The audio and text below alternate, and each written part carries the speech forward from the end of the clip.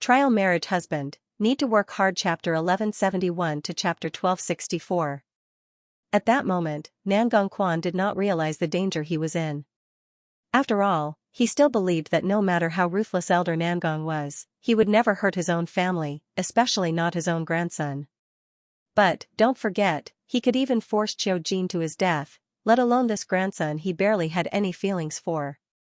Old man Nangong didn't want to hurt his grandson, but he had to fight for this opportunity. At this time Mo Ting was aware that Elder Nangong often interacted with the Americans, but he had no idea what they were talking about. On the surface, it looked like it was for the sake of the movie, but no one knew what they were doing behind the scenes. Faced with Lu Chei's reports again and again, Tong Ning had already memorized the contents.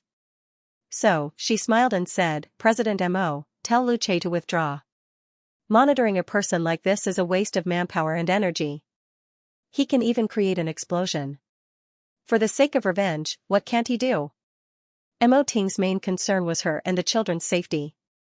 "Since it's for the sake of safety, we should take more protective measures. We can't always follow behind him. Everyone needs to rest, right? Over the years, haven't we gotten used to dealing with each move as it comes?" Mo Ting hugged Tong Ning and did not respond. Seeing this, Tong Ning subconsciously wanted to pinch Mo Ting's handsome face. When you get serious, you immediately age a few years. Old man Nangong, it's too dangerous. We have to be careful." Mo Ting wasn't going to stop monitoring them, but he wasn't going to be as strict. "Okay, I'll listen to you. It's Song Linlin's birthday today. Let's go early so the media won't block us, okay?" Tong Ning understood that Mo Ting liked to plan ahead. So, she did not try to persuade him anymore. Instead, she gently changed the subject. Moreover, they had been very busy recently and had neglected to rest. Taking advantage of Song Linlin's birthday, they decided to relax for a night, so they drove to the sea villa that Song Linlin had arranged for them. At this time, friends from the industry had already gathered together. Most of them were artists from Hairue. As soon as they saw Tong Ning and Mo Ting, they naturally let them have the main seats. It's rare for President Mo to show up. You must have fun with Tong Ning tonight. Mo Ting didn't like crowded places like this. He would rather spend some alone time with Tong Ning. But, seeing Tong Ning laughing so happily, he suddenly felt the environment wasn't that important. At Song Linlin's birthday party, she sang Tong Ning and Mo Ting's theme song, Follow. The current popularity of the song was enough to replace her signature song. Under the soft lighting, everyone shed their celebrity aura and began to sing a warm song. For some reason, Tong Ning suddenly felt like crying. Hairue had always been a big family. Ever since she joined, it had always been like this. She gave people strength. "Tong Ning, today is my birthday, but it's also the day I've been reborn. I've never known how to thank you. So, I only have this cheap life left. From now on, no matter if you want me to climb a mountain of knives or jump into a frying pan, as long as you give me the word, I will immediately rush over without hesitation." Tong Ning was tickled by Song Linlin's words as she leaned into Mo Ting's embrace. "Is something like this worth you being grateful for the rest of your life?" Of course. Perhaps it was because Song Linlin had already had a few drinks with the others before they arrived. Her cheeks were flushed red and her voice sounded a little tipsy. "How about this? I don't need you to climb a mountain of knives or jump into a frying pan. I simply want you to give me the best room in this villa tonight." After hearing Tong Ning's words, everyone at the scene burst out in laughter. After all, as long as one was an adult, they would understand why Tong Ning wanted a room. Everyone joined in on the fun, but Tong Ning was not shy at all. She remained calm and collected as usual. Meanwhile, President Mo looked at his wife from beginning to end and smiled from time to time. His doting look was self-explanatory. It was so sweet that one could die from it. "Okay."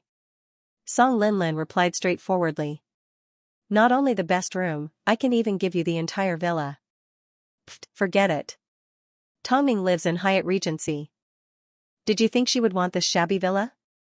"That's right." Everyone burst into laughter. Afterwards, they were once again immersed in laughter.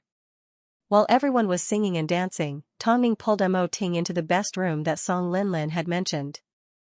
The couple then leaned against each other in a warm and sweet embrace. Ever since those 3 naughty kids appeared, how long has it been since we've been alone like this? Emoting did not say a word. He simply wrapped his arm around Tongning tightly as he looked out at the endless sea. When Tongning saw the injury on the back of his hand, she suddenly realized that during the time they were filming, Emoting's body would occasionally be covered in bruises and scars. As a result, her heart ached. Let's stop filming after this one. It's just a small injury. Emoting's heart was filled with sweetness. The couple had been very close over the years, but he still treasured them. I want to set a good example for the children. You've always been like that, Daddy Ting. Speaking of which, Ting, do you think little Eggshell likes Zishi or Zichen? She's still young. Emoting replied. At little Eggshell's age, she's already old enough to like people. I'm guessing that she'll prefer our home's flamboyant son. Zishi is sunny and healthy, but his personality isn't anything special. On the other hand, Zichen is quiet, but little girls seem to like him these days. He's cold and aloof. Do you want to hear the truth? Emoting asked beside Tongning's ear. I hope they never cross paths again. After hearing this, Tongning stood up and turned around. Just as she was inches away from President Mo, she looked at the sea and sky and kissed him passionately. President Mo, you know why I want this room, right? Emoting wrapped his arm around her and took the opportunity to carry her in his arms, because I know. I can't let you down. Outside the presidential suite, a group of artists from Hairue gathered outside to listen in on the couple's movements. At first, there was a bit of noise, but soon, it became completely silent. President Mo, how did you get here so quickly? Of course I hit you. It's obvious we moved the battlefield. Don't you understand? Just thinking about it makes me shy. Outside, a group of people were discussing what was happening in the room. Indeed, as soon as he heard footsteps outside, Emoting carried Tongning out onto the balcony. There was no one around, but it was the perfect place to be intimate. They even dared to eavesdrop on the president. Were they planning to release their next album? Over the past few days, Parasite had been progressing quite well and Spring-Fall had already gone through rounds of promotions. The thing that fans were most concerned about was the release date of the film and when it would be released. Nangong Quan did not listen to Elder Nangong at all and decided to announce the release date as soon as the time was right. But Elder Nangong still tried to stop him. The two of them had always been at odds with each other. Even during the meeting, the two of them had argued many times and eventually parted on bad terms. Therefore, in the company, not many people really respected the old man, because they knew that he had ulterior motives. But Elder Nangong insisted that if he waited a little longer, he could defeat his opponent and make his film a hit. So, why not? In the world of business, everyone was deceitful and the winner was always right. So, who cared about morality anymore? But, the two men were still in the midst of an argument. So, the real reason why Elder Nangong made up his mind was because Nangong Quan did not invite him to attend the new investor conference for Parasite. In other words, he was completely excluded. After Elder Nangong found out, he almost lost his mind. He knew that there was no room for negotiation between him and Nangong Quan, there was no way they could come to an agreement, so, to stop Nangong Quan from announcing the release date, he had no choice but to make a move on his grandson.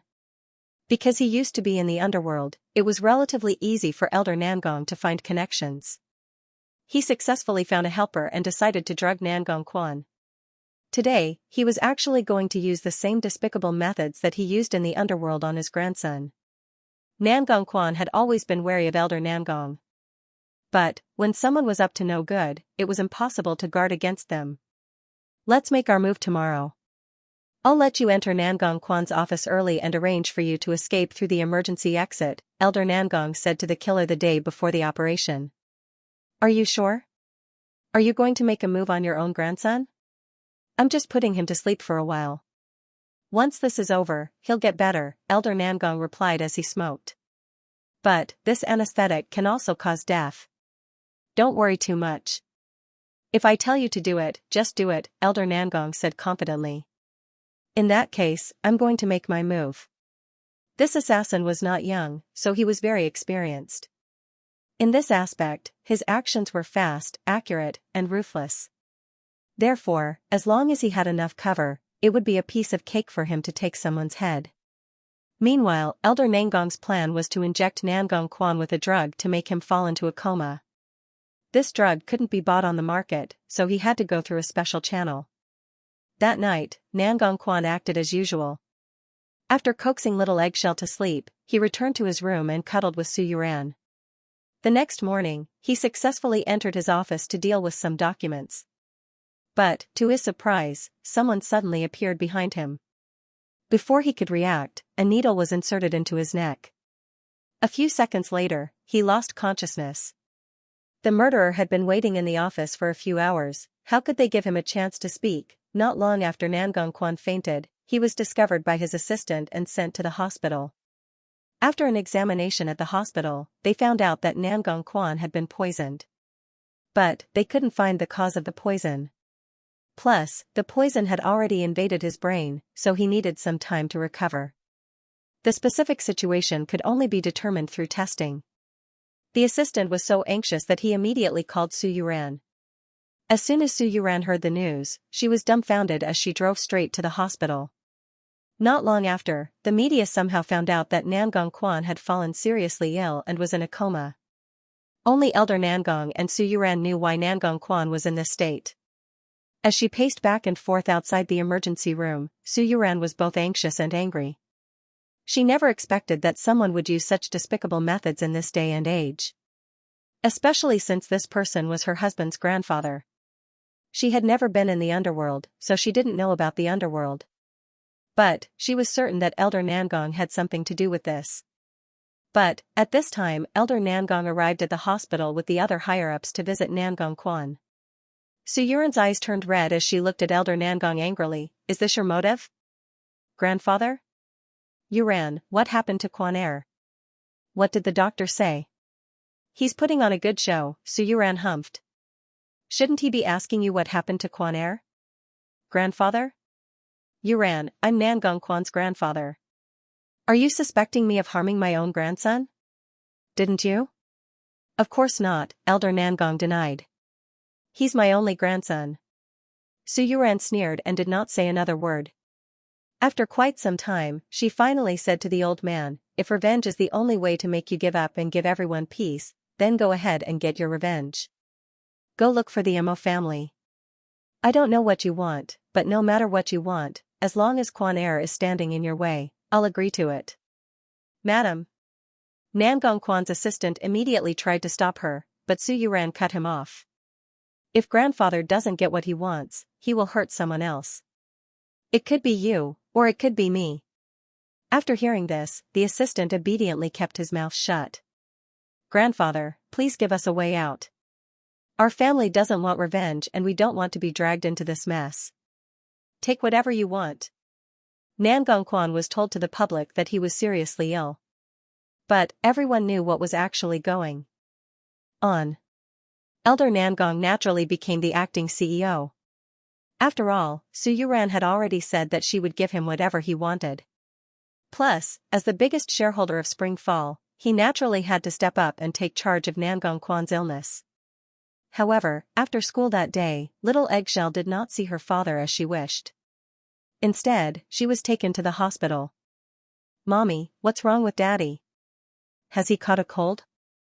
Su Yuran had always been strong, but as soon as she heard little Eggshell's question, she couldn't help but hug her and burst into tears. Mommy, what's wrong with Mommy? If only I was a little more alert, if only I was a little more careful, if only I could, Mommy, what's wrong? Little Eggshell was frightened and anxious because Su Yuran did not say a word. She simply continued to cry. After Su Yuran stopped crying, she realized that she was in front of her child. So, she wiped her tears away and said to little Eggshell, Daddy is sick and hasn't woken up yet. Little Eggshell, you need to be good, okay? What's wrong with Daddy? Little Eggshell asked curiously. She wanted to know what was wrong with Nangong Quan and what kind of poison he had been poisoned with. In the end, the doctor gave the patient the results of his examination and notified the patient's family. We examined the patient for quite some time before we found the source of the poison. The needle is in his neck, so he must have been attacked. And according to the test results of the poison in his body, this drug is called Lanma powder. It is a new drug used to paralyze the nerves in the brain. Criminals often use this kind of thing to achieve their goals. Moreover, this is an improved version. Although we've tried our best to remove it, the drug still managed to invade his brain. He may end up in a coma for a long time. It's hard to say when he'll wake up, so you should be prepared. Plus, we can't rule out the possibility of other complications from his coma. After hearing from the doctor, Su Yuran clutched her chest and knelt down. For some reason, she suddenly had the urge to kill old man Nangong. But, at this time, little Eggshell asked pitifully, "Mommy, will Daddy die?" Su Yuran turned to look at little Eggshell. As she looked at the pitiful little sweetheart, Su Yuran couldn't ignore her. "No, nothing will happen to Daddy. Believe in Mommy, okay?"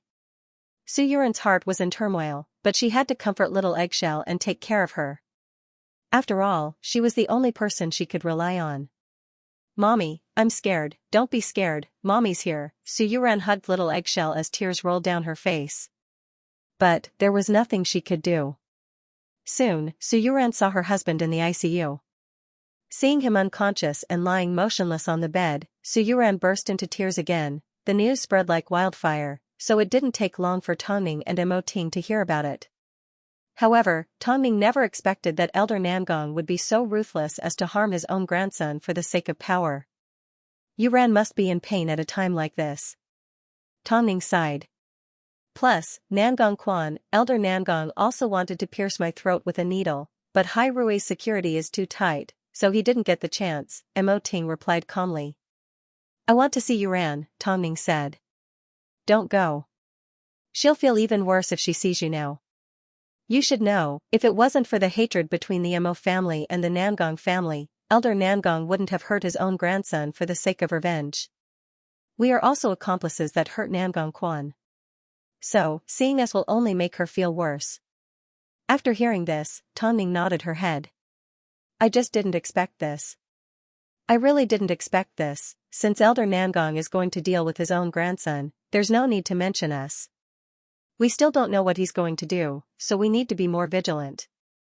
Didn't you say you were going to stop monitoring him? What about now?" She had indeed underestimated Elder Nangong's desire for revenge. Even after such a long time, the hatred in his heart could not be erased. However, who should he blame for this matter? Even so, Tongning did not believe that Elder Mo's actions were wrong. If it were her, she would probably make the same choice. Let's see what tricks that old man has up his sleeves. After Elder Nangong snatched power from Nangong Quan's hands, the first thing he did was announce the delay of Parasite. This was his motive, even at the cost of hurting his own grandson. Although everyone in the agency complained, no one dared to express their dissatisfaction. Wasn't Nangong Quan's fate enough to wake them up? If he could make a move on his own grandson, then why would he do it to unrelated bystanders? Everyone had heard that Elder Nangong was ruthless when he was in the underworld. Now that they thought about it, it was indeed true. "I know you're not happy with my decision, but I will use my actions to prove to you that pushing back Parasite was the right decision. You should believe these words yourself." At least, everyone in the agency knew why he was doing this. The drunkard's intention wasn't the wine. That night, Su Yuran returned home with little Eggshell to pick up some clothes. But, she found Elder Nangong standing at the front door, waiting for them. Su Yuran lowered her head and pretended not to see him. She originally wanted to let little Eggshell walk around, but Elder Nangong stopped her, "Just this once. I guarantee it won't happen again. I don't want to talk to you right now. Please leave," Su Yuran replied coldly. "I don't think a person that would hurt his own grandson is human. Little Eggshell is here right now, so I don't want to say anything bad. You can leave." Elder Nangong took a deep breath and left Nangong Quan's home. If you're going to be bad, then be completely bad. Don't make yourself even more annoying. Elder Nangong didn't understand how selfish he was, but those around him knew. How many people did he have to sacrifice for the sake of revenge? Especially since everyone else thought that he was being wronged, they only had themselves to blame. "Mommy, did great-grandfather hurt Daddy?" little Eggshell asked. Although she was still young, she still understood the conversation between the two women. That's why, from now on, you don't need to admit that you're my grandfather anymore, Su Yuran replied. Su Yuran replied.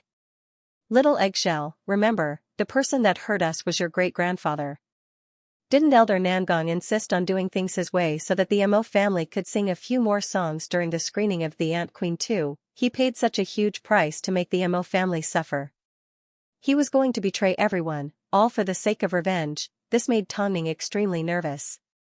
After all, she had a lot of things that she cared about in this world. If Elder Nangong decided to threaten her one by one, she might not be able to endure it. Previously, she didn't have such a deep understanding of Elder Nangong's hatred. But now, she finally understood what it meant to be willing to pay any price. Tongning wanted to go over and comfort Su Yuran, but, just as Mo Ting said, Su Yuran might not be happy to see her. In fact, she might even feel worse. So, there was nothing she could do. All she could do was be cautious. In the following days, Elder Nangong suddenly stopped making any movements. After taking control of Springfall Film and Television, he actually quietened down. But no one dared to let their guard down. After all, no one knew if he would suddenly go crazy again. Nangong Quan lay in the hospital for almost a week. During this time, Su Yuran broke down multiple times and even felt a little hopeless. The doctor said that Nangong Quan's brain had been poisoned and he could wake up at any time.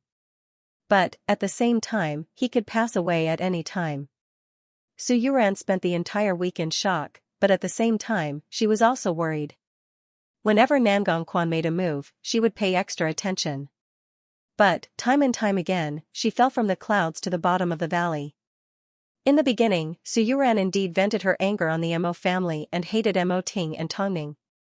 But, as time passed, she calmed down. After all, even Nangong Quan never blamed the Mo family, so what right did she have to do so? Her husband could be broad-minded, so why couldn't she be? With this thought, she felt relieved. Now, her biggest wish was for Nangong Quan to wake up. Little Eggshell visited her father every day. When she saw her father lying motionless in bed, she felt depressed. Mommy, Little Eggshell, are you going to lose Daddy? Every time Little Eggshell asked this question, Su Yuran's heart felt like it was being stabbed by needles. So, she held back her tears and comforted, no, Daddy won't leave us. But Daddy's been asleep for so many days. Does he not want Kair anymore? Eggshell, you're such a good girl. How could Daddy not want you? Trust Mommy, Daddy will be fine. The most hateful thing was that Elder Nangong had harmed his own grandson to this extent. Yet, he only appeared on the day of the accident. After so long, not only did he not visit, he didn't even say a word of greeting. Could a person's heart really be this bad? At times, Su Yuran really doubted human nature. Tongning asked Lu Che to secretly keep an eye on Nangong Quan's condition. When she found out that Nangong Quan showed no signs of waking up, she felt it was a pity. But, apart from feeling pity, she also gave Tang Yichen a phone call and told her about Nangong Quan's condition. What hospital is that? You can't even cure such a lousy poison? Tang Yichen was speechless. However, Tongning understood the underlying meaning behind his words. You mean, you're confident? I'm not confident on my own, but with Lu Guangli around, we're more than enough. Of course, he's also very reliable on his own, Tang Yichen replied. Let's transfer him to another hospital. But, why are you so fixated on your enemy? Nangong Quan is innocent. Tongning's voice was a little deep. He is an open and honest person. He is a good role model for a big brother. Alright then, find a way to transfer him to the military hospital. After speaking to Tang Yichen, Tongning explained the situation to Mo Ting. After hearing this, President Mo nodded his head. If this was Elder Nangong's doing, he definitely wouldn't want Nangong Quan to wake up. So, if we want to take him away from the hospital, we will need to use some tricks. I understand. Tongning stretched out her arms and hugged her husband. I've never owed anyone anything. But, this time, I feel like we owe Nangong Quan. Mo Ting placed his chin on the top of her head and agreed with her. The Mo family owes him. We have always been one. Why do we have to separate ourselves? Don't tell me that when Elder Nangong seeks revenge, he's going to let me and the kids off the hook? Originally, these were thoughtful words. But, for some reason, when Mo Ting heard them, they sounded a little heart-wrenching. I never thought that I would make you feel so uneasy. Don't say things like that. Whether it's good or bad, we will always be united. Tongning hugged Mo Ting tightly. Tongning hugged Mo Ting tightly. Hurry and make arrangements. I'm sure Yuran must be worried sick after so many days. For this matter, you will need to work with Su Yuran first. Mo Ting said. Okay, I'll give her a phone call in a moment. Don't worry. The couple worked together to save Nangong Quan from the hospital.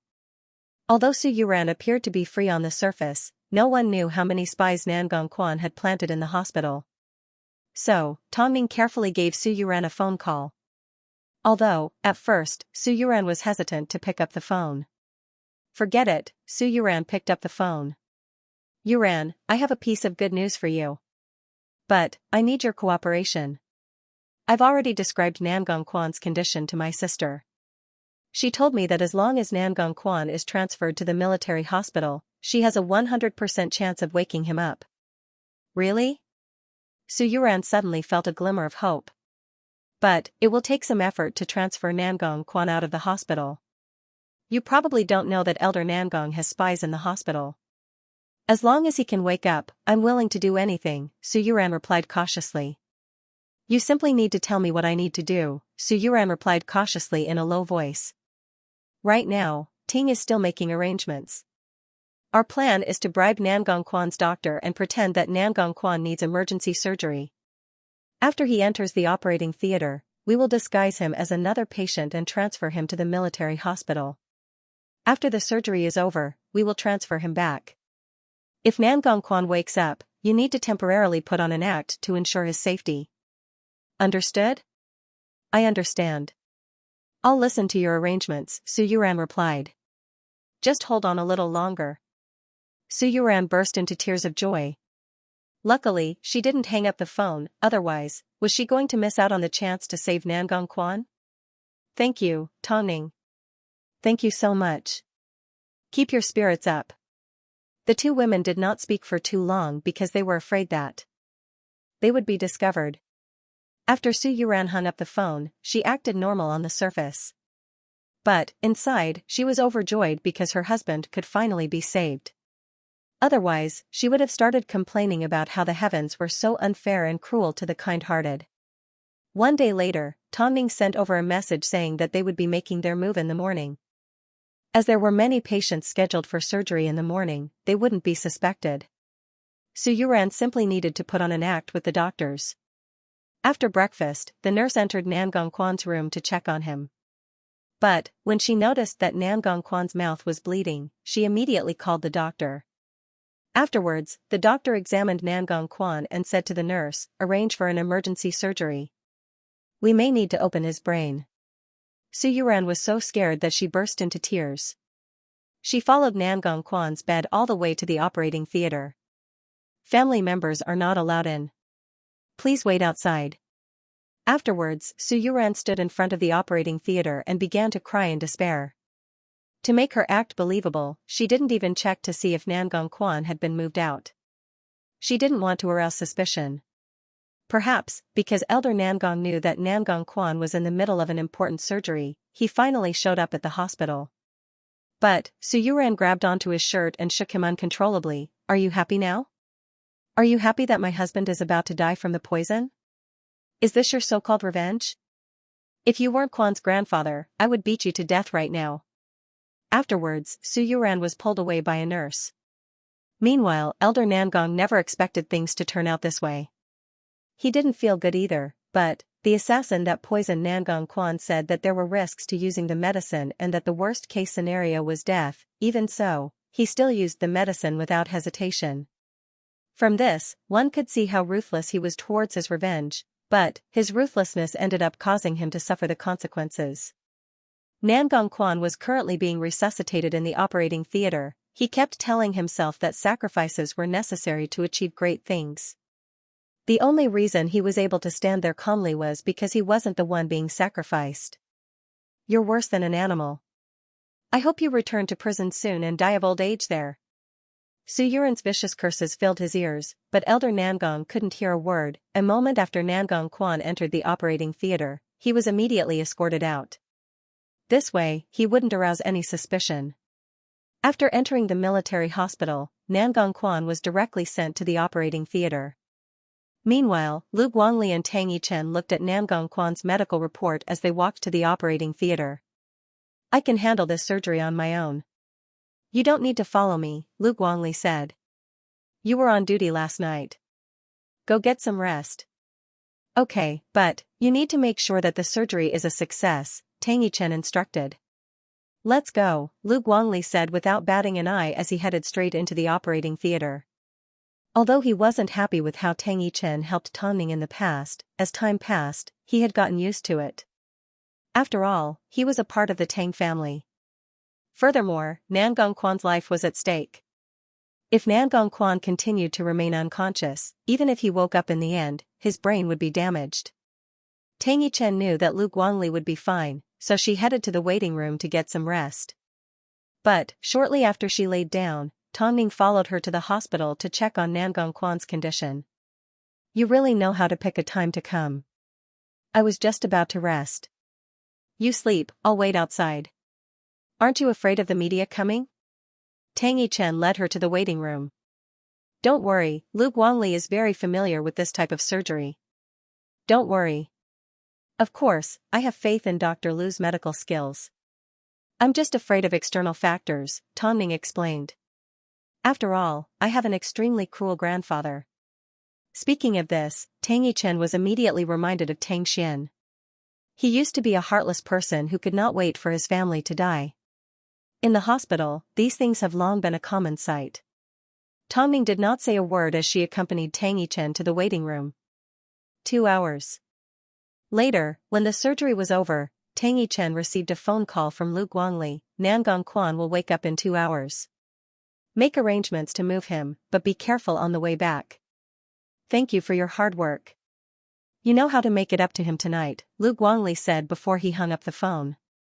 Tang Yichen's face turned red as she said to Tang Ning, you can move him back now.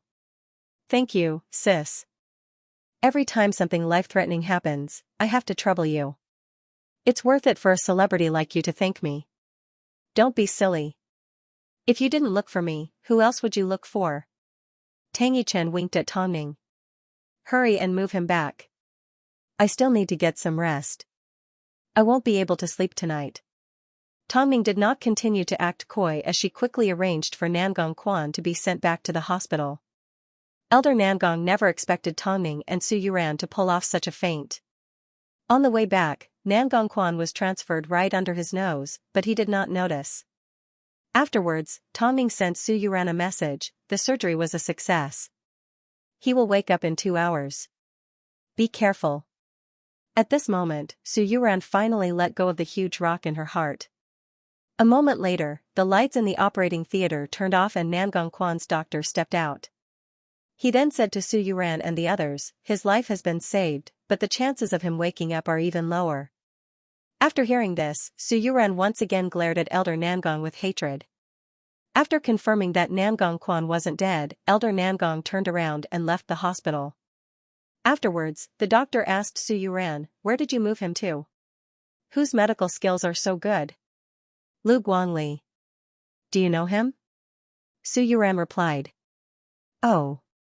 The doctor looked like he had a sudden realization as he gave Su Yuran a thumbs up.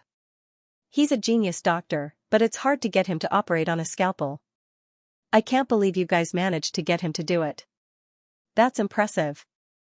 She wasn't the impressive one, Tang Ning was the impressive one. That doctor, my husband, just like Dr. Lu said, he will definitely wake up in 2 hours. Just wait. After hearing this, Su Yuran finally relaxed. For your safety, I've arranged a new room for you guys. You won't be monitored and eavesdropped on. Thank you, doctor. You're welcome. After speaking, the doctor left the operating theater. Someone else would take care of the rest. As a result, Su Yuran became even more cautious. If Elder Nangong found out that Nangong Quan had been cured, he might give him another shot. Su Yuran didn't want to take this risk. Now that Nangong Quan had woken up, she wasn't going to let him go easy on Elder Nangong again. He was a ticking time bomb. If he was allowed to do whatever he wanted, there would only be more people who would be injured. Over the next 2 hours, Su Yuran learned what it meant to be anxious, especially when she saw Nangong Quan lying motionless in bed. She couldn't help but worry. At this time, Nangong Quan suddenly called out in a raspy voice, "Yuran." Su Yuran turned around. As soon as she saw Nangong Quan open his eyes, she pounced over in joy. "Tongning didn't lie, you're really awake. You're finally awake. I think I slept for a long time," Nangong Quan said in a weak voice. "Did you know, 8 whole days? I almost thought you didn't want me and little eggshell anymore." Su Yuran cried as she lay on Nangong Quan's chest. "Do you know how hard it was for me to survive the past 8 days? Nangong Quan had just woken up, so he naturally couldn't remember anything. But, he could feel how scared Su Yuran had been over the past few days. "I'm sorry. I'm sorry for making you sad." Su Yuran sat up with tears on her face and gently stroked Nangong Quan's cheek. "Without you, what would little eggshell and I do? Promise me, you won't scare us like this again, okay?" Nangong Quan wanted to reach out his hand and wipe away Su Yuran's tears, but he couldn't move. The couple continued to hug each other in silence. After a while, the doctor finally knocked on the door. "Mr. Nangong is awake." Su Yuran stood up and wiped away her tears as she nodded her head. "Yes, doctor, hurry and check if there are any side effects." "Don't worry, Dr. Lu's surgery was perfect. There won't be any side effects," the doctor replied. The attending doctor replied, "Also, I've already asked someone to investigate a few suspicious informants for you from the surveillance cameras. From now on, you just need to avoid them." "Thank you, doctor. If you want to thank someone, thank President Mo for his arrangements." After saying this, the doctor left the room and closed the door behind him. At this time, Su Yuran returned to Nangong Quan's side and asked, "Do you still remember what happened before you fainted?" Nangong Quan thought for a moment and shook his head. "I was attacked from behind. I didn't see who it was." "I'm sure you know who it was that wanted to harm you. After you fell unconscious, grandfather immediately took control of Spring Fall and I even heard that he delayed the release of Parasite. But, that's not important right now. The most important thing is for you to recover. Do you know who saved you this time? It's the Mo family," Su Yuran said as she held on to Nangong Quan's hand. "The Mo family are very concerned about your situation. It was all thanks to their help that you were saved." "Really? Quan. Tongning wants you to continue pretending to be unconscious to ensure your safety. What do you think?" Nangong Quan thought for a moment before he replied to Su Yuran, "Call my assistant over, I want to hold a board meeting. But, this way, Grandpa will know that you have woken up. Don't be afraid, just do as I say," Nangong Quan instructed. Since Elder Nangong was willing to use such a sinister method, what other methods did he have to resort to? Su Yuran gently placed a kiss on the back of Nangong Quan's hand and nodded her head. "I understand, I'll immediately make arrangements." So, Su Yuran took the opportunity to tell Tongning and Mo Ting that Nangong Quan had woken up. Her gratitude was obvious, but most importantly, she couldn't let Tongning and Mo Ting's efforts go to waste. The couple had saved her husband. She would remember this kindness for the rest of her life. After Tongning found out, she felt a weight lifted off her shoulders. She knew, with this, the guilt she felt towards Mo Ting would lessen and lessen. But, most importantly, Elder Nangong's plan did not succeed. "Now that Nangong Quan has woken up, what do you think you will do?" Tongning asked her husband. Mo Ting put down the documents in his hands and looked at Tongning. "Nangong Quan won't pretend to be unconscious to avoid trouble. He has his own way of dealing with things. Let's just wait and see." Tongning nodded her head. "I just hope Elder Nangong won't be too harsh on him." "He won't, because he won't get the chance to do so again. Being tricked once was already hard to defend against. But, if he was tricked again, he would be truly stupid." Nangong Quan was a meticulous person, so there was no way he would be stupid. Springfall Film and Television. Elder Nangong was suddenly notified that he was holding an emergency board meeting. Yet, as the CEO, he only found out about it now. Soon, the shareholders and higher-ups all arrived in the meeting room. Elder Nangong looked at them questioningly. "Congratulations, Elder Nangong, your grandson has finally woken up." Elder Nangong's expression changed. As soon as he lifted his head, he saw Su Yuran slowly pushing Nangong Quan towards him. "Grandfather, when did you wake up?" Elder Nangong asked. "Why didn't you rest more in the hospital?" "If I rest any more, I'm afraid the company will soon no longer be mine," Nangong Quan laughed. "I've called everyone here today because I have something to ask for your opinions on." "Grandfather, why don't you listen first?" Elder Nangong sneered as he followed Nangong Quan into the meeting room. Everyone sat down in their chairs. "I'm sure everyone knows that I was attacked a few days ago. It wasn't easy for me to wake up and it was a close shave. As for who the culprit is, the police can't find it, so I won't continue to pursue the matter. I've called everyone here today to discuss a few things. Firstly, I would like to ask Grandfather, why did you delay Parasite? As long as you tell me the truth, I promise I won't interfere with Parasite anymore.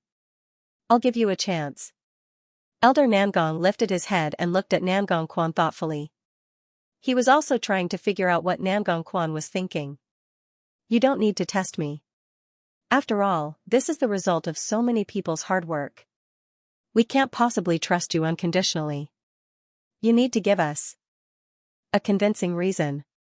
As long as you give us a reason, no matter what it is, I can guarantee that no one will know about it.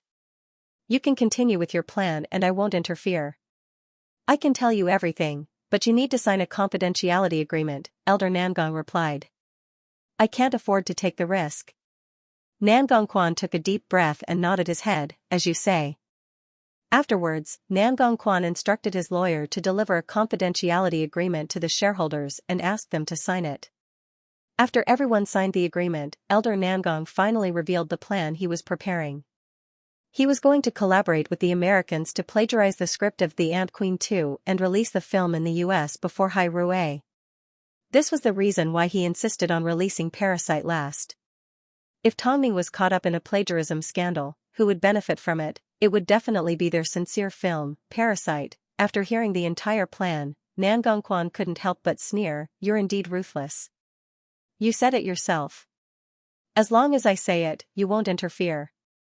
"Yes, I personally promised you and I have no intention of going back on my word. Since you're willing to poison your own grandson, what reason do I have to stop you from getting your revenge?" "But, Grandfather, even if you set up such a perfect trap and did everything you could to ruin the results of The Ant Queen 2, do you believe that in the end, you still won't be able to beat Mo Ting and Tongning? In the end, you still won't be able to beat Mo Ting and Tongning because they are both very talented people. As long as you don't leak the news, it's fine. Dear shareholders, just wait for the big sales." Elder Nangong said casually. Not everyone was like Nangong Quan, who relied on his own ability to win. After all, shareholders only cared about money. As long as there was money to be made, not only would he keep it a secret, he would even cooperate with them to put on a show. "Okay, we've agreed on the first condition. So, let's agree on the second condition. If you hurt someone again, what will we say?" "I won't call the police, but that doesn't mean I don't have any clues." "Grandfather, if I tell the police to investigate, you won't be able to escape. If you hurt someone again, I will personally send you back to prison." Nangong Quan swore. "Okay," Elder Nangong nodded. "Thirdly, if you don't succeed, you can directly withdraw from Spring Fall. After all, there are so many people who need to support their families. No one wants to be crazy with you." "Okay." After making this promise, Nangong Quan was so weak that he was covered in sweat. Su Yuran noticed something was wrong with him, so she quickly asked, "Should we return to the hospital now?" "Okay," Nangong Quan nodded his head. Nangong Quan nodded his head before he looked at Elder Nangong. "Since we've come to an agreement, can the people at the hospital leave now?" Elder Nangong shrugged his shoulders. He had no reason to reject. Elder Nangong never expected that Nangong Quan would actually agree to his crazy decision and stop interfering with him. From the looks of it, he was extremely confident in the Mo family. Quan, are you really planning to hide this from the Mo family? Are you really not going to tell President Mo and Tongning about something this big? After all, they're only Nan Gongquan held on to the back of Su Yuren's hand, gesturing for her to stop talking. Tongning and Mo Ting have been through a lot. In the past, when they were in trouble, they didn't know about it beforehand. So, don't worry, no matter what the old man does, no matter how vicious his methods are, he still won't be able to suppress them. You trust them that much? I trust you, Nan Gongquan replied confidently. Just wait and see. If I don't give grandfather a chance, if I continue to compete with him, he will continue to do the same thing and hurt more people. Rather than letting that happen, I might as well let him do what he wants to do. I'm sure Mo Ting and Tongning will make sure he gets what he deserves. Although she felt a little sorry for the Mo couple, what Nan Gongquan said was the truth. No matter how the others tried to stop him, this stubborn old man would definitely try to hurt the Mo family even if he had to use the last of his strength. Instead of that, why not put the matter on the table? This way, it would prevent the old man from playing any other tricks. Just like that, Nan Gongquan returned to the hospital and prepared to receive treatment. After all, Elder Nangong still had a few more months to recover. So, he decided to take this opportunity to recover and secretly investigate the killer that injured him. Back then, the killer had indeed attacked him from behind. But, Nan Gongquan's computer screen showed the killer's face. Although he couldn't describe it in detail, if he saw it again, he would definitely be able to point it out. That night, little Eggshell returned home from school. As soon as she saw Nan Gongquan awake, she was extremely excited. Daddy, you're finally awake. I thought you didn't want me anymore. How could Daddy bear to abandon you? Abandon your mommy? Nan Gongquan stretched out his arms and pulled the mother and daughter into his embrace. For the sake of the two of you, even if I die, I will definitely come back to life. Then, you'll become a zombie. Little Eggshell replied innocently. Su Yuren was amused by little Eggshell's words. After so many days of gloominess, the sky was finally clear. As expected, Nan Gongquan did not tell Mo Ting about Elder Nangong's scheme because he kept his promise. This gave Elder Nangong a chance to get his revenge and let him realize that the Mo family weren't as easy to deal with as he thought. As long as Elder Nangong didn't hurt anyone again, over at Hai Rui, Mo Ting asked Lu Che to find out how Nan Gongquan dealt with the situation, but Lu Che did not receive any useful information. On the same afternoon that Nan Gongquan woke up, he immediately returned to the agency and held a shareholders' meeting. But, the strange thing was, he did not punish Elder Nangong. Instead, he allowed him to continue as acting CEO. Nan Gongquan fell for it once, so he naturally knows that if he goes against Elder Nangong, he will only suffer. So, he's learned his lesson. That's not surprising.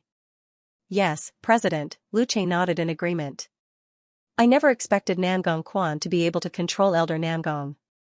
After all, how could a person with a bottom line win over a heartless person? In that case, continue to monitor him. As long as Elder Nangong doesn't do anything drastic, ignore him, Mo Ting instructed. Mo Ting instructed. Just like Tongning said, just because of this old man's appearance, no one would be able to live their lives any longer. They had to monitor him, but they also had to let the jerk know that he wasn't as important to Hai Rui as he thought he was. Meanwhile, Mo Ting's scenes for The Ant Queen 2 were always focused on filming. The closer they got to the end of filming, the more tired he became because there were a lot of fight scenes. Like Tongning, he always did his scenes personally. He wanted his character to be complete, so he never used a stunt double. Right now, no matter how many tricks Elder Nangong had up his sleeves, he couldn't afford to slow down the progress of The Ant Queen 2. As Hai Rui's main project for next year, Mo Ting and Tongning both invested 100% of their energy into the film. Of course, Elder Nangong did not reveal everything at the shareholders' meeting. At least, he did not mention anything about using the Mo family's children.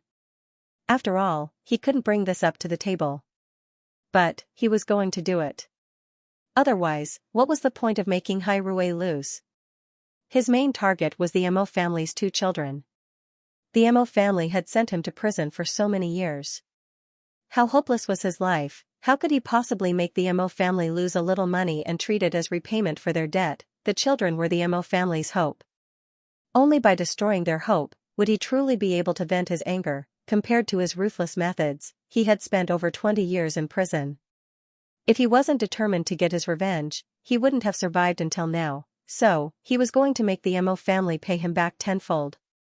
On the day that The Ant Queen 2 finished filming, not only were the crew celebrating, but there was also one other person that was extremely excited. This person was Elder Nangong. He was one step closer to fulfilling his plan. Parasite was supposed to be released a long time ago, but Elder Nangong had been suppressing it for a long time. So, all of their previous promotions went to waste because Springfall failed to capitalize on the popularity of the film. Now, the post-production company managed to snatch the opportunity away from them. The popularity of The Ant Queen made everyone in the industry aware of the empty market for sci-fi films. Everyone wanted to enter this empty market and get a piece of the pie. So, in the next 2 to 3 years, sci-fi films were going to rise again. Springfall staff were unhappy with Elder Nangong. After all, they had invested so much effort into the film and even poached Tongning's post-production team with Hua Dali. But now, no matter how good the production was, it was useless. Every 2 to 3 days, the staff gathered together to complain and express their anger. Among them, the person that listened the most was Bai Junyi. As the director of Parasite, although he wasn't as angry as everyone else, he still felt it was a pity. After all, Parasite was supposed to be the best film to compete with The Ant Queen. Yet, it was now being used by Elder Nangong as a tool for revenge. As for Bai Junyi, he had started out as an art film director and was about to make a name for himself. But, why didn't he have a way out? Was he still going to slit his wrist and commit suicide? Thinking about his old self, Bai Junyi was amused. But, for some reason, he felt that living was more interesting. At least, he had agreed to film this film and paid off all his debts. He was now debt-free. Afterwards, he packed his things and went to look for someone. Tongning was surprised that Bai Junyi had returned to her side. Back then, she had tried so hard to invite him, but he had refused. So, she even asked Xiao Man to help her. What? You don't welcome me? I'm just surprised. Tongning naturally welcomed him back. I thought you didn't care about my team. No one in Beijing would dare to look down on your team, Bai Junyi laughed. I don't need a lot of money. As long as you can feed me and keep me warm, I'll be satisfied. If you're not here for fame and fortune, why did you come? Tongning felt that Bai Junyi was a strange person. Unexpectedly, Bai Junyi shrugged his shoulders and replied, who knows? Perhaps it's the warmth of your team that makes people want to continue living. Tongning didn't understand how much Bai Junyi needed to survive, but she agreed to let him stay and temporarily act as Xiao Man's assistant. Bai Junyi didn't put on airs just because he was a veteran, and Xiao Man didn't express her dissatisfaction with Bai Junyi just because he used to be on the enemy's side. Xiao Man knew very well that there were no boundaries in artistic communication. Besides, she knew very well that Bai Junyi was a very talented man. After filming for The Ant Queen ended, post-production also sped up. As a non-professional production team, the youngsters from Starshine were obsessed with their new field of expertise. In fact, they were so obsessed with it that it was impossible to imagine. Soon, the first trailer for The Ant Queen 2 was released. Hai Rui did not hold back as they teamed up with all the major theaters in the country to release a 30-second commercial for The Ant Queen 2. Film fans did not get to see the legendary Parasite. Instead, they got to see the trailer for The Ant Queen 2. This time, as the antagonist, Mo Ting revealed a ruthless side in the trailer. But, it was especially thrilling. Not only was the feeling of a giant termite scary enough, but there was also the addition of a powerful antagonist like Mo Ting. Just like that, the battle between the good and the antagonist, the battle between the good and the monster, and the antagonist and the monster, all three storylines played out side by side. It was extremely exciting. In just 30 seconds, film fans were already screaming that it was so exciting that their hearts couldn't take it.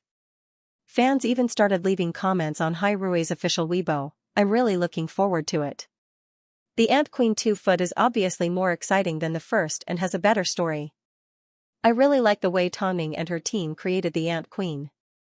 It doesn't focus on love. I hate watching exciting films like this, especially when they include a hero saving the damsel in distress.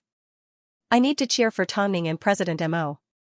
Especially President Mo, he was so handsome that it was a complete mess. I can't believe he's playing the antagonist this time, he's so handsome. All of a sudden, Beijing was filled with a sci-fi craze. Perhaps, the only people that could create such a scene were the Tongning couple.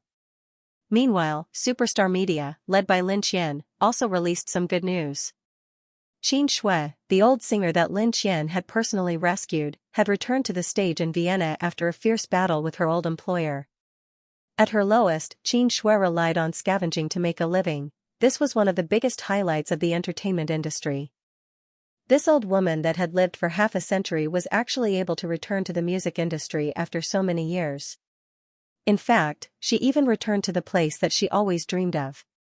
Rumors began to spread within the industry that Lin Qian had received Tongning's teachings and was now able to support Superstar Media. Afterwards, plenty of artists that wanted to make a comeback approached Lin Qian.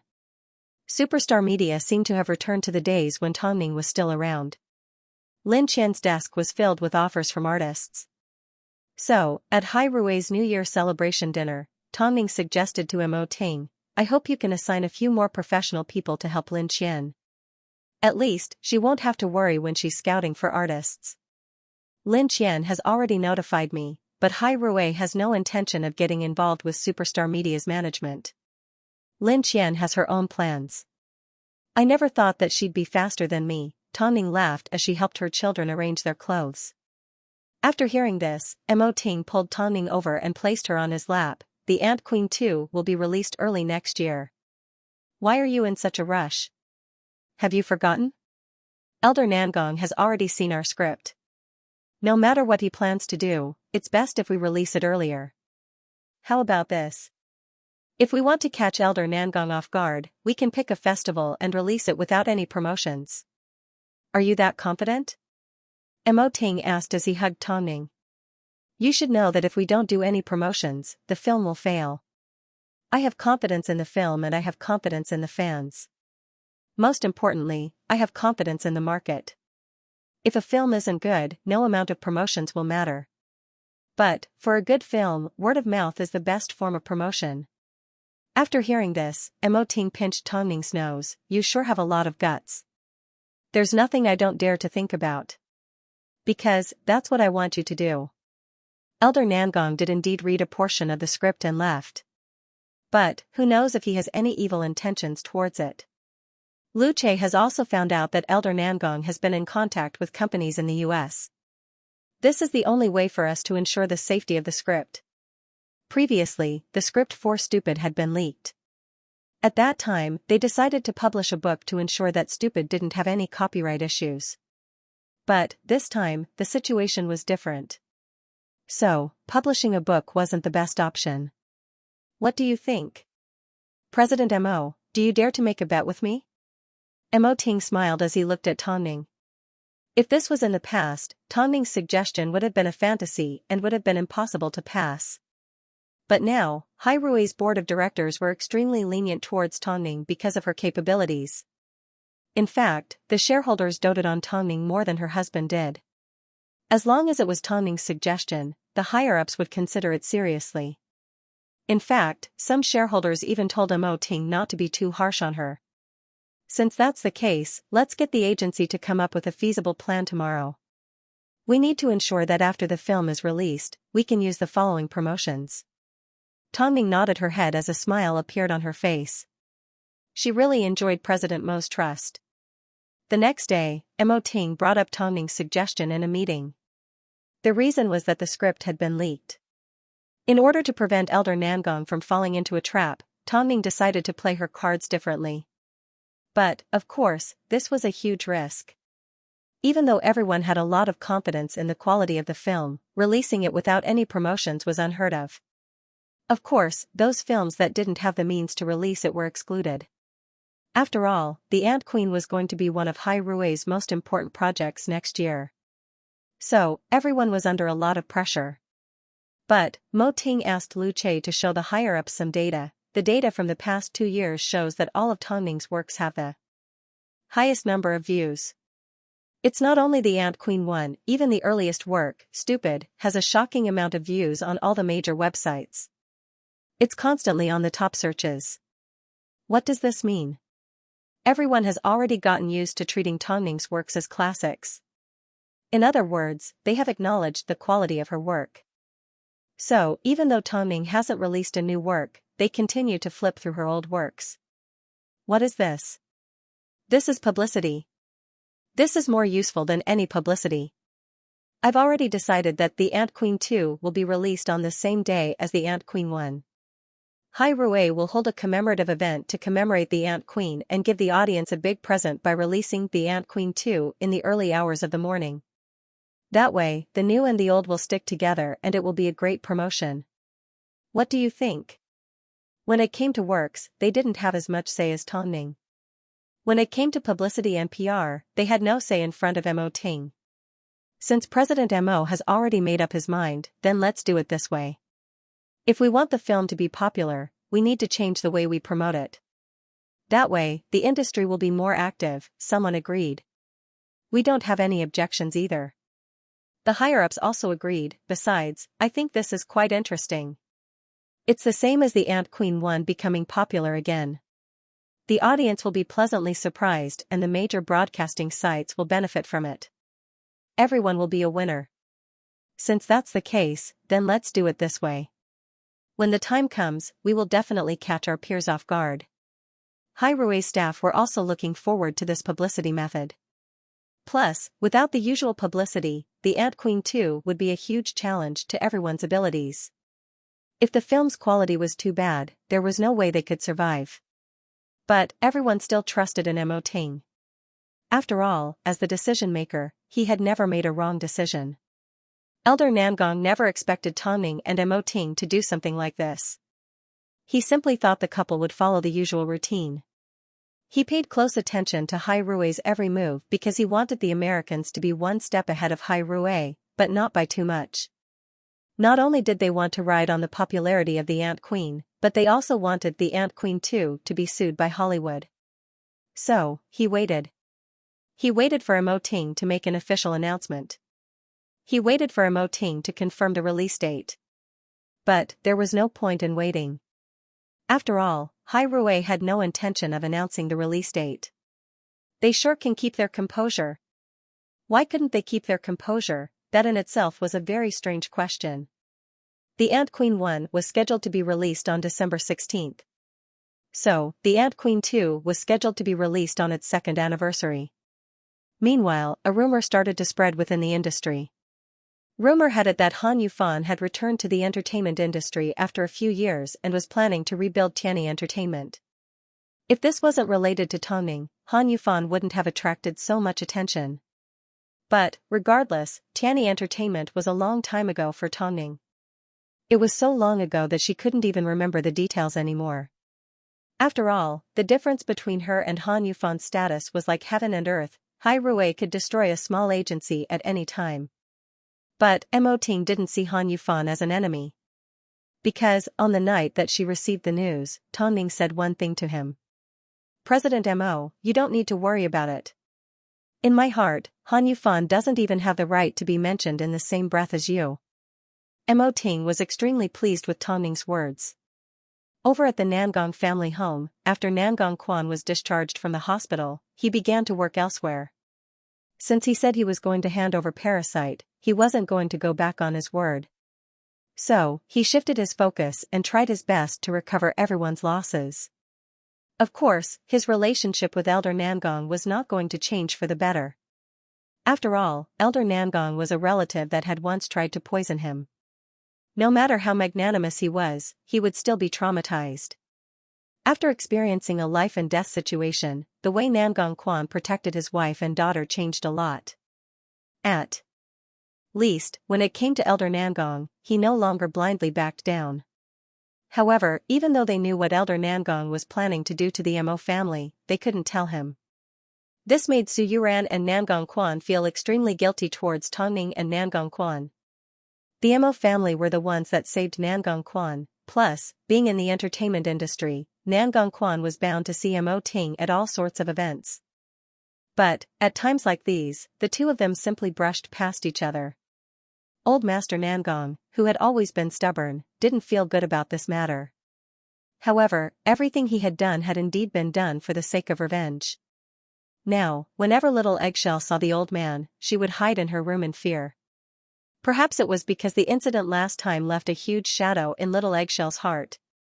Plus, she more or less understood why her father almost died, so whenever she saw the old man, she would hide as much as she could. Elder Nangong assumed that he would be lonely for the rest of his life, so he did not make too many requests of little Eggshell and Su Yuran.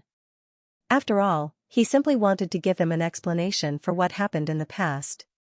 He never expected to have children and grandchildren around him. He staked everything on one throw just to get an explanation for the 20 years he spent in prison. Was he hateful? There was no doubt about it. So, was he pitiful? When she thought about it, he was indeed pitiful.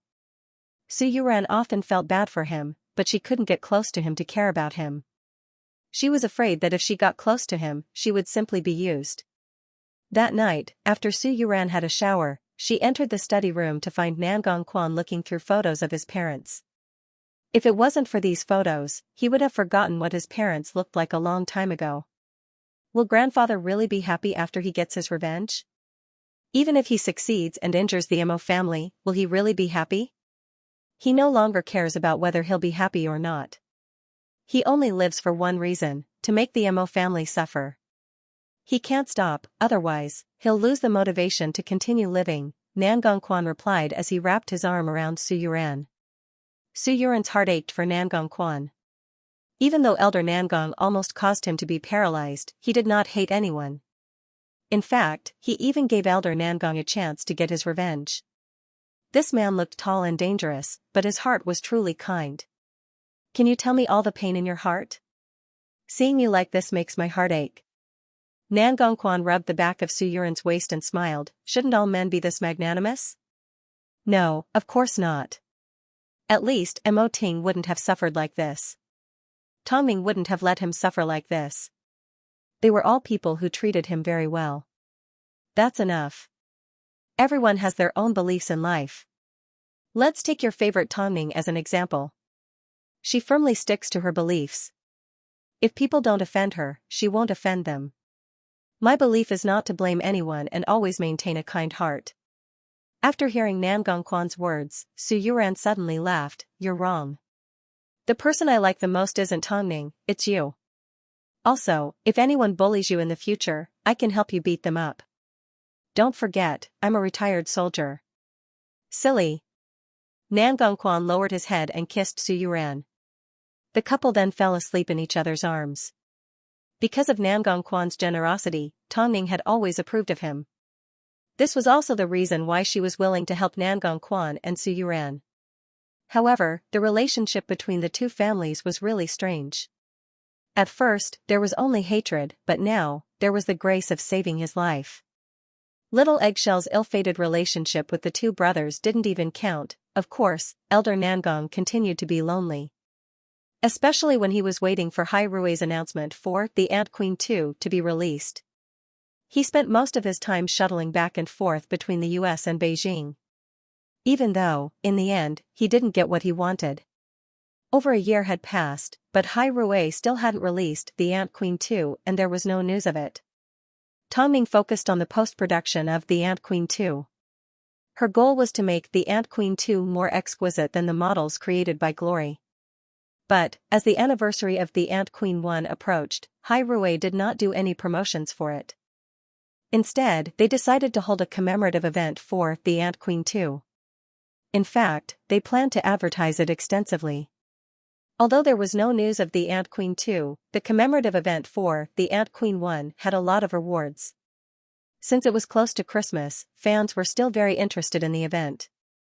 Above all, Hai Rui also announced that they would be releasing a big surprise on the morning of the 16th. Everyone paid full attention to the commemorative event, but no one expected that it would be related to The Ant Queen 2. As Elder Nangong watched Hai Rui holding a commemorative event for an outdated film, he sneered, "If you're so capable, why don't you release a date for The Ant Queen 2? The Americans were already prepared, but Hai Rui had yet to make a move. Meanwhile, on the other hand, Elder Nangong originally planned to make a move on the Mo family's 2 children during Christmas. But, it seemed, it would no longer happen. At this time of the year, Beijing was at its coldest. But, the cinemas were filled with excitement. This was because Hai Rui was already holding a commemorative event for the Ant Queen 1. So, the cinemas were giving out a large number of tickets to receive a big surprise on the night of the 16th. What's the surprise? Have you received a ticket from Hai Rui yet? I'm not sure, but it looks interesting. I never thought that Hai Rui would hold such a big commemorative event for the Ant Queen 1. They're really thoughtful. But, I'm more interested in when the Ant Queen 2 will be released. Who cares? Anyway, the 16th is Sunday. We can go and see what the surprise is. Including us, the audience was very interested in Hai Rui's commemorative event. So, they all decided to receive a ticket on the night of the 16th to receive their surprise. Perhaps, no one expected that the surprise they received was to watch the premiere of The Ant Queen 2 at the cinema. Of course, the mystery movie tickets weren't limitless. In fact, each theater only had a limited number of tickets. This was just a gimmick arranged by Hai Rui. But, if everything went as expected, the mystery movie tickets would definitely work. It was the eve of the premiere, but Tonning was starting to feel nervous. In reality, she wasn't as carefree as she made herself out to be. Are you only starting to worry now? Mo Ting laughed as he looked at her reaction. Shouldn't you be worried about this a long time ago? I know there won't be a problem. I'm just used to being nervous, Tonning complained. But, rather than saying she was nervous, it was more accurate to say that she was looking forward to the fans' reactions. On the 16th, tickets for the Ant Queen were released to the public. Although it wasn't hard to find tickets in the trash, there were still more fans that were interested in attending the event. Soon, a long queue formed outside the theater. Everyone had come to the same conclusion: they truly loved the Ant Queen from the bottom of their hearts. The media gathered outside the theater to interview film fans about their thoughts on Hai Rui's event, and a lot of people expressed their opinions. It's such a cold day, so I don't really want to go out. But, the cinema is quite lively. Plus, the event that Hai Rui is planning for the Ant Queen is very interesting. I'm actually looking forward to the mysterious gift that I have in my hands, a bespectacled young man said shyly. This is the perfect place for a date. The theater is also warm. That's right, I'm a fan of Tonning. Let's treat this event as a show of support for her. I hope the Ant Queen 2 can be released soon, another couple said. I'm a fan of Tonning's, so I had to come today. All of our fans are here. After saying this, the dozens of girls behind the little girl all raised their hands. The reporters could sense the passion in the theater, so they naturally had their own thoughts on the mysterious gift. I'm a little envious as I look at the long queue. Plus, the theater's gift this time is quite creative. Regardless, the most popular event this winter is definitely Hai Rui's commemorative event. I hope Hai Rui can continue to innovate and make everyone feel warm and happy. The camera stopped here and did not continue. If Tonning wanted to see the audience's reaction, she would have to personally go to the theater to see what was going on. At this time, the people that had just arrived at the theater quickly found their seats. Were they here to watch a commemorative film? If it's a commemorative film, I think I'm not going to watch it. I don't think it's that simple. If it's a commemorative film, Hai Rui could have just released it to the public. They wouldn't have to be so secretive. That's right. Let's wait a little longer. What if we miss out on the surprise? Very quickly, the special seats were filled with the audience. Everyone had a dumbfounded look on their faces. Then, the lights in the theater went out. After the advertisement for everyone to be quiet, a giant termite appeared in front of everyone. Seeing this, everyone assumed that Hai Rui had invited them to watch The Ant Queen 1. Some of the audience even wanted to leave because they had already watched it countless times. However, when the name of the movie was displayed on the big screen, everyone screamed. Wow! Look, it's two. Not one. Oh my god, is it really two? Really? Or is it just a trailer? The audience in the cinema were all surprised and asked each other, is this true? My god, I wasn't prepared at all. Seeing that no one was able to calm down, the projectionist in charge of the screening immediately stopped the film and stepped out to explain, welcome everyone. You're not mistaken, the film you're watching right now is Tongning's latest film, The Ant Queen 2. As you've all received a mysterious ticket, you're lucky enough to be invited to the first screening of the film. I hope everyone will remain calm and enjoy the film. Wait, Miss Projectionist, let me calm down. I can't believe this. In the middle of the audience, a young man that loved sci-fi felt like he had hit the jackpot and needed some time to calm down. Okay, sir. The film will resume in 2 minutes. It's a 2, not a 1. I'm so excited, I'm going to post it on my WeChat moments. Me too, me too. Oh my god, Hai Rui sure knows how to create surprises. This is a super jackpot. So, we're the first batch of people to watch this film, right? We're so lucky. The fans expressed their excitement one after another. 2 minutes later, they expressed their own feelings. 2 minutes later, the film officially started. Everyone tried their best to calm down and immerse themselves in the film. After all, it was hard to watch a good sci-fi film. Afterwards, film fans' WeChat moments exploded with comments of disbelief on a cold winter's night. Are you guys watching The Ant Queen 2? Impossible, how is that possible? You're all acting cool, of course you're watching one. There's no news about 2 at all. Some of his friends fought bitterly over the film until he posted a photo of the film online.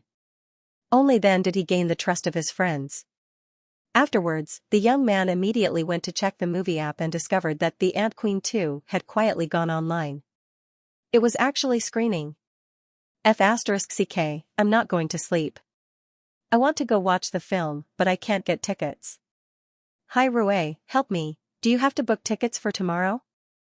I'll hurry and book the first screening tomorrow. While Elder Nangong had no idea what was going on, The Ant Queen 2 began screening. To highlight the importance of the event and to show how valuable the fans that had previously received the Ant Queen tickets, Hai Rui told the cinemas that they wouldn't be selling tickets that night. Instead, they would only be able to book tickets for the next day. Meanwhile, many of the fans that had thrown their tickets away found out that they were for The Ant Queen 2. As a result, The Ant Queen 2 actually ran back to the road and rummaged through the rubbish bins. In fact, this was happening all over Beijing. Even the cleaners were surprised by this. Why were the well-dressed young ladies and young masters rummaging through the rubbish bins? All these doubts were because Hai Rui's event was actually more effective than the usual promotions. After all, the first batch of people that were watching the film were currently showing off and promoting it like crazy. But, the fans that didn't have The Ant Queen 2's tickets could only be envious. As a result, all the cinemas in the country were laughing like crazy. In one night, the advance tickets for The Ant Queen 2 had exploded. No agency could work with Hai Rui better than Tongning. After all, every time Tongning's film was screened, they made a ton of money. That way, even if the weather was cold and they had to stay up late, the staff at the cinemas would be able to keep their spirits up. So, was The Ant Queen 2 going to be popular? Was there a need to ask? No one expected Tongning and Mo Ting to do something like this. So, the next day, while everyone was talking about The Ant Queen 2, Elder Nangong was still in a daze. The assistant nervously placed the news on Elder Nangong's desk. What's this all about?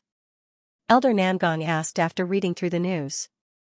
Yesterday, Hai Rui held a commemorative event for the Ant Queen and teamed up with all the major cinema chains to come up with a mysterious plan. In the end, the Ant Queen 2 took the opportunity to screen. No one expected the Ant Queen 2 to screen like that. Everyone thinks that Hai Rui's plan is very interesting and successful. I heard that the Ant Queen 2 has already exceeded a few $100 million in the box office. The assistant looked at Elder Nangong from the corner of his eye as he explained, I heard that it's so popular that it's hard to get a ticket. After hearing from his assistant, Elder Nangong stood up and headed straight for Nangong Quan's office. Nangong Quan, you went back on your word. Nangong Quan was in the middle of meeting with the newcomers. Although he expected that Elder Nangong would come looking for him, he never expected it to be so early. You guys can leave first. After the artists left, Nangong Quan and Elder Nangong were the only ones left in the office. Elder Nangong's eyes were filled with anger, like he wanted to rip his grandson to shreds. If I told you that I didn't tell the Mo family anything, you wouldn't believe me, would you? Nangong Quan laughed. But grandfather, this is the truth. I didn't reveal anything to the Mo family. Besides, I've already said that even if Mo Ting doesn't know anything, there's nothing you can do to him. Did you think that I would still believe you? However, Elder Nangong refused to believe that Mo Ting and Tongning had always been on guard. So, he was more willing to believe that Nangong Quan had leaked the information and that Nangong Quan and the others had teamed up to trick him. It's up to you whether you want to believe me or not. If I wanted to tell them, Hai Rui wouldn't have waited until now to make a move.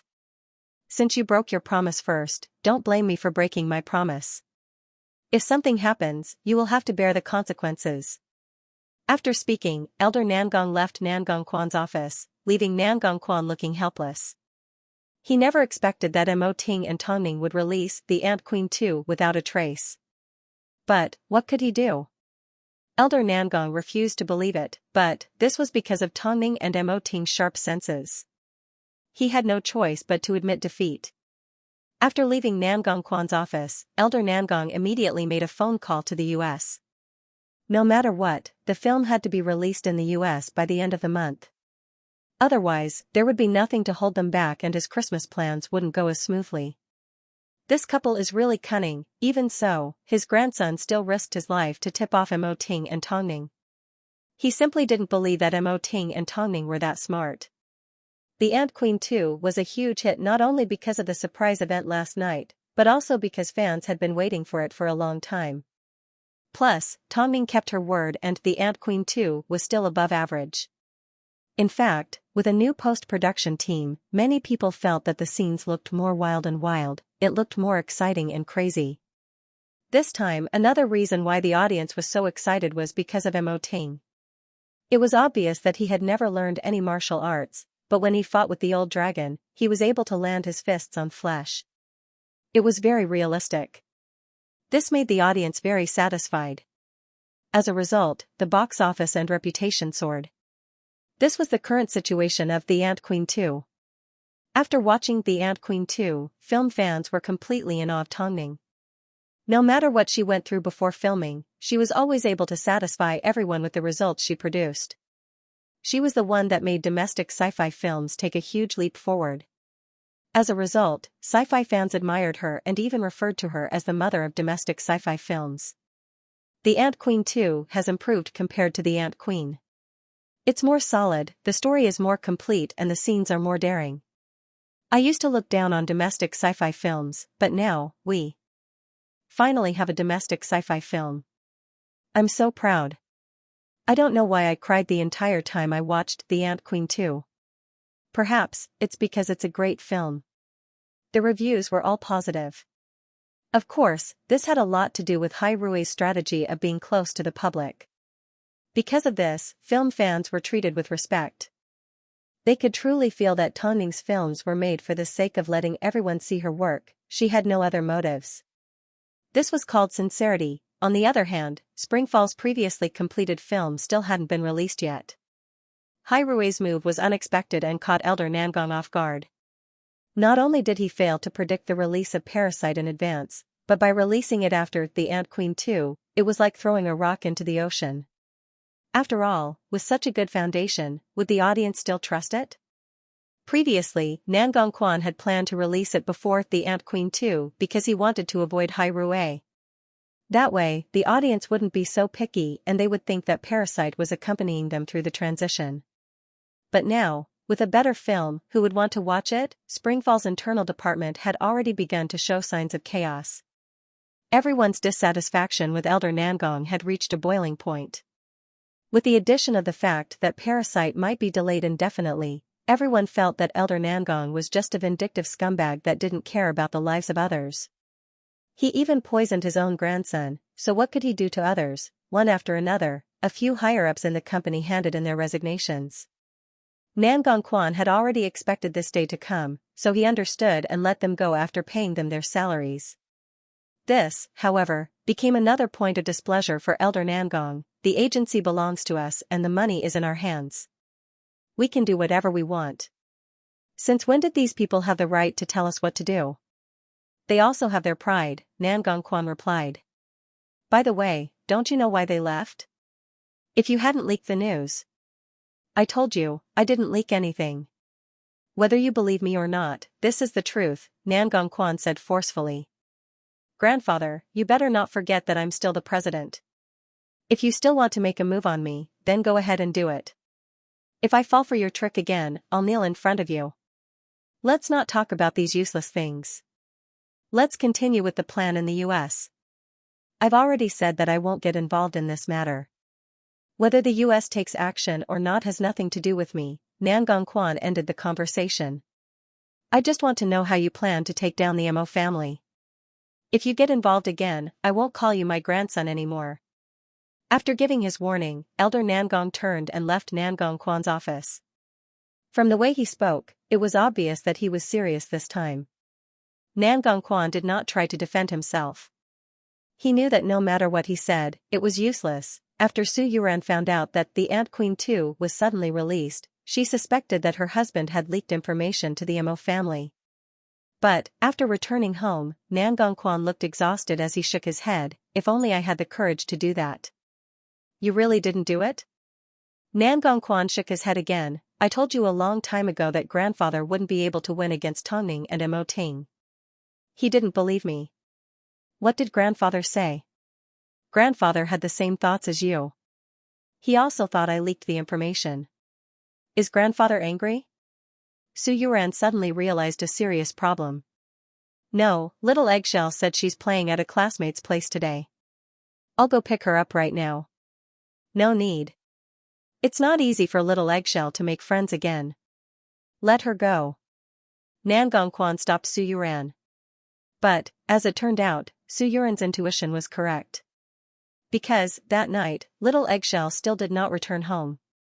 The two women sat in the living room with their arms crossed.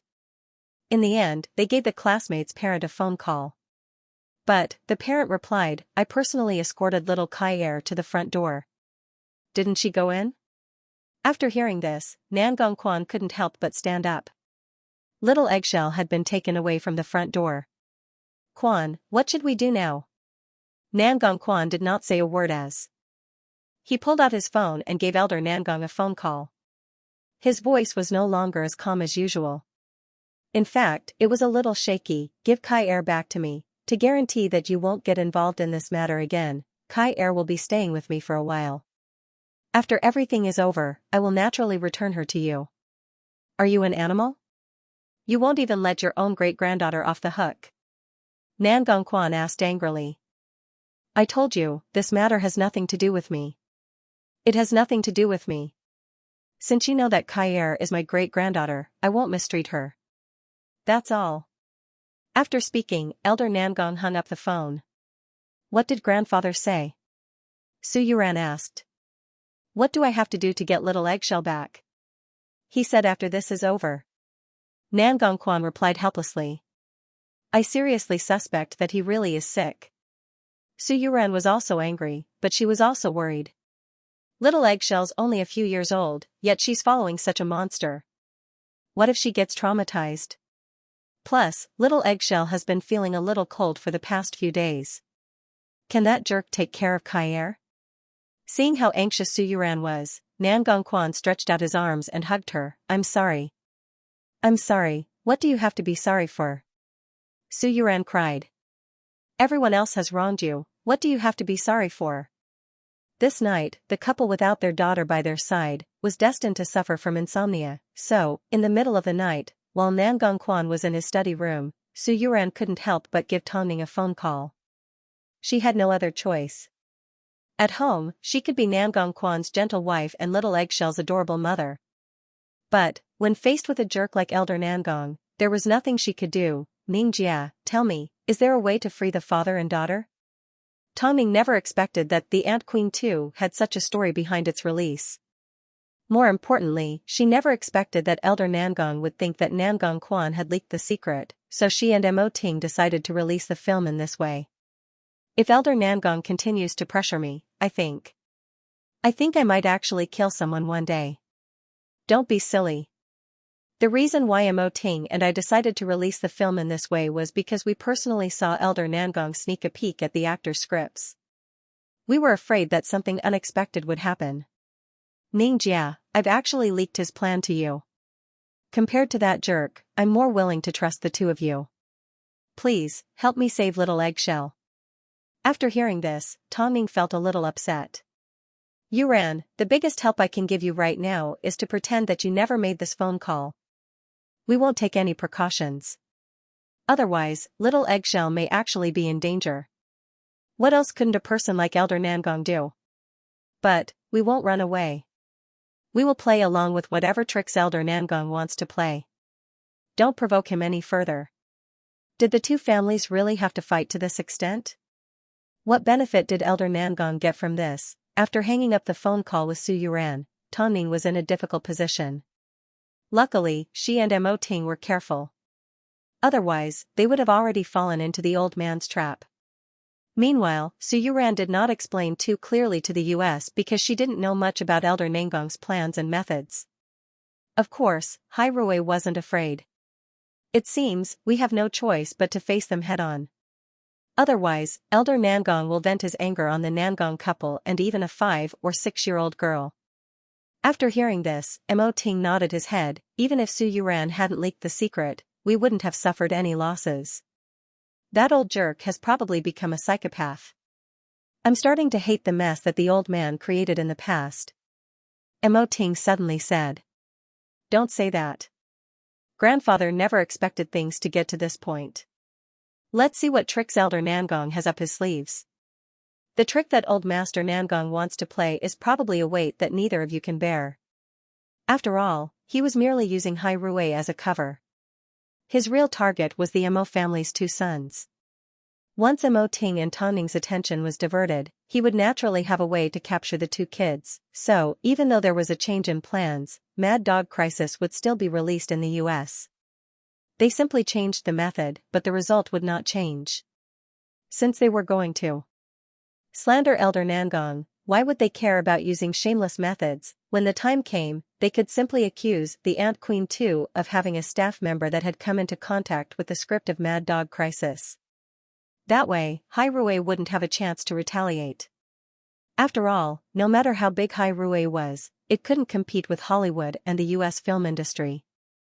And the best candidate for this staff member was the person that Elder Nangong had previously used. The person with the surname Xing, the explosives technician. After all, he had previously worked in the US and had even worked on the set of The Ant Queen too. Although the police were still looking for this person, it was a fact that he had once existed.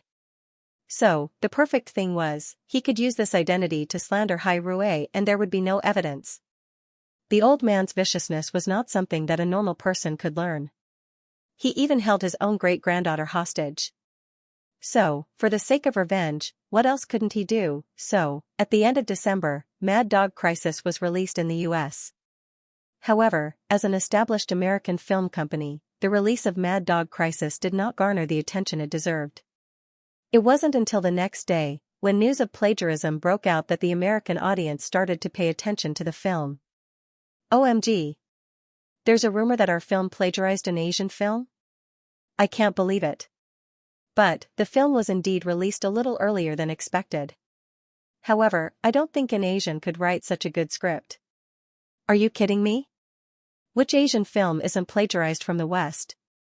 The person who said this is quite shameless. Just like that, the popularity of the film increased. After all, it involved a clash of cultures between countries. Plus, Hollywood was a place that everyone in the industry flocked to.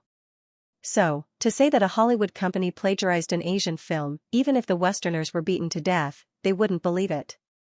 Because of this rumor, the Americans began to pay attention to Mad Dog Crisis and The Ant Queen too. On one hand, the Americans ridiculed the East's techniques, but on the other hand, they praised their own country's progress. They were indeed shameless. Even though Mad Dog Crisis was released so early, the Americans still managed to use it to create hype and profit from it. Not long after, the American film company announced that they would be dealing with the matter seriously.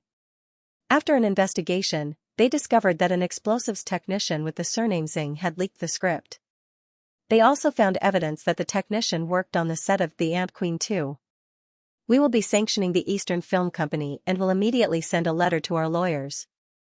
We hope that The Ant Queen 2 will immediately stop screening as a sign of respect for our film.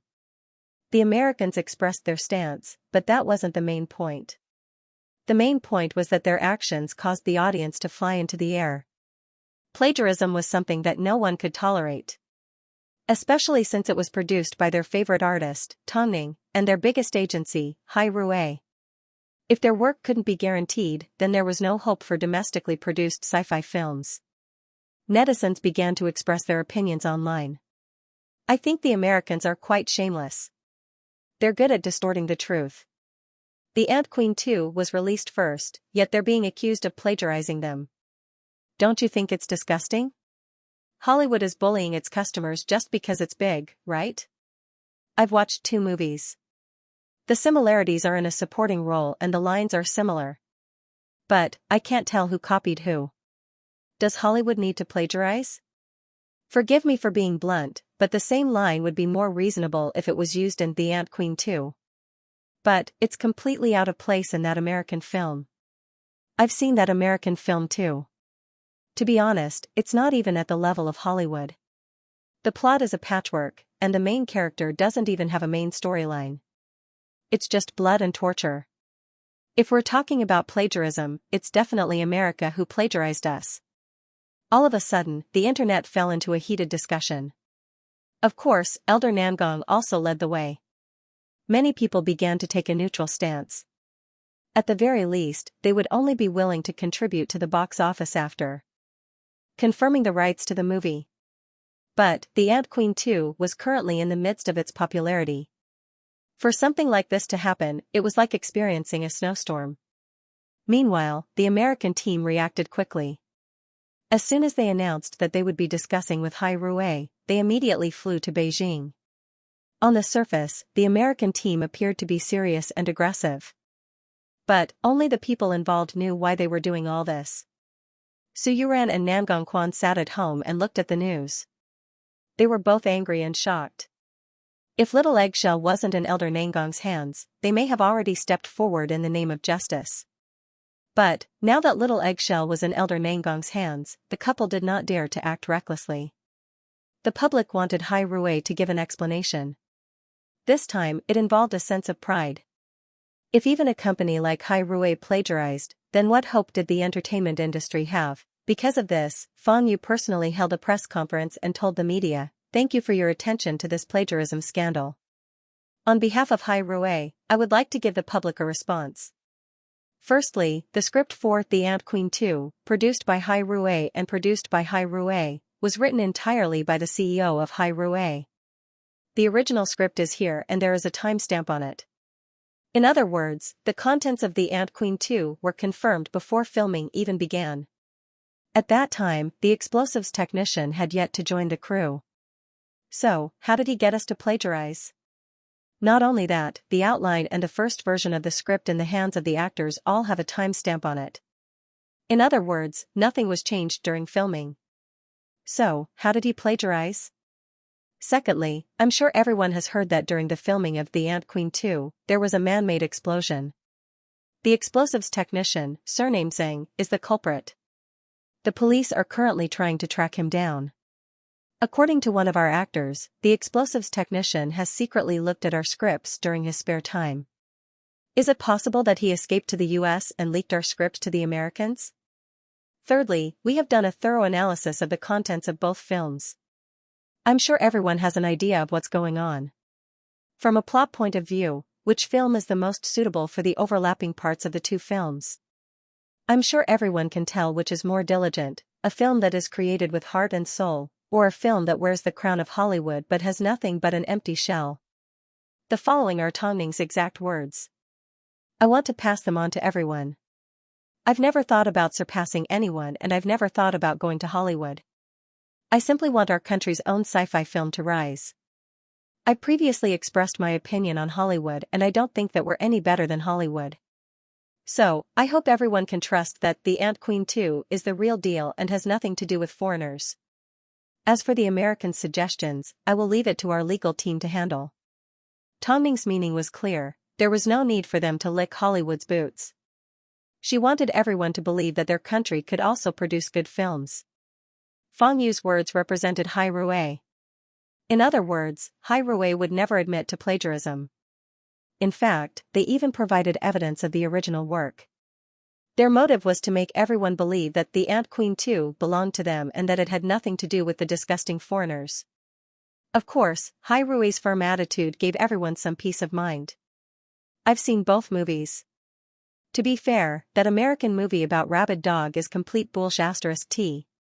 Even the Americans are trying to ride on our popularity? I'm sure that this is an independent film from Hai Rui. How could they plagiarize a lousy film? Are the Americans playing a joke on us? I firmly support Tongning and the Ant Queen too. I hope Hai Rui can win the lawsuit and shut the Americans up. Hollywood is starting to decline and the art battlefield is slowly shifting to the east. So, I don't think there's any reason for everyone to not have faith in Tongning. Even if Hai Rui doesn't explain themselves, I will still support Tongning. Hai Rui quickly conducted a survey on the Beijing audience. The results showed that everyone was more willing to believe in their own country's films. Even if the other party was Hollywood, they would never admit defeat. This was a huge comfort to Tongning and Mo Ting. But, the American lawyers still came knocking on their door. Mo Ting asked Lu Che to arrange for everyone to be seated in the meeting room. Afterwards, he told Lu Che to go home and pick up Tongning. He also told Fang Yu to bring along his team of lawyers. After all, not everyone had the chance to see Mo Ting directly. Fang Yu's head hurt. He hated dealing with foreigners the most. Although there were reasonable people, the people sitting in front of him today were obviously not easy to deal with. I would like to see the person in charge of Hai Rui regarding the plagiarism. I am the vice president of Hai Rui, Fang Yu replied firmly. The man shrugged his shoulders and pulled out a document. The copyright laws in the US are very strict. So, before we get to the bottom of this matter, we hope that your company can temporarily stop the screening of the film. Once the truth has been revealed, we will release it again. Of course, the premise is that you can prove that you did not plagiarize. I've never seen someone do it so naturally, Fang Yu laughed, but he did not take the documents from the man. If the court in the US decides that you plagiarized, then not only will you have to stop screening the film, you will also have to pay a huge sum of money. Have you Americans finished talking? Fang Yu laughed. Since you are on our soil, then you should act according to our laws. We have also filed a lawsuit against your American company. In fact, we have sent a team of 8 people to represent us. Not only that, we have the outline of the script and evidence.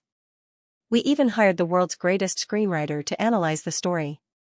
Let's see who plagiarized who. Fang Yu said calmly. Since you don't want your face anymore, we never thought that you would retreat. But it doesn't matter. We will go through the proper channels. Let us find out the truth together.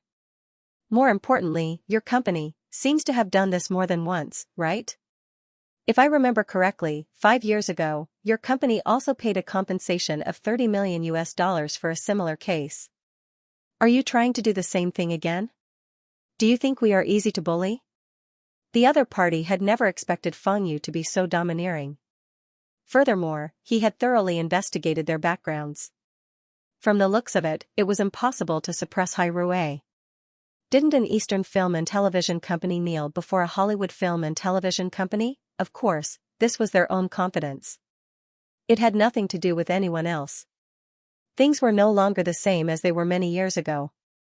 Did they still think that they were great? If you continue to remain silent, then I'm sorry, but I won't be accompanying you any longer. Hai Rui's lawyers will contact you soon. As for your request to stop screening and pay compensation, you must be dreaming. After speaking, Fang Yu stood up and left the rest of the matter to the lawyers. Did these foreigners really think that Hai Rui was easy to bully? Although Hai Rui was confident that they would be able to prove his innocence, the entire organization needed to put in a lot of effort. Fang Yu was in charge of dealing with the public, while Lu Che was in charge of collecting evidence. Meanwhile, Mo Ting and Tongning couldn't sit around and do nothing. So, they tried to find a way to invite world-renowned screenwriters, directors, and authors to evaluate the content of the incident. So, Elder Nangong's motive had been achieved. Seeing that Hai Rui was spinning like a top, he took the opportunity to announce the release date of Parasite. Trying to gain popularity at this time? Was there something wrong with his brain? Didn't Elder Nangong realize that he was taking advantage of someone when they were down? Of course, he knew. But, he still wanted to discuss the Mo family and Mo Ting. Elder Nangong's actions were extremely annoying. But, that wasn't his motive. Because they needed to evaluate the content of the film, Mo Ting and Tongning had to travel overseas to invite experts. But, because of this, Elder Nangong had the opportunity to kidnap the Mo brothers. He had already secretly taken on the role of a teacher for the Mo brothers at an elite school. He had used all sorts of methods. At first, he used money to tempt them. In the end, he used his family to threaten them. He did all of this just so that he could give Mo Ting and Tongning a Christmas present. That afternoon, after lunch break, the Mo brothers disappeared from the school. In fact, no one knew how they disappeared. Not long after, the teacher called the police and notified the school. Then, he contacted the parents of the parents. At this time, Tongning and Mo Ting were at the airport. But, as soon as they heard that the child had gone missing, Tongning's expression was unreadable. "What's wrong?" "The child has gone missing," Tongning said. "Our child has disappeared from the school." After hearing this, Mo Ting immediately left the airport with Tongning and personally gave the school a phone call to see if the child had been picked up by a family member or something else. But, the school told them that the child had disappeared into thin air during lunch break. At that time, the security cameras in the dormitory were broken, so they couldn't see anything. The school immediately blocked the news and began a search. But, the culprits seemed to have planned this from the start. Without leaving any traces behind, they took the two boys away. Meanwhile, the teacher in charge of the two boys pretended to cry because he knew he couldn't afford to take responsibility. So, apart from notifying the school and contacting their parents, he also called the police. So, by the time Tongning and Mo Ting arrived at the school, the police had already arrived at the same time. They began to investigate everything that was suspicious, but they couldn't find a single clue. But, where did the two boys go? "Mr. and Mrs. Mo, I'm so sorry. The school has failed to keep an eye on things. Now that something like this has happened, I will cooperate with the police as soon as possible to find the two young masters. Please trust us." At this moment, Tongning couldn't hear a word. She simply stared at the bed that her two sons once lay on without saying a word. Mo Ting looked at Tongning worriedly and gestured to the principal, "Please leave for a moment." The principal originally wanted to do some more work for the couple, but seeing Tongning in a daze, he did not dare to disturb her any further. "None of this is real," Tongning murmured as she ran her hand across the cute blue bed. "Ting, none of this is real." "We will find them," Mo Ting replied. "Trust me, we will definitely find them. Now isn't the time to be sad. Listen to me. I should have known." Elder Nangong was willing to poison Nangong Quan just so he could fight for an opportunity to go against Hai Rui. It turns out, this was his motive. Tongning turned around and looked at Mo Ting in self-blame. "I shouldn't have left them. This isn't your fault. The most important thing right now is to find the kids." Tongning remained silent for a moment as she tried to calm herself down. She then nodded her head, "We do need to find our sons. But, the culprit hasn't left behind any clues. How are we supposed to find them? Will Elder Nangong allow us to find them?" "He will," Mo Ting replied confidently. Tongning held back her tears as she approached Mo Ting's side. Even though, she almost sprained her ankle on the way out the door. The two kids from the Mo family had gone missing. They had disappeared from the school for no apparent reason. The media immediately smelled the scent of explosive news. Soon, they surrounded the aristocratic school, so that not even a drop of water could escape. Not long after, the news appeared on every major website. In fact, it was the front-page headline: "Famous artist Tongning and Hai Rui CEO Mo Ting's beloved son went missing from school on XX day. The police are currently investigating and have no further information. Gemini is suspected to have been kidnapped and Tongning's son has disappeared from school. Famous artist Tongning's beloved son has gone missing. The police are searching for the killer." As soon as Tongning found out that her son had gone missing, she immediately gave Su Yuran a phone call. "Give me Elder Tang's phone number, Ning Jia, I've seen the news." Yuran, I don't have time to talk right now. I just want to find my son. Tongning's voice trembled slightly. Su Yuran did as she was told and sent the phone number to Tongning. Afterwards, Tongning followed the string of numbers and gave Elder Nangong a phone call. Give me back my child, Tongning said without saying anything else. I don't understand what you're saying. Things have already gotten to this point. Why are you still pretending? Tongning asked. If you have a problem, come to the adults. What's the point of dealing with a defenseless child? Why? Why? Because I want to see you break down right now, Elder Nangong laughed loudly. Elder Mo laughed out loud. Tongning, tell the Mo family that I won't be returning your 2 treasures. Treat it as payment for the Mo family. I'll also tell you that I will find my son, Tongning said through gritted teeth, one word at a time. Let's give it a try then. After speaking, Elder Nangong hung up the phone. Tongning did not receive any news from him, but she was certain that Elder Nangong was the mastermind. Mo Ting had already asked Lu Che to find the best detective in the country and he was currently on his way to the school. The kidnapping of a famous artist's child was a sensational news for Beijing. Within half a day, it had become a hot topic. At this point in time, Tongning had no way of knowing what Elder Nangong's bottom line was, nor could she guarantee the survival of her 2 children. She simply hoped that her 2 precious children wouldn't end up like Nangong Quan and die silently after being poisoned. That would be too cruel. Over at Hai Rue, Fang Yu controlled the public opinion and was in charge of PR. But the news spread too quickly, so no one could suppress it. It didn't take long before everyone found out about the incident, whether it was the Tang family, friends, or even Elder Mo. After finding out that the mess he had left behind had harmed his 2 great-grandsons, the usually optimistic old man felt extremely upset.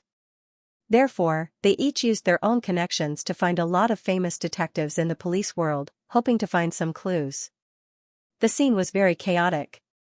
It was a tough day, but Tongning couldn't think of anything. She didn't know who to look for or what to do.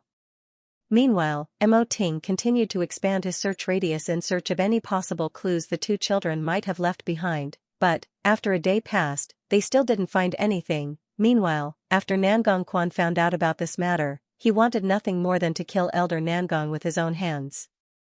He never imagined that his grandfather's actions against Hai Rue were just a ruse. Instead, his real target was the Mo family's 2 children.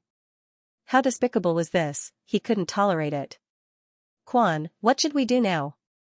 Contact Mo Ting and cooperate with the police. Not only do we need to find the Mo family's children, we also need to find our own. This time, Nangong Quan did not hesitate as he gave Mo Ting a phone call and told the police everything he knew, including the fact that he had been threatened. Soon, the police arrived to pick Nangong Quan up. As a result, the search team formed by the 2 fathers was officially formed. They were currently at the school. Even though it was late at night, they were still in a meeting. This is a private school for nobles. If he didn't have a pass, he wouldn't have been able to get in.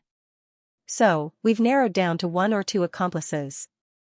If there were too many of them, it's possible that they would be exposed. Plus, they're people from the school that are very familiar with the 2 children. We've already questioned the teacher in charge of the school. She said that she had no idea what was going on. The other team will apply for an arrest warrant and interrogate the person involved. In other words, they were going to capture Elder Nangong and interrogate him. The police began to analyze the situation. Mo Ting sat in the back with Nangong Quan beside him. When we find the child this time, your grandfather will be dead. Nangong Quan did not say a word. It seemed, deep down, he had the same thought and it was very strong. After a while, he finally said, I'm afraid he won't return the kids to you even if he dies. I will find my sons. Mo Ting's attitude was as determined as Tongning's. In that case, what do you think? I think we should continue to search the school. When the teacher in charge of lunch breaks discovers that the kids are missing within 20 minutes. How did he manage to take them away from the school? He had no choice but to hide them, Mo Ting replied. I agree with you. Everyone is passionate about finding evidence, clues, and suspicious people outside the school. But, what if the kids were still at the school from the beginning and hadn't been moved? What I'm Afraid of his, Elder Nangong was going to tell them to use drugs or poison. In a moment, let's split up and look for suspicious places in the school. I have a feeling that my sons are nearby. The feeling of blood being thicker than water made Mo Ting unable to close his eyes for even a second. All he had to do was think about the possibility of his two children suffering, so much so that he felt like he was about to go crazy. He no longer cared about Hai Rui and had already forgotten about the plagiarism incident. Because Fang Yun naturally knew how to deal with these things. After hearing Mo Ting's words, Nangong Quan patted him on the shoulder. The culprit wants to see you panic and suffer. So, you can't lose your composure. Mo Ting nodded his head, even though he already had the urge to kill someone. Afterwards, the two fathers identified all the suspicious places in the school and took advantage of the fact that no one was around to investigate them. Although the police had already done this before, as fathers, they believed they could do it more carefully than the police. Room after room, floor after floor, including toilets and garbage dumps, the two of them did not let go of anything. In the end, they found Mo Zichen's shoes in the storeroom on the top floor of the school.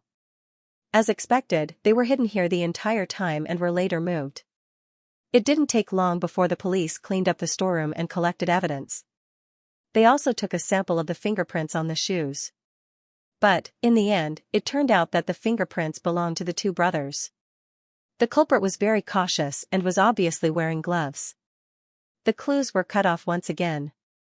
However, this shoe made the two fathers very upset. The search continued and the night was still long. Tongming didn't dare to rest, even though she couldn't calm down. Seeing his little family split apart like this, Elder Mo felt extremely upset and blamed himself. Perhaps, the one who started the trouble should be the one to untie it. He thought that he had to meet Elder Nangong before he could let go. Therefore, as soon as the sky brightened, he put on the suit that he hadn't worn for a long time and then tidied himself up to look like he did 20 years ago. Then, he drove to Elder Nangong's residence and rang the doorbell, waiting for Elder Nangong to appear. The reunion of two enemies wasn't as exciting as he thought it would be. Old man Nangong seemed to have predicted that he would come, so he prepared a seat for him. If you had appeared earlier, perhaps things wouldn't have turned out like this.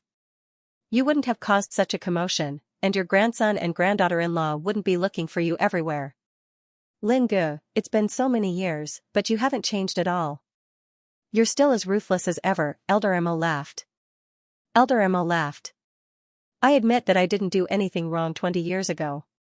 All these years, I've had a clear conscience. But, now that you've created such a huge mess, how do you plan to clean it up? In the end, it's still a matter between the older generation. Why are you making things difficult for the younger generation? Why didn't you say this earlier? Elder Nangong laughed. Why are you hiding behind your grandson? Why don't you come out? If you had come out and faced me earlier, I wouldn't have targeted the innocent. I never expected you to be so serious, Elder Mo laughed in self-ridicule. Elder Mo laughed in self-mockery. So, since I'm here today, Brother Lin, can you be merciful and let the kids live a peaceful life? They're just trying to make a living in the entertainment industry and aren't that powerful. If they lose their children, they'll be devastated. If you want me to tell you where my children are, I can. But, the price you'll have to pay may be a little heavy, Elder Nangong said as he looked at Elder Mo from the corner of his eyes. You need to think this through. We're already so old. What's there to be concerned about? Elder Mo laughed. Just tell me what you want. Kneel down and admit your wrongdoings. We'll use the underworld's methods to resolve our grudges. From now on, I won't cause any trouble for the Mo family. Kneel. Elder Nangong actually wanted Elder Mo to kneel. In other words, he was admitting that everything he did was wrong. This, I told you. To think this through. Your great-grandson and grandson are waiting for you to save their lives. Elder Mo did not say a word as he pulled out a dagger and stabbed it into the back of his hand. I can't kneel anymore. But, I'm aware that there's a way to repay a debt in the underworld. I'll cripple my right hand to repay you for 20 years of loneliness.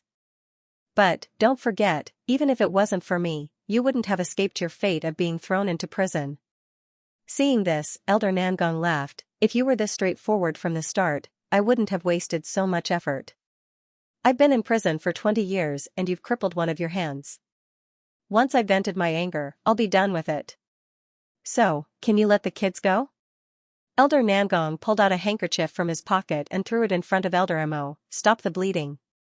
Your two great-grandchildren live at home. Little Eggshell likes them, so I brought them here. I didn't compromise because of you, I did it because of my great-granddaughter.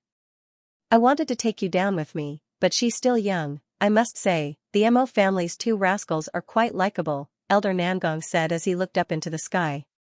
I know Mo Ting won't let me off for kidnapping his son. But, with this hand of yours, I've still won. After 20 years of grudges, he saw Mo Ting's painful expression and Elder Mo's apology. So, he no longer clung to Mo Ting. Even though, he didn't think he'd come out unscathed. If you want to sue me, then go ahead. Elder Mo didn't feel good. But, a little while later, the police arrived at Elder Nangong's home. Because of Nangong Quan's testimony, the police wanted to interrogate him. But, Elder Nangong stretched out his hands towards the police. I kidnapped them. Arrest them. In reality, Elder Mo had already hidden the injury on the back of his hand. So, this incident could be turned into a small one as long as it was handled properly. But, Elder Nangong didn't leave himself any way out as he confessed everything to the police. Not only did I kidnap the Mo family's children, but I also ordered someone to kill Qiu Jin, the explosion at Hai Rui and the poisoning of my grandson. The police pulled out a pair of handcuffs and cuffed Elder Nangong. At this time Elder Nangong laughed, this is indeed more suitable for me. I also feel that prison is more like a home. Soon, little Eggshell ran out of the room with the Mo family's two children. All three of them were safe and sound. Great-grandfather, Mo Zishi immediately ran over to Elder Mo. You're not hurt, are you? Elder Mo asked. Mo Zishi and little Eggshell both shook their heads. Only Mo Zichin placed his gaze on Elder Nangong. Zichin? I will definitely visit you from now on, Mo Zichin said as he watched Nangong Quan leave. No one knew what he meant, but he did say those words. It seemed Mo Zichin and Elder Nangong had a secret relationship. Soon, Mo Ting and the others received news that the children had been found. So, the three of them immediately rushed over to Elder Nangong's home. As soon as she saw her two sons, Tongming immediately hugged them in her arms. Thank God you're fine. Thank God, Mommy. Mo Zishi said in a low voice. You're hugging me too tightly. Sorry, Mommy was too happy. Tongming immediately loosened her grip. Tongming immediately let go of Nangong Quan and little Eggshell pounced into Nangong Quan's arms. What exactly happened? As soon as he saw Elder Mo at Elder Nangong's residence and saw the wound on the back of his hand, Mo Ting immediately questioned him. That's a grudge between the previous generation. From now on, you won't be threatened anymore, you little brat. Grandfather Mo said casually. After speaking, Elder Mo turned around without saying a word. Mo Ting and the others looked at each other. They had no idea what had happened between the two elders. Why did Elder Nangong suddenly agree to let them go? The media gathered outside and surrounded Elder Nangong's home. Not long after, the appearance of Mo Ting and the others caused the media to be in an uproar. After all, the children had been found safe and sound. So, facing the cameras, the couple did not say a word. They simply protected their child as they left the circle of reporters. All these things were still waiting for the few of them to solve the mystery. But, no matter what, they had to first take the children home and comfort them before dealing with the matter. After returning to Hyatt Regency, Tongming first gave the kids a bath and checked to see if they had any injuries. From the looks of it, Elder Nangong did not intend to hurt them. But, Tongming couldn't understand why Elder Nangong, who had staked everything on revenge, would suddenly give up and confess his crimes to the police. Mommy, will the old man with the mustache go to jail? Mo Zichin suddenly asked as he helped the two rascals put on their clothes. For such a young child to be able to ask such a question so clearly, Tongming was quite surprised. But, she believed that Mo Zichin truly understood what going to jail meant. So, she asked, in that case, son, do you want the old man to go to jail? Mo Zichin shook his head, he didn't hurt me. He wouldn't go that far. In that case, son, let mommy ask you, why did you plead for mercy on behalf of someone that kidnapped you? Tongming asked curiously. This strange old man kept saying a lot of strange things to me and my brother. He probably thought that we wouldn't understand, but I did. He said that the reason why he hated that female artist was because she indirectly caused the death of his wife. That's what he said. Mo Zichen's explanation completely shocked Tongming. Zichen, it's rare for you to say so much to mommy. In fact, it was so complete and you expressed your feelings so accurately. He even sat in his room and looked at photos for most of the night. Needless to say, the woman in the photos was Elder Nangong's wife. I think he's lonely and pitiful. After hearing this, Tongming stretched out her arms and hugged Mo Zichen. Everyone said that Mo Zichen was a warm and sunny man, but in reality, Mo Zichen's emotions weren't as rich as Mo Zichen's. Not only could he express himself, but he was also able to look at things from the perspective of an adult at such a young age. This was unbelievable. So, did you comfort him? I told him that the woman in the photos was beautiful, Mo Zichen replied. He held onto my hand and cried. In reality, Tongming could understand what Elder Nangong was feeling. He was so close to getting his revenge, but he suddenly felt empty inside. Especially when he looked at the cute kids around him, one of whom understood him. Plus, little Eggshell was his great-granddaughter. So, his desire for revenge was slowly extinguished. Then, Elder Mo showed up at his doorstep to apologize, allowing him to finally let go. Elder Nangong's actions proved that there was no such thing as absolute good or absolute evil in this world. After Elder Nangong entered the police station, he refused all visits and refused to find a lawyer for him. He felt that after spending so much time in prison, he was more suited for prison life. That night, the conversation between Tongming and Mo Zichen became a secret between the mother and son. Elder Nangong had left behind a lot of messes. For example, the incident with the American Film Agency and the mess that he caused at Spring Fall. But, in the end, Elder Nangong came to a realization on his own. Unknowingly, Nangong Quan's hatred was extinguished. After Elder Mo found out the truth of the matter, he became even more reclusive. The grudge from more than 20 years ago allowed him to understand a lot of things and understand a lot of people.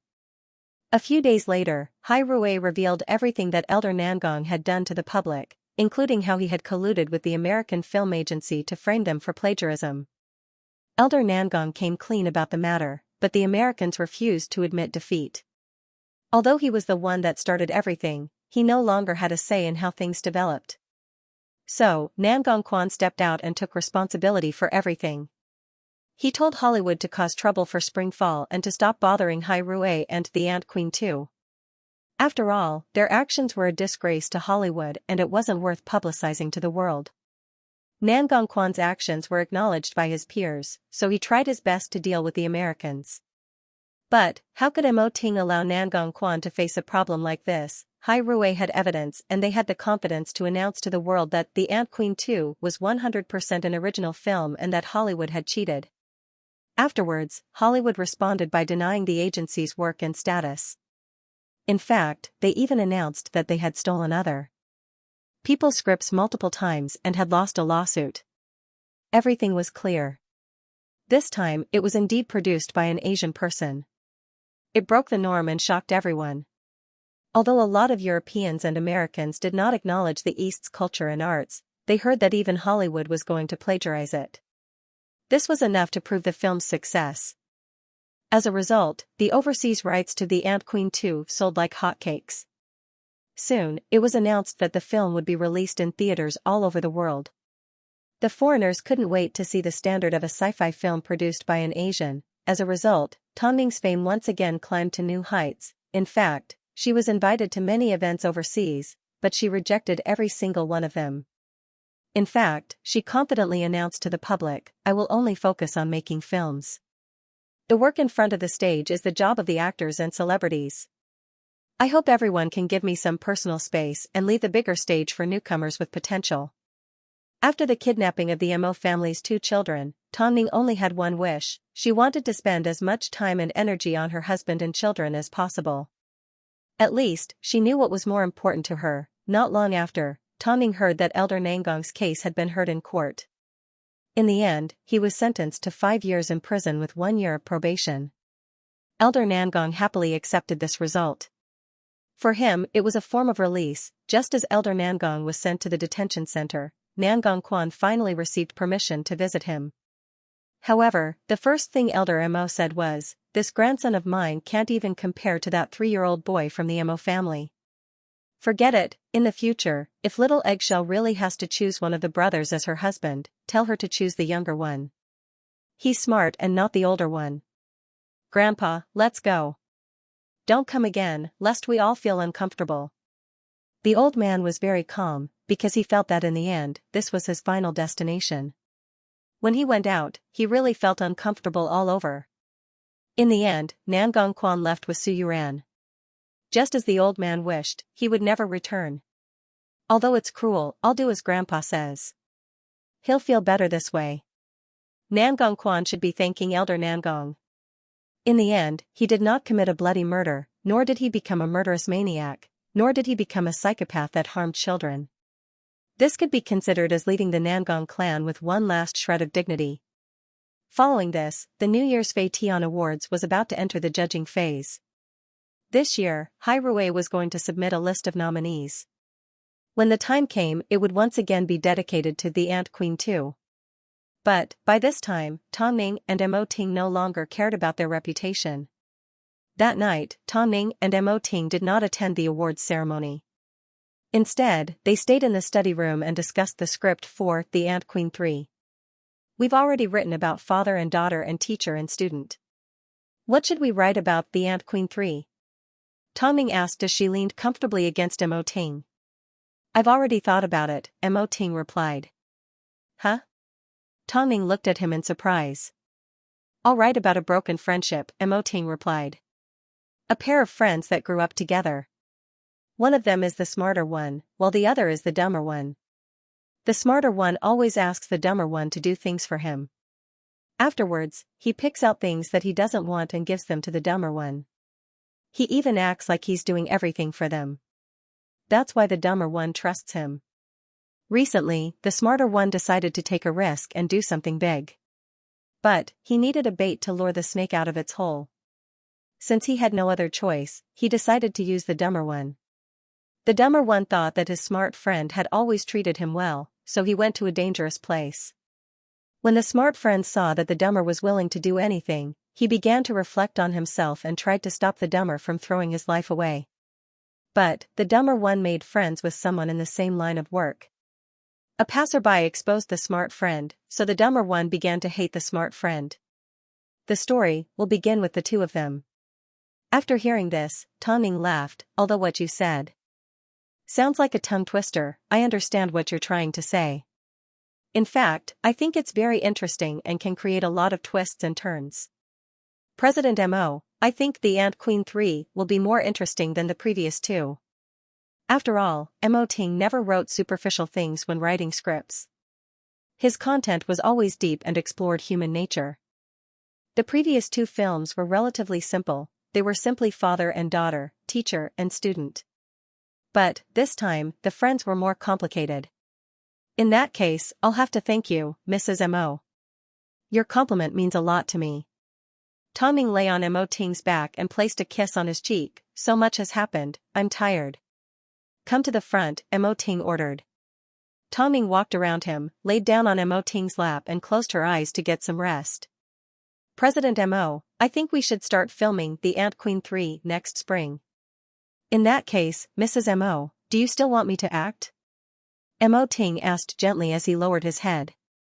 Do you want me to play the smart friend or the dumb fool? What do you think about getting Bai Chendong to play the fool? Tong Ning asked with a smile. He's a fool to begin with. Why would he need to act? Tong Ning was still sleepy, so she smiled gently. There are plenty of good actors out there. We can take our time to choose.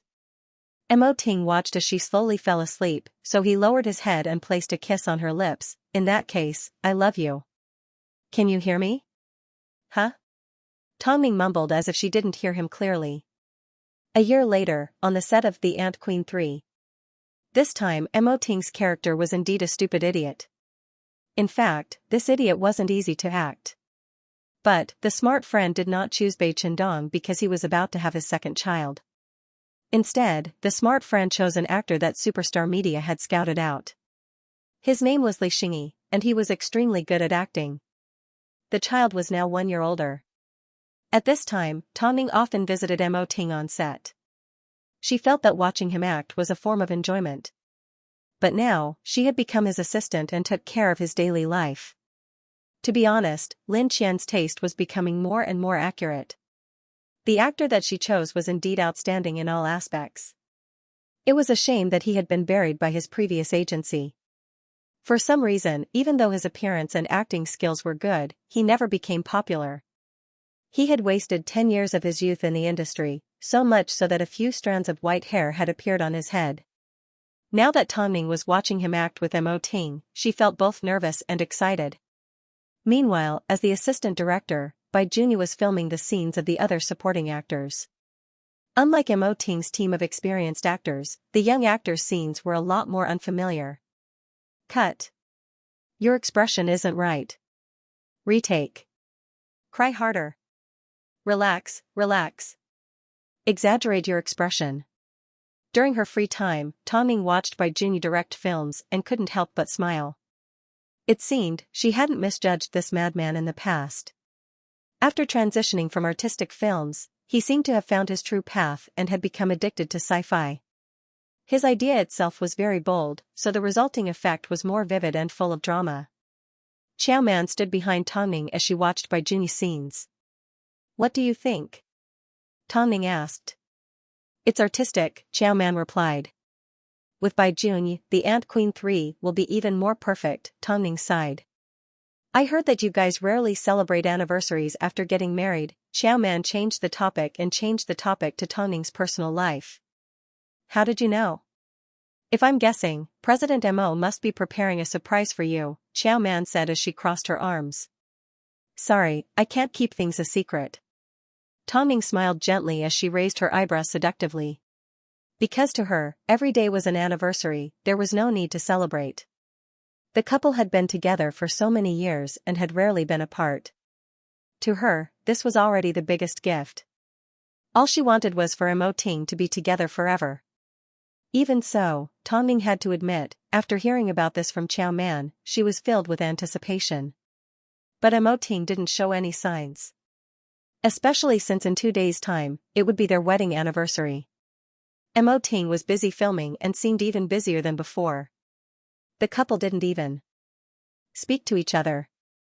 It was likely, Mo Ting had already forgotten about their wedding anniversary. So, where would he find the time to prepare a surprise? Thinking of this, Tongning smiled. Xiao Man's words had actually sunk in. But, she never imagined Mo Ting was in such a rush to film because he wanted to make time.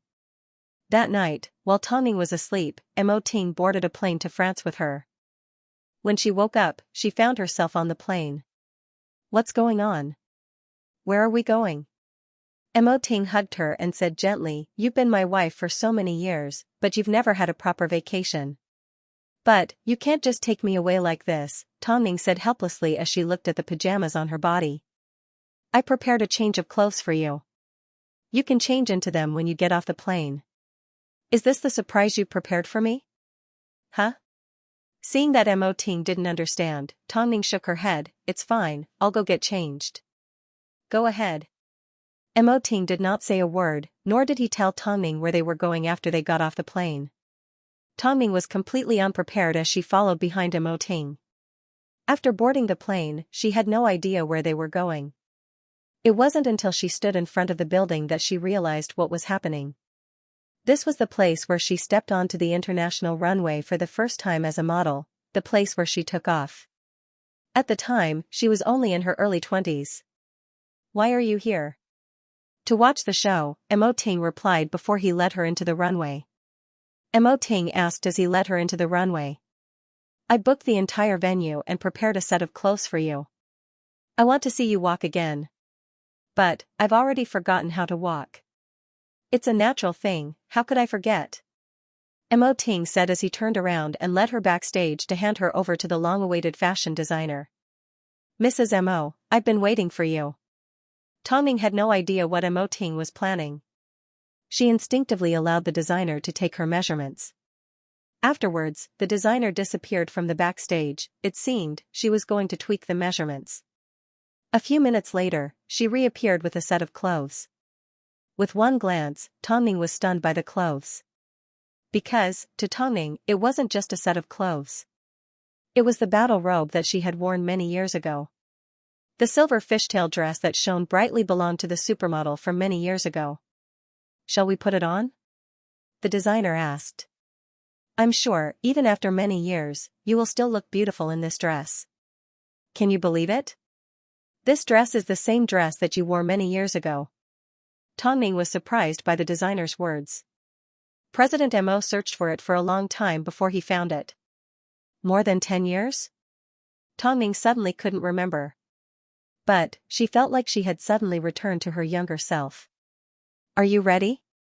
Let's go on stage." Dressed in a long dress, Tongning's supermodel aura once again returned to her body. She simply nodded her head. Just like the time when she was young and inexperienced, she used her steps to conquer the audience. But this time Mo Ting was the only one in the entire venue. Mo Ting looked at her from afar. He imagined she was still the same young and inexperienced girl. He imagined she once carried hope onto the stage. As the music began to play, Tongning's confidence soared. Afterwards, her pose was exactly the same as it was many years ago. Not long after, Mo Ting stood up and walked onto the runway. He wrapped his arms around Tongning tightly, not leaving a single gap between them. "Why did you arrange it like this?" "I wanted to see what you looked like before you met me." Mo Ting replied gently.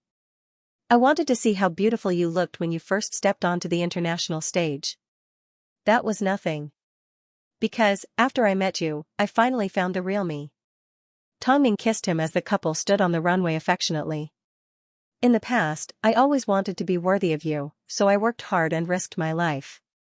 Over the years, I kept asking myself if I was worthy of you." Afterwards, Mo Ting gave her an affirmative answer. "Of course, you are my queen." Recently, Qianlan had been set up on a blind date by a colleague. Her partner was a middle school physics teacher from the building next door. He was a young man in his early 20s called Mo Zichin. Mo Zichin was taller than a model. And had a face that was more exquisite than a celebrity. But, everyone said that he came from a poor family. Otherwise, why would he always wear a black suit and a pair of unassuming black-rimmed glasses? Qianlan had met this man before. He was indeed handsome, but his behavior was unappealing. But, because of her colleague's matchmaking, she ended up meeting this man. To be honest, the first impression that she gave others was terrible. But, Qianlan was surprisingly satisfied. His hands were delicate and pleasing to the eye, but he was the type of person that didn't talk much. Plus, he appeared to be very frugal. Qianlan was quite surprised that a man his age would be frugal. "Miss Qian, you are the first person that has sat next to me for 5 minutes without saying a word without leaving angrily," Mo Zichin laughed. His facial features were so exquisite that they could be described as perfect. "You are also the first man that I know that is so frugal in his early 20s, Qianlan laughed. "Hello, I am Mo Zichin, a middle school physics teacher. My name is Qianlan, I am an English teacher at the primary school." Afterwards, the couple fell silent again. But, this silence wasn't awkward. After all, Qianlan was famous for being a weirdo. She didn't like flashy men and especially disliked men that boasted about themselves. But, Mo Zichin didn't give off the impression that he was greasy at all. In fact, he gave off a cold and aloof vibe, like he was trying to make people feel like he didn't exist. Qianlan liked to keep a low profile like this. "I'm not sure. Will we have a chance to meet up again?" Qianlan asked. "Sure. I'm always free when I don't have class." The two men's first meeting was so dull that it made them want to sleep. Because, after Mo Zichin left, Mo Zichin's friend, who had been observing them from the shadows, yawned as she approached Qianlan and said, "This man is too boring. Forget it, we'll introduce you to someone else. It's such a waste of good looks." "No, I'm interested in him." Qianlan laughed. "What?" her friend yelled in surprise. "Qianlan, is there something wrong with your brain? I'm not begging you to find a tall, rich, and handsome man, but at least, a normal person, right? Look at Imo Zichin. From the beginning to the end, he's been acting like a weirdo. What do you like about him? You have to think this through, my dear mayor's daughter. Although you didn't rely on your family's connections, you can't be so poor. Look at your sister. She married a PhD from MIT and is now opening a research institute. Are you going to lose to her? There are many high-quality resources in the school. It's just that you didn't reveal your identity. Otherwise, a lot of men would come to you. Qianlan pushed her friend's hand away and smiled. As long as I like it, then that's enough. Who cares what others say? I really don't understand you. Well, since you like it, I'll get his number for you. You don't have to thank me. Just like that, Qianlan received Imo Zichin's phone number. But, she did not dare to contact him because she was afraid that he would feel offended. She was, after all, a woman. Sometimes, she didn't want to take the initiative. After returning home, a maid approached her and asked, "Second miss, the big miss and madam are waiting for you." Okay, Qianlan changed into slippers, walked over to the dining table and sat down at her seat. Qianlan, your father has found a few young and handsome men for you. When will you meet them? Mother Qian asked with a smile. Mom, I want to find them myself. It's not that I don't trust your taste. Look at your sister, she's found such a good husband. Your father and I are counting on someone to take care of our little princess. Qianlan smiled awkwardly and did not say a word. She did not even look at her sister. Soon, her so-called brother-in-law came downstairs.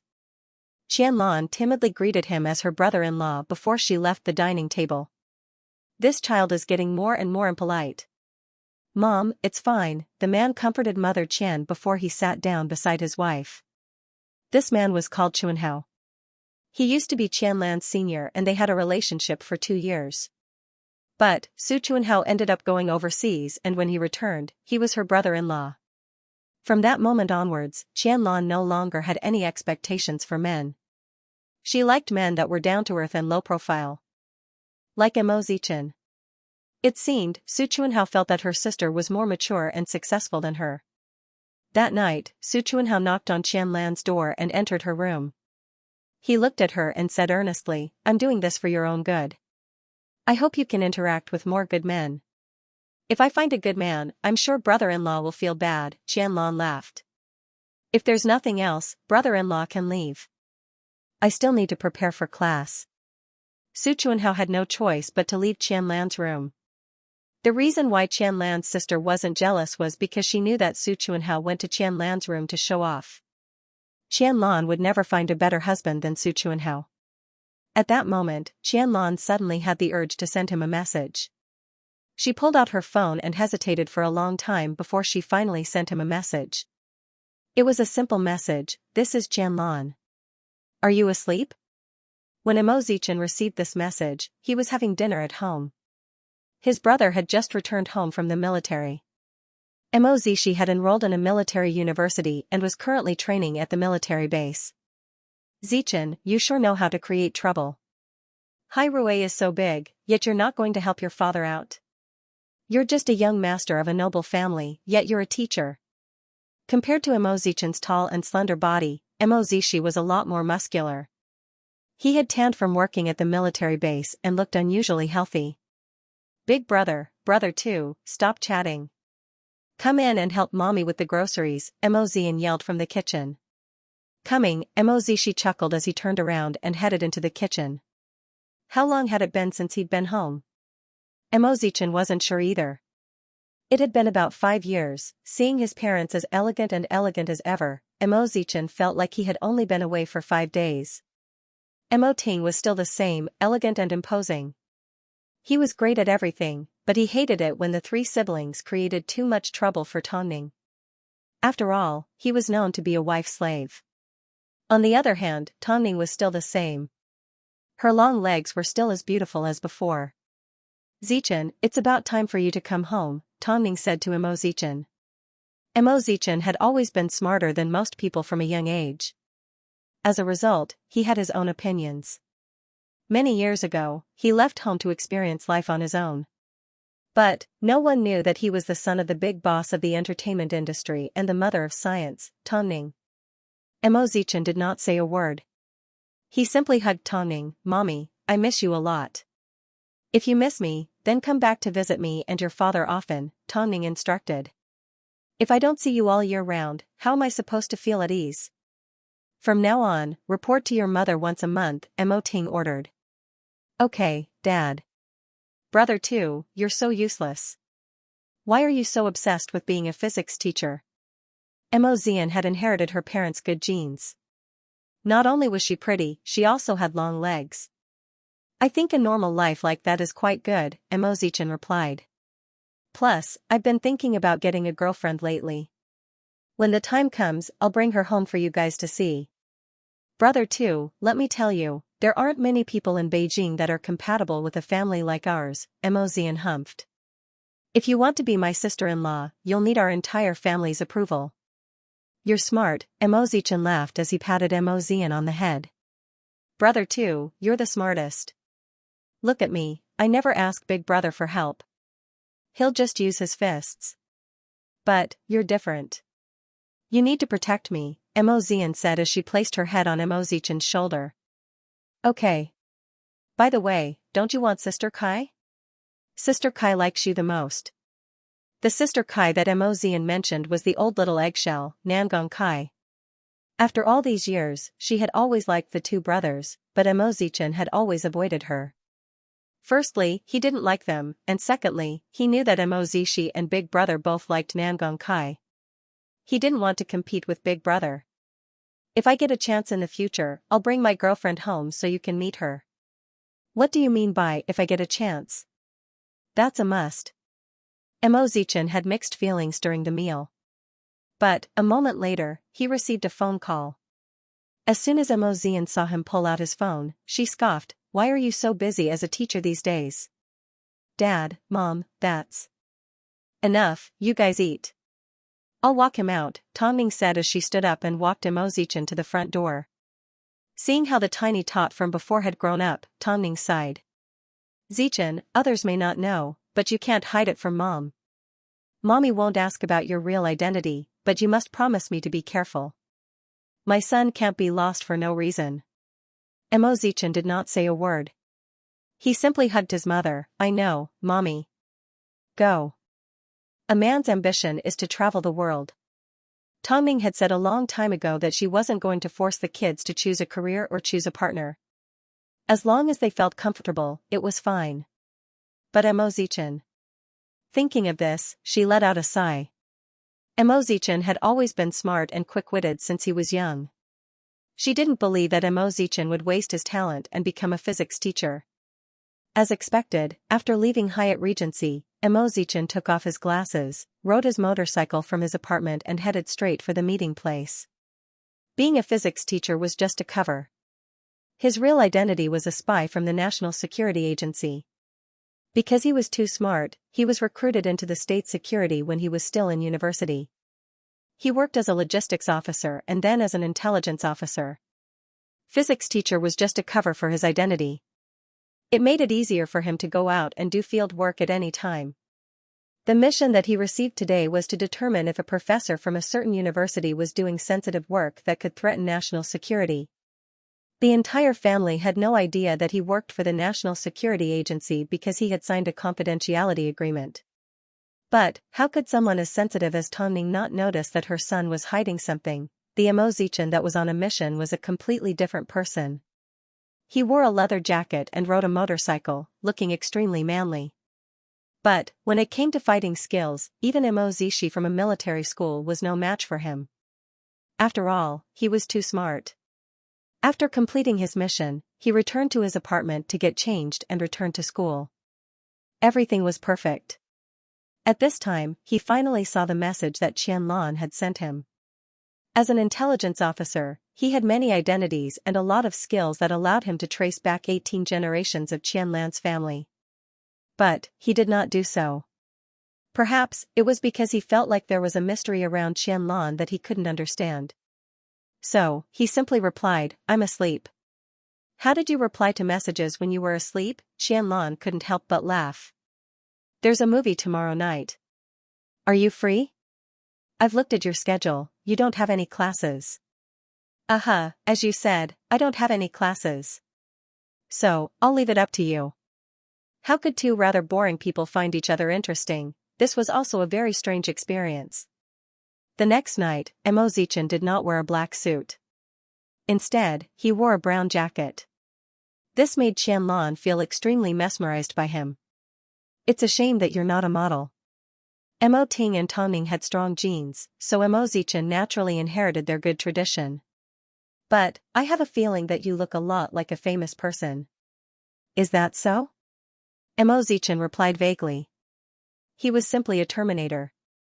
But, Qianlan did not look down on him. She simply smiled. Do you like to watch detective films? They're not bad, Emozichan replied. I've seen a few. But, they were all nonsense. That's good. I was just worried that you wouldn't like them. Qianlan gave in to Emozichan's feelings. Emozichan smiled and shook his head. Like this, the two women entered the theater side by side and sat peacefully together.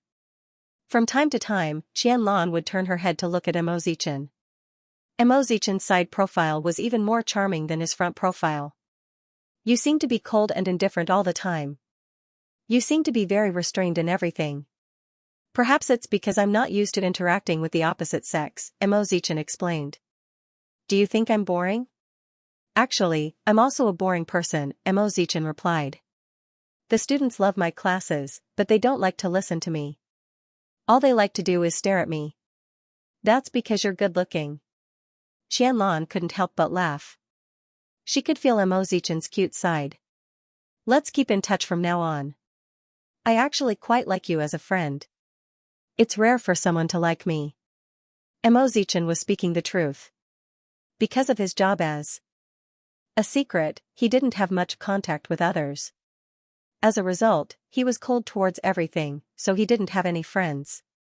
Was Qianlan an exception? For some reason, he didn't dislike Qianlan. It was a strange feeling. A smart person's brain was useful and a smart person's eyes were naturally unique. This was something that he never doubted himself. Because someone was going on a date, Qianlan started to dress up more than before. This small change caught the attention of her family.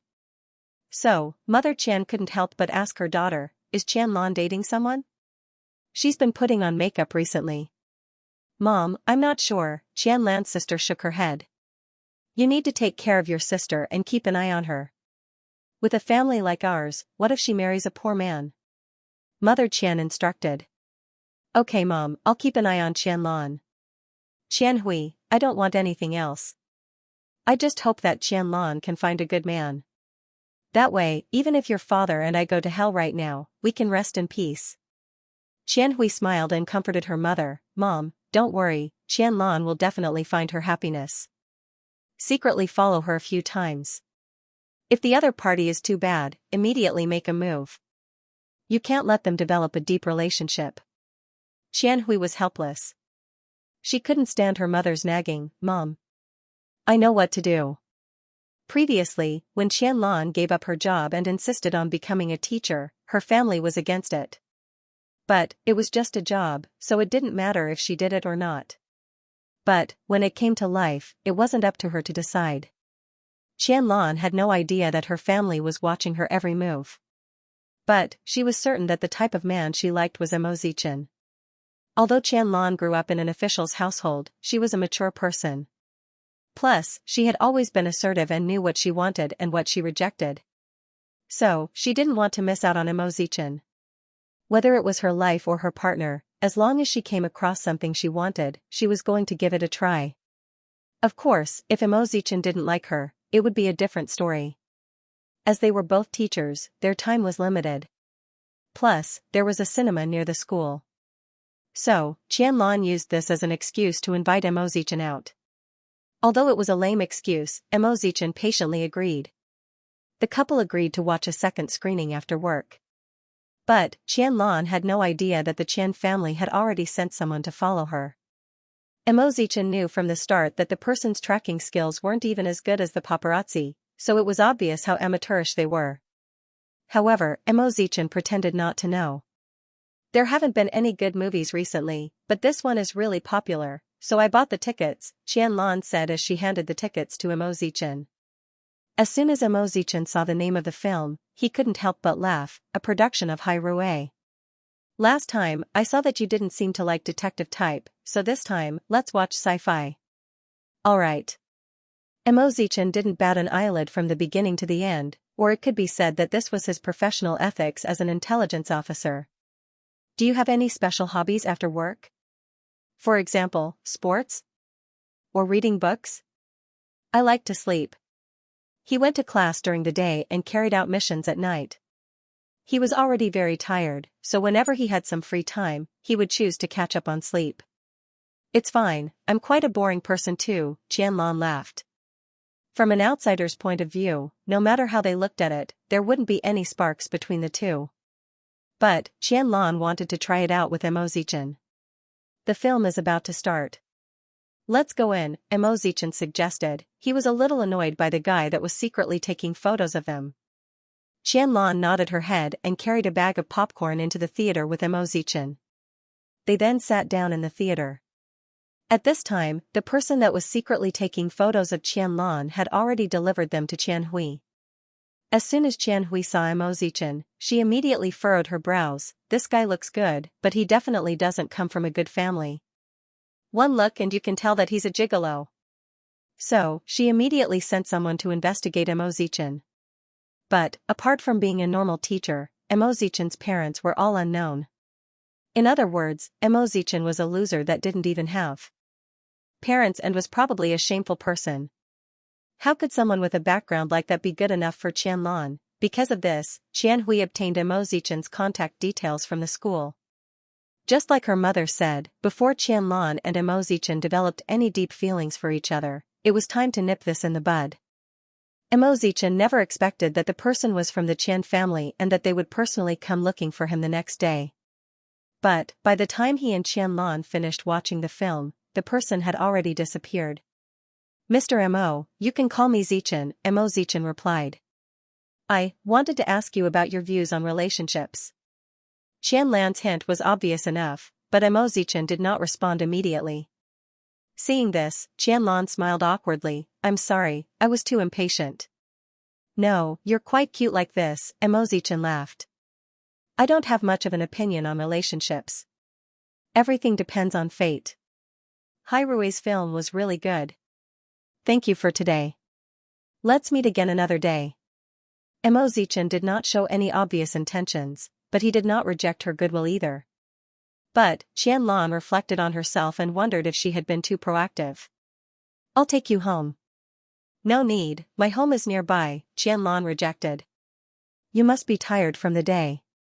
Go home and get some rest. Okay, send me a message when you get home, Imo Zichen did not insist. He seemed to treat everyone like a gentleman, as if he was deliberately keeping his distance. Qianlan was a little disappointed, but she did not show it on her face. She was afraid that her family would see this and object. Afterwards, the couple returned home. But, after Imo Zichen changed his clothes, he disappeared into the night sky. He had no choice but to act on instinct. Because of this, his friend laughed at him. After joining this stupid organization, you can't even tell the truth when you're flirting with a girl. You must be tired. If you don't like her, you should have just rejected her. Why do you have to be so indifferent? If it was someone else, they would have been scared off a long time ago. But, this time, it's different, Imo Zichen shrugged. F*ck, it turns out that there are actually people in this world that like your boredom. Don't say that. I'm actually a man of character, Imo Zichen said before he put on a pair of black gloves. Qianlan had a feeling that Imo Zichen didn't like her, but Imo Zichen did not make it clear. This made her quite frustrated. By the time she returned home, her family was already asleep, so Qianlan didn't have to explain herself. But, she had no idea that her family already knew that she was in contact with a poor rascal. The next day, while Qianlan had class and Imo Zichen didn't, Qianhui sent someone to invite Imo Zichen outside. To highlight her identity, Qianhui deliberately dressed herself up so that Imo Zichen would back off when he found out about her identity. Imo Zichen thought about the stalking from yesterday. The moment he saw Qian Hui, he understood her intentions. Mr. Mo, please sit. Qian Hui gestured to Mo Zichen with her chin as she removed her sunglasses and placed them on the table. My name is Qian Hui, I'm Qian Lan's sister. Hello, Miss Qian. Mo Zichen sat down across from her. I asked you out because I found out that you and my sister have been interacting closely recently. So, I wanted to ask Mr. Mo how far your relationship has progressed. This seems to be a personal question of mine, right? Mo Zichen replied with a smile. Let me put it this way, no matter how far you've progressed, please stop immediately because my sister Qian Lan doesn't come from an ordinary background. I'm sure Mr. Mo understands what I'm trying to say. After Qian Hui finished speaking, she took out an envelope from her purse. This is a small gift from me. I hope you can accept it to make up for my rashness today. Mo Zichen looked at the envelope on the table and couldn't help but laugh. Miss Qian sure is generous. But, I don't really need it. You think it's too little? I don't like people interfering in my private affairs. Miss Qian, please leave. Mo Zichen directly expressed his attitude. Mr. Mo, did you already know about Qian Lan's identity? Is that why you're approaching me with ulterior motives? I don't know what throne your Qian family has, but I really don't like people interfering in my private affairs. Today, even if it wasn't you or someone else, I would still say the same thing. Mo Zichen couldn't help but laugh. To prevent him from getting close to Qian Lan, the Qian family actually thought of using money to solve the problem. Qian Hui returned in disappointment. She originally thought she could get rid of this poor man with a simple gesture. But, it seemed, he had his eyes on Qian Lan's identity and wanted to climb up the social ladder. How could Qian Lan fall for a man like this? He doesn't know when to advance or retreat. Qian Lan had no idea that Qian Hui had looked for Mo Zichen. Meanwhile, Mo Zichen simply treated it as a joke and did not mention it to Qian Lan. However, when he was on a mission that night, he was once again mocked by his colleagues. Ha ha ha, think about our young master Mo, the beloved son of Tongning and Mo Ting. His family is as rich as a country, yet someone threw money at his face. Ha ha ha. I'll make you laugh to death. Mo Zichen said helplessly. You should have thrown $1 million check back. Are you kidding me? Our young master Mo may lack everything but money. That family doesn't know your identity. If they did, their eyes would probably pop out of their sockets. It doesn't matter. Mo Zichen didn't care at all. Don't you want to know what the Qian family does? What else can we do? I didn't think about it before, but when Qian Hui came to look for me today, I realized it. You and I both know what the surname of the new leader is. Mo Zichen replied indifferently. Even so, I still have the same attitude. No one can interfere with my private affairs. Where's your mother? Except for my mother. Mo Zichen replied firmly. Not only was Tongning Mo Ting's flesh and blood, but she was also Mo Zichen's. To be honest, I don't think you and Qian Lan are a good match. Forget it. Stop talking nonsense and get to work. Mo Zichen did not express too much about Qian Lan's matter, so no one knew what he was thinking. That day, after class, Qian Lan sent Mo Zichen a message, but he did not reply. Qian Lan returned home, but to her surprise, she was greeted with a family meeting. Qian Lan, come here, Mother Qian ordered in a strict tone. Mom, what's wrong? Today, I asked your sister to look for someone, but she came back disappointed, Mother Qian said. Who did she look for? You're the mayor's daughter. How could you like those poor men? Qian Hui turned and looked at Qian Lan. Qian Lan, would you be happy if your entire family was laughed at? After hearing this, Qian Lan had a bad feeling. No wonder Mo Zichen did not respond to her message. It turned out, her family had already looked for him. With this thought, Qian Lan immediately exploded. I'm not related to him in any way. Why did you look for him? Of course we're making a stand. The Qian family can't possibly find a poor son-in-law, Qian Hui replied loudly. Qian Hui replied loudly, you have to understand that you are a member of the Qian clan. You have the responsibility to protect the Qian clan's reputation. Mom, do you think so too? Do you also think that my sister is right to interfere in my private affairs? Don't blame your sister. I asked her to do this, Mother Qian humphed. Qianlan, I've introduced you to so many talented young men. You should at least take a liking to one of them. Go look for a physics teacher, I'm really disappointed in you.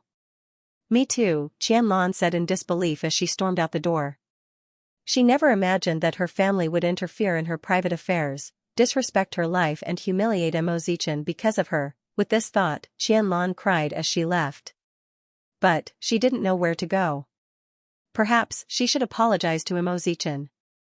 If the Qian family did something like this, how could she have the face to ask Mo Zichen out for a meeting? So, Qianlan pulled out her phone and gave her friend a phone call. This was the friend that introduced her to Mo Zichen. Afterwards, she found Mo Zichen's address from her friend. Although she knew that it wasn't convenient to look for Mo Zichen like this, she felt that if she didn't explain things to him right now, she would feel terrible. Because of this, she went to Mo Zichen's home. But, after ringing the doorbell for a long time, Mo Zichen did not open the door. Was he not home? It was already so late, where could he be? By the time Mo Zichen finished his mission, it was already 1 a.m. As he returned home, he noticed a person squatting on the steps. Mo Zichen took a closer look and realized it was Qianlan. Why are you waiting here? Mo Zichen immediately ran over and placed a jacket on Qianlan's body. Qianlan stood up and looked at Mo Zichen with a pained expression. I'm here to apologize on behalf of my family, you don't need to. It's not safe for a girl to be out at this late hour, Mo Zichen replied in an indifferent tone. But, Mo Zichen's indifferent attitude made Qianlan feel bad. Don't you feel insulted at all? Your family is doing this for your own good. From their point of view, they're not wrong. What about from your point of view? Qianlan asked. Don't do something like this again. News of women being murdered is everywhere. You shouldn't be out on your own, Mo Zichen said in a slightly heavier tone. It doesn't matter to you, does it? Qianlan, you don't need to come all the way here to explain things to me. I'm not angry, Mo Zichen replied. Plus, family is indeed more important to me. You shouldn't get into a fight with your parents because of someone you don't know well. As soon as Mo Zichen said this, Qianlan felt even worse. Because every word that he said made it seem like he was a bystander. He never imagined that a woman like her had waited for so long because she was afraid that he would be angry. I understand. Qianlan mumbled. I'm glad you're not angry. I'm going to leave now. Thank you for the jacket. I'll walk you out. No need, Qianlan said before she left. After speaking, Qianlan quickly walked away. However, after taking 2 steps, she suddenly stopped and turned around to look at Mo Zichen. I originally thought that I would be different in your heart. But, in the end, I'm no different than anyone else. Sorry. Qianlan shook her head. There was nothing to apologize for. Some people were only found out after trying. She originally thought that because of their identities, she could close the gap between them. But, if Mo Zichen wasn't interested in her, then no matter how hard she tried, it would be a waste of effort. Forget it, stop embarrassing yourself. After the drama, Qianlan returned home to find Mother Qian waiting for her in the living room. Seeing that her daughter was in a daze, Mother Qian's heart ached. Lan Er, can't you stop your mother from worrying? What's so good about a poor kid like him? If you're going to interfere with everything in my life, then I might as well die. Qianlan couldn't stand the fact that her life was being controlled by her family. Mom, if you don't believe me, you can try me. After speaking, Qianlan rubbed her nose. You don't need to worry, I won't be seeing Mo Zichen anymore, because he doesn't even like me. After speaking, Qianlan weakly returned to her room and collapsed onto her bed. She didn't understand why she was born into a family like this and why she had such controlling parents. All she wanted was a normal relationship and a normal life. The next day, Qianlan and Mo Zichen ran into each other in the school cafeteria. This was something that had never happened before. The two of them tacitly avoided each other's eyes and found a place to sit down and eat. Seeing the awkwardness between Qianlan and Mo Zichen's friend guessed the ending between the two. So, she picked up her tray and sat down opposite Qianlan comfortingly. I told you a long time ago that you guys don't walk the same path. Look at how awkward you've become. I still like him, but he doesn't like me, Qianlan replied. What did you say? You mean, he dumped you? His friend was furious. This poor boy doesn't know what's good for him. Doesn't he know that he has missed out on the mayor's daughter? That's because you didn't know that my sister brought money to humiliate him, Qianlan sneered. No wonder. Emozichen's friend understood because his father-in-law's family was too aggressive. What do you plan to do now? You cried a lot last night, right? His eyes are still swollen. I don't know either.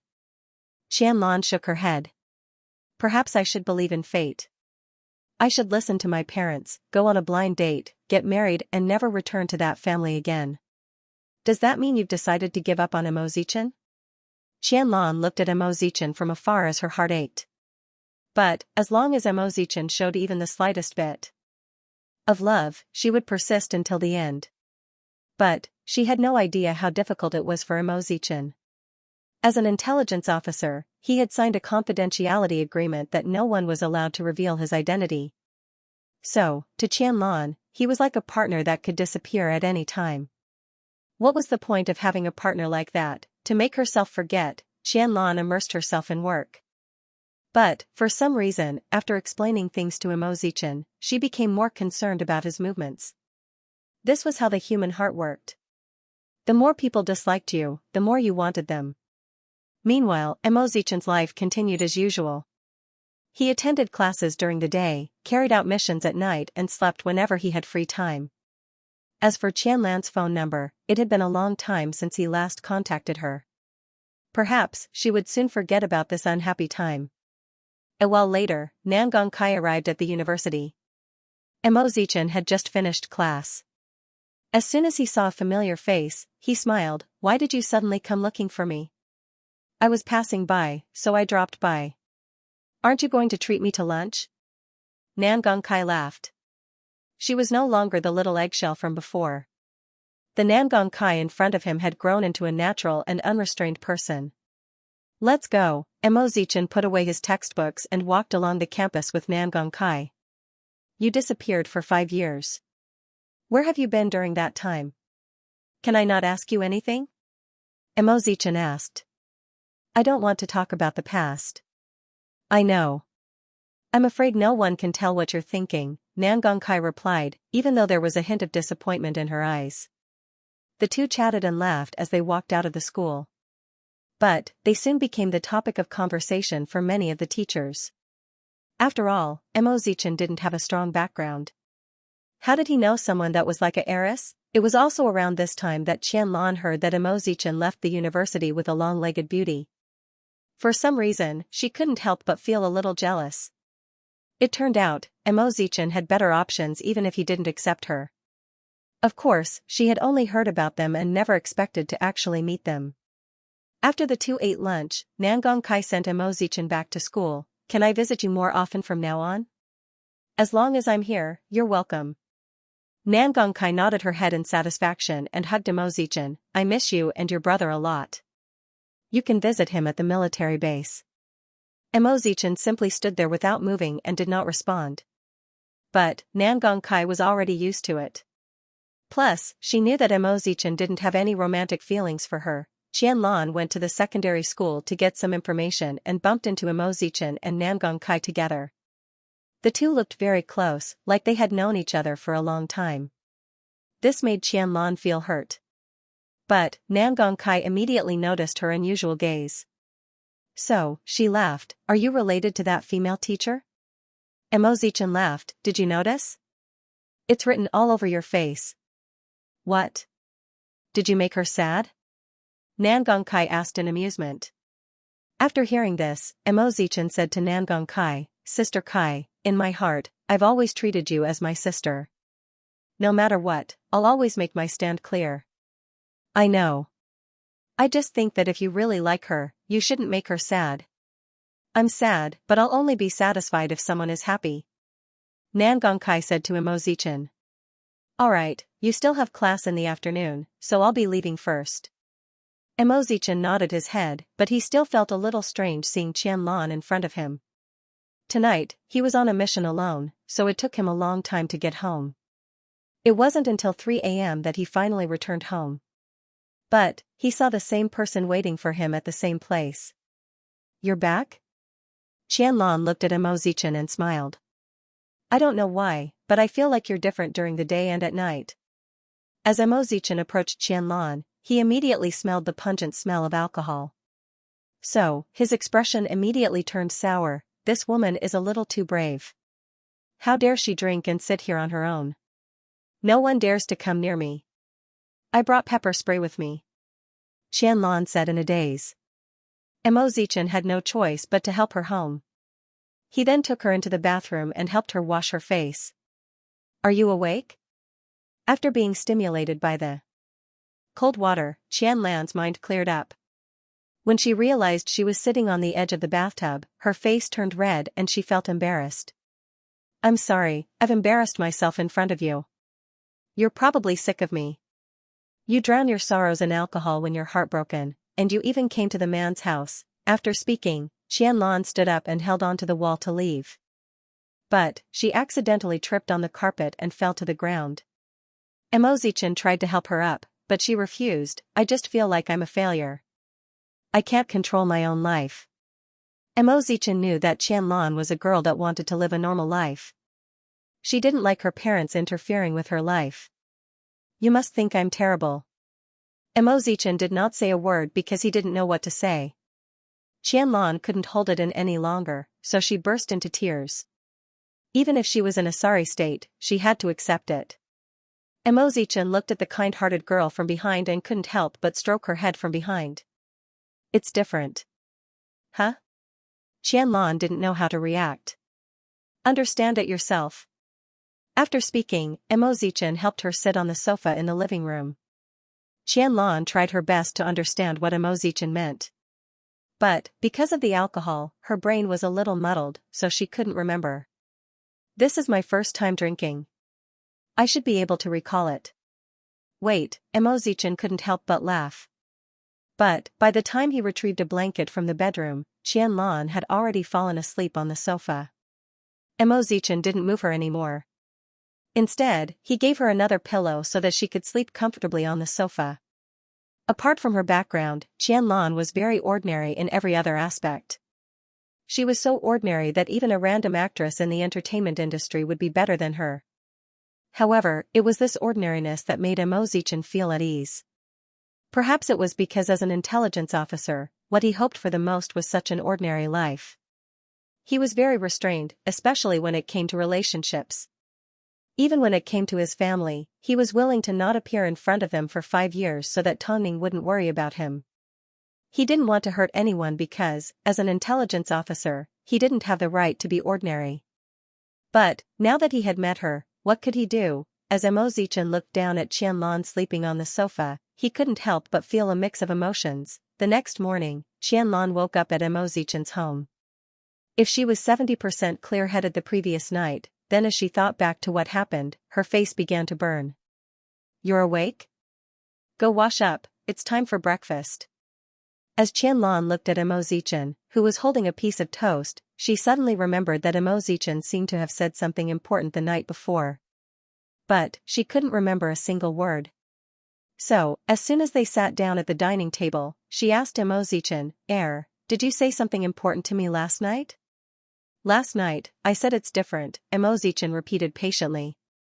After hearing this, Qianlan finally understood what Emo Zichan meant. After all, she had previously said something to Emo Zichan, I originally thought that I would be different in your heart. But, in the end, I'm no different than anyone else. So, did Emo Zichan's reply mean that he was giving her an answer?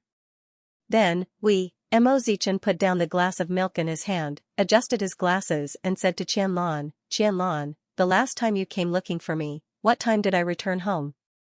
Around 1 a.m. What about last night? Emo Zichan asked. Around 3 a.m. So, don't you have any questions? Qianlan shook her head. She was curious, but she was certain that Emo Zichan didn't go to a nightclub, nor did he look like he was looking for a woman. After all, his scent was the answer. There was no trace of impurity on his body. I won't say anything because I have nothing to say.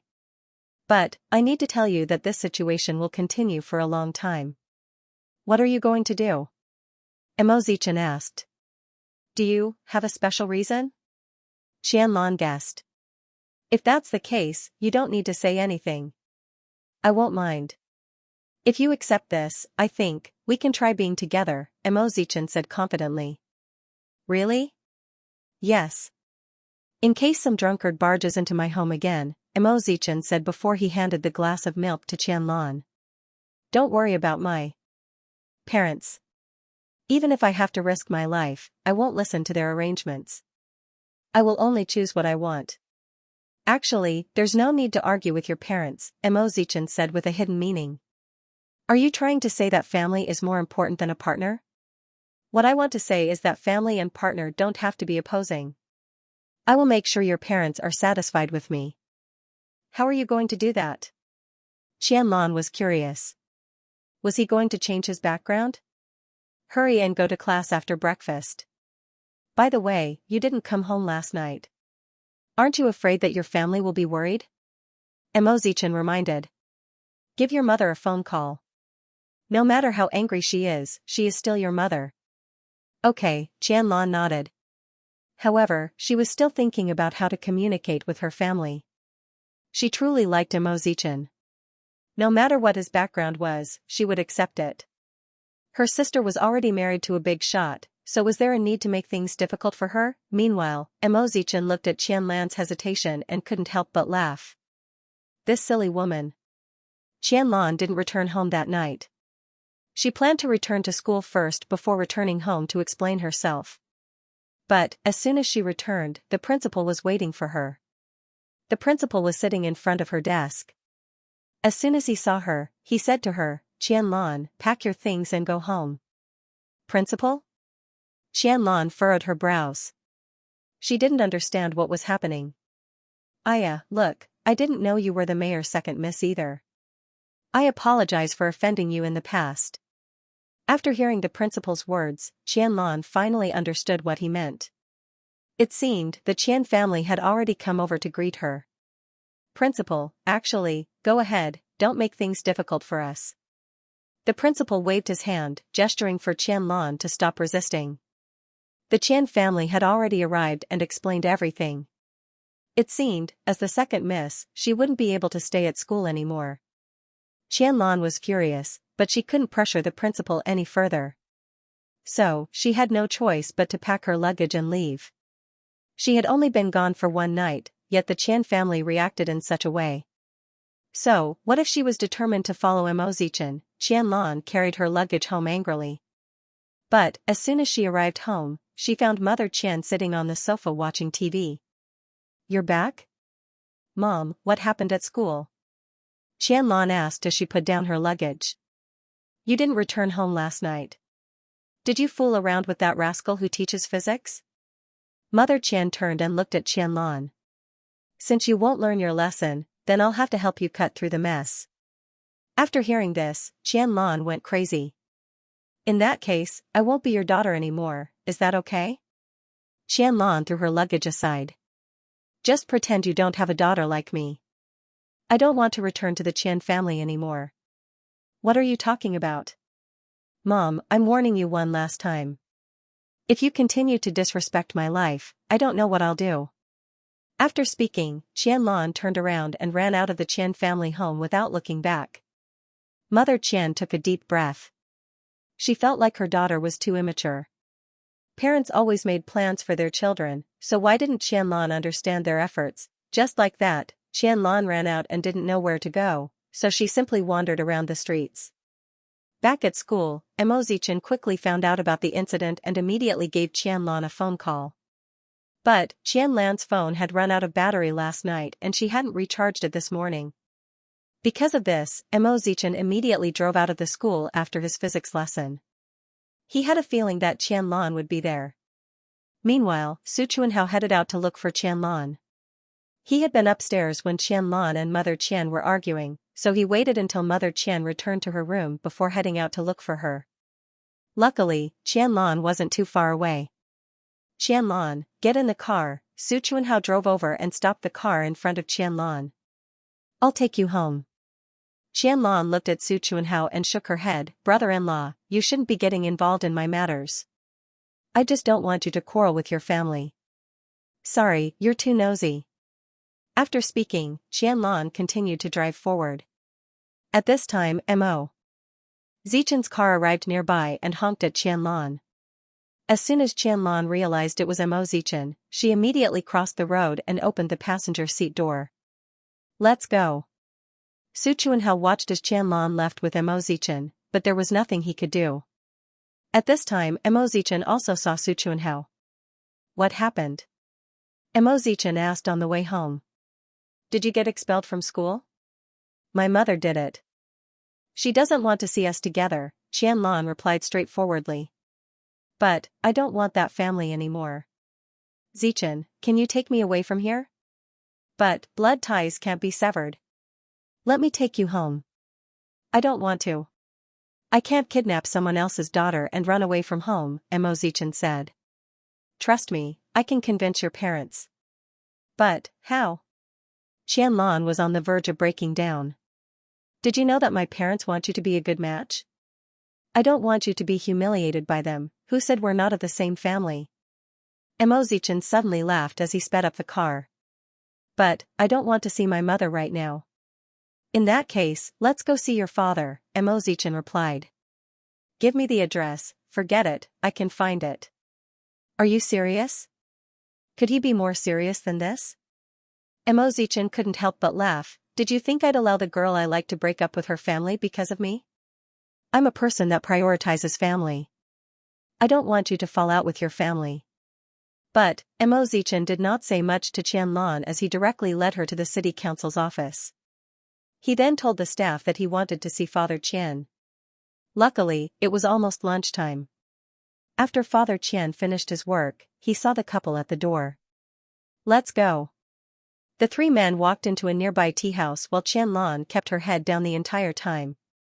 At least you know how to come home. Father Qian humphed. Hello, uncle. I'm Mo Zichen. I've heard a little about you, but I never expected you to be so brave. You actually brought my daughter here to look for me, Father Qian said as he adjusted his suit. You almost stole my daughter away from me.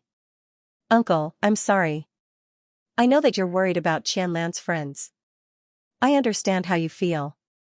Since you understand, then why did you, Dad, don't be so harsh. Qianlan immediately defended Mo Zichen. However, Mo Zichen did not get angry. Instead, he smiled and said, I'm sorry, uncle. I've offended you. I will definitely treat you to a meal on another day. With your permission, uncle, I would like to take Qianlan to Hyatt Regency for dinner tonight. As soon as Father Qian heard this, his first reaction was that this rascal was too brave. How dare he make such a request at a time like this? But, when he heard the words Hyatt Regency, he furrowed his brows. After all, everyone knew that the houses on that piece of land were worth hundreds of millions of dollars. Hyatt Regency? I'm sorry, uncle. I didn't make myself clear. Mo Ting is my father and Tongning is my mother, Mo Zichen explained in a gentlemanly manner. Who in Beijing hadn't heard of these two names? Father Qian never imagined that Mo Zichen was the child of these two people. Even Qianlan was shocked. I'll explain it to you in detail later, Mo Zichen whispered to Qianlan. Since you're their son, why didn't you reveal your identity from the start? Plus, if you're their son, why are you teaching physics at that lousy school? Father Qian was still suspicious of Mo Zichen's identity. Qianlan is at the school and no one knows about her identity. I'm afraid of the same thing, Mo Zichen replied smoothly. As for why I teach physics, it's because my father wants my brother and I to gain more experience in society. That's why my brother is in the army and I'm teaching. In reality, based on Mo Zichen's patient attitude, it was obvious that his upbringing wasn't something an ordinary person could compare to. This left Father Qian speechless. Qianlan is my precious daughter. I don't want her to suffer. Although she feels that I'm restricting her, she needs to understand how dangerous her father's position is. It's not that I despise someone else's background, I'm simply afraid that if I step down from my position one day, my son-in-law will be able to protect my daughter from harm. That's enough. Since you've already explained everything to me, I have no reason to object. You guys can decide for yourselves, I still need to go to work. After speaking, Father Chan stood up, looked at his watch and hurried back to his office. Afterwards, Qianlan looked at Mo Zichen like she didn't know him. I thought you were just a normal physics teacher. From now on, I'll just be a normal physics teacher. I feel ashamed that I dragged my parents into this. If I want a girlfriend, I still need to use my family background, and Mo Zichen shook his head helplessly. So, the beauty that came to look for you yesterday, she's an older sister that I grew up with. She dropped by to see me, and Mo Zichen explained. All of a sudden, everything feels a little surreal. Qianlan said as she looked at Mo Zichen. Will you eventually enter the entertainment industry and become a celebrity? I won't. I'm destined to be a normal physics teacher for the rest of my life. I like living a normal life. After saying this, Mo Zichen ran his hand through Qianlan's hair. Will you continue to like me? Qianlan looked into Mo Zichen's eyes and nodded her head. She felt that only Mo Zichen could understand what she was thinking. She felt that they were the same kind of people. I've already spoken to the principal. You can come back and continue your lessons. In the future, no one will interfere with what you do. What if our mothers showed a strong desire to control both of us? I seem to be very good at dealing with old people. Do you want to try? Mo Zichen winked at her. Let's go back to school. Don't wander around, I'll be worried. Also, don't drink so much, I understand. After that, the two of them returned to school. As for Mother Qian, no one had told her yet. When Su Chuanhao found out that he couldn't bring Qianlan home, his heart was in pain. He couldn't deny that Qianlan still had a place in his heart, but he had already married her sister. Especially since Qianlan liked a poor kid like him.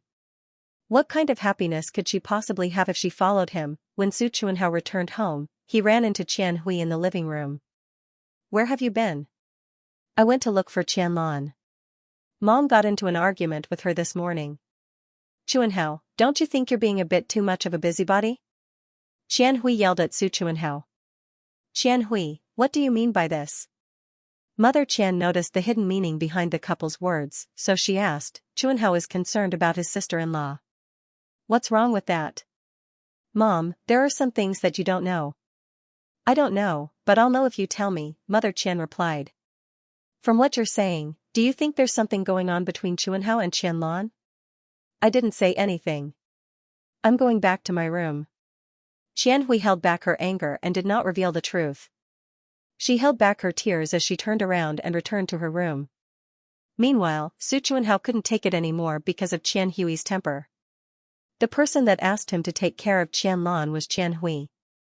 So, the person that was questioning him was also Qian Hui. Chuanhao, why didn't you bring Qianlan home? She boarded a man's car, Su Chuanhao replied. The two of them seem to be very close. Why is that poor man still clinging to my daughter? As soon as Mother Qian heard this, her heart exploded. No, I'm going to the university to look for that man. Mom, let me go. After all, we're both men. It'll be easier for us to talk, Su Chuanhao suggested. I also care about Qianlan. I don't want her to go down the wrong path. Okay, go ahead. Mother Qian had no idea that Su Chuanhao and Qianlan had a past relationship. After hearing this, Su Chuanhao looked upstairs.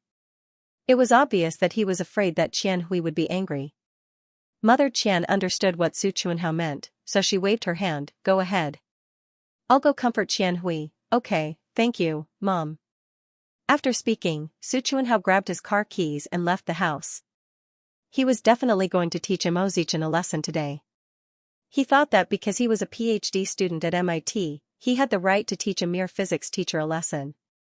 But, he had no idea that Mo Zichen had a shocking background and frightening educational background. At this time, Mother Qian went upstairs to comfort her daughter. Qian Hui, what's wrong with you? Even as a mother-in-law, I can't stand watching you being so fierce to your husband. Mom, that's because you don't know, Qian Hui explained as she wiped away her tears. If you don't tell me, how would I know? What exactly happened to make my daughter so sad?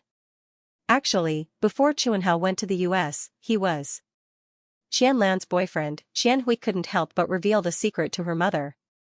After hearing this, Mother Qian looked at her in shock. What did you say? If you have the guts, say it again. Mom, did you know about this beforehand?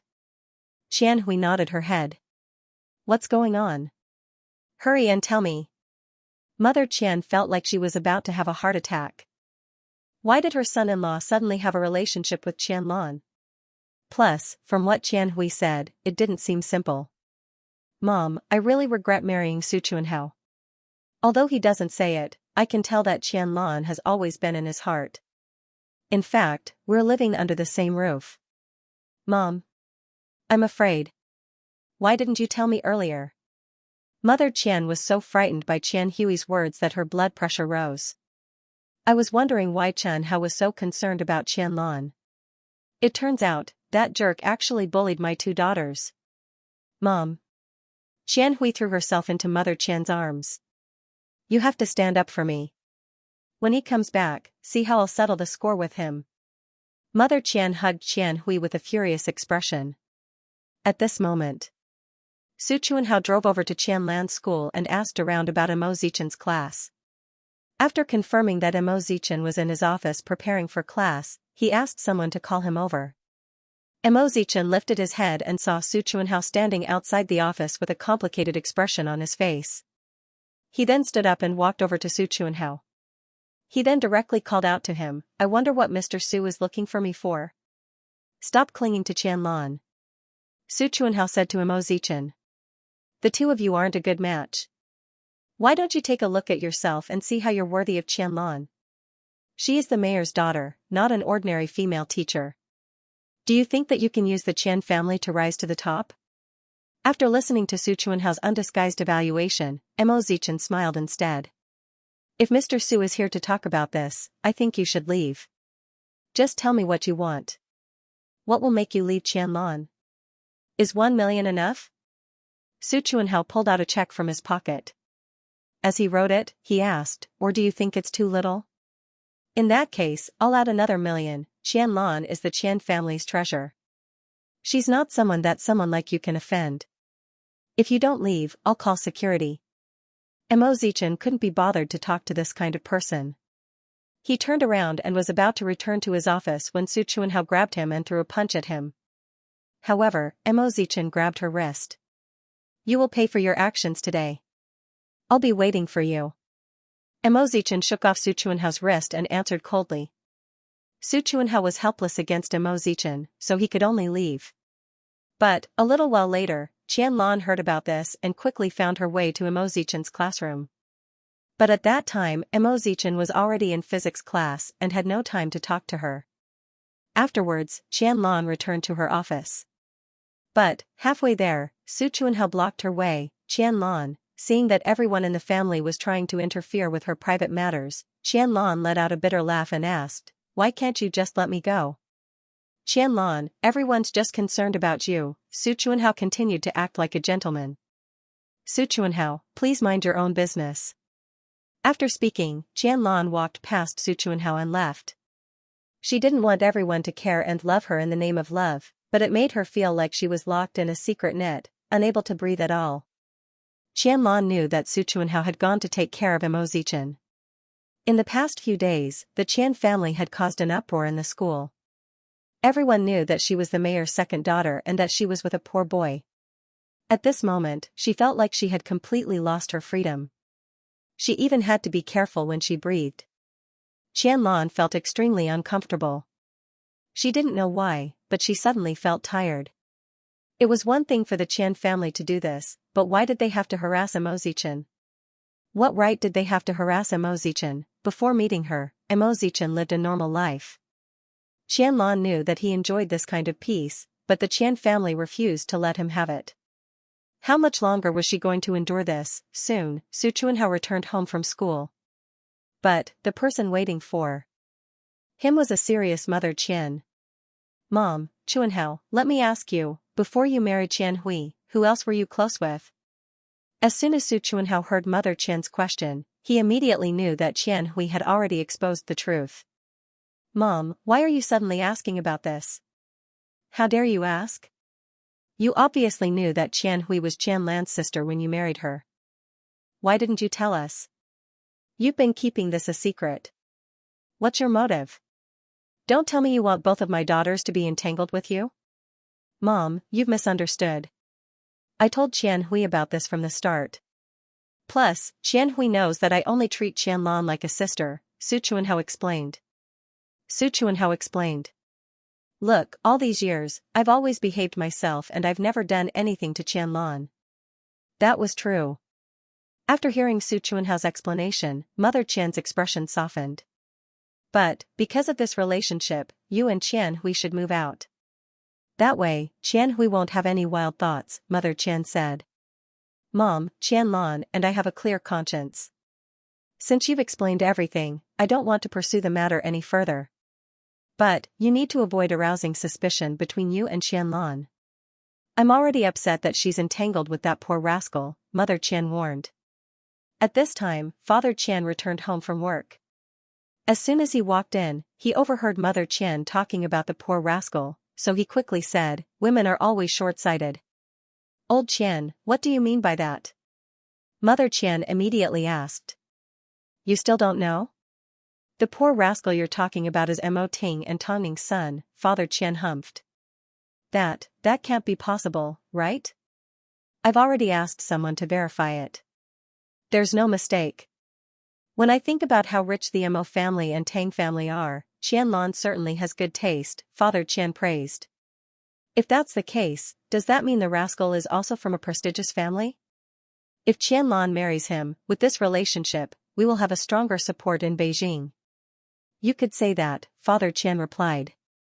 Previously, the Qian family looked down on Mo Zichen. But, after finding out that he was Mo Ting's son, their attitude immediately changed. Qianlan hid behind the screen and listened to her parents' plans. Father Qian had said that he was doing this for the sake of her happiness. But, in the end, it was all because of the Mo family's influence in Beijing. With this thought, Qianlan revealed a look of despair. Perhaps, being together with Mo Zichen would only harm him. Sometimes, people couldn't escape their fate. Perhaps, she should accept reality. With this thought, Qianlan gave Mo Zichen a phone call and arranged to meet outside. Mo Zichen thought she was being bullied again, so he immediately rushed over to the meeting place. But, as soon as they met, Qianlan said to him, "Zichen, I think it's best that we forget about what happened between us." "How long has it been?" "I've already caused you so much trouble. If a relationship needs to be burdened by a family, both of us will be tired. I don't want my family to use you. You deserve better." Qianlan. Mo Zichen wanted to cut her off. "I'm sorry." Qianlan held back her tears and apologized in seriousness. "Unless I can get rid of my family, I won't be able to place the pressure of my entire family on your shoulders." "Do you really have to do this?" Mo Zichen's heart ached. "I don't want to see my family suck your blood," Qianlan said firmly. Qianlan said firmly as she stretched out her right hand. "I will free myself from my family. Give me your blessings." Mo Zichen took a deep breath and nodded his head as he held out Qianlan's hand. "From now on, if you run into any difficulties, feel free to look for me.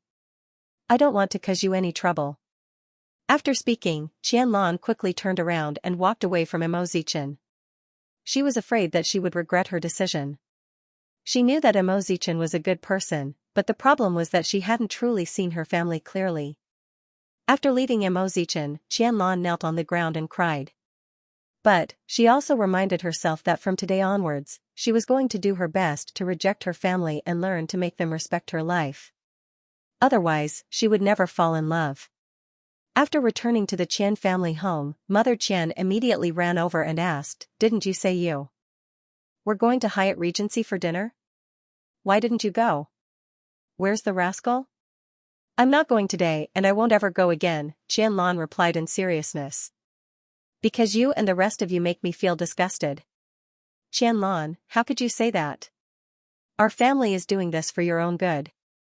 "Don't keep saying that," Qianlan said firmly.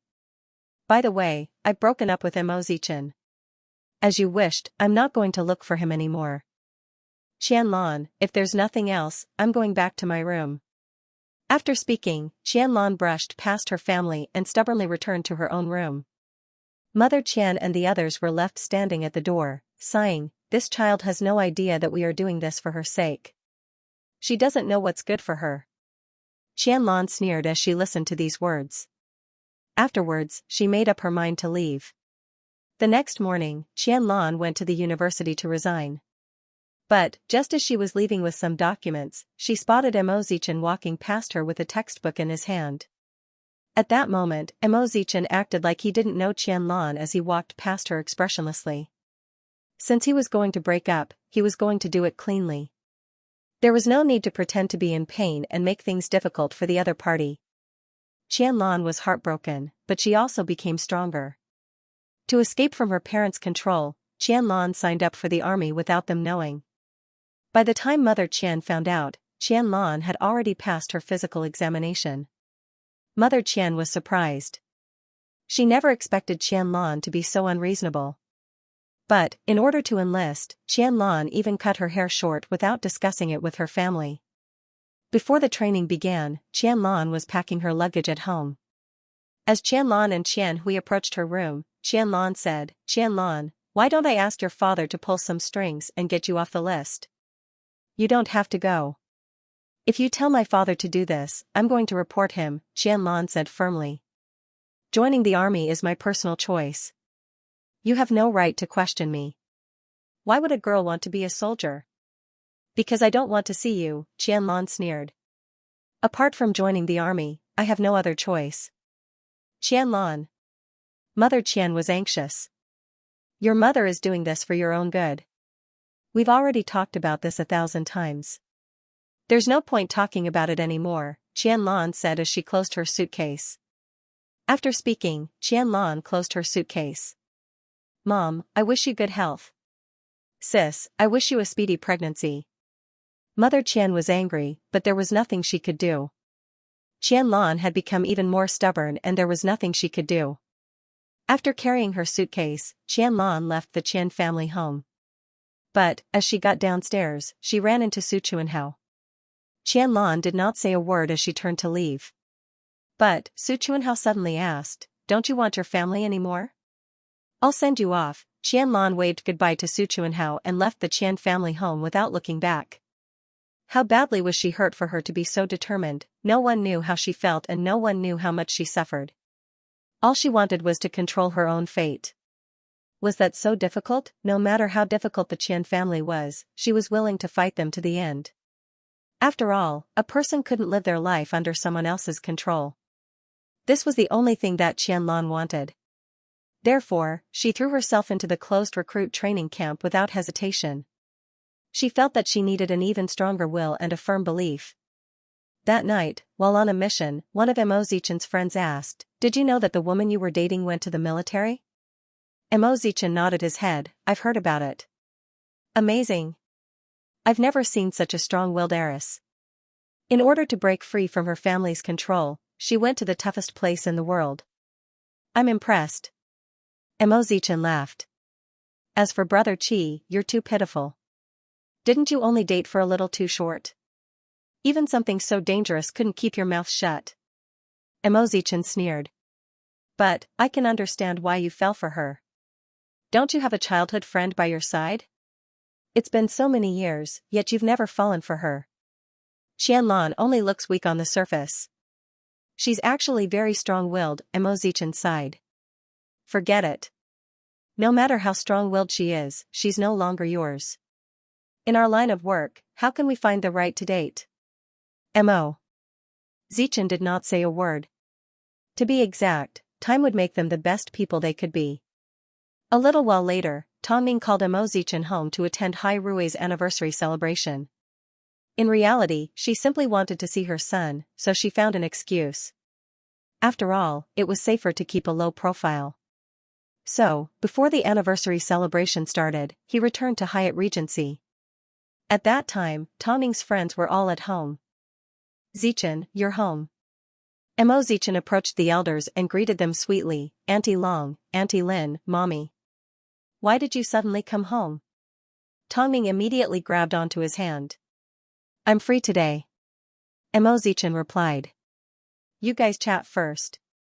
I'm going to go get changed." "Hurry up then," Tongming urged. Afterwards, the aunties began to discuss amongst themselves. Don't you feel bad that Xichen is teaching away from home? Longjia asked. I think he's gotten skinnier. It's one thing to feel bad, but his life is his own. He has the right to make his own decisions, Tongning replied. Who would have thought that the almighty Mo Ting and Tongning's beloved son would end up teaching at a school? No one would believe it. As long as he's happy. Mo Xichen leaned against the wall as he listened to Tongning defend him and speak up for him. In this world, there was probably no one that understood Mo Xichen better than Tongning. Mo Xichen suddenly felt both relieved and sad. He didn't want to see his mother grow old, even though Tongning looked no different from a 30-year-old. After Long Man and the others left, Tongning entered Mo Xichen's room. As she looked at her son standing by the window in a daze, she asked gently, Is something bothering you? Mo Xichen turned around and shook his head, Nothing. I gave birth to you. How could mommy not know what you're thinking? Tongning said as she approached Mo Xichen. In this world, only I and your father can understand you. Only I and your father can help you. Mo Xichen had never reported the bad news. Even when he was bullied, he never said a word. No matter what happened, he always shouldered everything on his own shoulders. But, as she watched her son become more and more silent, Tongning's heart ached. Mommy won't ask about your work, nor do I have the right to ask. But, when it comes to your personal matters, Mommy can help you. Mom. Mo Xichen couldn't help but hug Tongning and place his head on her shoulder. Your daughter-in-law is gone. What happened? Mo Xichen was convinced by Tongning, so he told her everything that happened recently, including Qian Lan's family background. After hearing everything, Tongning laughed. If it's really as you say and this girl threw herself into the army without hesitation, then I think she has a temper. Mom. Fine, I won't joke with you. But, son, women are born emotional. But, if you really like someone, you won't want to see them get hurt. I'm surprised that she has such a decisive side to her at such a young age. She did it for your own good and for her own good. The two of you are still young and have countless possibilities. So, I can understand your pain. But, I need to tell you that this girl really likes you. That's why she's willing to grow up without hesitation. Don't worry, Xichen. The world may be big, but there aren't many people that can understand each other. As long as you want to, you will be able to see each other again. So, that's not your end, it's your beginning. My son is about to grow up. After hearing Tongning's words, Mo Xichen felt a lot better. Mom, your mouth is invincible. Are you feeling better? I feel a lot better, Mo Xichen nodded. That's good. Teach your sister her homework later. I can't do anything to her. Just like Tongning said, Mo Xian was still in school. In fact, she was cheerful and even a little naughty. I'll be right there, Mo Xichen replied. Actually, Mo Xichen missed home a lot, especially when his family was around. His family never fought or argued. At least, he had never seen his parents fight since he was young. Mother loved them very much, and father loved mother very much. As a result, Mo Xichen was constantly thinking about giving up and returning to his parents' side during his years of training on the outside. However, he felt that he should have a choice. As intelligence agents, they wouldn't have any organization, they wouldn't have any military achievements, they wouldn't have anything, only endless running around and danger. However, in this world, there had to be someone to do such things, to protect the innocent and weak. He had an abnormally developed brain. Wouldn't it be a pity if he didn't make use of it? Tongning and Mo Ting had their guesses, but they never interfered. Although they were worried about his safety, they also felt that he was selfless and great. After calming himself down, Mo Xichen headed downstairs to Mo Xian's room. Seeing her struggling with advanced mathematics, he knocked her on the head. Idiot, can't you solve it again? I'm not as smart as you. Mo Xian pouted. Brother too, if you stayed at home more often, my advanced mathematics wouldn't be so bad. If you spent the time you spent dating instead of studying, you might even be better than me. Brother too. Hearing Mo Xian's rebuke, Mo Xichen laughed. Okay, I won't tease you anymore, in case you complain to Mom. I'm glad you know. Mo Xichen looked at Mo Xian's math problem in detail and sat down beside her. I'll solve it for you first. Watch carefully. Mo Zian looked at Mo Zichen and poked the scar on his forehead. All these years, it must have been hard on you. It's not what you think, Mo Zichen hit her on the head with his pen. Be serious.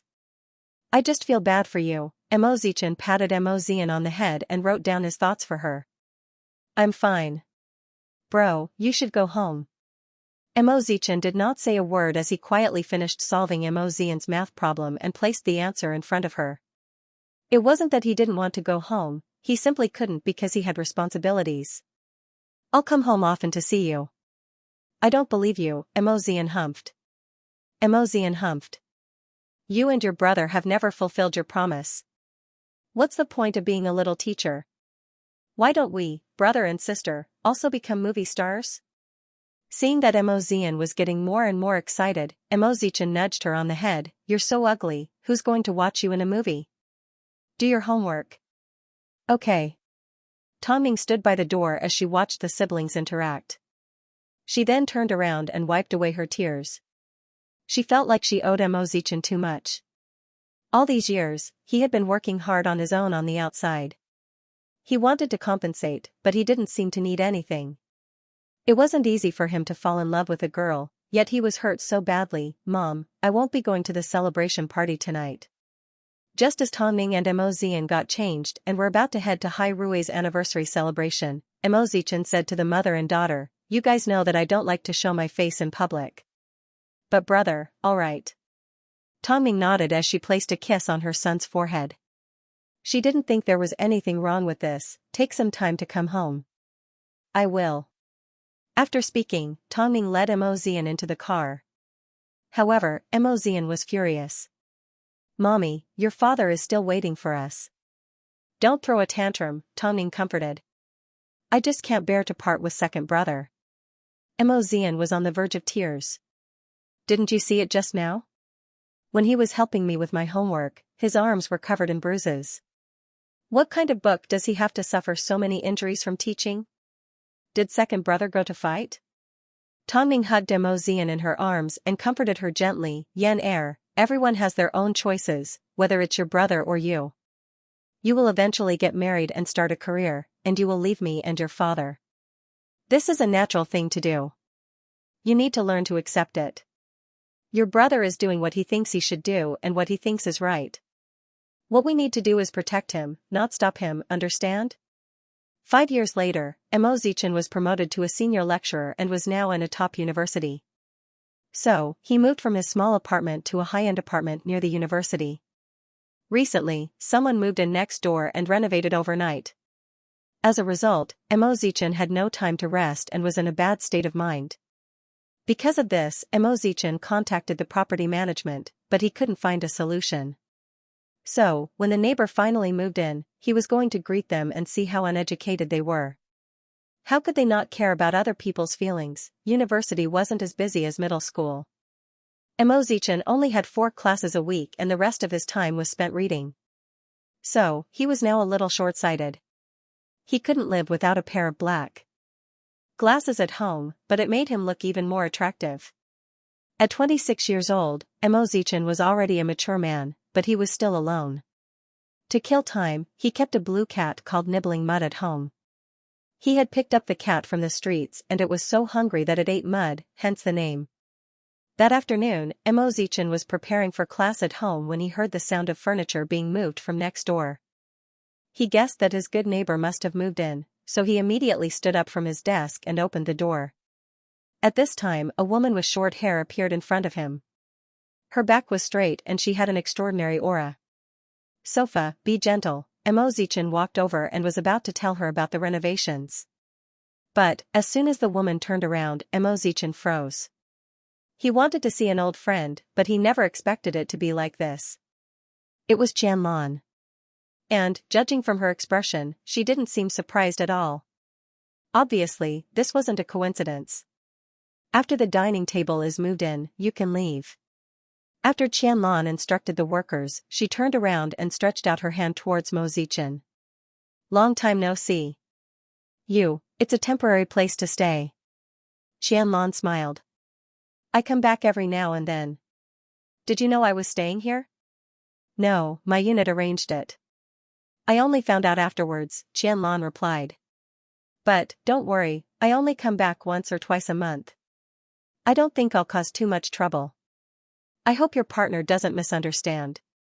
The Qianlan in front of him was capable, energetic and decisive. She had the demeanor of a soldier. I'm still single. Emozichan shook his head. So that's how it is. My time is limited, so I'll continue to work. Let's have a meal together another day when I'm free. There's no need. You can continue with your work. Emozichan turned around and returned to his home, closing the door tightly. They had not seen each other for several years. Perhaps he was the only one who felt awkward. Soon, there was no sound from next door. Qianlan had left. Emozichan calmed down and continued to read. However, he realized he couldn't focus anymore. Then, he laughed bitterly. Qianlan did as she said. After moving in, she only stayed there once and spent the rest of her time at the military base. Emozichan didn't know what her military rank was, but he knew that Qianlan had chosen to study at a military university. 5 years had passed, and everything had changed. However, Emozichan could occasionally hear a young man entering Qianlan's home. Emozichan guessed that this was Qianlan's new partner. She should have gotten rid of her family now, right? Because, less than a year after Qianlan entered the military, the Qian family was investigated and they disappeared from Beijing. So, it was hard to tell if they had migrated. One day, Emozichan was reading at home as usual, but there was a knock on the door. Emozichan opened the door and saw the handsome man next door. He couldn't help asking, "What's the matter?" "I don't have any noodles at home. Can you lend me some?" The man was young and looked like a good match for Qianlan. Emozichan froze for a few seconds before he nodded his head. "Wait a moment. I heard my fiancé mention you before."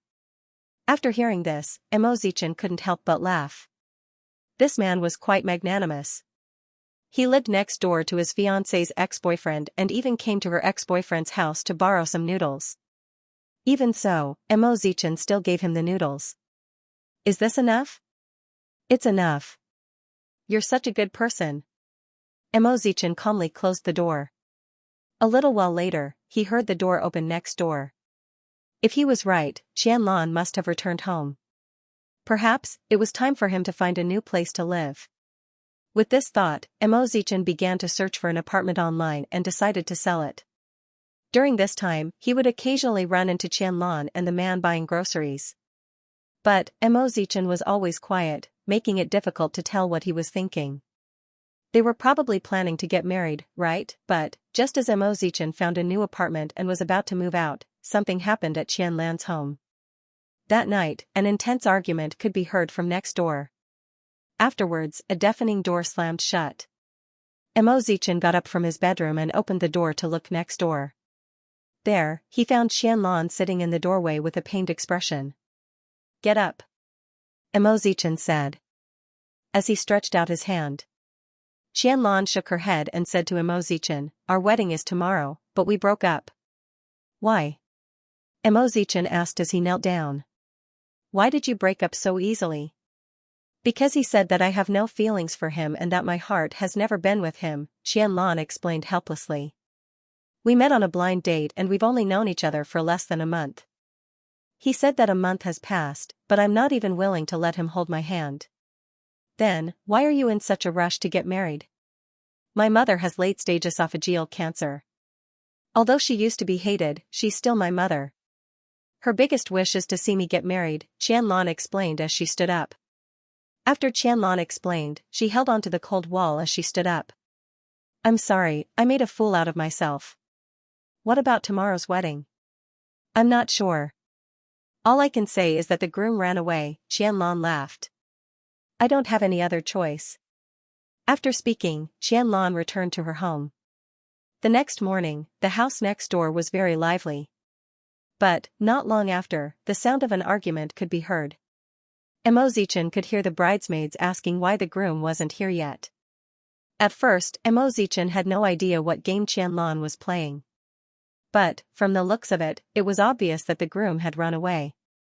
Emozichan didn't know why he still cared. He was originally about to leave for class, but a moment later, he heard an urgent knock on his door.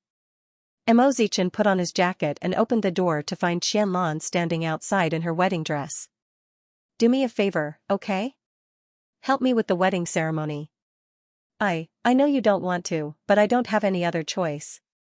"I don't want to agitate my mother," Qianlan said as she grabbed onto Mo Zichen's arm.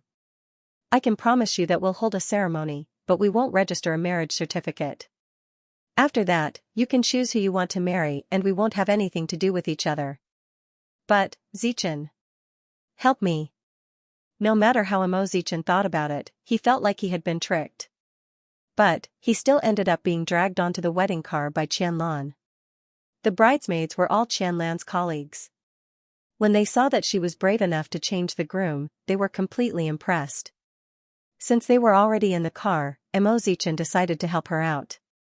After all, he was going to be a lecturer today, so he had to dress formally. The wedding was small, but there were plenty of soldiers present.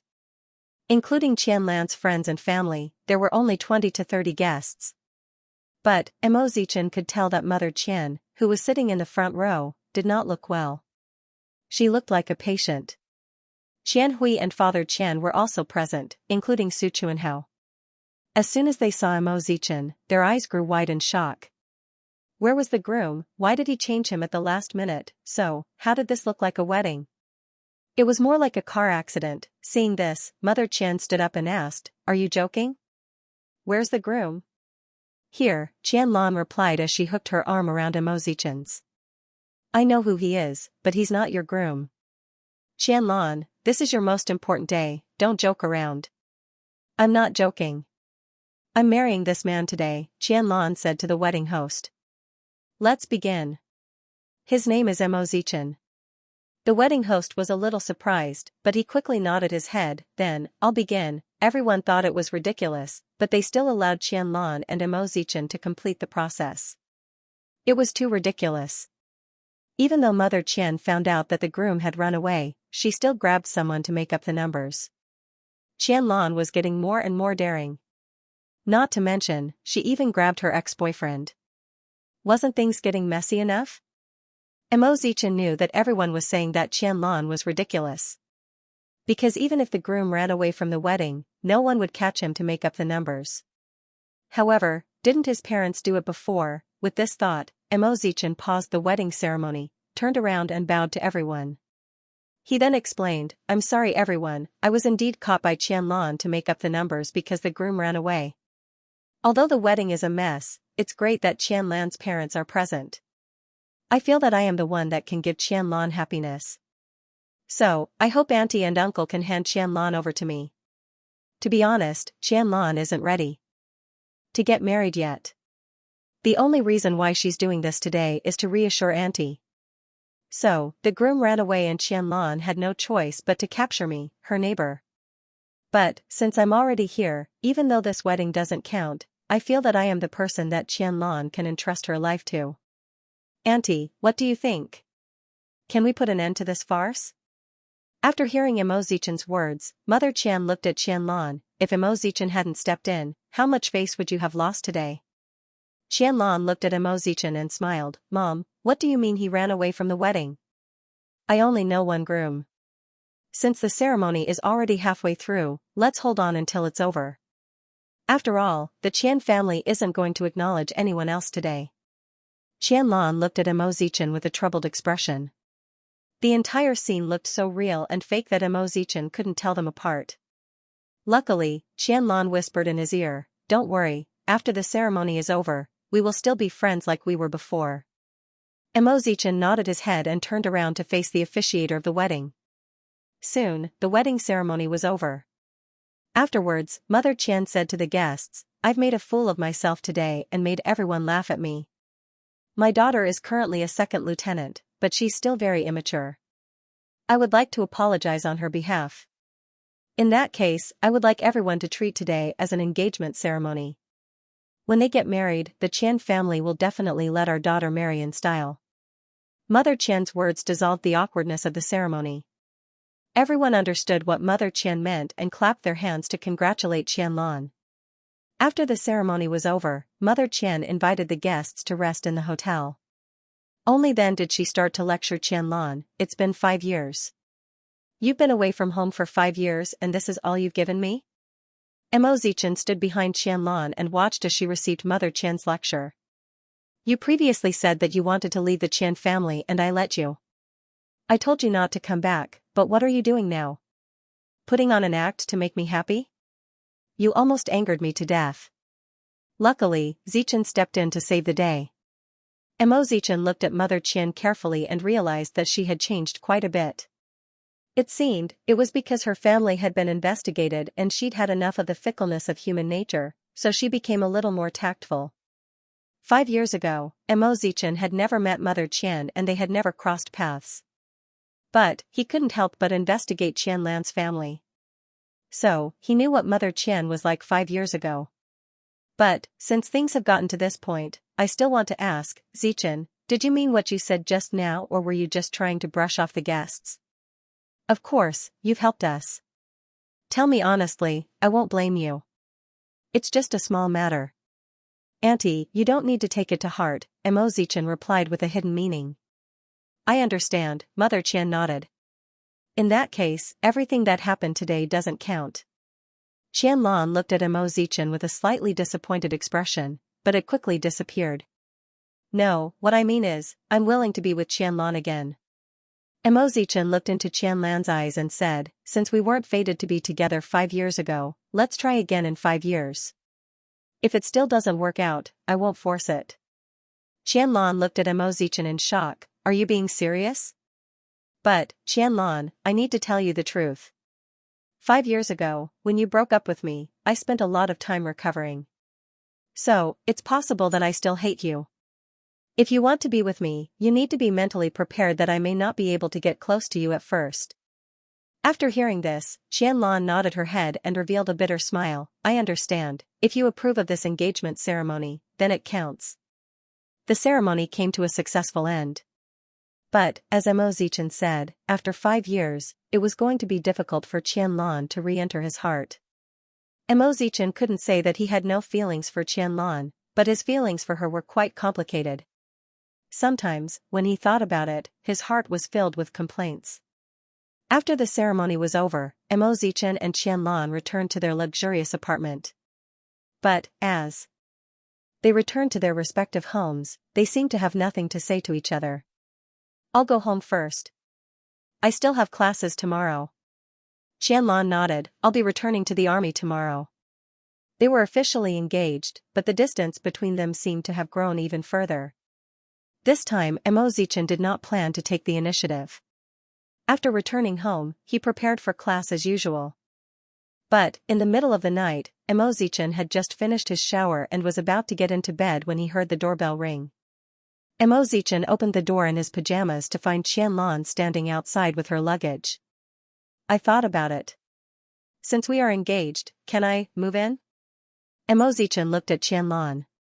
Seeing that she was taking the initiative like she did 5 years ago, he felt an indescribable pain in his heart. But, he still opened the door and let her in. The guest room is empty. Do whatever you want. Don't disturb me tonight. Good night. After speaking, Mo Zichen walked straight into the master bedroom without taking another glance at Qianlan. Qianlan did not force Mo Zichen. Instead, she put down her luggage and began to familiarize herself with the surroundings. Mo Zichen may have lived on his own for many years, but he always kept his home spotless and organized. He was a true obsessive-compulsive person. Afterwards, Qianlan settled into the guest room.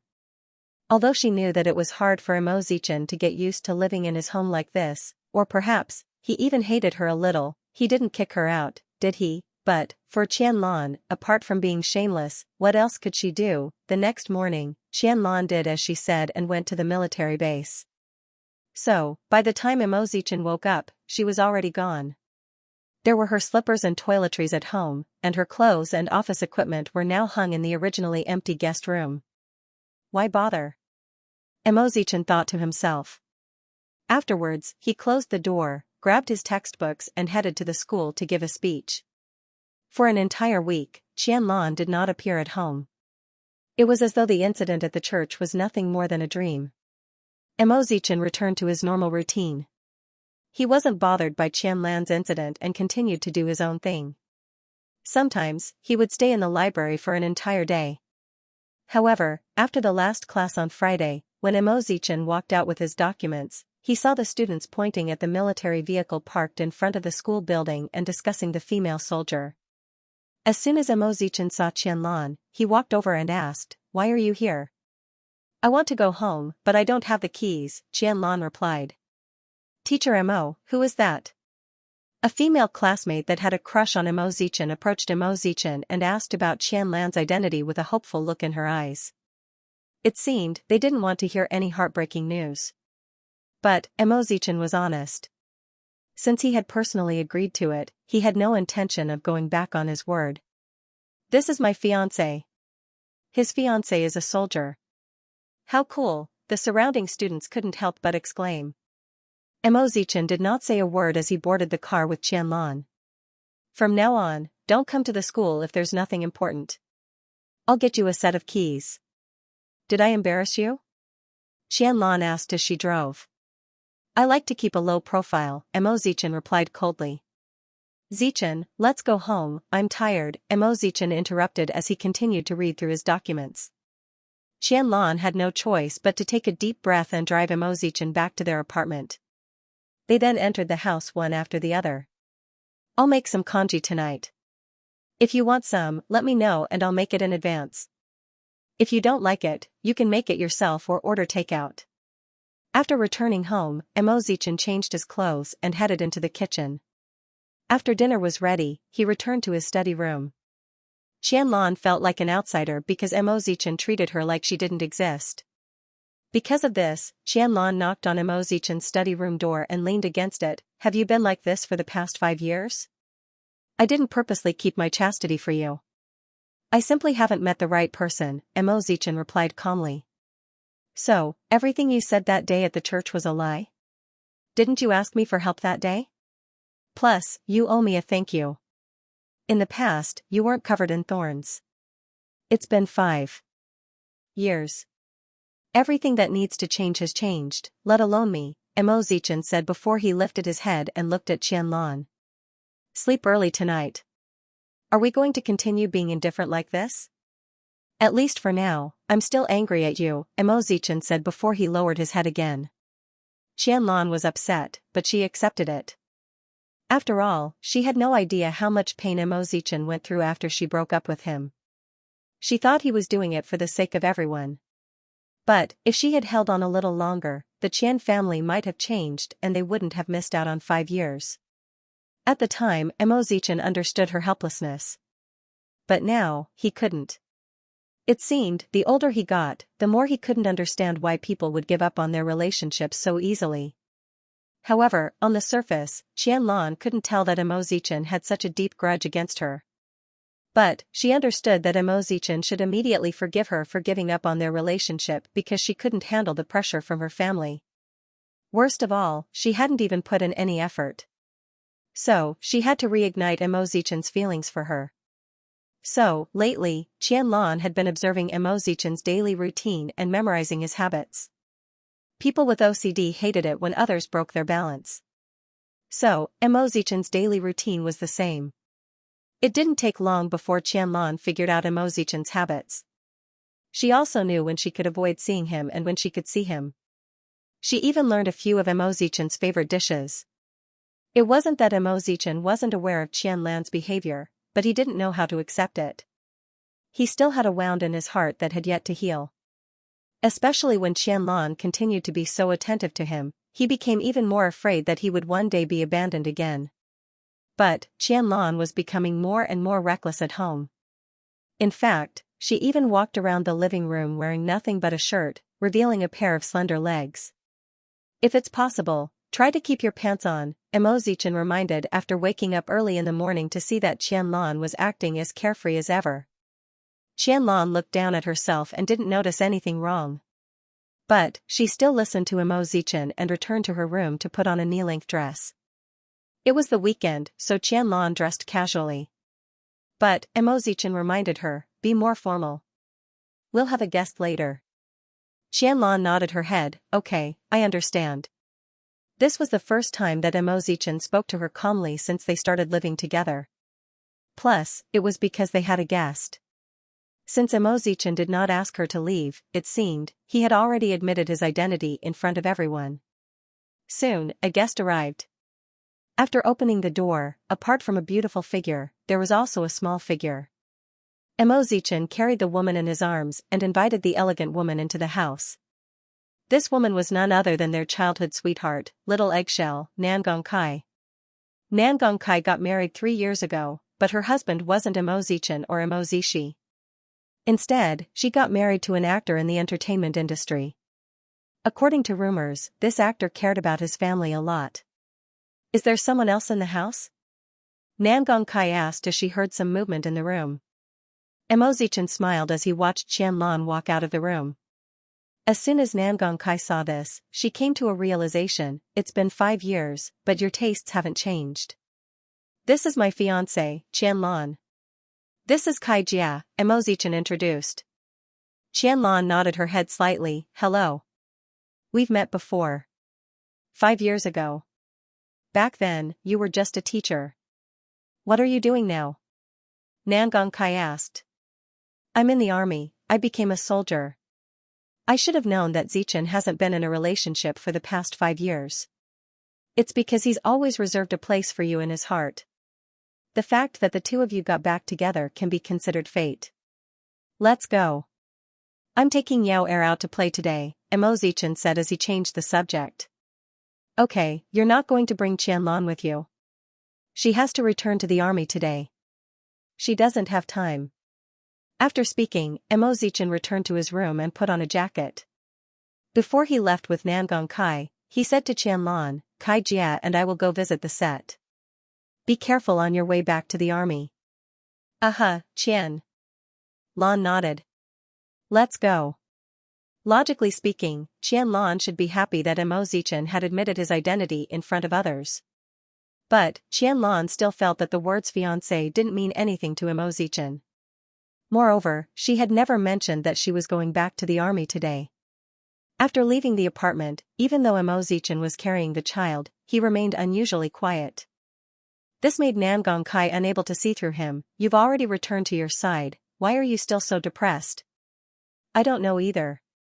The person I've been missing for 5 years suddenly appeared in front of me, but I couldn't help but want to face her with the worst attitude and ignore her. I don't know what's wrong with me. I want to forgive her, but it doesn't seem that easy, Mo Zichen said in a self-mocking manner.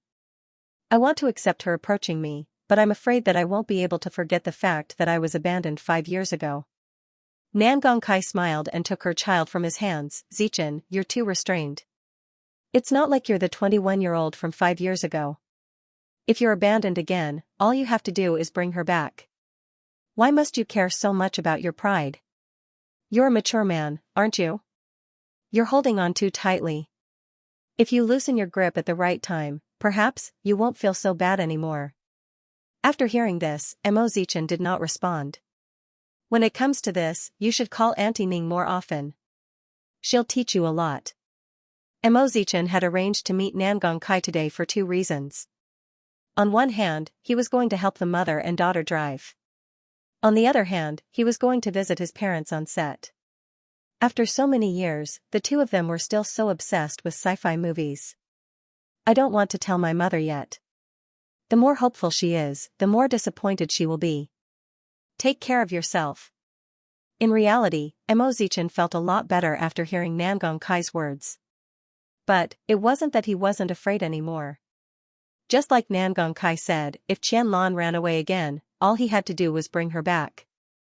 Why did he have to be so conflicted? After arriving on set, Mo Zichen saw his loving parents. Now that Yan Er had taken over Hai Rui, Mo Zichen had more time to spend with his wife. So, the couple were now inseparable. Mo Zichen looked at his parents from afar. As he watched them love each other from the bottom of their hearts, he suddenly felt a lot of emotions. Tongning turned around and saw her son. She immediately put down the design in her hands and approached Mo Zichen. How did you find the time to come here? Mom, I really miss you. You don't miss your father?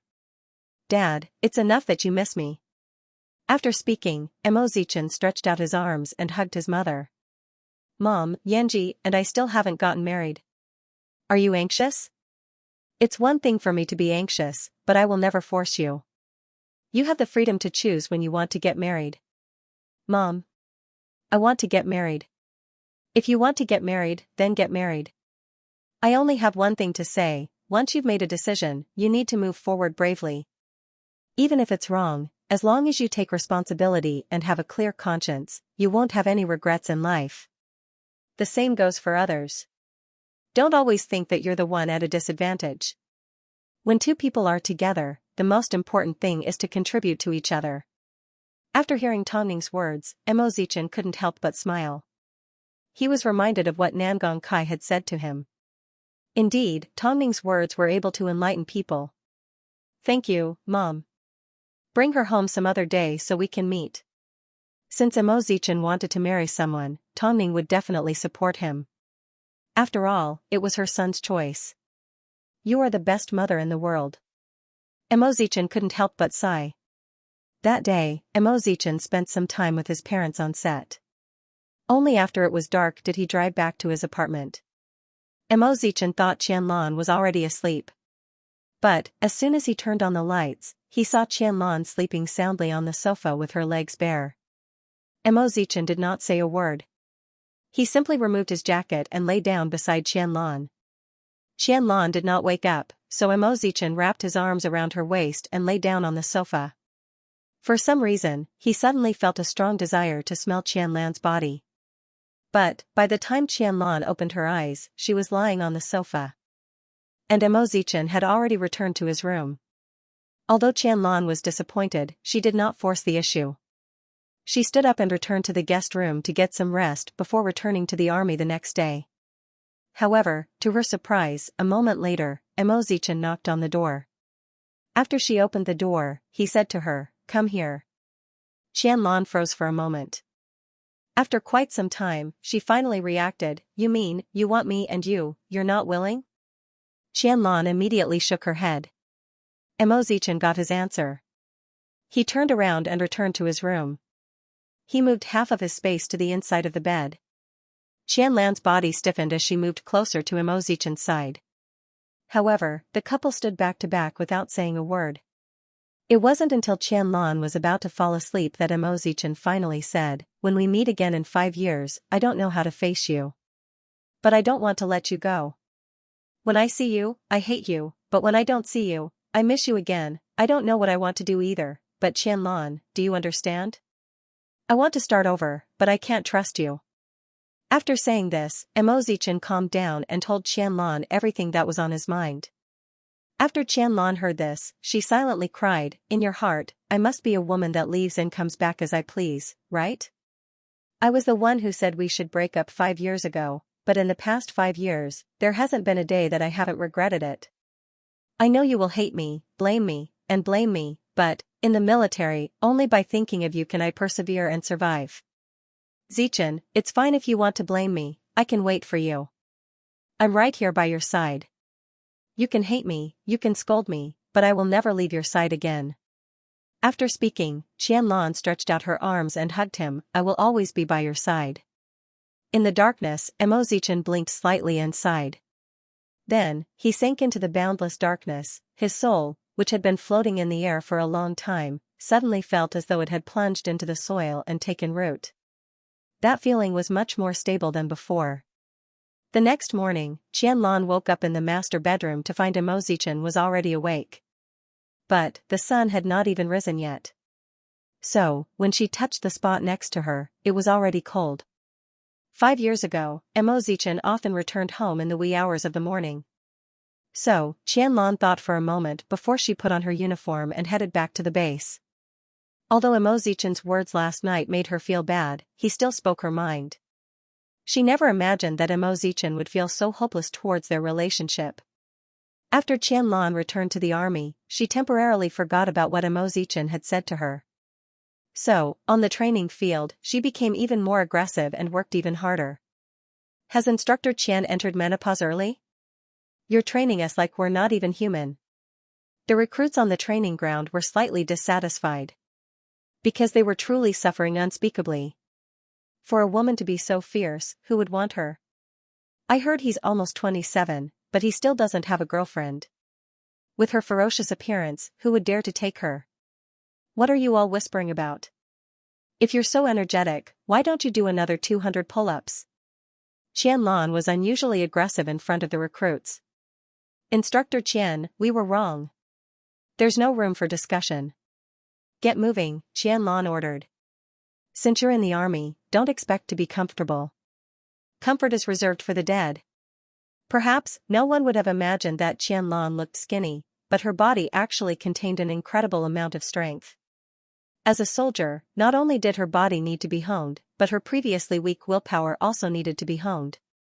Especially when she thought about Imozichen, she realized that no matter how difficult things were, Qianlan was able to overcome them. By the time she saw Imozichen again, another week had passed. Qianlan dragged her exhausted body home to find Imozichen sitting on the sofa reading a book. Perhaps, this was how the saying, "time is peaceful," described. You're back? Imozichen asked without lifting his head. Uh-huh. Qianlan's voice was deep and tired. Have you eaten? I cooked a little. Imozichen added. In reality, Qianlan had already eaten at the army base. But, when she thought about sitting with Imozichen, she quickly replied, not yet. Go get changed and come out. Imozichen put down his book and stood up from the sofa. But, Qianlan noticed that Imozichen's gait was a little unnatural. What's wrong with your leg? Qianlan immediately asked. I accidentally bumped into it, Imozichen replied casually. Qianlan looked carefully at his ankle and then at the bruise on his thigh. How did he bump into it? It was obviously a result of a beating. Did you go out again last night? Qianlan asked from behind Imozichen. 5 years ago, you always came home in the middle of the night. Last week, you went out in the middle of the night. I knew. Imozichen did not say a word. After speaking, Qianlan walked into the bedroom and pulled out a first aid kit for Imozichen. She then knelt down in front of him and said, I'm good at treating injuries like this. Sit down. Imozichen looked down and noticed the nervous expression on Qianlan's face. Sit down. Imozichen was a little surprised as he took a few steps back and sat down on the sofa. How many days has it been since you went out? Qianlan guessed because she noticed that the rubbish at home hadn't been thrown out for a few days. You haven't left the house since you got injured? Imozichen nodded. Since you wanted to disguise yourself, why did you let me find out? Qianlan lifted his leg up and looked at the scars on his thigh. Qianlan did not say a word as she buried her face in Imozichen's lap and began to cry. These injuries are at least 10 years old, right? Imozichen didn't explain. He just felt something strange in his heart. Why are there so many injuries? Why? In the end, Imozichen reached out his hand and gently wiped away the tears on Qianlan's face. Didn't you say you were going to treat my injury? Why are you crying? Qianlan choked up as she took a deep breath to calm herself down. I didn't know. I really didn't know you had so many injuries on your body. I'm already used to it. Imozichen remained silent about his identity. After all, he had signed an agreement that he couldn't reveal it to anyone, including the people closest to him. Okay, I won't ask anything. But, if you get injured again in the future, can you tell me? Qianlan pulled out a bottle of iodophor to disinfect Imozichen's wound. Are you worried? Yes, Qianlan nodded her head. I'm worried. Don't you know? My heart aches. When I see these injuries, I can't breathe. I feel like I'm suffocating. Seeing Qianlan's teary eyes, Imozichen couldn't help but place a kiss on her lips. Qianlan was stunned at first. Then, she slowly closed her eyes. Imozichen didn't know why he was being so impulsive, but he didn't want to see Qianlan cry. 5 years ago, when she cried, his heart softened. 5 years later, when she cried, his heart still softened. Don't cry. Qianlan stopped crying, but she still couldn't help but sob. Imozichen watched as Qianlan helped him apply medicine, but he did not say a word. To him, these injuries were nothing more than normal. But, to Qianlan, it was a huge shock. Which department? Special forces? Or some secret organization? Don't ask anything. It won't do you any good. After speaking, Mo Zichen stood up from the sofa. Plus, these injuries are nothing. After all, you were the one who gave me the most serious injuries. Sorry. I'm really sorry, but I've already made a mistake and I've already been punished for 5 years. Zichen, while you're punishing yourself, you're also punishing me. After speaking, Mo Zichen headed into the kitchen to prepare dinner. That night, the couple sat quietly at the dining table. Qianlan looked at Mo Zichen's lowered head and said, "I'll try to be a good wife." Mo Zichen did not respond. After he finished eating, he said to Qianlan, "Since you're a good wife, go and wash the dishes." Qianlan was a little surprised as she nodded her head, "Okay." Qianlan was happy, even if it was just a slight response from Mo Zichen. That night, the couple entered the bedroom one after another. When Qianlan saw Mo Zichen lying on the bed, her face turned slightly red because he was half naked. But, when Qianlan approached and saw the scars on Mo Zichen's body, her eyes almost turned red. Afterwards, the couple lay down on the bed and Qianlan gently stroked the scars on Mo Zichen's back. She imagined how painful it must have been for him to suffer these injuries. "If you keep touching, something bad is going to happen. Go to sleep." Mo Zichen's voice drifted into Qianlan's ears, but it did not intimidate Qianlan. Instead, she inched closer to Mo Zichen's back and gently placed a kiss on the scars. Mo Zichen's body stiffened as he turned to look at Qianlan. Their eyes met and an indescribable feeling flowed through them. "I've already warned you." Mo Zichen suddenly stretched out his hand, grabbed Qianlan between his arms and pressed her down. You're injured." Qianlan reminded. "You underestimate me." Mo Zichen's hands reached under the covers and removed her pajamas. But, as his hands wandered across her body, he had no desire to kiss her. Because the obstacle in his heart had not passed. So, he helped Qianlan adjust her pajamas and rolled over to the side. "My wound hurts." Qianlan's expression suddenly turned gloomy. Soon, Mo Zichen's even breathing drifted into her ears. But, Qianlan stood up and walked over to the floor-to-ceiling window and looked out into the distance. She was about to leave for a mission and she didn't know how long she would be gone for. It wasn't easy for Mo Zichen to finally open up to her. If he didn't see her for half a month, she didn't know how long it would take for him to fully open his heart. The military was holding a competition for new recruits. As an instructor, she naturally had to be present, so she had to leave at 5 a.m. After thinking for a while, Qianlan returned to the bedroom and knelt down beside Mo Zichen's bed. She looked at his sleeping face and gently touched his face. "I'm sorry, Zichen. I know that no matter how many times I apologize, there's still a barrier in your heart that you can't get over. I don't know what you want and I don't know how to comfort you. I want to beg for your forgiveness, but I don't know where to start. I really don't know what to do. As soon as 5 a.m., I'll have to leave you again. This time, I might be gone for another week. You don't know how much I hope for a little response from you. Forget it, I asked for it, I don't blame you. I simply hope that you don't hold yourself back." After speaking, Qianlan got up and headed to the study room. She had no choice but to lie down beside Mo Zichen and suffer from insomnia for the entire night. In the dark, Mo Zichen opened his eyes and rolled around in discomfort. "Silly woman, you're disturbing my sleep." Just before 5 a.m., Qianlan woke up to find a sandwich and half a glass of warm milk on the table. Qianlan was a little surprised. But, when she realized who had done it, her heart was filled with joy. Did he hear what she said the night before? After eating breakfast, Qianlan placed the medicine that Mo Zichen wanted on the dining table and reminded him to apply it himself. When Mo Zichen woke up in the morning and saw the medicine, he rolled his eyes. If intelligence agents were to use this kind of low-grade medicine, I wonder how many times they would have died from the pain. After all, the medicine they used was specially made and couldn't be found on the market. But, even though he said this, he still held the medicine in his hand. What he said was completely different from what he thought. This time, Qianlan was gone for 10 days. During these 10 days, she did not contact anyone. Mo Zichen understood the nature of the military and knew that he wouldn't be able to reach her even if he called her. So, he decided to ignore Qianlan.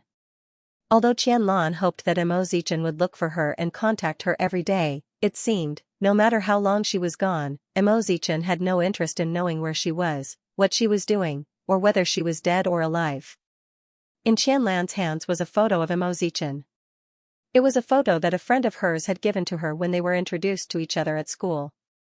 From the angle, it looked like it was taken secretly. Whenever she had free time, she would take it out and look at it. This action of hers had once been ridiculed by many of her comrades. "Aren't you and the man that you've been yearning for together yet?" "We're together," Qianlan replied. "Then why haven't you guys contacted each other?" the woman asked nosily. "That's right, why haven't we contacted each other?" Qianlan couldn't help but ask herself. "I knew it was a one-sided love. He never agreed to be with you, right? Forget it, focus on your mission. These new soldiers are all extremely mischievous. I don't have time to think about relationships." The woman patted her on the shoulder comfortingly. Qianlan smiled and put the photo away. That's right, it wasn't time to think about relationships at a time like this. The next morning, before Qianlan could even get out of bed, she heard someone report, "Instructor, there's a problem. A few new soldiers have entered a restricted area. There are mines in there." "Then what are you waiting for? Find them, hurry up and find them." Qianlan immediately stood up. These new soldiers were way too worrisome.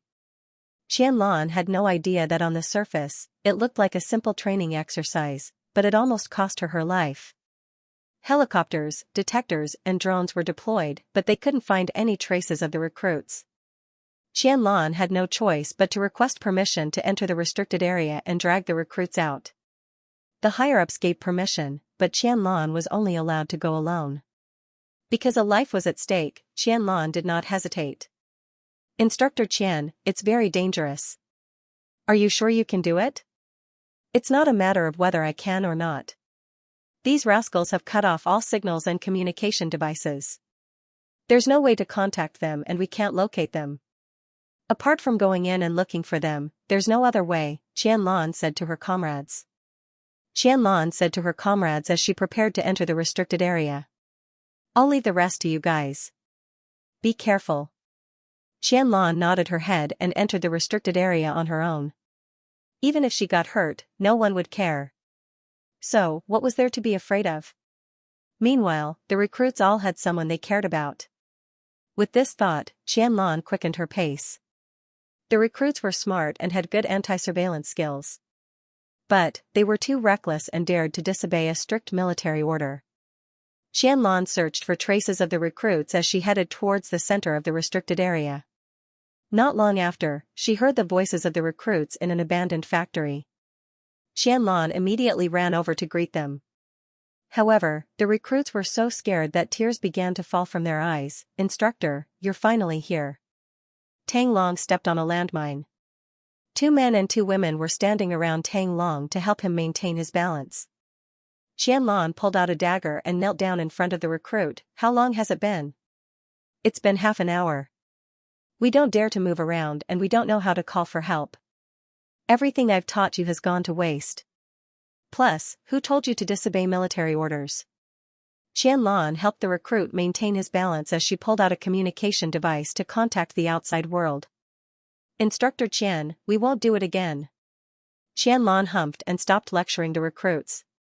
Instead, she looked up at the recruit and said, "Don't worry, it's not impossible to get rid of it, okay? I trust you, instructor." The recruit was so scared that he did not even dare to breathe in fear that the ground beneath him would explode. But, at this time, one of the female recruits suddenly screamed. She felt like she had also stepped on a landmine. As a result, the recruit named Tang Long couldn't help but shrink back. Qianlan was shocked as she quickly protected the recruit and rolled out of the room. "Everyone, get down." It happened so suddenly that the explosion shocked the entire military region. By the time everything calmed down, the recruits noticed that Qianlan's back was covered in blood. "Instructor Qian. Instructor Qian." However, Qianlan had already lost consciousness. Was she going to die? Would they never see Mo Zichen again? Qianlan didn't want to close her eyes, but she had no energy left. Mo Zichen waited for half a month, but there was still no news of Qianlan. It was at this time that he realized something was wrong. Logically speaking, Qianlan was supposed to be back in half a month at most. But, half a month had passed and Qianlan was still nowhere to be seen. After some thought, Mo Zichen decided to give Qianlan a phone call. However, Qianlan's phone was left at the military base and was turned off. The more Mo Zichen thought about it, the more he felt that something was wrong. In the end, he made a phone call to the military. After waiting for quite some time, Mo Zichen finally received news that Qianlan was at the hospital. Mo Zichen immediately drove to the hospital with an indescribable feeling. He felt that even if he didn't forgive her and didn't want to talk to her, he couldn't let her get hurt.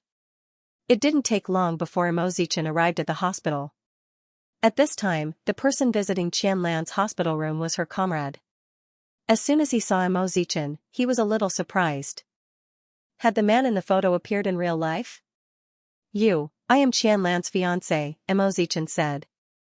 How is she? Qianlan told us not to contact her family no matter what, but she didn't give us your contact details, the comrade replied. A few days ago, she was injured by an explosion while trying to save a recruit. She's already had her third surgery on her back and is currently recovering. The anesthesia hasn't worn off yet, so she hasn't woken up yet. Is her injury serious? She almost lost her life, the comrade sighed. Since you're here, take a good look at her. I'll leave first. Mo Zichen nodded his head and looked at the woman lying on the hospital bed. She was lying on her stomach because her back was injured. At this moment, her face was pale and weak. After speaking, the comrade turned to leave. At this time, a few of the other comrade arrived at the door to visit Qianlan. Don't go in, her fiancé just arrived. When did Qianlan have a fiancé? The man in Qianlan's photo. The man that she's been missing for 5 years. The comrade's eyes widened as he sneaked a peek into the room. Let's come back another day. As Mo Zichen listened to the comrade's conversation, he gently closed the door. Perhaps because she sensed Mo Zichen's presence, Qianlan slowly opened her eyes. As soon as she saw the familiar face and body, she tried to sit up, but the pain made her tear up. Zichen, don't move. Do you want your wound to open up? Mo Zichen quickly held her down. I thought you didn't care where I was or what I was doing. Although Qianlan didn't say these words aloud, Mo Zichen understood what she was trying to say.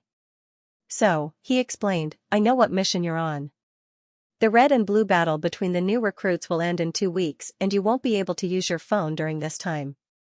So, I won't be able to contact you. You know? There's nothing in Beijing that I can't find out, Mo Zichen replied. Since you've already guessed my identity, you shouldn't be curious about this. Qianlan fell silent as her heart warmed up a little. I thought I wasn't important anymore. I didn't say that out loud. How did you convince yourself to believe it? Mo Zichen wrung out a clean towel and squatted down to wipe Qianlan's face. Why would you rather die than contact your family? You know the reason, Qianlan replied. Although they've changed over the past few years, why didn't you leave my contact details with your comrade? I thought you didn't want me to disturb you, Qianlan laughed in self-ridicule. As soon as the time was up, I naturally knew to look for you. Am I not here now? Qianlan nodded her head. She felt like she was dreaming. I thought, in your heart, I was the person that humiliated you 5 years ago. That's all. That's right, you're that person. But, don't forget, you're my fiancé. I don't care what happens between us. You're mine, so I will take responsibility. Was he just being responsible? Zichen, I feel like no matter what I do, you can't see me. No matter how anxious I am, I can never enter your heart. Qianlan lay weakly on the bed. But, the pain she felt was nothing compared to Mo Zichen's cold words. Qianlan couldn't understand him. He gave her hope, yet he disappointed her at the same time. But, when she was in despair, he would give her warmth again. This made Qianlan's heart feel tired. Let's sleep a little longer. The anesthesia has just worn off, it's going to hurt a lot. Go home. It'll hurt even more if you're here, Qianlan replied. As long as you know it hurts, Mo Zichen completely ignored her as he tidied up her things and helped her wipe her face. Qianlan didn't have the energy to argue with him, so she could only close her eyes helplessly. But, with this man hovering in front of her, how could she possibly fall asleep? Soon, Qianlan's subordinates arrived at the hospital with guilty expressions on their faces. As soon as Mo Zichen saw them, he immediately asked, "Come and see her in a bit. She's just fallen asleep." "It's fine. Come in." Qianlan struggled to fall asleep. Since there were people here, she decided not to sleep anymore. The recruits approached Qianlan guiltily and bowed apologetically. "Instructor Qian, we didn't do it on purpose. We didn't know something like this would happen. Please forgive us." "I don't blame you," Qianlan replied. "I also made mistakes when I was a recruit. Instructor Qian, we will be obedient from now on and never cause you any trouble again." "Yes, Instructor Qian, I'm really sorry. If I was you, I would be asking for punishment instead of crying in front of Qianlan." Mo Zichen stood to one side and listened to their conversation. He was certain that these were the recruits that caused Qianlan to suffer such a serious injury. Every soldier should follow orders because a mistake can affect your life and the lives of your comrades. In fact, it can even decide the outcome of a battle. Since you've done something wrong, you should be punished. Qianlan has been in the military for 5 years and has not died on the battlefield. She has protected her country, yet she almost died in the hands of trash like you. Don't always use recruits as an excuse. You are all adults and need to take responsibility for your actions. Who are you? Why are you yelling at us? The soldiers were not happy with Mo Zichen's scolding, so they immediately questioned him. But, just as they finished speaking, the recruit's body was thrown out of the room. No one saw Mo Zichen's actions clearly, not even Qianlan. "I'm about to become Qianlan's husband." As soon as they heard it was Qianlan's husband, everyone was surprised. No wonder he was so angry. Still not going to apologize? "We almost killed Instructor Qian. Isn't it normal for her husband to be angry?" The group quickly bowed to Mo Zichen and disappeared from the room. Seeing this, Qianlan grinned. "Usually, it takes a lot of effort for me to teach them a lesson. I never expected you to be so powerful. I'll go to the hospital kitchen and cook something for you." "Zichen," Qianlan suddenly called out. "Are you really willing to be my husband? It doesn't matter whether you're willing or not. Isn't it already like this?" After speaking, Mo Zichen turned around and left the room. Qianlan smiled, but in the end, she ended up crying. For some reason, Mo Zichen always managed to make her feel extremely complicated. Even after nightfall, Mo Zichen was still sitting in the room. As soon as Qianlan saw him lying on the bed, she quickly woke him up. "There's a nurse here. Go home and get some rest." Qianlan was worried that he might leave the room in the middle of the night. "Go to sleep. I'll leave in a bit," Mo Zichen replied calmly. "Actually, my body hurts a lot. I can't sleep," Qianlan said as she lay on the bed. Qianlan lay on the bed and shifted her body in discomfort. "I can't move my body. It's already stiff." After hearing this, Mo Zichen pulled a chair over to sit in front of Qianlan and began massaging her muscles. "Do you only treat me so well when I'm injured? So, for the sake of me, you've decided to get injured all the time?" Mo Zichen asked. "I'll fight for it," Mo Zichen sighed as he put down Qianlan's stiff arms and covered her with a blanket. "You have another surgery in a few days. But, the injury on your back is too serious. It's bound to leave a scar." "It's fine. After all, it complements your back. No one can catch up to how thick your skin is." Qianlan did not say a word. She simply tried to hold on to Mo Zichen's hand. At first, Mo Zichen wanted to pull his hand away, but Qianlan held on to it. Seeing this, he stopped struggling and let Qianlan hold on to his hand. Qianlan held on to Mo Zichen's hand and pressed her cheek against it, cherishing it. "If my injury can get you to care for me, I'm willing to do it." After hearing this, Mo Zichen's heart was moved. After all, even though Qianlan broke up with him 5 years ago, she didn't betray him. Yet, she was already acting so submissive. What else did he want? 5 years later, his lover had returned to his side.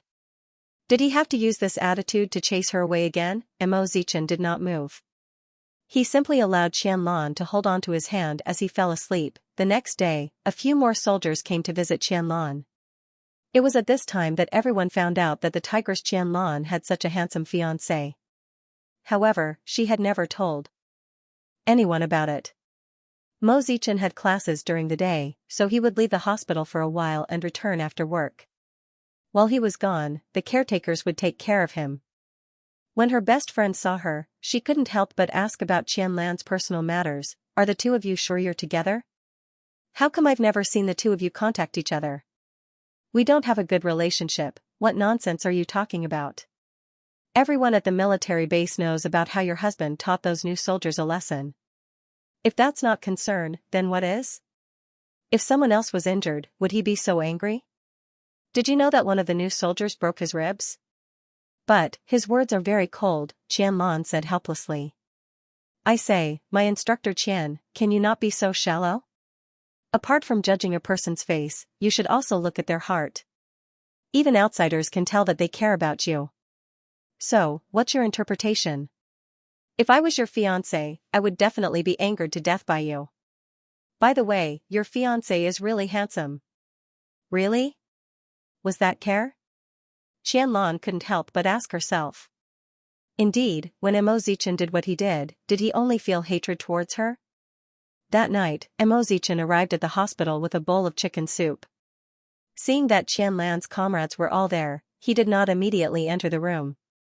Instead, he waited patiently outside the door. Qianlan, I pursued you for so many years, but you've always rejected me. You've always said that you have a boyfriend.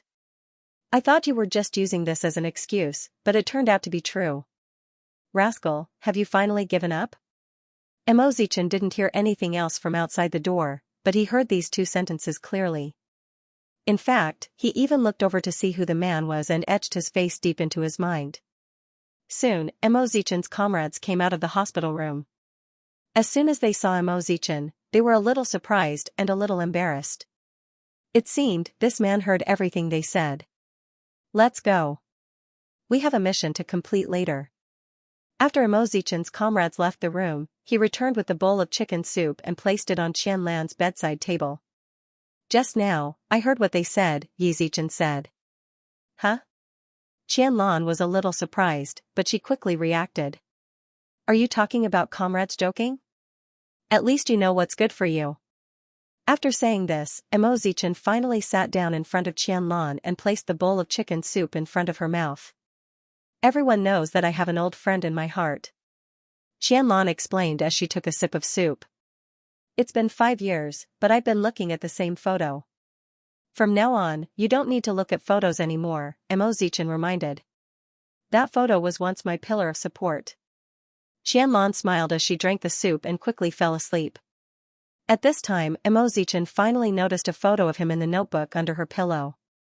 Perhaps, it was because she had taken it out too many times that the two corners of the photo were covered in fingerprints. If she really felt that way, why didn't she come out to look for him when she was still at the military? After putting the photo back in its original position, Mo Zichen tilted his head and looked at Qianlan. She lay quietly on the bed with her back covered in stitches. Afterwards, Mo Zichen sat down on a chair and began to recall how he had spent the past 5 years.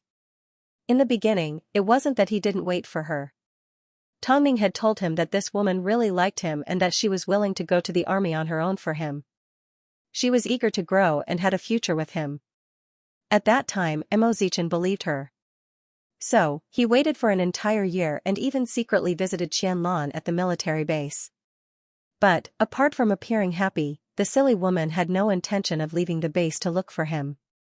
Then, he waited for the 2nd year, but it was still the same. Even the 3rd year, the 4th year, the 5th year, Mo Zichen waited for so long as he walked step by step towards disappointment. But, just as he decided not to wait any longer, Qianlan finally appeared. However, his heart had already turned cold. Just like that, Mo Zichen sat in his chair until midnight, waiting for Qianlan to wake up. As he watched Qianlan open her eyes, he finally asked the question he wanted to know the most. Since you've been looking at my photos for so many years, why didn't you come out and look for me? As soon as Qianlan heard this question, her expression changed. No normal person would be able to wait for 5 years. What makes you think that I would wait for you? Qianlan, why can't I get over this hurdle in my heart? It's because after you gave up on our relationship, you obviously had the chance to make up for it. But, you ignored me for 5 years and tried to get back together with me as soon as you came out. What makes you think that I would agree to that? Qianlan couldn't say a word. All she could see were tears rolling down her cheeks. If you can give me a reasonable explanation, I can forgive you. Qianlan opened her mouth, but she couldn't find the words to explain herself. You can't explain yourself? Qianlan shook her head and said desperately, how do you know that I didn't look for you? I did look for you, Qianlan said as she sobbed. After training ended, I went back to school, but you were no longer there. I heard that you moved, so I waited outside your house for an entire night. But, all I saw was a young woman walking out of your house. So, I went back to the army. I had a high fever for 3 days. Because I walked back. When I retired from the army, I went to look for you, but that time, I waited at your house for 3 days and 3 nights, but I didn't see you, so I left you a note. In the past 5 years, I've gone to look for you 3 times. The last time was not long ago, when I found out you were still single. That gave me hope, but also despair. You've changed so much. I think you probably don't even remember who I am. Plus, my mother is seriously ill, so you've looked for him before? Mo Zichen didn't believe it. You moved out of school and moved to 224, Xinquan Road, room 104. After that, you moved to Sky Sun Apartments, 702. After hearing Qianlan's words, Mo Zichen reacted, why didn't you knock on the 105? You're in 105? I'm at 105. Mo Zichen nodded his head. Afterwards, I didn't move into the Tianyang residence. I bought it for a friend. So, how could you have waited for me? I see. Qianlan was already covered in tears. I've tried to look for you over and over again, but I've come back empty-handed 3 times. I'm sorry, Mo Zichen apologized this time. I thought you came and went as you pleased. After new recruit training ended, I immediately went to look for you, but I couldn't find you. I was almost mistaken as a deserter and was locked up in a dark room for 7 days. I even fell sick. From the first day I entered the new recruit training camp, I already regretted it. I wanted to look for you, but I didn't want you to look down on me. Zichen, I really didn't do it on purpose. After hearing Qianlan's words, Mo Zichen patted her on the head, forget it, as long as you say that you looked for me, I'll let it go. I believe you. I really did look for you. I did look for you.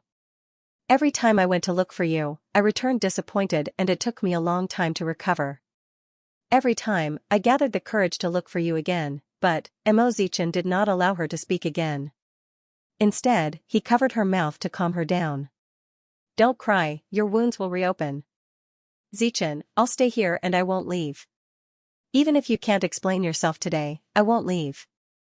At most, I'll just be angry. After my anger subsides, I'll still stay by your side, Mo Zichen said in resignation. Qianlan held on to Mo Zichen's hand tightly. It turned out, there were so many misunderstandings between them.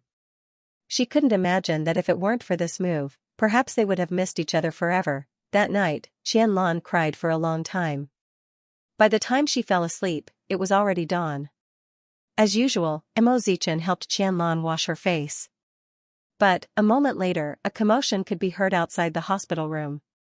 Mo Zichen stood up and walked outside to find that the Qian family had found their way to the hospital and wanted to see Qianlan. In Mo Zichen's impression, this family despised the poor and loved the rich. They were like vampires controlling their daughter. It was especially obvious when Father Qian was the mayor. However, 4 years ago, he was pulled down from his position, and this family could only give up. Mo Zichen didn't know if the others had changed, but Mother Thousand had definitely changed. After being seriously ill, Mother Qian had already come to terms with a lot of things. But, at this moment, Mo Zichen only saw Mother Qian. Seeing that Mo Zichen was taking care of Qianlan, Mother Qian felt a lot more at ease. So, she pulled Mo Zichen aside and said, Auntie has wronged you in the past. Zichen, you must forgive Auntie. Auntie, it's not that serious. Yes, it's that serious. Mother Qian suddenly burst into tears. After you get together with Qianlan, don't come into contact with anyone else in the Qian family. Otherwise, you can join the army.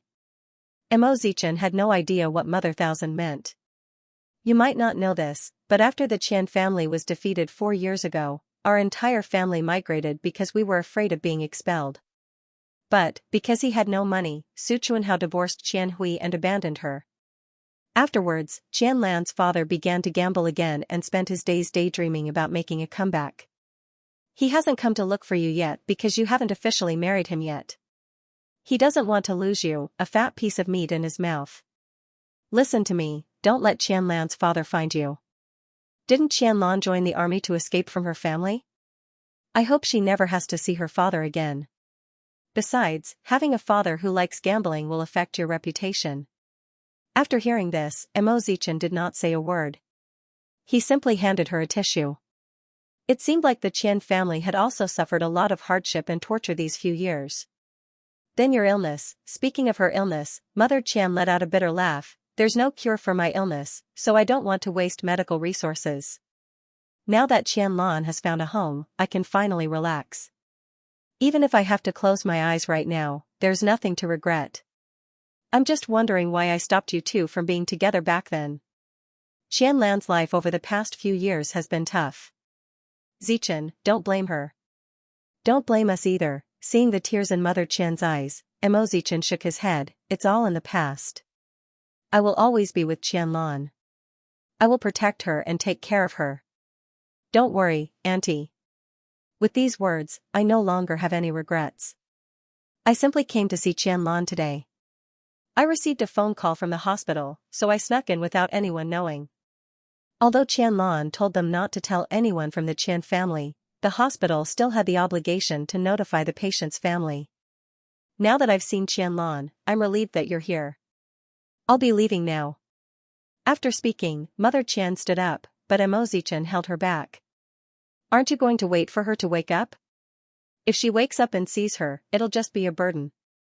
Forget it, Mother Qian shook her head and left the room. It turned out, after the Qian family immigrated, there were so many stories behind them. Qian Hui got a divorce, Father Qian fell into a gambling trap and Mother Qian fell seriously ill. So, they placed all their hopes on Qian Lan. After all, Qian Lan had grown up and they had gotten back together.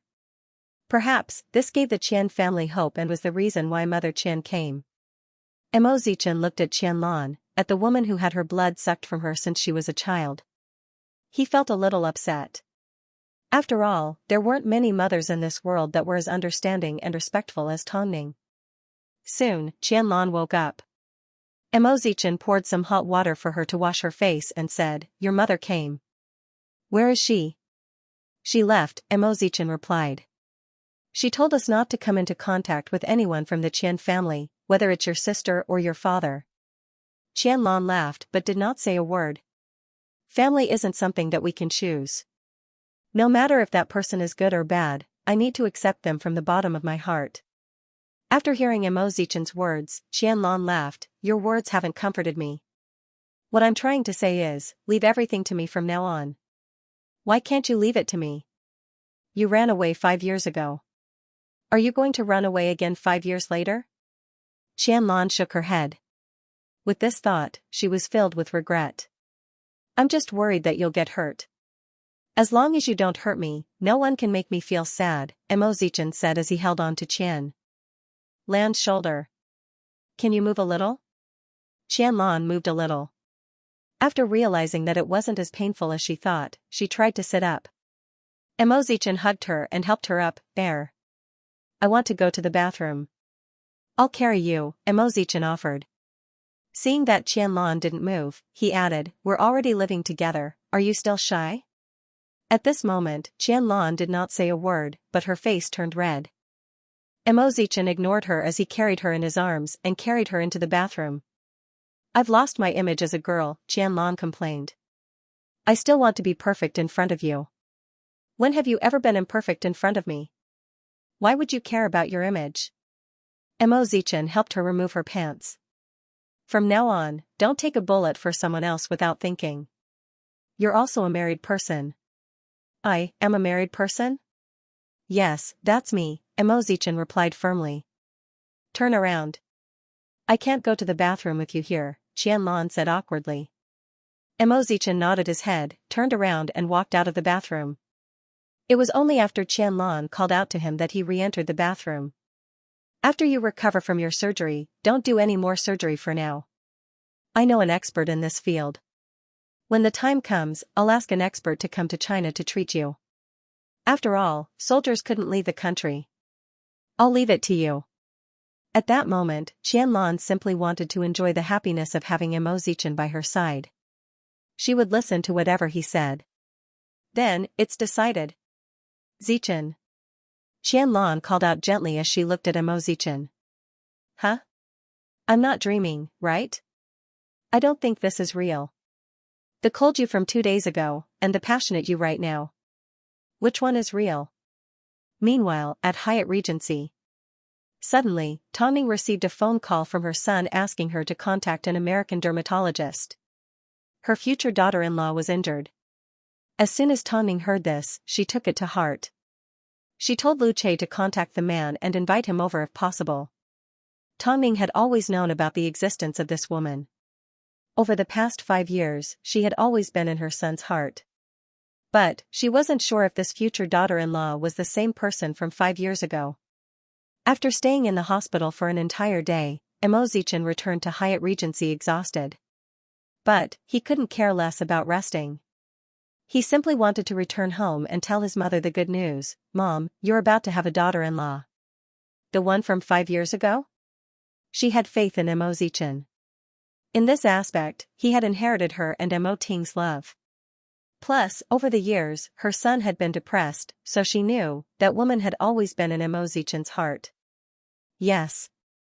Emo Zichin nodded his head. Over the past 5 years, I've misunderstood her too many times. Last night, we finally resolved everything. Have you decided to get married? Tongning asked. It might be a little troublesome. She's a soldier. Our family is fated with soldiers? It's one thing for your brother to be a soldier, but now even your daughter-in-law is a soldier. Your second son is the deputy director of the Intelligence Bureau.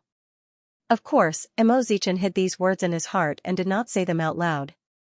But, no matter what, I'm happy that my son has returned to how he was before. Tongning stretched out her arms and hugged Emo Zichin. But mommy, there's something I need to trouble you with. Emo Zichin thought, perhaps it would be easier for Tongning to deal with the Qian family. After all, after so many years, it was rare for anyone to defeat his mother. Trouble? Tongning immediately guessed Emo Zichin's predicament. So, Emo Zichin spent some time explaining the Qian family's situation to Tongning. Mother Qian wasn't a big deal, but Father Qian and Qian Hui needed to be careful. After hearing this, Tongning nodded her head. Don't worry, leave it to your mommy.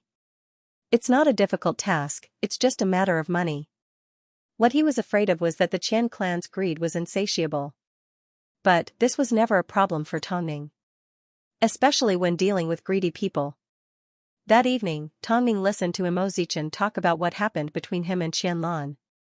He talked about how they had been apart for 5 years and how tormented they were after reuniting. Thinking about the pain her son had suffered over the past 5 years, she wanted to give him all the love in the world. Unlike Emo Zichin didn't like to make friends. From the looks of it, he was a solitary animal. While Emo Zichin had his comrades by his side, Emo Zichin only had himself. His intelligent mind was destined to be different from others. So, Tongning was more worried about her son. Now that her son had finally found his life partner, she couldn't let him down. So, she was going to help him resolve the Qian family's matter. That night, as they lay in bed, Tongning leaned against her husband's chest and told him about Emo Zichin's return. My son has never come to me so excitedly. It's all because he wants to marry the girl he likes. Your son is as devoted as you. It's just that it took 5 years for our relationship to blossom and bear fruit. Ting, did you know? Zichin has never revealed his emotions in front of us. But this time, he smiled very happily. Mo Ting tightened his arms around Tongning. He knew that Tongning had been worried about Mo Zichen, so he placed a kiss on her forehead. Rascal, you're finally getting married. Seeing Tongning worry about him every day, Mo Ting had wanted to beat her son up for a long time. Even though he was no match for Mo Zichen at the moment. Tongning simply guessed that Mo Zichen had a dangerous identity, but she had no idea what it was. Meanwhile, Mo Ting was well aware of his son's current position. 5 years ago, he was a secret agent of the intelligence agency. 5 years later, he was the deputy director of the intelligence agency. He was skilled and had already accumulated a lot of military merits. Ting, if I visit my daughter-in-law tomorrow, will it be too sudden? As long as you want it to be, nothing will be sudden. After hearing this, Tongning couldn't help but laugh. It seemed, in Mo Ting's heart, everything she did was right and she would never be wrong. After being married for so many years, she was well aware of how much Mo Ting doted on her. In that case, I'll go to the hospital tomorrow. Do you want to come? I'll get Lu Che to take you there. We need to plan ahead of time, otherwise, it will cause a commotion. After all, Tongning was the mother of sci-fi in the country.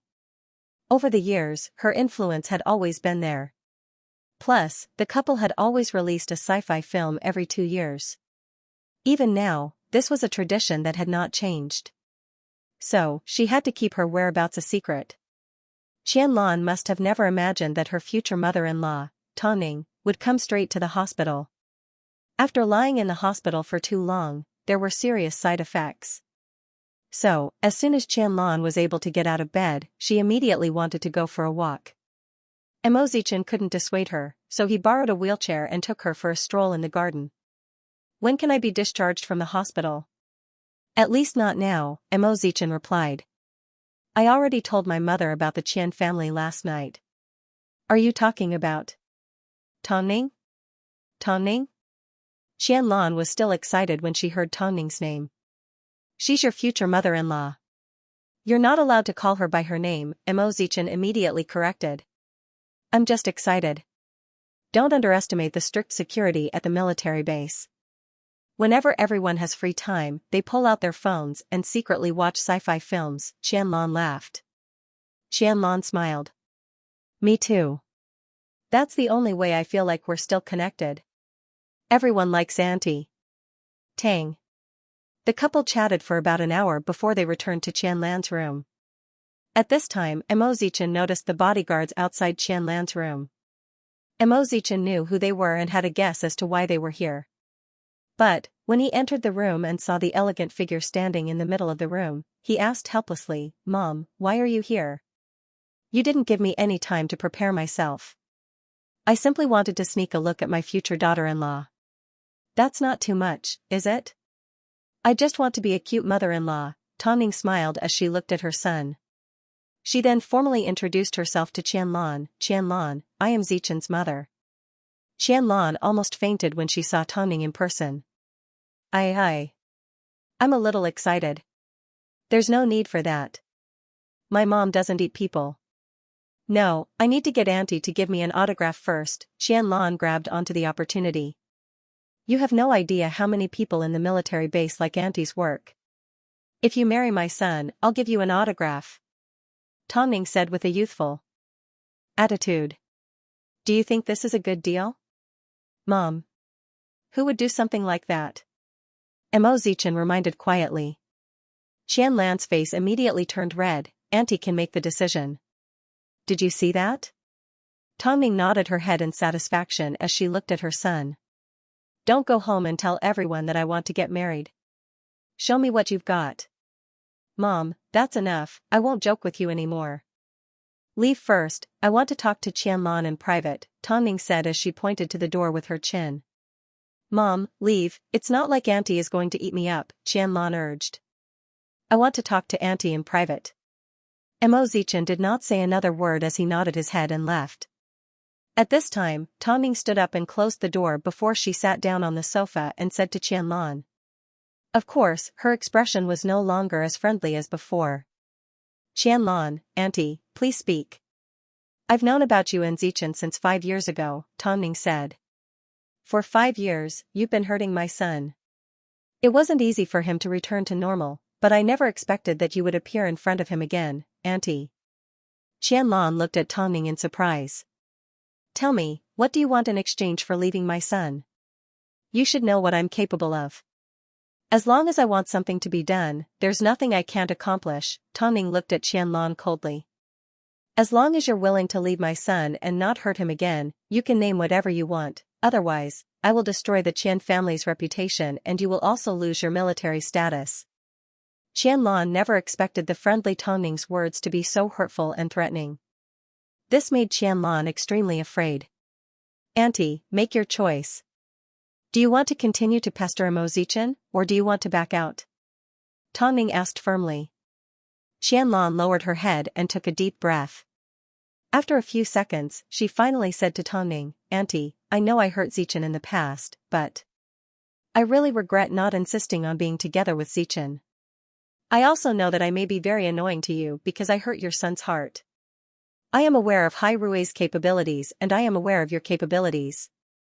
I also know that no matter how hard I struggle, I will never be able to defeat the two of you. But even if that's the case, I still want to stay by Zichen's side. Can I? Even if my reputation is ruined, even if I lose my military status, I still want to stay by Zichen's side because I promised him. As Qianlan spoke, tears rolled down her cheeks. No matter how difficult it is, this time, I want to give it a try, until I can't persevere anymore. After hearing Qianlan's answer, Tongning's brows relaxed and her expression relaxed. Although the Imo family does not bully our own people, let me be frank with you today. I hope what happened 5 years ago will be the last time. If you and my son really want to be together, you must be prepared to face any difficulties. If you give up halfway again, I will personally stop you at all costs. After hearing this, Qianlan asked in disbelief, Auntie, what do you mean? Do you really think I'm an evil mother-in-law? I simply want to know if you'll give up on my son so easily. I'm sorry, Auntie. There's nothing you should be sorry about. The only people you should be sorry to are yourself and Zichen, Tongning sighed. Ting and I haven't really disciplined Zichen since he was young. He's always had his own opinions, but when it comes to relationships, he's just a normal person. As a mother, I simply hope that you can treat him well. I will, Qianlan said confidently. This time, I won't give up so easily. 5 years ago, Imo Zichen liked Qianlan's ordinary heart. But now, he only wanted Qianlan as a person. Tongming actually had a lot to say to Qianlan, but she was afraid that Qianlan would think that her future mother-in-law was too long-winded. Young people had their own way of doing things. So, Tongming decided that since she was already here, she should trust Qianlan for once.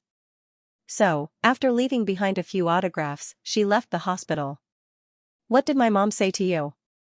She threatened me. If I don't treat you well, she said that she would do everything she could to stop us, Qianlan replied honestly. I was really scared, but it only lasted for a few seconds before I made up my mind. No matter what happens in the future, I will never give up on our relationship. We've already missed out on enough in the past 5 years.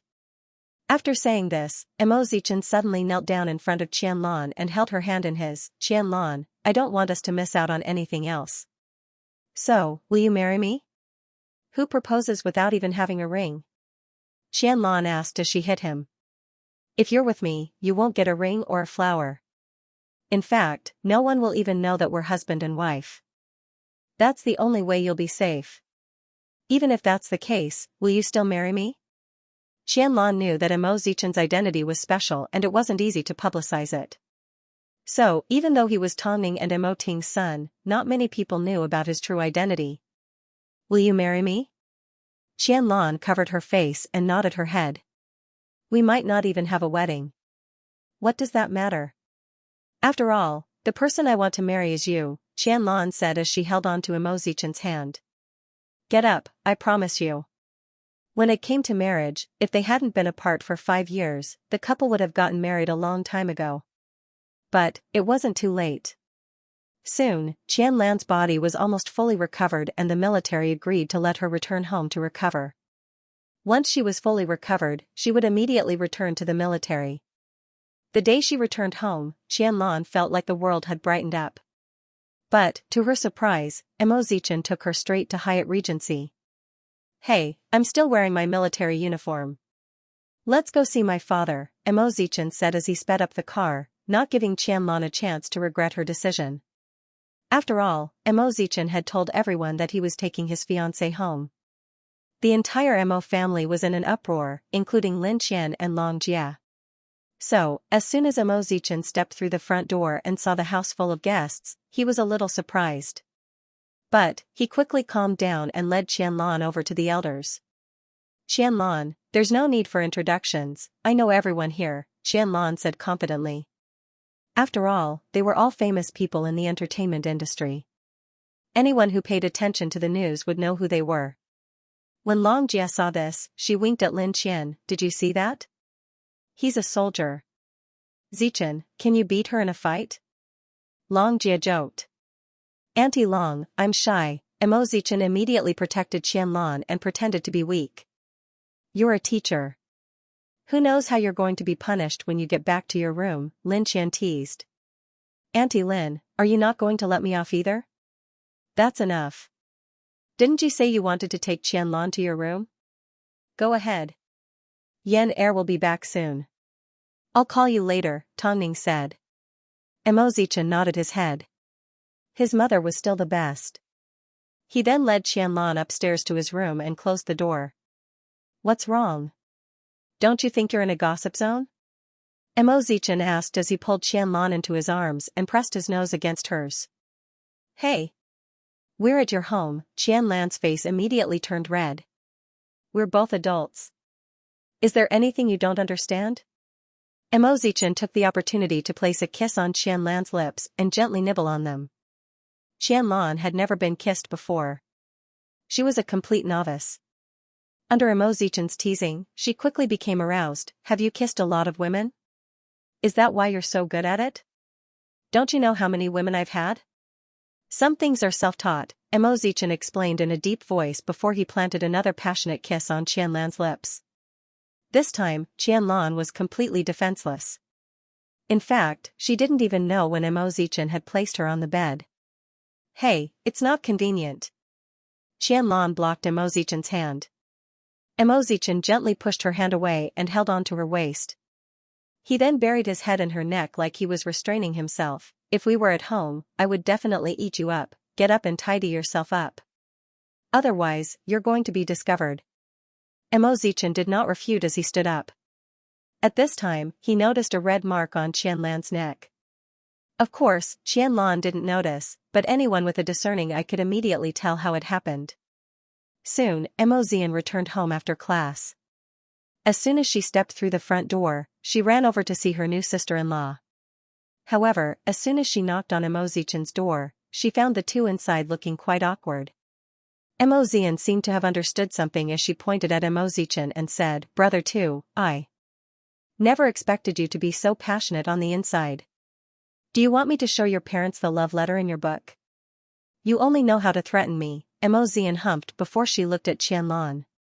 Seeing her in her military uniform, she suddenly understood why her elder brother was willing to stay in the army. "Sister, can you lend me your uniform?" "Zichen." Mo Zichen immediately shouted. "It's okay. I have an informal set in the military. If you like it, I'll have someone send it to you another day." After hearing Qianlan's words, Mo Zichen raised her thumb. "Good sister-in-law, you're smart. Since I've accepted your greeting gift, I won't make things difficult for you. Dad's back, hurry up and come down." Mo Zichen nodded and gestured for her to leave with his chin. Mo Zichen stuck out her tongue at the couple and quickly disappeared through the door. Seeing this, Qianlan couldn't help but sigh. "Your sister is very cute. She's currently studying for her PhD and is very naughty." Mo Zichen laughed before he said to Qianlan, "Let's go downstairs and meet my father." Okay, Qianlan nodded, but she was a little afraid of this legendary big boss of the entertainment industry. Although Mo Ting's image was constantly seen on the media, Qianlan was still nervous to actually meet this legendary man. Mo Ting maintained his appearance well. Even at this moment, he still looked like a man in his early 40s. Time seemed to be taking care of the couple. Perhaps, it was because of their love that they received the best nourishment every day. As the couple walked downstairs, Mo Ting was already sitting in the living room. Mo Zichen held onto Qianlan's hand as he walked over and greeted, "Dad, this is Qianlan." Mo Ting glanced at Qianlan and nodded his head, "Good." Qianlan did not dare to look directly at Mo Ting because the big boss's presence was too strong. But, what did he mean by good? Others might not understand, but Tongning and the others clearly understood. Mo Ting's very good meant that from now on, Tongning would no longer have to worry about Mo Zichen. Because, from now on, there would be someone else to replace Tongning. That's enough, it's just a meeting, there's no need to be so serious. Everyone, let's eat, Tongning said as she stepped out of the kitchen. At the same time, Qianlan noticed that Tongning looked at Mo Ting with an exceptionally gentle expression. After everyone sat down at the dining table, Tongning approached Mo Ting and helped him remove his jacket and open his briefcase. "Does your neck still hurt?" "A little," Mo Ting replied. "In that case, I'll help you massage it again tonight." Mo Ting nodded his head and placed a kiss on his wife's head while no one noticed. Qianlan had never seen a married couple so deeply in love. It was as if they were still young and loved each other as deeply as when they first met. "What are you looking at?" Mo Zichen asked as he pinched Qianlan's nose. "The relationship between your parents is just as the rumors say. The two of them have been stuck together for so many years. Neither of them can leave the other." "I'm envious," Qianlan smiled at Mo Zichen. "I'm also by your side," Mo Zichen whispered. At this time, Long Jia suddenly sighed, "If only Zixi was here. With Zixi here, your family would be complete." "Forget it.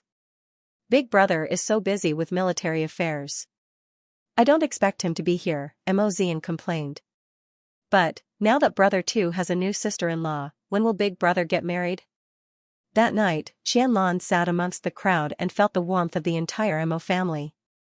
Although Mo Ting was a strict man, she surprisingly had a good impression of her father-in-law. By the time they returned home, it was already 12 p.m. Qianlan originally planned to have a shower and go to bed. But, as soon as she stepped through the front door, Mo Zichen carried her in his arms and carried her into the bedroom. "I told you, if we were at home, I would eat you up, but, I'm not ready yet," Qianlan said as she struggled. "How much longer do you want me to wait?" Mo Zichen asked as he looked at Qianlan in seriousness. Qianlan's heart softened as she relaxed her grip. However, as Mo Zichen placed her on the bed, she suddenly felt like crying. She was both excited and afraid of what was going to happen next, but, because this person was Mo Zichen, she felt like she was anticipating more. What was going to happen, was going to happen. Sooner or later. A warm hand quickly ran across her stomach and Qianlan felt her body go soft and sensitive. "Zichen, relax, I won't bully you," Mo Zichen whispered beside her ear. Qianlan closed her eyes as her body gradually relaxed. At this time, Mo Zichen moved away from her body and began to remove his top half. Qianlan opened her eyes and was surprised by Mo Zichen's muscular body. Although this wasn't the first time they had shared a bed, she had never had the chance to take a closer look at him. It turned out, he merely looked skinny and weak, but he was so muscular after he took his clothes off. Of course, the metals on his body also made Qianlan's heart ache. Soon, his body was on top of hers again. As Qianlan looked at the scar on his chest, she couldn't help but run her finger across it. "It hurts, doesn't it?" Mo Zichen's gaze gradually darkened. Soon, he couldn't control himself anymore as he leaned over and kissed Qianlan on the lips. This time, he was very gentle, it was almost like he wanted to taste Qianlan's body. Meanwhile, Qianlan had just eaten dessert, so all that was left in her mouth was the taste of butter and sweetness. Mo Zichen was completely immersed in the kiss. Soon, their body's temperature began to rise. Qianlan moaned softly, making Mo Zichen feel that it was so enchanting and seductive. "Qianlan. I can't hold it in anymore." Qianlan looked at Mo Zichen in a daze as her eyes rippled gently. At this moment, the couple hugged each other tightly. Their originally gentle kiss had turned into a passionate one. At this moment, Mo Zichen no longer had any misgivings. He immediately removed the bindings on the two of them. In this warm night, he entered the beautiful forbidden area. Qianlan thought that Mo Zichen would stop after this. After all, she had just experienced it for the first time. But Mo Zichen had no intention of stopping. He continued to take more until Qianlan's energy was completely drained. Because he didn't know that doing such intimate things with the person he loved could be so addictive. No wonder the world praised its beauty. The night was long, but at the same time it felt short. Mo Zichen was not satisfied yet, but he couldn't continue torturing Qianlan because the scar on her back had just healed. But the two of them continued to stick to each other like this. Because Qianlan liked it this way. It was like this was the only way her and Mo Zichen's souls could merge. Hugging each other tightly, the two of them fell asleep in exhaustion. The next morning, Qianlan woke up as usual. But, not only was she being hugged from behind by a certain man, a certain part of her body was also. Qianlan's face turned red. Just as she was about to get up, Mo Zichen pulled her back. "Sleep with me a little longer." "Let me go wash up first," Qianlan said. "You can sleep by yourself." After hearing this, Mo Zichen flipped over and pressed Qianlan on top of him. "Where else do you want to go? Even so, you should control yourself. Moreover, my body hurts." 5 years. "Don't you think you should make it up to me?" Mo Zichen looked at Qianlan's frightened expression. "It's only been one night." "But I'm really tired," Qianlan quickly said. "Let's continue another day." Mo Zichen did not make things difficult for Qianlan as he lifted the blanket and got out of bed. So, Qianlan watched as Mo Zichen walked into the bathroom naked. Why was he so used to it? Thinking about it, Qianlan was a little annoyed. But she realized she couldn't stand up. So, she had no choice but to call Mo Zichen back. Can you carry me? I can't move." Mo Zichen walked out of the bathroom and carried Qianlan in his arms. But, after entering the bathroom, he did not put her down. "Call me hubby and I'll put you down." "Mo Zichen, you're not usually like this," Qianlan exclaimed. "You're not going to call me that? Then, you can stay on my arm." Qianlan felt uncomfortable and was afraid of falling off his arm. So, after a few seconds, she finally called out, "Hubby." Mo Zichen did not continue to tease her. Instead, he placed her in the warm bathtub so she could relax. Qianlan let out a cry of surprise as she lay comfortably in the bathtub.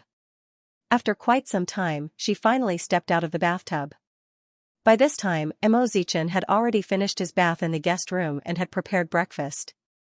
Qianlan sat down at the dining table. As she watched, Mo Zichen handed her a glass of milk and asked, "When are you going to hand in your marriage report?" "I'll do it as soon as I get home," Qianlan replied. "Qianlan, I already told you last night that we may not even have a wedding," Mo Zichen said in seriousness. "Because I can't expose you in front of everyone and make you a target." "I understand," Qianlan smiled. "After we get married and sign the papers, as long as you think of me as your wife, I will be your wife." Mo Zichen pinched her cheeks guiltily and nodded his head. "After your family's matter is resolved, we will immediately get married." As for the Qian family, they agreed that Tongning would be in charge of them. In order to help her son settle his worries as soon as possible, Tongning arrived at the Qian family home with her bodyguards a few days later. At this time, Qian Hui, who had nothing to do, was so shocked that she couldn't say a word when she saw a famous celebrity. "Mom, am I dreaming? Is this Tongning?" "Hello, Miss Qian." "Hello, Madam Qian." Tongning was as polite as usual without the arrogance of a superstar. But, the aura that she exuded wasn't something that the average person could handle. "Hello." Mother Qian immediately responded. "I'm here today because of my youngest son, Mo Zichen and Qianlan, to propose a marriage." As soon as Qian Hui heard the word marriage proposal, she was surprised.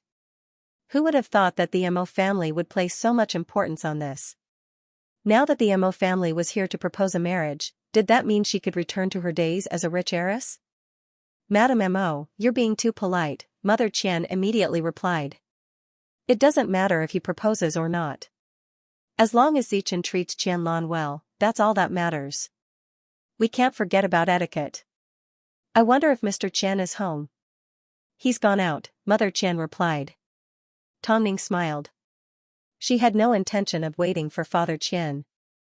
Instead, she pulled out an envelope from her handbag and placed it in front of the mother and daughter. I've asked the people that have held weddings in the past about the rules and they all said that this is how a betrothal gift should be given. So, I brought this with me.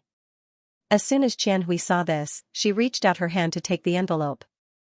But, Mother Qian quickly stopped her. What are you doing? This is your sister's.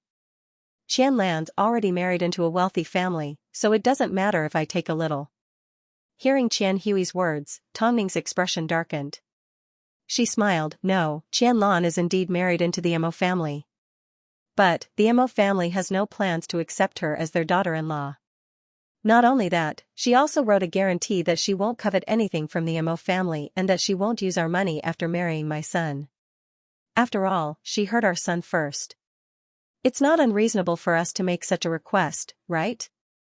After hearing Tong Ning's words, Xianhui slammed her hands on the table and stood up. Although the Mo family has a lot of influence in Beijing, not everyone has to follow your orders. How could my sister be worth so little?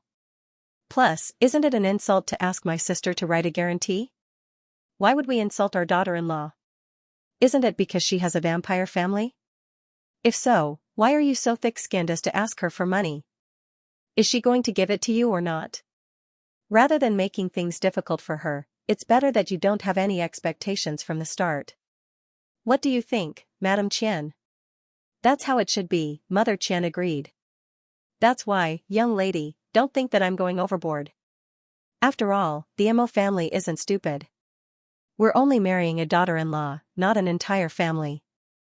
Qian Hui's expression didn't look too good. But, she couldn't win against Tong Ning in an argument. Mom, say something, Qian Hui immediately said. We're being bullied, I think Madame Mo is right. Qian Hui, you're not young anymore.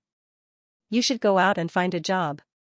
Instead of staying at home all day, do you expect your mother to support you? Mother Qian lectured. Mom, Qian Lan is our family's hope. How could you marry her off so easily? Qian Hui was extremely upset. After all, she and Father Qian were waiting to bask in Qian Lan's glory and rise again. If Qian Lan wants to get married, none of us can stop her. I'll make the decision today. Madame Mo, we'll follow the Mo family's rules. I have no objections. Qian Hui couldn't take it anymore, so she stood up and left the living room. Seeing this, Mother Qian shook her head helplessly. At this time, Tong Ning pulled out another check from her purse and handed it to Mother Qian. Zichen has already explained your family's situation. I hope you can forgive me for my rudeness. Zichen asked me to give this money to you. As soon as Mother Qian saw $2 million, she felt it was too much. No, this is too much. We agreed to follow the rules. This isn't from Zichen's father or I. It's from Zichen's own savings. You have a chronic illness, so you need to save some money to protect yourself. As for Qian Lan, don't worry. Since she can't be separated from Zichen, let them be together. Qian Mother looked at Qian Lan and nodded. I said. As for Qian Hui and my husband, I'm afraid they won't give up so easily. Perhaps, they'll go look for Qian Lan's troops. Don't worry. Tong Ning smiled. While the two women were talking, Qian Hui had already gone to the casino to fetch Father Qian back. Along the way, she explained the reason for her visit to Father Qian. Father Qian was, of course, anxious and angry. As soon as he saw Tong Ning, he immediately said, the Qian family doesn't welcome you. Get out now and, my daughter will not marry a Mo Zichen. I don't agree. Mother Qian looked at her husband and then at Tong Ning. At this time, Tong Ning smiled and replied to Father Qian, Mayor Qian, do you still remember what you did while you were in office? Father Qian's expression changed. You should know that Hai Rui controls the entire information network in Beijing. As long as we want to, there's nothing we don't know. Do you want to be punished? Tong Ning asked gently. To put it simply, Qian Lan's marriage is her personal choice. Even if you are her father, you have no right to interfere. Not to mention, that sister that lives off her parents and doesn't want to work. What right do you have to interfere with Qian Lan's decision? Whether Qian Lan marries or not is not up to you, nor is it up to me. It is up to her. According to normal rules, the Mo family will not give you any less benefits. But, if you dare to go overboard, then we can only say sorry. The Mo family doesn't mind making a report, Tongning said in a domineering manner. If you dare to act recklessly, you can go ahead and try. As for Qian Hui, I can arrange a job for you and introduce you to a manager to help you debut. But, can you please stop sucking your mother's blood? After hearing this, Qian Hui lowered her head in embarrassment. I've already told you why I'm here today. It's not scary when people fall, it's scary when they don't want to work. You too, think about it carefully. I'm going to leave first. After speaking, Tongning stood up as Mother Qian walked her out. Take care. Tongning nodded her head and made an okay gesture to Mother Qian. Mother Qian returned to the living room to find Father Qian looking gloomy. Does this mean this is all I can do?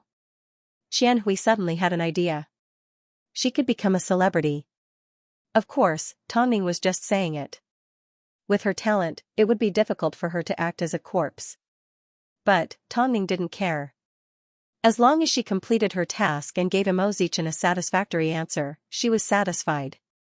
It didn't take long before Qianlan received a phone call from her mother telling her that Tongning had come to visit. She even brought a betrothal gift. Qianlan was worried about Qian Hui and Father Qian's reaction, but Mother Qian shook her head. Your mother-in-law has already taken care of everything. You just need to focus on getting married. Lon Air, I've let you down in the past. I just hope you can be happy and safe from now on. Mom, let's not talk about this anymore. When are you guys holding your wedding? She and Mo Zichen did not have to hold any ceremonies. Even so, she was already satisfied. Thinking about how they had fought in bed over the past few days, Qianlan's face flushed red. She didn't know if this man had been abstinent for too long, but as soon as he started, his desires were endless, making her beg for mercy. After all, she came from a military background, so her physical fitness was nothing to scoff at. But, compared to Mo Zichen, she was still a far cry. By the way, your sister is going to become a celebrity. Tongning arranged it for her. Since she wants to go, then let her go. That way, Father Qian wouldn't have to rely on his daughter and Qian Hui would have something to look forward to. It seemed, Qian Hui still wanted to stand out. After all, Su Chuanhao had dumped her. If she really became a celebrity, wouldn't Su Chuanhao regret it? However, at the moment, no one had high hopes for Qian Hui. Mom, how could you not need it? You need money for your doctor's treatment and everything else at home, Qianlan said. I don't blame you for what happened in the past. You've helped me grow up a lot. Mom, this is a gift from Zichen, please accept it. Mother Qian smiled but did not say a word. But, she was going to save the money and not use it recklessly. As a mother, it was bad enough that she didn't prepare a dowry for Qianlan's wedding. But, what right did she have to burden them? I don't need anything. I just need you to let me know when you're getting married. Mom, what are you talking about? Isn't this what I should do? The mother and daughter had a long heart-to-heart talk. This time, Qianlan was finally able to let go of the knot in her heart because she had a good mother-in-law. Father Qian, although he failed to sell his daughter, he could still rely on Qian Hui. What if Qian Hui really became famous? Tongning simply mentioned it casually, but Qian Hui took it seriously. So, she actually went to Superstar Media and met with her manager. The manager looked at Qian Hui's looks and abilities, but she did not care about her at all. She simply asked, tell me, do you have any talents that you can use? Or, do you have something that is worth investing in? Surprisingly, the manager accepted Qian Hui that day. As for the reason, no one knew. After 3 months of training, Qianlan actually debuted. Even though, she debuted as a nude body double. She didn't have any strong points, but her back was exceptionally perfect. This was the reason why the manager was willing to help her. There were too many female artists that became famous from being naked. But, it had to be said that using this method was the best way to attract attention. Qian Hui seemed to have a talent for being an artist. In front of the cameras, she was especially natural. This allowed Father Qian to return to the wealthy lifestyle he once had. So, he decided to become his daughter's manager and quit gambling. After Qianlan recovered, she immediately returned to the army and submitted a marriage report to her superiors. In an instant, the news of the tigress, Instructor Qian, getting married became the talk of the new recruits. Of course, Qianlan's return also made the new recruits extremely happy. After all, in order to save them, an instructor could enter the forbidden zone alone.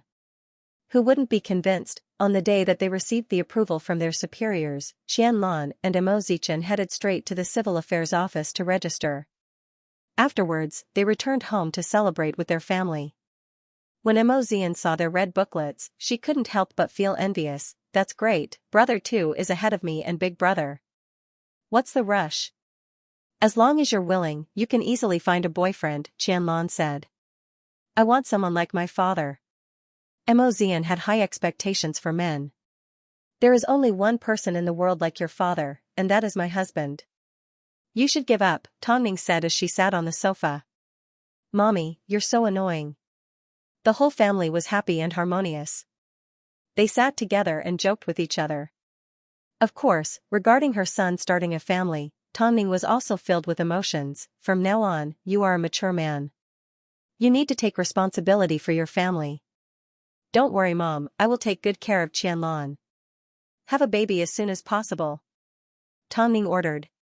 As soon as Qianlan heard this, her face turned red. Soon, Mo Ting returned home. When he found out that his son had registered for marriage, he did not react in any way. After all his energy was focused on Tongning. When his wife was happy, he was happy too. Just like he was many years ago. However, to everyone's surprise, during this time, a strange incident happened.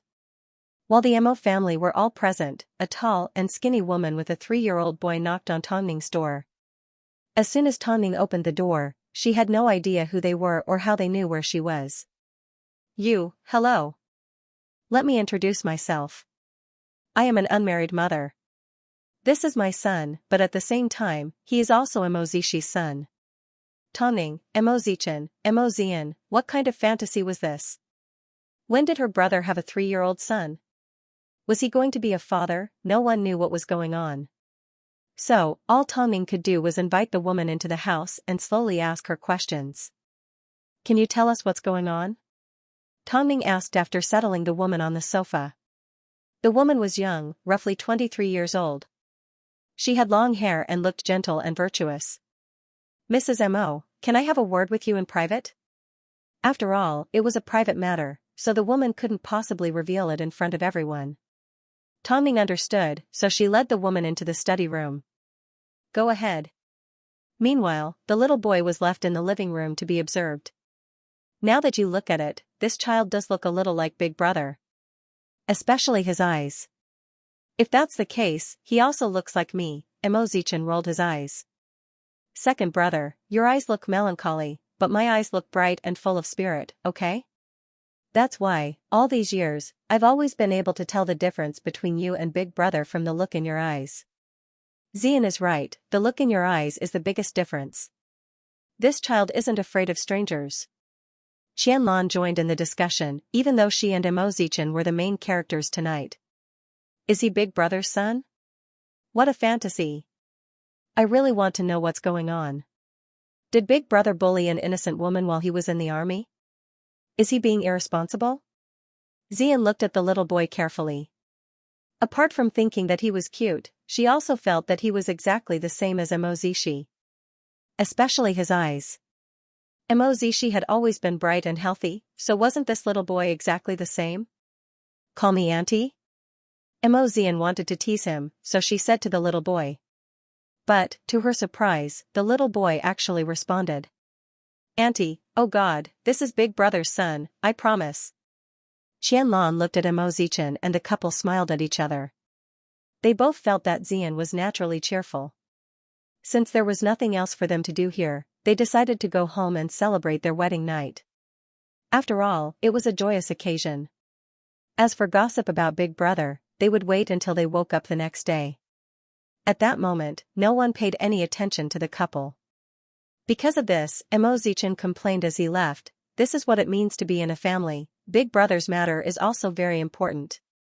This time, it doesn't seem like a small matter. After all, Big Brother brought a child with him, Qianlan comforted. I'm just saying. right now, it's more important to go home and celebrate our wedding night. It wasn't easy for them to become legally married, so Mo Zichen had no intention of enduring it any longer. When Xianlan saw the look in his eyes, she couldn't help but feel that this man had too much stamina. It was like everything that had happened in the past had never satisfied him. Meanwhile, the woman that Tongning brought into the study room looked a little timid. After all, she was facing a national celebrity, so she couldn't help but feel nervous. But, for the sake of her child, she still spoke up. "Hello, Mrs. Mo. My surname is Yao and I am an emergency doctor. I've never heard my son mention that he's in a relationship, so you might need to explain a lot." Tongning refused to believe that her son was a heartless jerk. So, she was determined to get to the bottom of this matter from start to finish. "You can't blame Mo Zishi for this. He and I have only met a few times and we're not exactly close. I'm afraid he doesn't know that something has happened between us. Here's what happened. The hospital I work in is part of the military, so the military that he works in is very close to the people in my department. That time, we were having a meal together. He had too much to drink and was sent to the wrong room. At the same time, I was also drunk. Afterwards, I left the room and pretended that we hadn't touched. But, I never expected that I would end up pregnant. Because of my special body, I couldn't abort the child, so I gave birth to him." "In that case, why did you wait until the child was 3 years old before you came to look for us?" Tongning asked. "I have no intention of scamming the Mo family. The child is my own and I am willing to bear all the consequences. The reason why I brought the child here today is to tell you that the child has hemolysis. As a single mother, I have to take care of him and make a living. In many ways, I will be mistreating the child. Because of this matter, I've thought about it for a few days. But, I feel that if I send him to the Mo family, he will have a higher chance of survival," the woman said, pretending to be strong. But, in reality, her eyes were already red. "You can make arrangements for a DNA test and other matters. As long as you can ensure the child's health, I don't care what contract you want me to sign. I can even refuse to see him for the rest of my life." After hearing this, Tongning seemed to understand what the woman was trying to say. But, nothing had been verified yet, so she didn't have the right to say anything. "I won't comment on this matter. After all, the child has already been born. If you are okay with it, you can leave him here and we will arrange for him to undergo a thorough examination. As for other matters, I will need to clarify them first." After the woman heard this, she nodded. "It's fine if the child doesn't shy away from strangers. Then leave me your contact number. I'll contact you after I figure things out. Mrs. Mo, I don't mean to ruin Mo Zishi's image, but when it comes to the child, we are both responsible." "I understand," Tongning nodded. "You did the right thing. Leave your contact information, then I'll be leaving." The woman appeared very calm and did not cry at all. Her attitude was also very clear. She wasn't doing this for the Mo family's money, but because she wanted better medical treatment for her child. If this was true, then Tongning felt that this woman was worthy of respect. But if she was here to deceive people, perhaps, in this world, no one would dare to cheat the Mo family of their money so openly. After the woman left, everyone rushed into the study. They wanted to know what was going on. "Mom, why did you leave the child behind? How are we going to take care of the child? I've already called her auntie." "Don't you know how?" Tongning laughed. "Then should we inform Big Brother immediately? Contact your brother and tell him to come back." Tongning nodded and took the child from Mo Zian's hands. As she looked at the child, she felt like she was looking at the two brothers when they were young. They looked exactly the same. So, the relationship between the child and Mo Zishi was likely real. But, whether or not the truth was as the woman said, was something that needed further investigation. "Ting, get someone to run a DNA test tonight. Xian, go to your brother's room and look for his hair." Okay, Xian immediately went to work. "Also, I'll need to trouble Lu Che to investigate this woman's background." "Mom, if this is really Big Brother's child, what should we do? Does this woman have any requests?" After hearing Mo Zian's question, Tongning shook her head. "She doesn't have any requests. She simply hopes that we can provide better medical treatment for the child. He has hemolysis. What an adorable child. Xian couldn't help but feel pity for the child. How about you place him in my room before we send him for a test? I'll take care of him. Are you sure you can do that? Trust me, Xian replied as she patted her chest. She then turned to the child and asked, can you tell Auntie? Hello, Auntie. Xian liked this child because he looked exactly the same as the two brothers in the photo. Hugging the little one made her feel like she was hugging her two brothers when they were young. It was a very strange feeling. But, if Big Brother really has a child, how is he going to get married? I really hope he doesn't have a girlfriend at the military base. Otherwise, things will be difficult. But, we can't mistreat this child either. Xianxia had just gotten married and Xianxia was already in such a huge mess. Originally, they agreed that they wouldn't worry about their children anymore. But, based on the current situation, that wasn't realistic. Mom, not everyone can get into Hyatt Regency.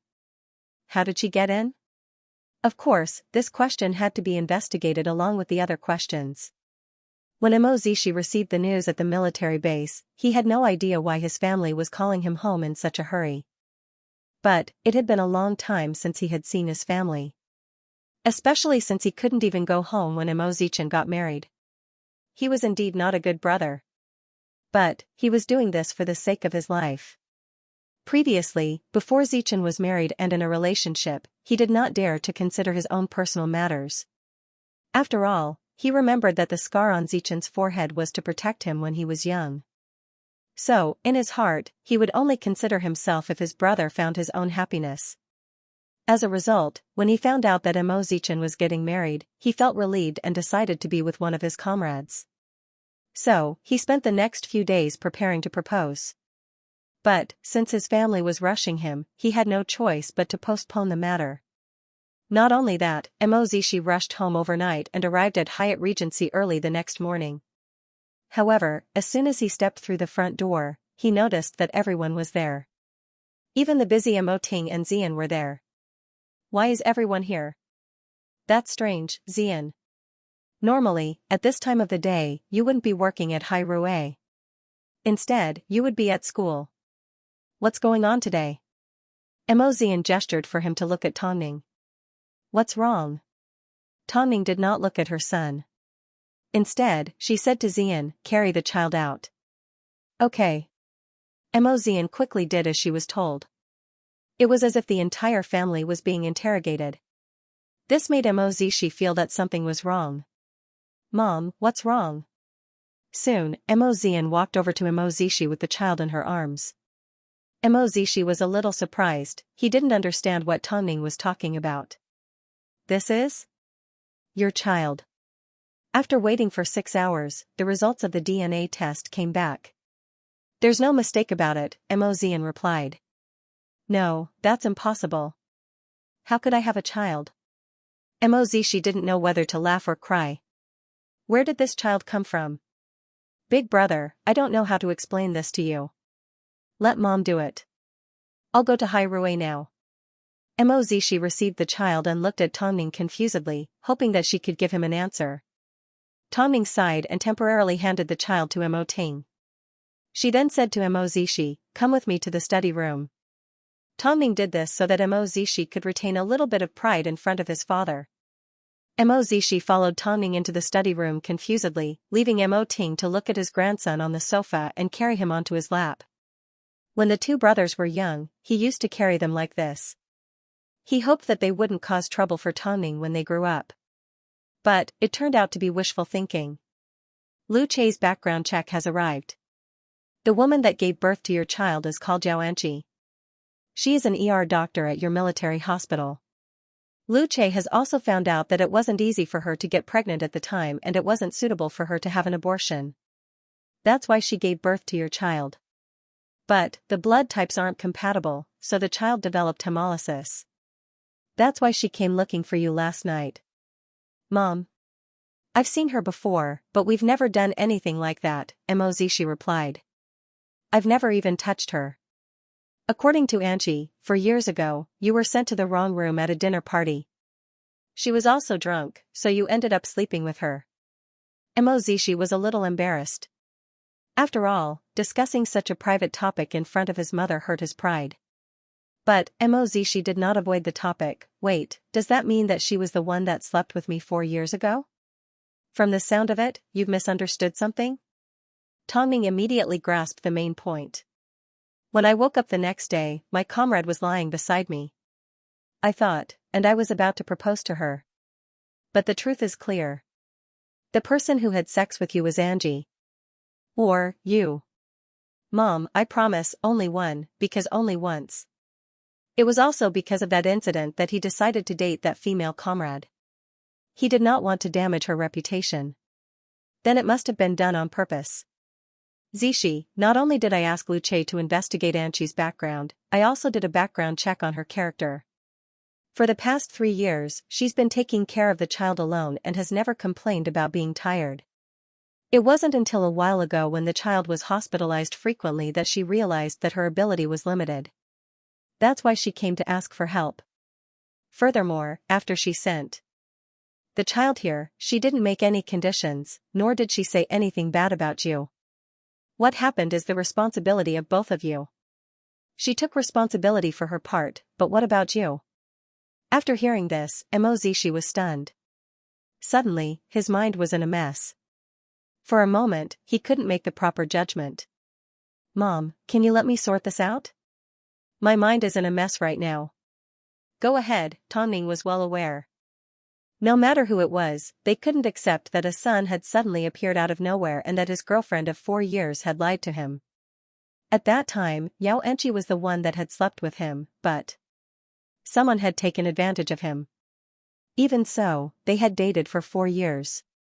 It would be a lie to say that they didn't have any feelings for each other. Mo-Zichin walked out of the study room dispiritedly and approached Mo Ting. Dad. A man should act like a man, Mo Ting said before he handed the child back to Mo Zishi. This is your responsibility. Mo Zishi didn't know what to do. All he could do was carry the child back to his room and sit there for a good few hours. Luckily, the child did not make a fuss and was obedient the entire time. However, he would occasionally cry out, Mama. Mama. Hearing these words, Mo Zishi immediately stood up and carried the child to Tongning. After getting Xianxia's contact details from Tongning, he immediately drove out. Seeing this, Tongning couldn't help but sigh at her husband. Ting, why is our child's path to love so difficult? Every relationship needs to be nurtured with care. A bad start may not necessarily be a bad thing. There's no point in worrying, okay? After hearing this, Tongning nodded her head. I trust Zishi because he is our son. Meanwhile, Mo Zishi drove the child to the hospital. Luckily, the child was obedient and sat in the back seat without crying or making a fuss. Otherwise, Mo Zishi wouldn't have known how to drive. After arriving at the hospital, Mo Zishi carried the child to the emergency department and asked the nurse to call Xianxia. I'm sorry, Major Mo, Dr. Yao is currently in surgery. You may need to wait for a while. It's fine. Just tell me where her office is. Okay. The nurse led Mo Zishi to Xianxia's office. Just as she was about to leave, Mo Zishi called out to her. Can I ask you a few questions? Sure, the nurse nodded. Do you know this child? Of course. He's little Xianxia or Xianxia, Dr. Yao's son, the nurse replied. I don't know who little Xianxia's father is, but I often see Dr. Yao bringing little Xianxia to work. Plus, little Xianxia has hemolysis. Auntie, carry me, little Xianxia immediately asked for a hug as soon as he saw a familiar person. The nurse beamed as she took little Xianxia from him. But, why is Major Mo the one carrying him? Mo Zishi did not say a word. After quite some time, he finally asked, Can you keep what I asked you today a secret? Of course you can. We medical staff are good at keeping secrets for all kinds of people. Mo Zishi nodded his head, not daring to ask any further. He was afraid that if he found out about how hard Xianxia worked to take care of the child, he would feel even more guilty. For years ago, he always thought that the person he had a one-night stand with was his current girlfriend, so it was natural for him to like her. But now, he suddenly couldn't understand his own emotions. Roughly an hour later, Xianxia stepped out of the operating theater and returned to her office. As soon as she saw Mo Zishi carrying her son, she froze. Mama. Mama. Little Xianxia immediately stretched out his hand towards Xianxia. Mozishi did not say anything. Xianxia understood his dilemma, so she simply said, "Give me the child. You won't be able to take care of him on your own. I simply brought him here to ask you about some things to take note of and to bring some things home. As for Xianxia, I'll bring him back to the Mo family to take care of." Mozishi spoke slowly and calmly. But, who would have known that his heart was actually surging with emotions? "Okay, I'll write it down and pack some for you to take with you," Xianxia said obediently as the rims of her eyes turned red. Seeing this, Mozishi immediately explained, "I don't mean to take the child away. I'm just saying that you're too busy right now. When you have time, you can go take care of him." Xianxia froze for a moment before she replied, I know about your relationship with Xianxia. I don't want to disturb your life, nor do I want to separate you, so I don't have to go. Since the child is born, a lot of things are already destined," Mozishi replied. Xianxia didn't say anything else. She took out a piece of paper and wrote down some things that little Xianxia needed to take note of. She looked very quiet and seemed to be afraid of bothering others. His handwriting was good, and he did things in an orderly manner. He was very steady. But Mozishi also noticed that Xianxia's face was pale. It seemed she had overworked herself. "I've already written everything down. As for your things, I'll go pack them in the waiting room in a moment. There's some at home, you can come pick them up later," Xianxia said as she handed the note to Mozishi. It gave off a sense of alienation, as if she was intentionally keeping a distance between them. Mozishi nodded and didn't say anything else. But, just as they were halfway through packing, another patient arrived from the ER. Xianxia was about to get busy again, so she handed half of the things to Mozishi. "Take these first." Mozishi accepted the items and grabbed onto Xianxia. "It's important to save people, but you also need to take care of your own health. I think you've lost half your life. I've been busy today. I have 2 days off. I'll rest." After that, Xianxia hurriedly walked in front of the nurse, asking about the wounded's condition while putting on a mask. Mozishi had no choice but to bring the child back to the Mo family home. As soon as Tongning saw him return with something, she knew he had gone to look for Xianxia. "What did Angie say?" "I was busy saving people, so I wrote down a few things to take note of and grabbed a few things that Xianxia normally uses," Mozishi replied. "Mom, this child's name is Xianxia." "Your name is very good," Tongning comforted as she received the child from Tongning. "Mom, the last time Angie came to Hyatt Regency, she knelt down and begged our neighbor to take her, right?" Mozishi looked at Luce's information. "Okay," Tongning nodded. "Let her enter freely, and give her a key." After hearing Mozishi's words, Tongning nodded her head. She could tell that her son already had a plan.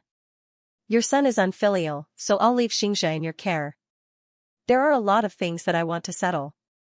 "Alright, go ahead." Tongning was relieved. After all, her son was able to tell right from wrong and make the right judgment. Mozishi took one last glance at his son before turning to leave Hyatt Regency. Just like Mo Ting said, a man should act like a man. Meanwhile, after the newly married Mozichin and Qianlan heard about Mozishi's situation, they couldn't help but sigh. "It's only been 1 day and 1 night, but I feel like I've missed out on a lot of things. I originally thought that my love life was already bumpy enough. I never thought that Big Brother would have it even worse." Tongning called Mozichin and Qianlan home so that they could come home more often. "When you have time, help take care of Angie and share his burden. Qianlan, you work at the military base not too far from where Zishi is stationed. When you have time, you should visit the hospital and help Angie out." "Mom, that's what I should do," Qianlan nodded. "After hearing what you said, I also think that Angie is a great person and worth befriending. Zichin, if you have nothing to do, don't stay at home reading. Come over and take care of your nephew." Zichin looked at the little rascal and nodded his head. Of course, he is such a good nephew. But, Big Brother must be feeling terrible right now. But, as a man, he has his responsibilities. Who told him to go drinking? Qianlan couldn't help but say, he deserved it. But, Big Brother is a real man for being able to cut through the Gordian knot. At least, he was a lot more straightforward than they were. But, Big Brother is already ahead of us. After returning to the military base, Mozishi had a serious expression on his face. This time, he was a little different from his usual self.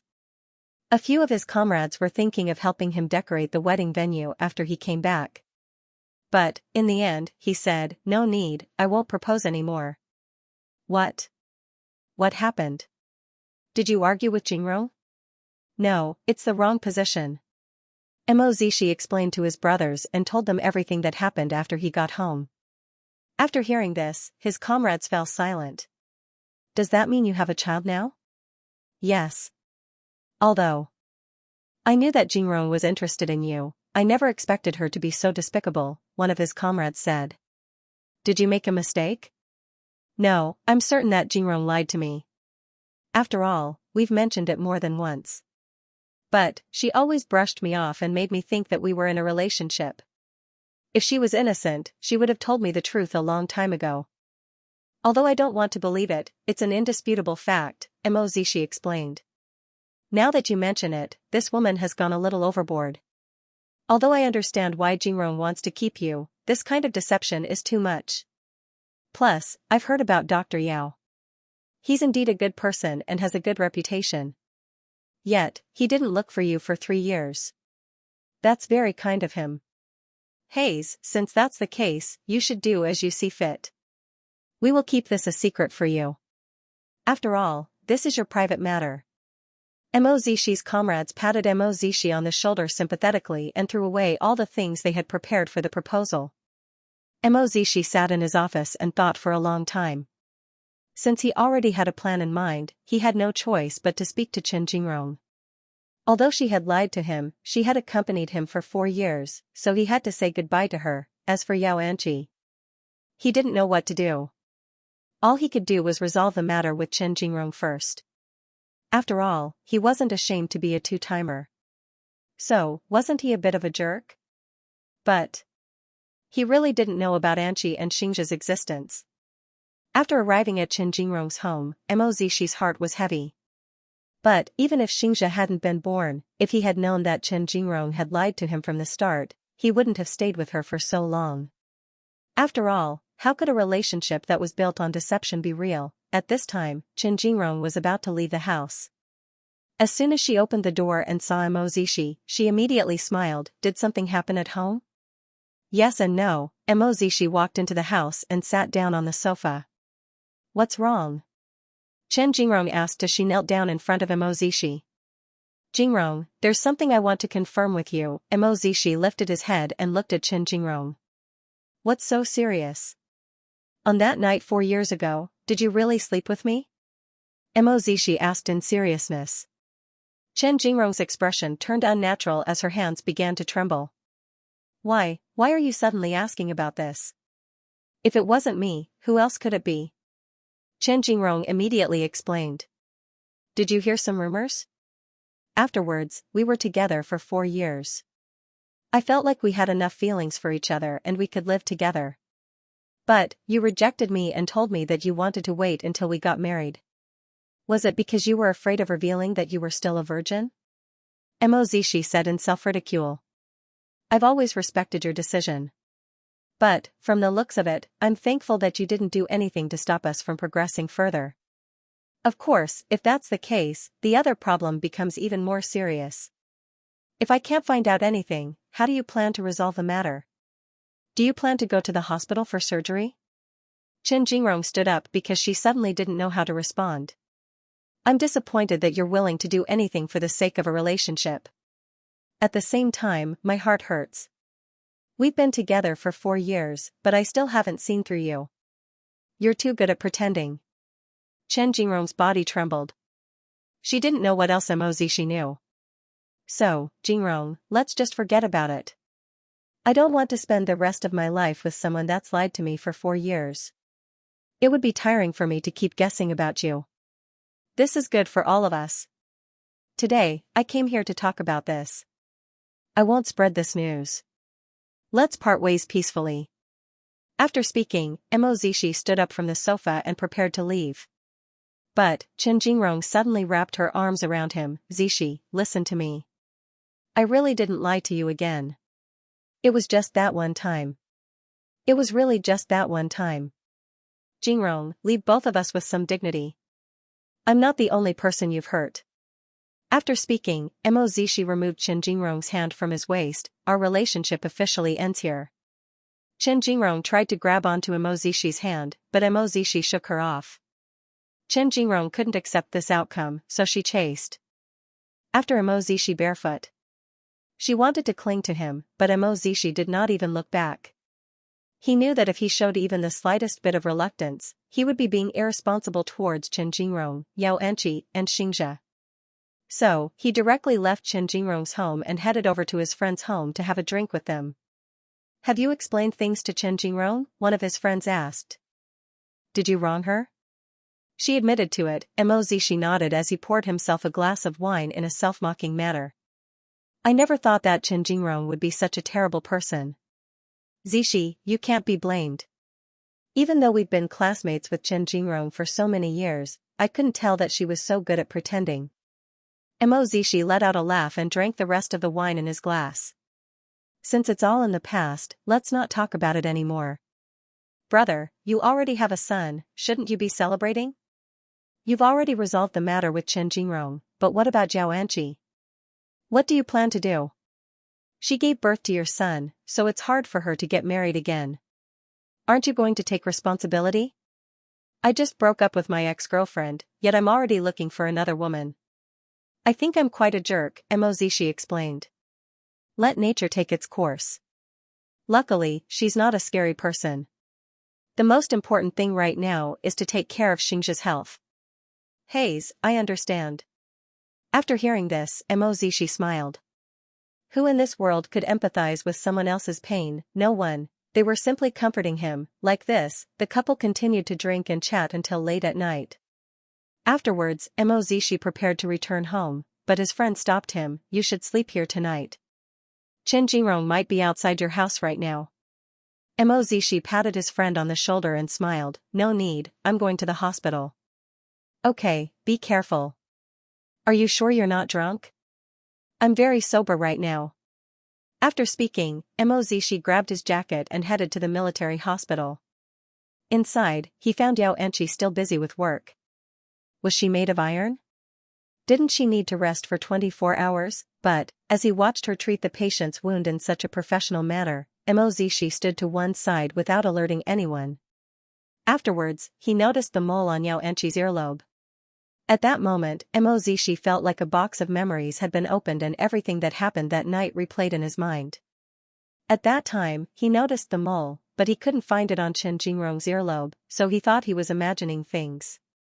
Plus, apart from that night, he didn't pay attention to Xianxia at all.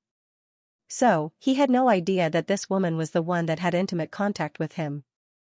Dr. Yao, the surgery is about to start. Are you going to be able to hold on? A nurse asked Xianxia as she ran. Xianxia turned around and nodded her head. I can. But, as soon as she saw Mo Zishi, she froze for a moment and quickly looked away. Let's go in then. Mo Zishi watched as Xianxia left, but he did not chase after her. He didn't want to cause trouble for her. After all, he had just broken up with Chen Jingrong. Soon, Mo Zishi returned to the military base. He needed to apply for leave from his superior to deal with Xianxia's matter. After his superior found out about his matter, he pulled him into his office and lectured him. What did you do? Chief, I'm guilty. Since you have a child, you need to give them an explanation. Hand in your marriage report as soon as possible. Otherwise, if word gets out, we won't be able to live anymore. Yes, Chief. By the way, what about you and Jingrong? I've already spoken to Jingrong, Mo Zishi replied. His superior's expression softened a little and he was finally satisfied. You've finally done something right. You've been in the military for so many years and you've never taken any leave. I'll give you a full month of leave. Make sure you handle the situation well and don't let me hear any rumors. Otherwise, I'll hold you responsible. Mo Zishi saluted and turned to leave. But, just as he stepped out of the door, he heard his superior knock on his desk. Hurry, and hand me the marriage report. Marriage? It sounded like it was a matter of course. But, just like he said, he didn't want to break up with one woman at a time like this and marry another.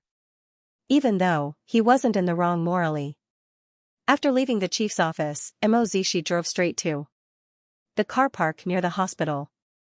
He knew that he couldn't go home for the time being and he didn't have anything to pack. But, he ended up waiting for an entire hour. By the time he saw Xianxia walk out of the hospital, it was already 4 a.m. and there wasn't anyone left. Mozishi looked at Xianxia and honked. Xianxia approached and saw it was Mozishi. She was a little surprised. Why are you here? Get in the car. I'll take you home and drop by your home to pick up some things that Xianxia needs, Mozishi said. But, if you delay any longer, someone will come, Mozishi reminded her. Xianxia had no choice but to open the car door and sit in the front passenger seat. However, on the way home, the couple didn't have much to say to each other. They were originally just acquaintances, but now, they had suddenly become the parents of a child. A normal person wouldn't be able to accept a change like this, right? But, if it was awkward, it would take a long time. In the end, Mozishi couldn't help but say, from now on, you'll probably see me from time to time. I'll come by, but I won't cause you any trouble. But, what about Xianxia? I've already explained everything to her. Mozishi replied. Plus, it wasn't because of you. There was a problem between us that forced us to separate. How is it not because of me? I think I stole her man. You didn't steal from her, she stole from you. I know it's hard for you to get over it if I don't tell you the real reason. Let me be honest with you, if Chen Jingrong hadn't lied to me, it would have been hard for me to cut off my relationship with her. But, there are no ifs. She lied to me for 4 years. That night 4 years ago, I didn't know it was you. When I woke up, she was lying next to me. I always thought she was the one I slept with. Then, I didn't touch her. She's still whole. So, from now on, you don't need to blame yourself. I won't mention anything about Jingrong again. I know you're not a meddlesome person, so let's just let this matter go and we won't bring it up again. Xianxia nodded her head. As long as she wasn't the third party, she didn't mind. After their conversation, Mozishi finally found Xianxia's home. Rather than calling it a home, it was more like a shelter. It was obvious that Xianxia didn't live a rich life. If it wasn't for Xianxia, you would be a rich woman by now. I'm an orphan. Now that I have a son, of course I have to depend on him, Xianxia explained. She then packed a few things and handed them to Mozishi. These are all things that Xianxia likes and is familiar with. When he sees these things, he won't come looking for me anymore. When are you going to visit him? Mozishi asked. I think it's best if I don't visit him too often. Otherwise, we'll be even more tied down. After hearing Xianxia's words, Mozishi looked at her and said in seriousness, you may think it's impossible, but that's how things are in the Mo family. I can't possibly find a stepmother for my son. Whether he's married or not isn't that important. So, you can visit him at any time. Major Mo, woman, you're always pushing responsibility onto yourself. I've never blamed you for messing up my life. No, to be exact, I should say that you've changed my life in a timely manner, Mozishi said patiently. It's getting late, you should get some rest. You have dark circles under your eyes, so I'll bring these things over. When you have time, give me a call. I've left my phone number on your desk. I have a month's vacation. Xianxia was tired, so she didn't have time to think about anything else. After Mozishi left, she immediately fell asleep on the bed. Mozishi actually wanted to tell her that she didn't need to work so hard. Especially when he saw her simple living quarters, Mozishi decided that he needed to help her find a better living environment. 6 a.m. Mozishi finally returned home. Tongming woke up early and saw her son return with Xianxia's things in his hands. So, she immediately asked, have you taken care of everything? Yes, I've made everything clear, Mozishi replied. Mom, where's Xianxia? I want to see him. He's in your sister's room. She loves it, Tongming said as she pointed to Mozian's room. Okay, I'll wait for her to wake up before I go in. Mozishi returned to his room with the things in his hands. Perhaps because she knew that her son was upset, Tongning followed him upstairs. If you're upset, then let it out. We are all by your side. Mo Zishi had never felt so upset before. He wrapped his arms around Tongning's waist and buried his head in her stomach as he sobbed, "Mom, I feel like a jerk. Why didn't I realize this earlier? Why didn't I know I had a son earlier? If I had known earlier, Xianxia wouldn't have suffered so much and Xianxia would have been loved by a father. I also wouldn't have been fooled by a stupid person for so many years." "Auntie didn't want to mess up your life," Tongning comforted as she patted her son on the back. "You should be thankful that Angie is a good person. She gave birth to such an adorable son for you and saved your life in time." "Mom, even so, I still feel upset. For years of love, in the end, it was all a lie." "So what if it was 4 years? Didn't the truth come out in the end?" Tongning smiled. "From now on, learn from your mistakes and don't get tricked again. Plus, I don't know what to do with Xianxia," Mo Zishi said as he sobbed. "If you don't marry her, she's already given birth to a child for you. But, if you marry her, she might not be willing. Plus, she can have a better life. I can't make any conclusions about you and Angie. Angie is a good person, but it still depends on whether fate has brought you together. What if, as you said, Angie actually likes someone else? Zishi, your most important task right now is to take care of Xianxia. As for everything else, just let it happen naturally. After all, you can't force it. By the way, I know that my son is hurt. After being lied to for 4 years, who wouldn't feel resentful?" But Mo Zishi did not say a word. He simply hugged his mother like he wanted to enjoy his mother's embrace before he grew up. "Mom, I really miss the carefree days I used to have with Zichen. But, you've grown up and you're a father now," Tongning comforted. "That's enough. Go see your son. As for Angie, when you have time, invite her over for dinner. At least, that way, you can get closer to her." Mo Zishi moved away from Tongning's embrace and nodded his head, "Okay, Mom." Afterwards, Mo Zishi stood up, walked out of his room and knocked on Mo Zian's door. As soon as he saw her carrying his son out, he immediately reached out and received him in his arms. "Xianxia is such a good boy. He's following Auntie without crying at all."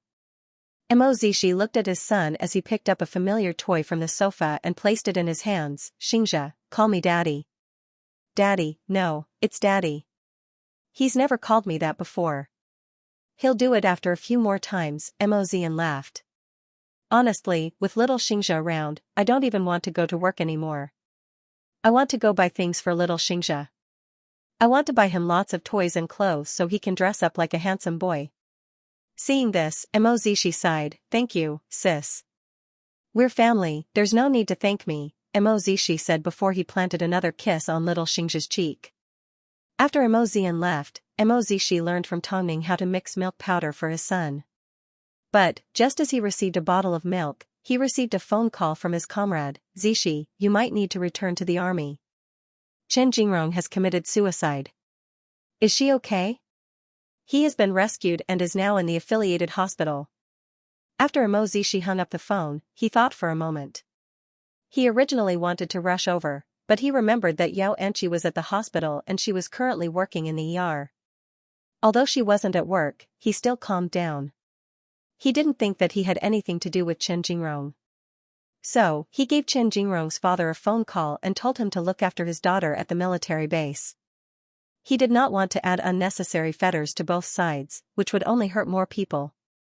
Seeing his expression, Tongning could tell he was feeling guilty, so she suggested, "Why don't we get Mother to help you?" "Mom, how could I let you worry about me? I think it's best if Mother shows up for something like this." If the Mo family didn't express their sympathy, then Mo Zishi would have no way of showing his face in the military. But, if Mo Zishi personally showed up, then he would never be able to settle things with the other party. In that case, he could only think of a compromise. "Mom, I'm sorry." "What are you apologizing for? We are a family." Apart from this, Tongning felt it was necessary for her to meet with Mo Zishi's ex-girlfriend. For her to lie to the man she loved for 4 years, it was obvious that she was capable of doing things like taking drugs or doing something even more serious. Since that was the case, it was best for her to understand the situation first. If anything unexpected happened, she would have to deal with it. Mo Zishi spent the entire morning learning how to breastfeed his child. He also looked up a lot of parenting information online. He had missed out on too much in the past, so he was caught off guard by the fact that he had to make up for it. So, it didn't take long before Tongning set out from home. Of course, she didn't tell Mo Ting that she was going. Otherwise, the man would be heartbroken again. Soon, Tongning arrived at the military base hospital and quietly asked around to find out which hospital room Chen Jingrong was in. Although she was already wearing a mask, her temperament was still very easy to recognize. "Are you the superstar, Tongning? May I know which hospital room Miss Chen Jingrong is in?" Tongning asked patiently for a second time. The nurse was excited, but she quickly reacted and told her Chen Jingrong's room number. After thanking the nurse, Tongning headed over to Chen Jingrong's room with some nutritional supplements. At this time, the nurse was the only one present. Chen Jingrong's family was nowhere to be seen. Tongning quietly entered the room with the intention of waiting for Chen Jingrong to wake up. But, to her surprise, she ended up waking up. "Is this Zishi?" "I am Zishi's mother," Tongning replied gently as she removed her mask. "Hello, Auntie." "Zishi, isn't he coming?" "Miss Chen, Auntie came here today to make things clear to you. Zishi won't be coming because you've already broken up. If he comes, it will only complicate your relationship." After hearing this, Chen Jingrong's eyes filled with tears. "Auntie, can you tell Zishi that I know I was wrong and that I really don't want to break up with him?" "Child, I know that you have deep feelings for him, but you shouldn't have used such an extreme method to force him. You're being irresponsible towards your family," Tongning lectured. "Zishi may appear bright and cheerful, but he's very stubborn. Once he's decided on something, he's never looked back.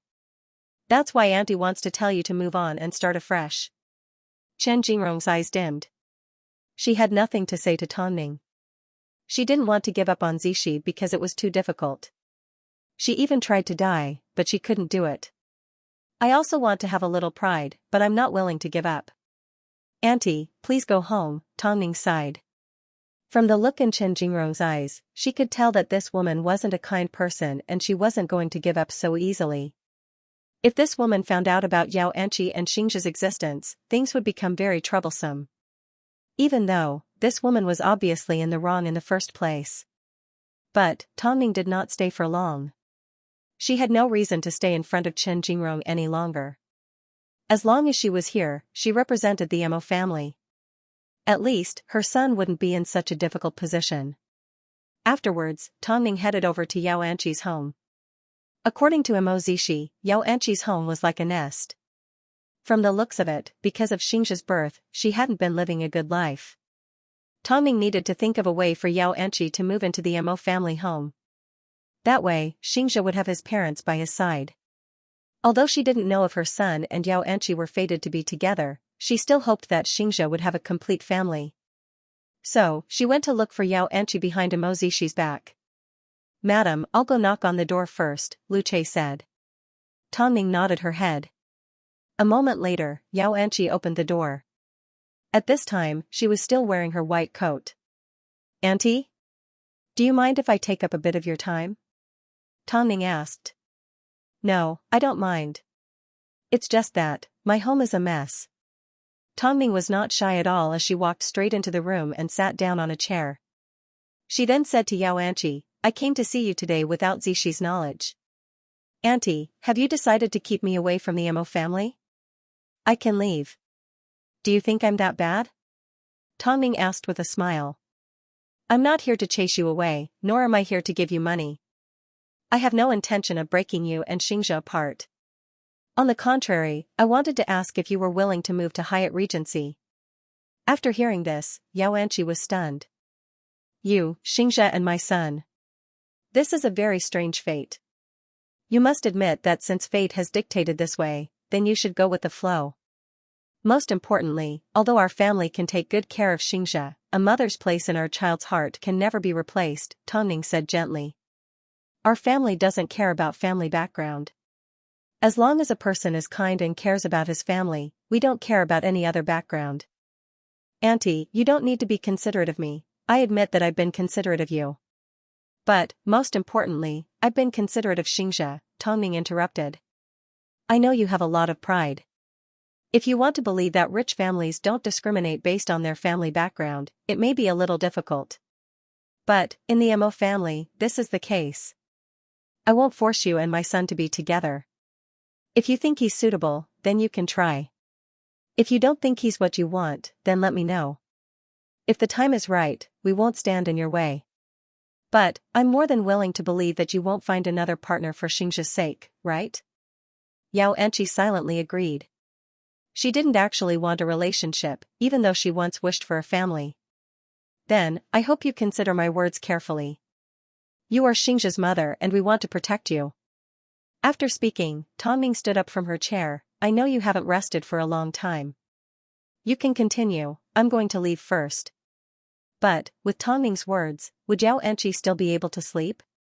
Try it out with Mo Zishi. Wasn't there still a shadow in his heart? 4 years of relationship, although they had broken up, it was not something that could be broken just like that.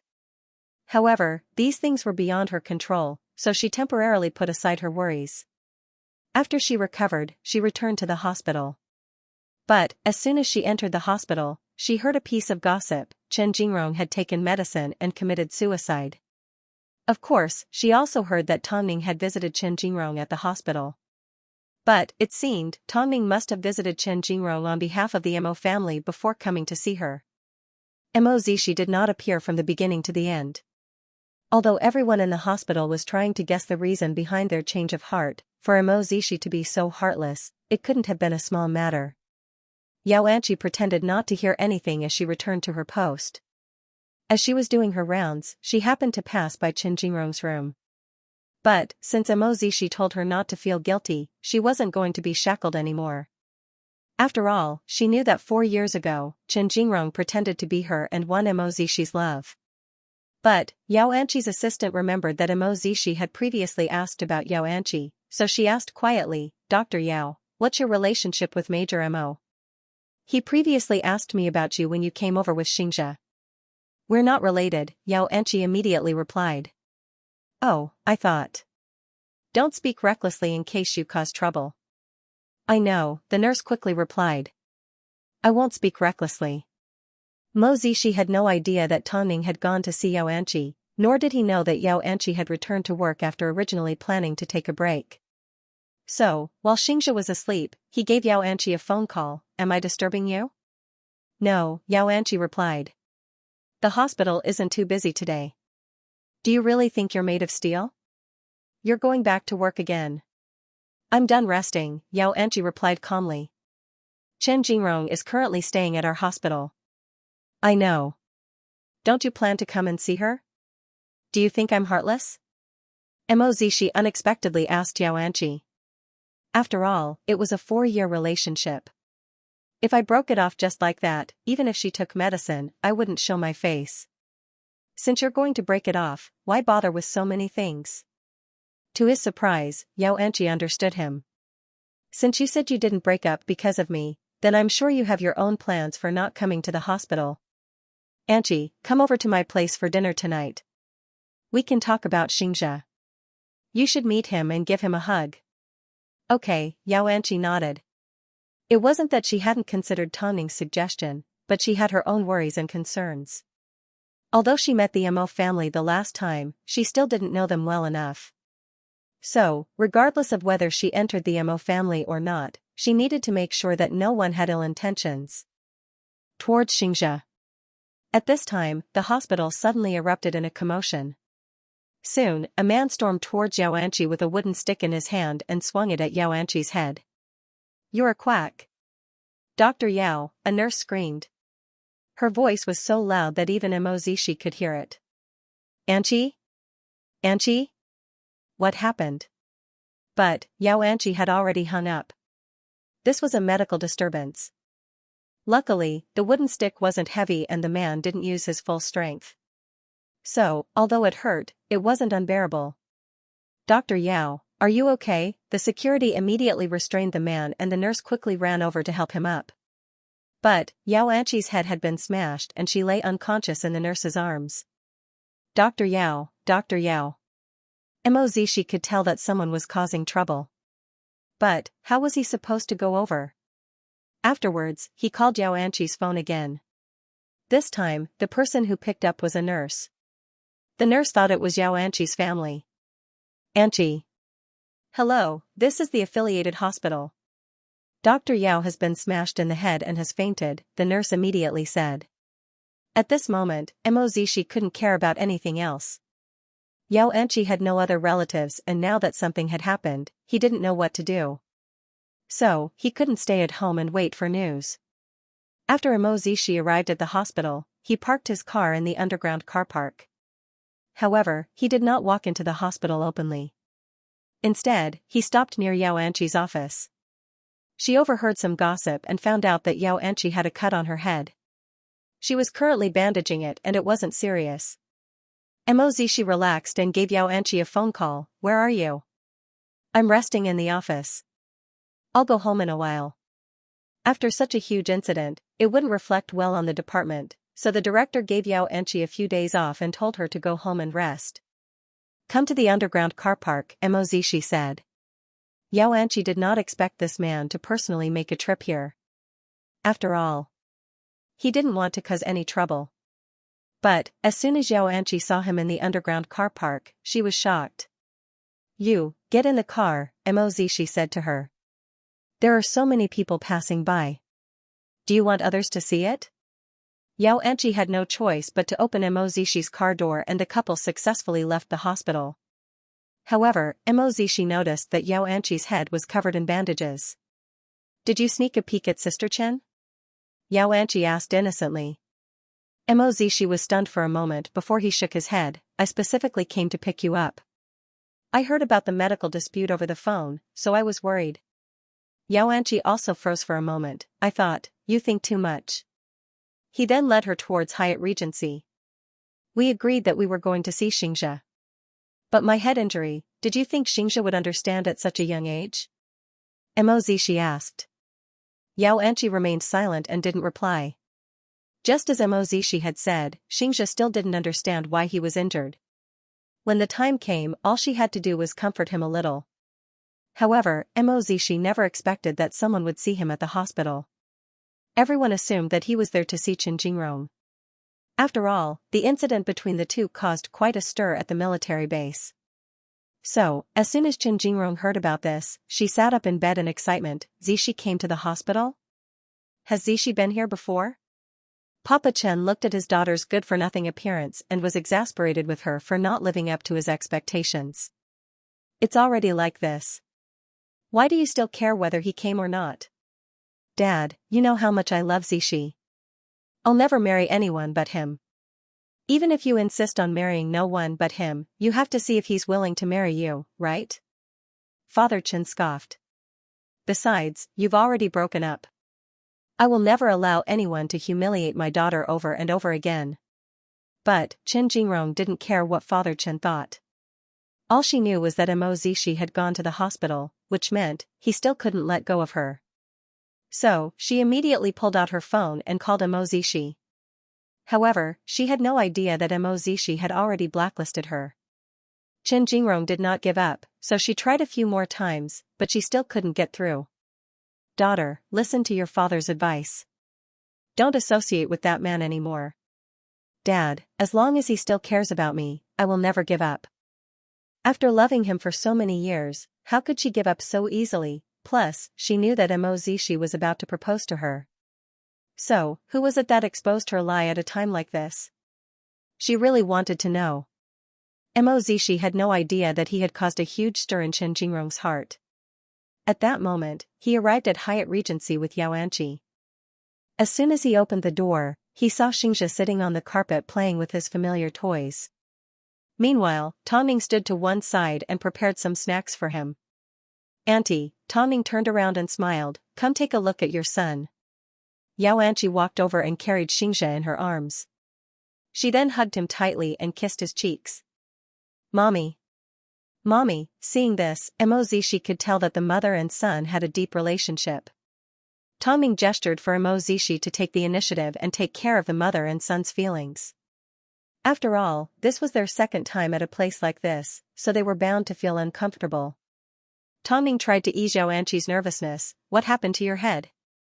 A patient caused a medical disturbance and got a little injured, Xianxi explained as she hugged her son. In that case, you should stay at home and keep Xianxia company. Treat it as a rest. After speaking, Tongning handed the keys to Xianxi. You can come in whenever you want. Next time, you don't need to trouble our neighbors. Auntie, I'm afraid this isn't a good idea. Zishi, convince her. Tongning said before she handed the keys to Imo Zishi. Imo Zishi placed the keys in Xianxi's pocket. Take it. Since my mom has already said it, she won't take it back. Xianxi did not say another word. She simply carried her son and followed Imo Zishi upstairs to look around his room. The room was currently filled with Xianxia's belongings. It's a little messy. I haven't had time to tidy it up yet. Soon, the Imo family returned home one after another. First up was Imo Zian. This was her first time seeing Xianxi, so she greeted her warmly. Hello, sister-in-law. I'm not your sister-in-law. You will be very soon. Imo Zian winked at Imo Zishi. Big bro, you need to work hard. Sister-in-law still refuses to acknowledge her identity. That's what you get for bullying her in the past. Imo Zishi smiled and gestured for Imo Zian to stop. Don't make things difficult for Xianxi. I know, I was just joking. Don't be angry, Yao Jia. Xianxia must have been holding you for a long time. Let me hold you for a while, I've been thinking about it all day, Imo Zian said as she stretched out her arms towards Xianxi. Before Xianxi could respond, Xianxia also pounced into Imo Zian's arms. Aya, Auntie didn't dote on you for nothing. Xianxi felt comforted. She could tell that Imo Zian really liked Xianxia.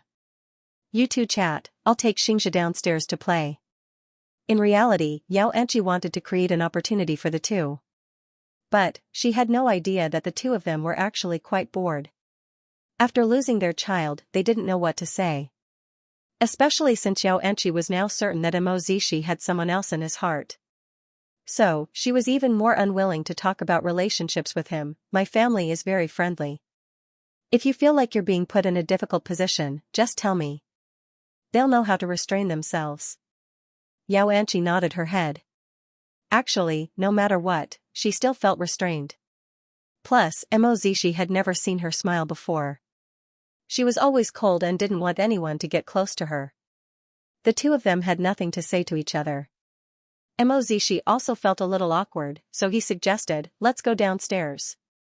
Okay, Xianxi replied obediently. The two of them hadn't interacted much, so they hadn't had the chance to get used to each other. Plus, Xianxi was purposely avoiding him. Imo Zishi felt that the two of them needed time to get closer. Xianxi stayed behind for dinner.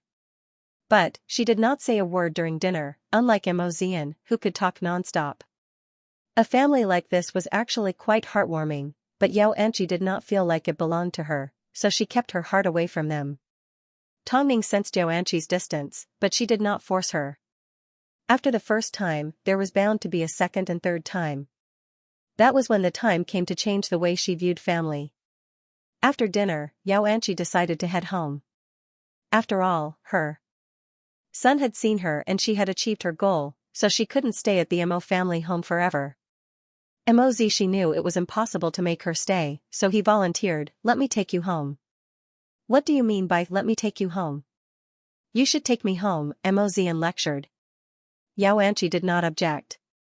After saying goodbye to the Imo family, she followed behind Imo Zishi and left the Imo family home one after another. However, on the way home, Imo Zishi said his thoughts to Xianxi, I know you're still bothered by my relationship with Chen Jingrong. Perhaps, you've never considered having anything to do with the Imo family. Auntie, you're a cold person, but I know you still want a family. Xianxia needs a mother and I need a wife.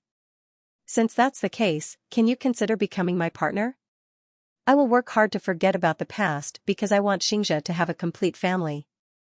I can't guarantee that I'll fall in love with you soon, but at least, I will be a responsible husband. Once I get married, I will be loyal to my wife for life. Of course, if you have other plans, just pretend that I didn't say anything tonight.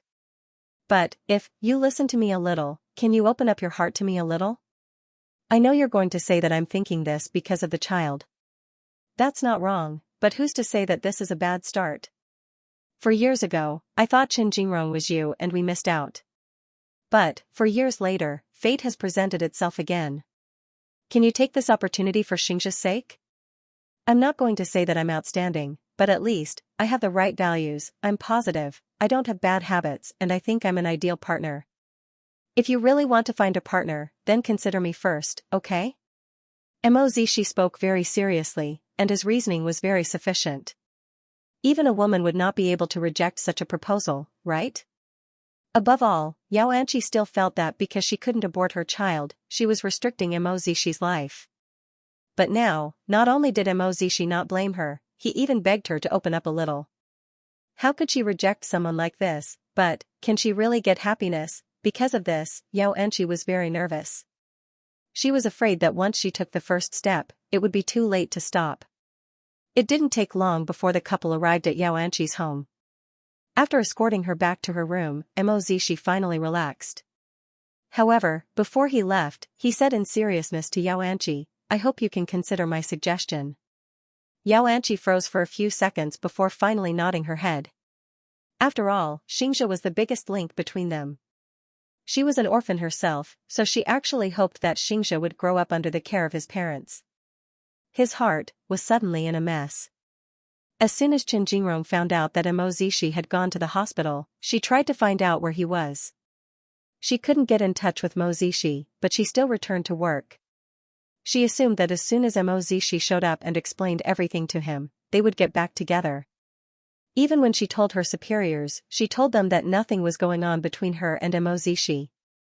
They would get married. As soon as Mo Zishi's friends heard this, they were shocked.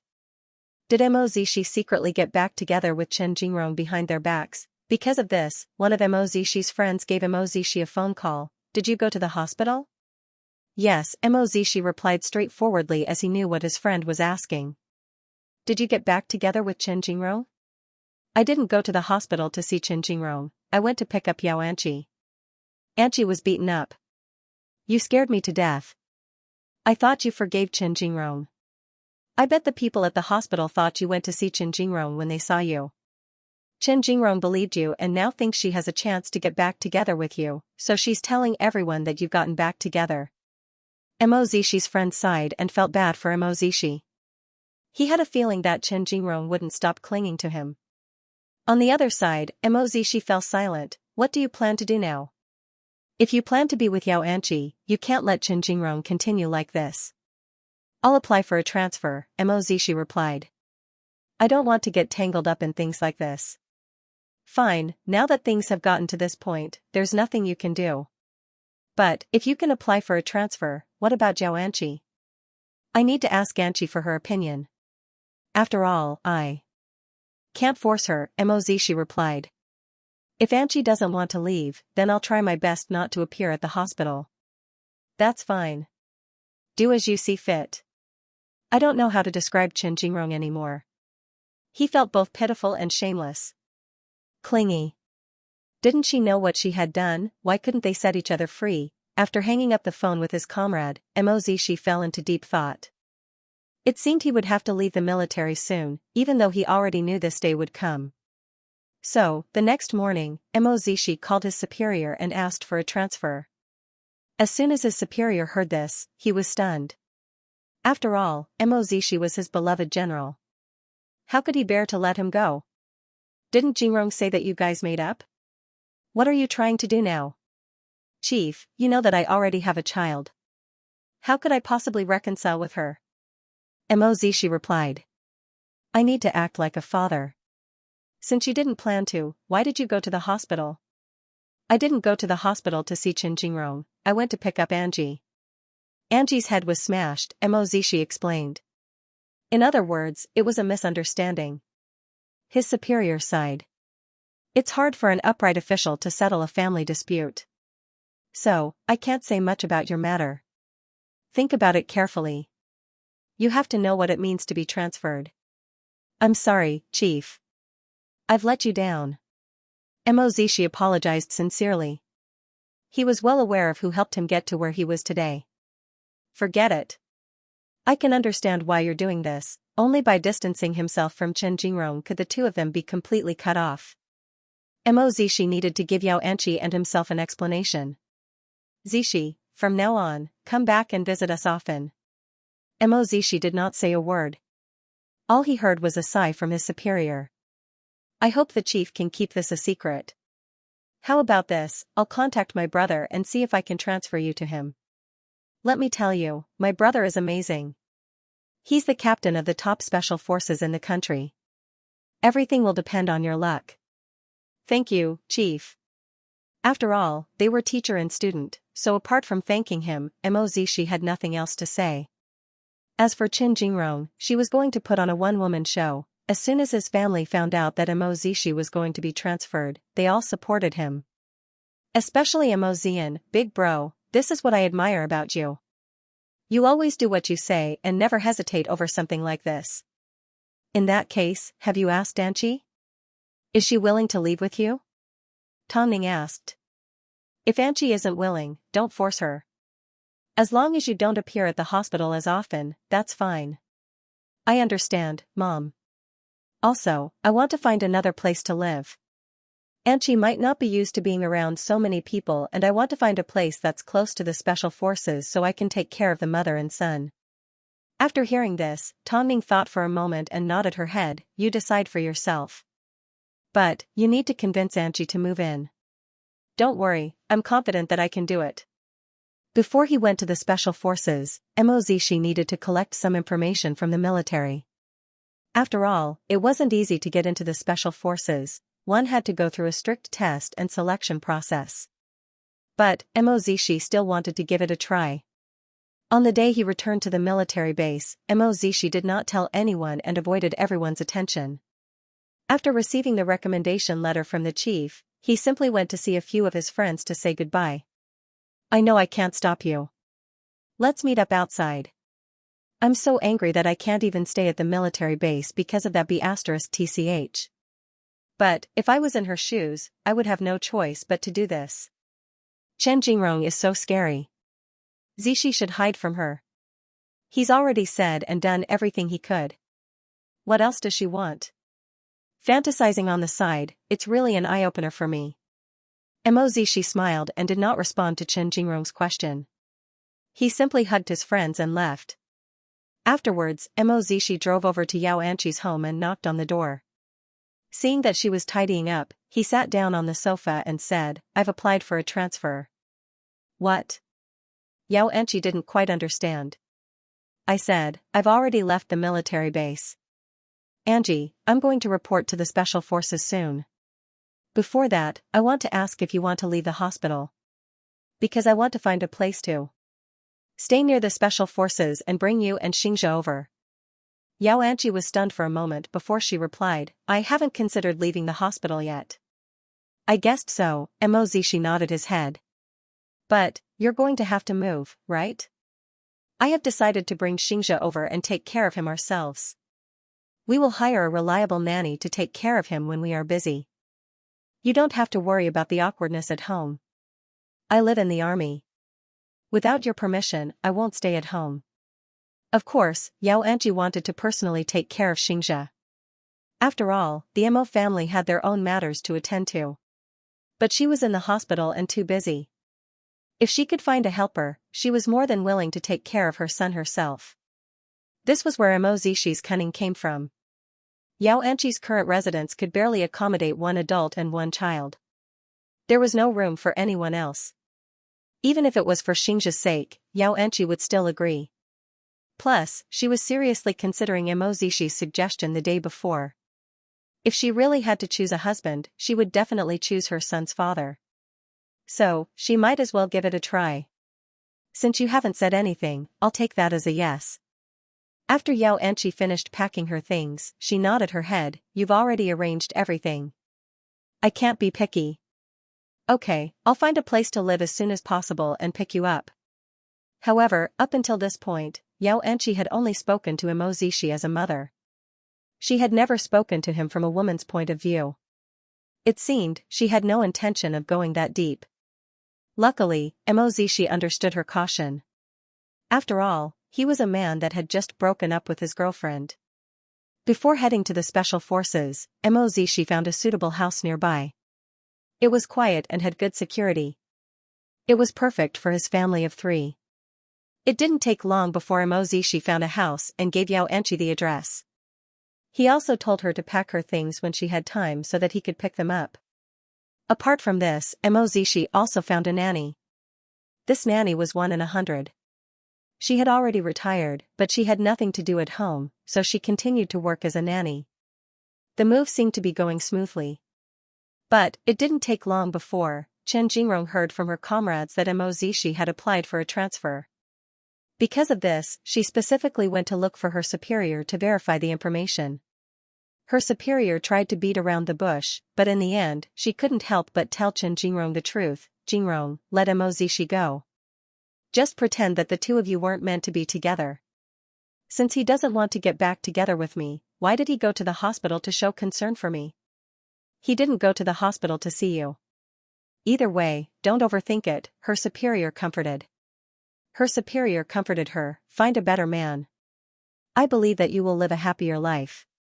Chen Jingrong was in disbelief. Everything was fine, why did things suddenly change?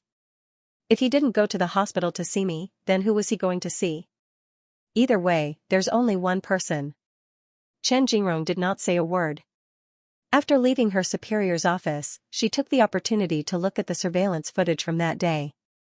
She wanted to know why Mozishi went to the hospital. But the footage showed that Mozishi only stood there for a short while before he left. If he didn't show concern for her, then what was it for? Afterwards, Chen Jingrong found the car that Mozishi left in. There was another woman in the car. As for who it was too dark in the underground parking lot, so she couldn't see clearly. Was this the reason why Mozishi broke up with her? Was it because of this woman? At that moment, Chen Jingrong's chest was filled with anger. Mozishi broke up with her because he had a change of heart. Why did he bring up what happened 4 years ago? He simply wanted to find an excuse to break up with her. No, she had to find out where this woman came from. Because of this, Chen Jingrong frequently visited the hospital and used psychological intervention as an excuse to get to know a lot of young nurses. She wanted to hear some gossip, but the only person that knew that Mozishi had visited Xianxia was Xianxia's assistant. So, after a few days of hard work, she found nothing. Xianxia had been busy packing for the past 2 days because she was about to move into her new home. Therefore, he did not participate in the gossip that the nurses were talking about recently. Dr. Yao, you've been getting off work early recently. Because I'm moving house soon, Xianxia replied. If there's nothing else, I'll leave first. Have a good rest, Dr. Yao. The assistant smiled at her. Xianxia knew that over the past few days, everyone inside and outside of the hospital was talking about Chen Jingrong and Mozishi because Chen Jingrong had been visiting frequently for psychological intervention. But no one could have guessed that Mozishi and Xianxia had something to do with each other. After Xianxia kept a low profile and rarely interacted with others, especially after giving birth to Xianxia, she paid extra attention to her privacy. So, not many people in the hospital knew about her situation. When Xianxia heard that Chen Jingrong was still clinging on to the father of the child, she didn't feel much. After all, she could understand how a couple would react when they had just separated. But it had to be said that Mozishi really did it. He didn't care about it at all. After work, Xianxia returned home as usual. Today, Mozishi was coming over to help her move her things, so as soon as she got off work, she left in a hurry. By the time she returned home, Mozishi was already waiting outside with his car. Xianxia didn't tell Mozishi about the situation at the hospital because she didn't want to burden him. As soon as Mozishi walked in through the front door, he noticed Xianxia had already packed up all the bedding. He was a little amused. There's everything over there. You didn't need to prepare this, all you needed to do was bring some clothes. I just think it's a pity, Xianxia replied. Also, you look too plain. From now on, we'll take care of Xianxia together. If you have time, take care of yourself and dress yourself up. After speaking, Mozishi gestured to Xianxia, I'll take everything that Xianxia is familiar with. You can buy everything new. That's settled then. After making his decision, Mo Zishi took Xianxia to the place he had arranged for the mother and son. He knew that Xianxia wouldn't want to live in a big villa, so this small courtyard wasn't luxurious at all. It looked simple and elegant, making Xianxia feel a lot more relaxed. At least, she could tell that Mo Zishi had put in a lot of effort. What do you need at home? If you like it, feel free to buy it. This is the nanny's contact number, you can contact her when you need it. I will pick up Xianxia from the Mo family home tomorrow morning. Are you afraid of staying here alone tonight? Mo Zishi asked. I'm not afraid, but you haven't joined the special forces yet. Where are you going to sleep? I'm going out to meet a few comrades. It's nearby. Do you want to come with me? Mo Zishi replied as he picked up his jacket. According to Xianxia's personality, she was definitely afraid of trouble. But, seeing how much effort Mo Zishi was putting in, she felt like she should do something too, so she replied, okay. Mo Zishi was a little surprised, he thought he had heard wrong. He then smiled and said to Xianxia, since you're going to dinner, you should get changed, right? You can't just wear a white coat and people will think that you're going to save lives. In that case, wait for a moment. Wait for what? We're going out to buy a new set. Your clothes are still in the old house, I didn't bring them with me. After speaking, Mo Zishi led Xianxia out the door. Xianxia's personality was cold and she was always adaptable to the situation. Mo Zishi could sense that she didn't like to fight for things. She was also calm and gentle like a chrysanthemum flower. It didn't take long before the two of them arrived at the meeting place. When they saw Xianxia, they looked at each other in confusion. Zishi, you're not bad. You've already brought your little sister-in-law out. Anchi is a shy person. Be more appropriate, Mo Zishi instructed. If you have a problem, come at me. Speaking of which, the fate between the two of you is perfect. I like people like Dr. Yao. Women are naturally feminine. Xianxia watched as Mo Zishi drank and chatted with his friends. Mo Zishi was very considerate of her feelings. Whenever his friends tried to make things difficult for him, he would do his best to stop them. In fact, he would even smile at her from time to time. Xianxia didn't talk much and was very quiet. But, Mo Zishi's friends couldn't help but say, bro, let me tell you, you found the right person this time. Look at Dr. Yao. She's sitting quietly by your side like a good wife. Isn't that great? Duo dang, you're right. Mo Zishi allowed them to joke around without explaining. After all, as long as everyone was happy, it was fine. However, Xianxia had no idea that Mo Zishi had drunk so much that by the time the dinner was over, he was already unconscious. Let's have another drink. Seeing that Mo Zishi was drunk, his friend said to Xianxia, sister-in-law, they're older than Zishi and I'm younger than him. Please don't mind us messing around. It's fine. Sister-in-law, Zishi really cares about his family. As you know, everyone from the Mo family is outstanding. So, please don't mind what happened between Zishi and Chen Jingrong in the past. For Zishi, it's already in the past. Since he's given up, he won't continue to be with her. Don't worry about that. By the way, you've worked hard over the years. When Zishi talked to us about you, he was filled with guilt. He felt that you and your mother suffered a lot. I hope the two of you can be happy from now on. Actually, Xianxia and Mo Zishi's relationship hadn't reached that point yet. But, because they had a child together, it was natural for them to be seen as a couple. Xianxia did not explain as she held on to Mo Zishi. After he got drunk, he didn't act ugly. He simply lay down and slept. Of course, Xianxia sighed. Mo Zishi was indeed a good friend. Even in a situation like this, he still spoke up for him. From now on, I'll leave Zishi in your care. Xianxia nodded her head in a daze. Under the escort of her brothers, she returned to her new home. Originally, Mo Zishi was supposed to return to Hyatt Regency to get some rest, but now that he was completely drunk, where else could he go? After returning home, Xianxia placed him on the sofa and headed into the kitchen to make soup to sober him up. After she was done, she returned to the living room to find Mo Zishi sleeping soundly. Yao Anqi was well aware that her relationship with Mo Zishi and Chen Jingrong couldn't be severed, but, it seemed, she had the right to pursue her own happiness. The next morning, Mo Zishi woke up on the sofa to find a freshly heated bowl of hangover soup on the table. He picked it up and drank it in one gulp. When he looked at home, Yao Anqi had already left for work. From the looks of it, she had already heated up the soup before she left. Mo Zishi had promised to pick up Xianxia from Hyatt Regency. So, after washing up in the bathroom, he immediately drove home. But, when she heard that Mo Zishi wanted to take her son away, Mo Zian was extremely unwilling. "Why don't you give him to me? You and Yao Jia can have another child and I can have little Xingxing." Mo Zian truly liked Xianxia. Mainly because he was too obedient and too adorable. "No, I have to take Xianxia away today. Bro, I'm doing this for your own good, okay? Look, whenever Xianxia comes home, Yao Jia's eyes will always be on our son. Who would want to look at an old man like you? I'm helping you create an opportunity. You're the only one who knows how to twist words. If you stay at home all day with Xianxia, who's going to manage Hai Rui? I'd be a fool if Dad tolerated you."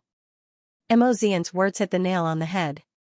Although Mo Ting didn't say it out loud, the three of them had caused Tong Ning a lot of worry.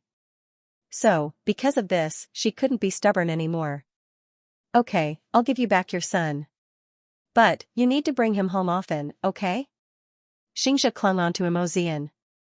Although they had only known each other for a few days, Mo Zian took good care of her nephew. "Bro, you didn't even install a child seat in your car. How am I supposed to leave Xianxia on your own? I'll drive you to Hai Rui when the time comes." Mo Zishi couldn't bear to part with Xianxia because Xianxia kept calling out to him. Seeing how much she liked children, Mo Zishi couldn't help but say, "Since you like children so much, you should have one of your own." "I don't like children, I only like little Xingxing. It's fate." Afterwards, the siblings took Xianxia to Mo Zishi's new home. Mo Zian looked around and noticed the blanket on the sofa that hadn't been tidied up. She immediately laughed. "Don't tell me you're still sleeping on the sofa." "What else?" Mo Zishi shrugged. "I have to say, big brother, you really deserve it. I hope Yao Jia can torture you as much as she wants. That would make me very happy." After speaking, Mo Zian kissed little Xianxia a few more times before leaving reluctantly. Now, Mo Zishi was left alone with his son. To make his son like him, Mo Zishi patiently tried to communicate with Xianxia. But, it was normal for men to be slow in taking care of children. So, he had no idea what Xianxia liked or how he reacted. In the end, he ended up calling Yao Anqi for help. Yao Anqi had just finished a surgery. When she saw it was Mo Zishi, she immediately picked up. "What's wrong? Are you still feeling unwell?" "No, how does Xianxia react when he's hungry or sleepy? Tell me, I don't know what to do." It was his first time becoming a father, so he couldn't get used to it. That was because it was truly too miraculous. The blood flowing through this little thing's body was the same as his own blood. This sort of feeling caused him to feel extremely marvelous. When he's hungry, he'll stare at the bottle. When he's sleepy, he'll close his eyes and sleep. No wonder. I understand now. I will wait for you to come back and save my life. When Yao Anqi heard this, she couldn't help but laugh. This surprised the assistant. "Dr. Yao, you're laughing." "Did I?" The nurse nodded her head. "I saw it with my own eyes." "Did something good happen at home recently?" "Not really. But, you should smile more. You look really good when you smile." Yao Anqi nodded her head before she returned to her serious expression. However, the thought of Mo Zishi and Xianxia alone together made her feel like she was going to laugh. For some reason, the idea of a family of three made Yao Anqi feel a little warm. But, when she thought about the hidden dangers, she returned to her cold expression. After all, she still didn't trust Mo Zishi enough. Meanwhile, Chen Jingrong continued to search for the woman. But, after searching for so long, she still couldn't find any information. Chen Jingrong knew that Mo Zishi's brothers were well aware of this, but they refused to tell her. Because of this, Chen Jingrong found one of them and asked him about Mo Zishi's situation. "Jingrong, it's not that I don't want to tell you, but Zishi has already made things clear to you. If you continue to pester him, it won't do anyone any good. When Chen Jingrong heard this explanation, she couldn't help but sneer. Did he make things clear? He didn't tell me that he cheated on me and got together with someone else. He even kicked me away. Did he make things clear? It's not what you think, the comrade explained. Do you really want everyone to make things clear before you stop in embarrassment? How am I embarrassing? Chen Jingrong continued to be stubborn. Mo Zishi broke up with me and got together with another woman. How could I be more embarrassed than him? 4 years ago, you didn't just hurt Zishi. Think about it, was it fair to treat another woman? You selfishly took over Zishi and left an orphan and a widow with no one to care for her. You were in the wrong, so you have no right to continue chasing after Zishi. What other woman?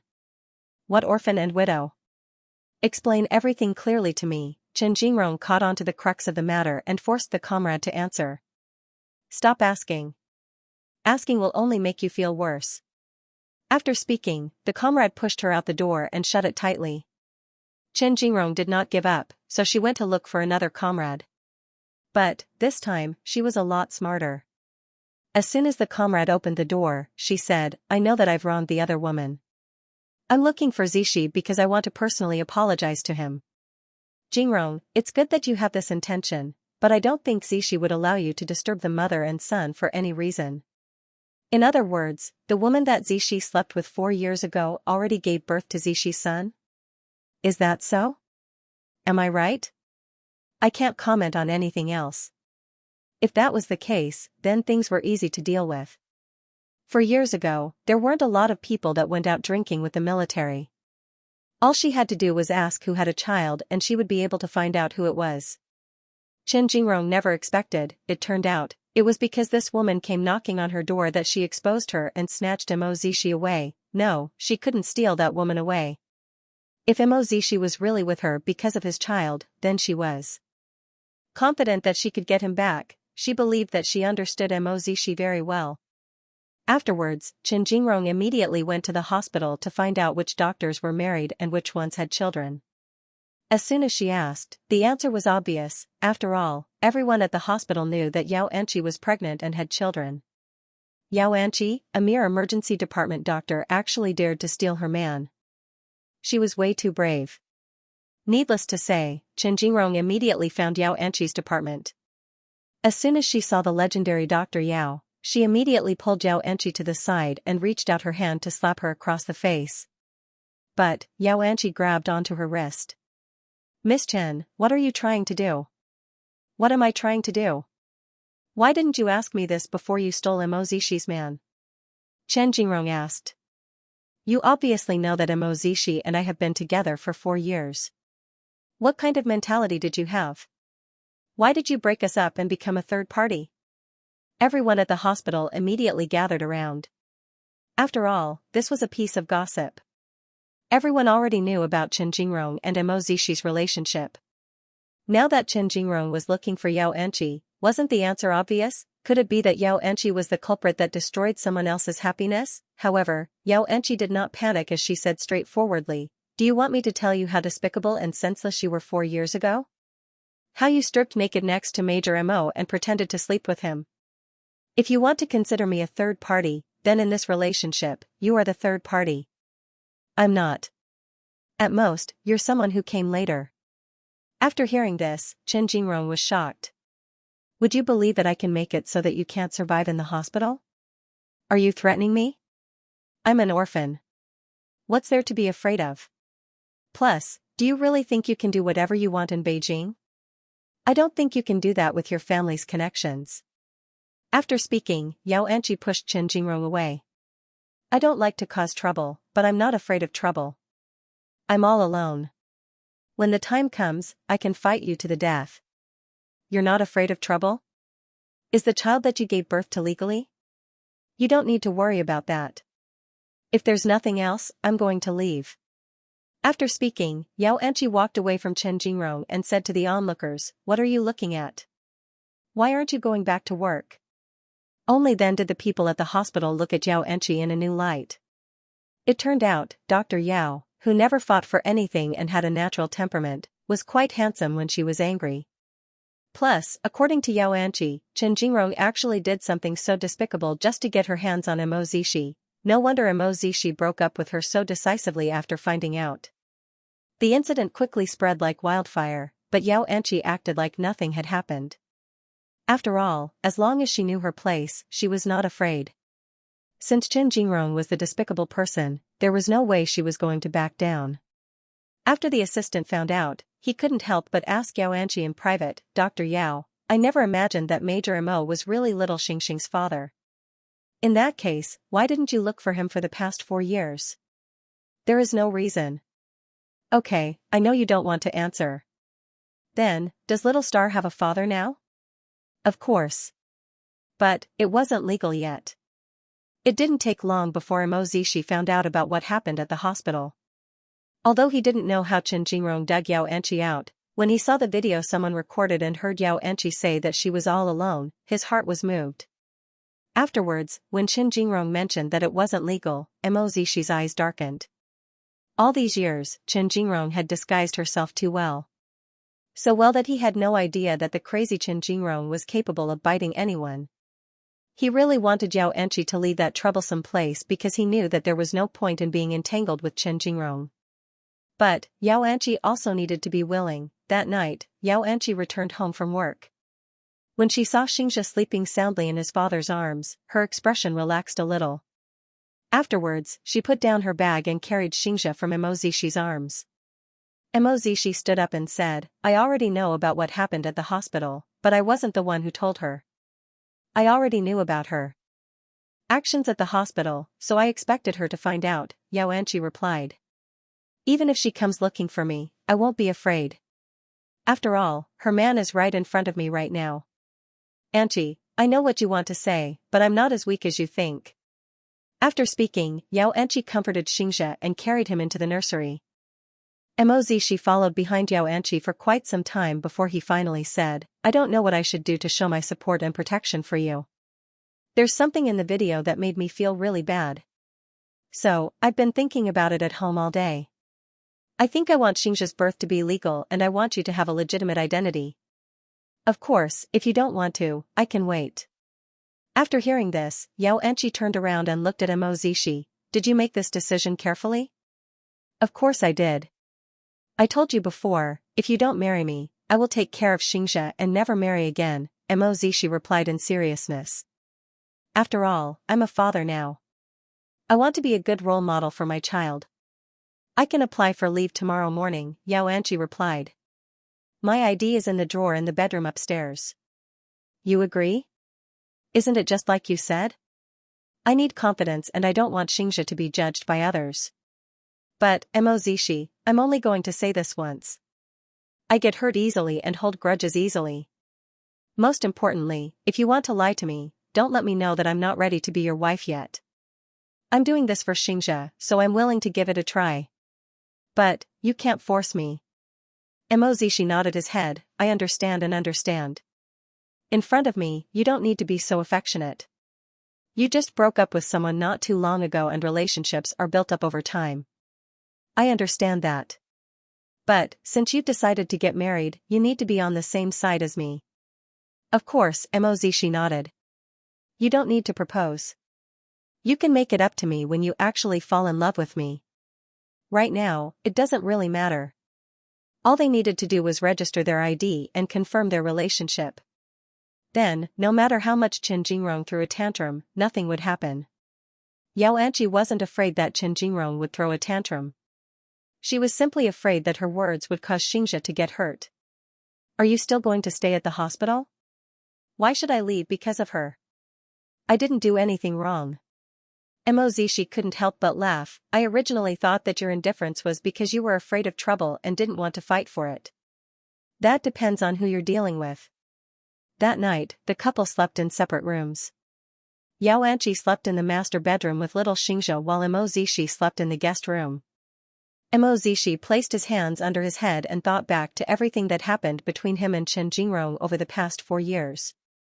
He never thought about it in detail before, but now that he thought about it, everything seemed to be filled with lies. This was all a dream created by Chen Jingrong. But the funny thing was, they would eventually wake up from this dream. He thought about Xianxia, the woman who had endured so many hardships for him. He felt like he owed Xianxia and little Xianxia too much. The next morning, the couple took Xianxia to the civil affairs office to complete the paperwork. As their identities were special, Mo Zishi even brought out the marriage report he received from his superiors before he left the military base. Why did you only register for marriage when the baby is already so big? The staff questioned the couple.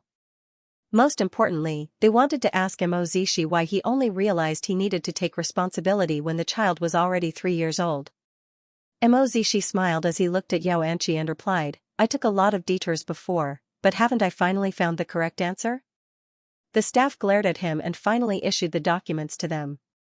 In reality, the two of them had followed in the footsteps of Tongning and Mo Ting. Of course, when Mo Ting and Tongning got married, they didn't have any emotional foundation. In fact, they didn't even know each other. And now, between them, at least, there is a child. However, even though they were officially husband and wife, there were still a lot of knots in their hearts that needed to be undone. However, Mo Zishi was not in a rush. After all, he would have plenty of time to get to know this woman. After registering their marriage, Xianxia rushed back to the hospital for work. Of course, the red marriage certificate was still in her handbag. Yesterday, Chen Jingrong caused a ruckus, so today, she signed up with Mo Zishi for no other reason than because Mo Zishi was determined to leave Chen Jingrong. Deep down, she knew that the reason Mo Zishi completely gave up on Chen Jingrong was because of Chen Jingrong's endless lies, not because of her involvement. Since she had a clear conscience, she was going to ignore Chen Jingrong. Dr. Yao, you took the morning off. Chen Jingrong came to make a scene again. The assistant looked at Xianxia awkwardly and said, she might even come over this afternoon. It's fine, just do what you have to do. As soon as Xianxia returned to the hospital, she returned to her icy cold self. The assistant nodded her head. She was worried that Xianxia's reputation would be ruined by Chen Jingrong and people would misunderstand her. Causing a scene like this in the military was already very embarrassing, but Chen Jingrong was willing to throw caution to the wind. But, no matter what, Chen Jingrong couldn't accept it. Although Xianxia and Mo Zishi had a physical relationship that night, she had still been by his side for 4 years. Could it be that 4 years couldn't even compare to one night with that woman? She had no idea why Mo Zishi broke up with her. After all, a relationship couldn't be measured by how long it lasted. If you didn't give your heart, even if you were together for 10, 20, or 30 years, what difference did it make? Chen Jingrong felt like she had given up everything. She even went as far as lying to Mo Zishi. She could do so much for Mo Zishi, but could Xianxia? But time would tell her that she was only deceiving herself. After registering with Xianxia, Mo Zishi knew he couldn't ignore Chen Jingrong's matter anymore. So, he contacted his superior. His superior heard about the commotion Chen Jingrong caused at the hospital, so he couldn't help but sigh. This Chen Jingrong has completely embarrassed the military. Don't worry, I will talk to her. If worst comes to worst, we'll have to use force. Chen Jingrong knew that she would be asked to talk to him sooner or later. She believed that she was willing to give up everything for Mo Zishi. Chen Jingrong, how far are you going to push things before you give up? Chief, I want Mo Zishi to come out and see me. Chen Jingrong said firmly. Otherwise, I will continue to cause trouble. What kind of place do you think the military is? Do you have any discipline? How will the hospital view us because of something like this? You'll be locked up for 7 days. If you continue to cause trouble at the hospital, you can go home. I'll set you free forever. Go look for Mo Zishi. Chen Jingrong left the chief's office in tears. But there was nothing she could do. She refused to give up on this child. Mo Zishi was already married, yet Chen Jingrong continued to cause trouble. How could she allow this? Meanwhile, at the hospital, Xianxia was expecting Chen Jingrong to cause trouble again, so she prepared herself for a fight. But, to her surprise, Chen Jingrong did not show up. In the end, she found out that Chen Jingrong had been locked up for 7 days. Although Xianxia was only guessing, she had a feeling that it had something to do with Mo Zishi. That night, Xianxia returned home to find Mo Zishi dancing with Xianxia. She immediately let out a laugh. As soon as Mozishi saw Xianxia at the door, he awkwardly turned off the nursery rhyme on the television. I thought it would be a while before you came home. The ER isn't busy today, so I came home early, Xianxia said as she bought some groceries. Mozishi's eyes lit up. You know how to cook? How else am I supposed to live? Play with Xianxia for a bit. Dinner will be ready in half an hour. Mozishi was a picky eater. But that was because Mo Ting and Tongning's cooking was always the best. So, the Mo family couldn't stand the outside world. Plus, Xianxia's hands were obviously used to holding scalpels. So, seeing her holding a kitchen knife made him a little uncomfortable. By the way, did you know that Chen Jingrong has been locked up? Really? Mozishi asked. I guess it's because she's affected the military's image. I'm actually not that afraid of her. After all, we'll still see each other in the future. Xianxia said to Mozishi as he held Xianxia in his arms as she cooked. But, when she saw the pacifier in Xianxia's mouth, she didn't know whether to laugh or cry. Xianxia hasn't used that thing for a long time. Really? No experience. Mozishi immediately pulled the pacifier out of Xianxia's mouth. But, as soon as he pulled it out, Xianxia started crying. Mozishi comforted him for a while before he looked at Xianxia helplessly. Xianxia let out a laugh and placed the pacifier back into Xianxia's mouth. The little rascal immediately stopped crying. Didn't you say that you don't need it anymore? Why are you so obedient? Xianxia asked. If I don't listen to my wife, who else would I listen to? Mozishi asked. Xianxia's heart sank as she casually commented, you used to have bad taste. Mozishi shrugged his shoulders, but he did not say anything bad about Chen Jingrong. This was his final act of grace towards her. After dinner, Mozishi took little Xianxia to the bathroom for a bath. But, Xianxia spotted him and carried him out of the water. Mozishi followed behind, a little confused. The bath isn't done yet. Xianxia has hemolysis and his immune system is low. He shouldn't stay in the water for too long, Xianxia said before she carried Xianxia back to the master bedroom and placed him on the bed. After hearing this, Mozishi felt extremely guilty. I'm sorry. Xianxia was silent for a moment before she sighed and turned around. Go change your clothes in case you catch a cold. Mozishi looked at his clothes and nodded. In that case, when I come out, teach me how to do it properly. Xianxia did not say anything else as she nodded her head. Mozishi was a new father, so sometimes, he wasn't as mature as a woman.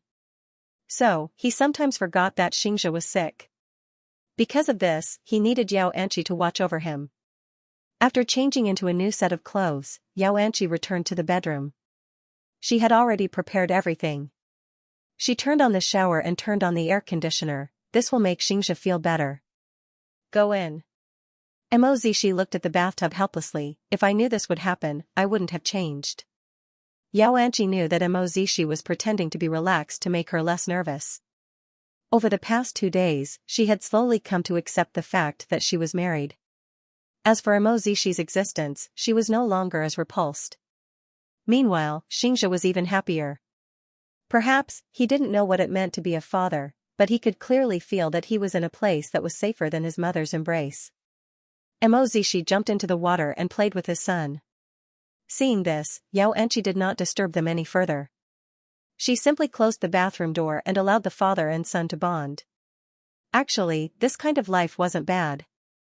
Especially Xianxia, who was extremely happy. That night, it wasn't easy for Mozishi to coax Xianxia to sleep.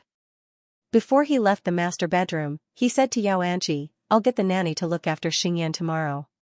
I need to report to the special forces tomorrow. Okay, Xianxia replied. Don't worry.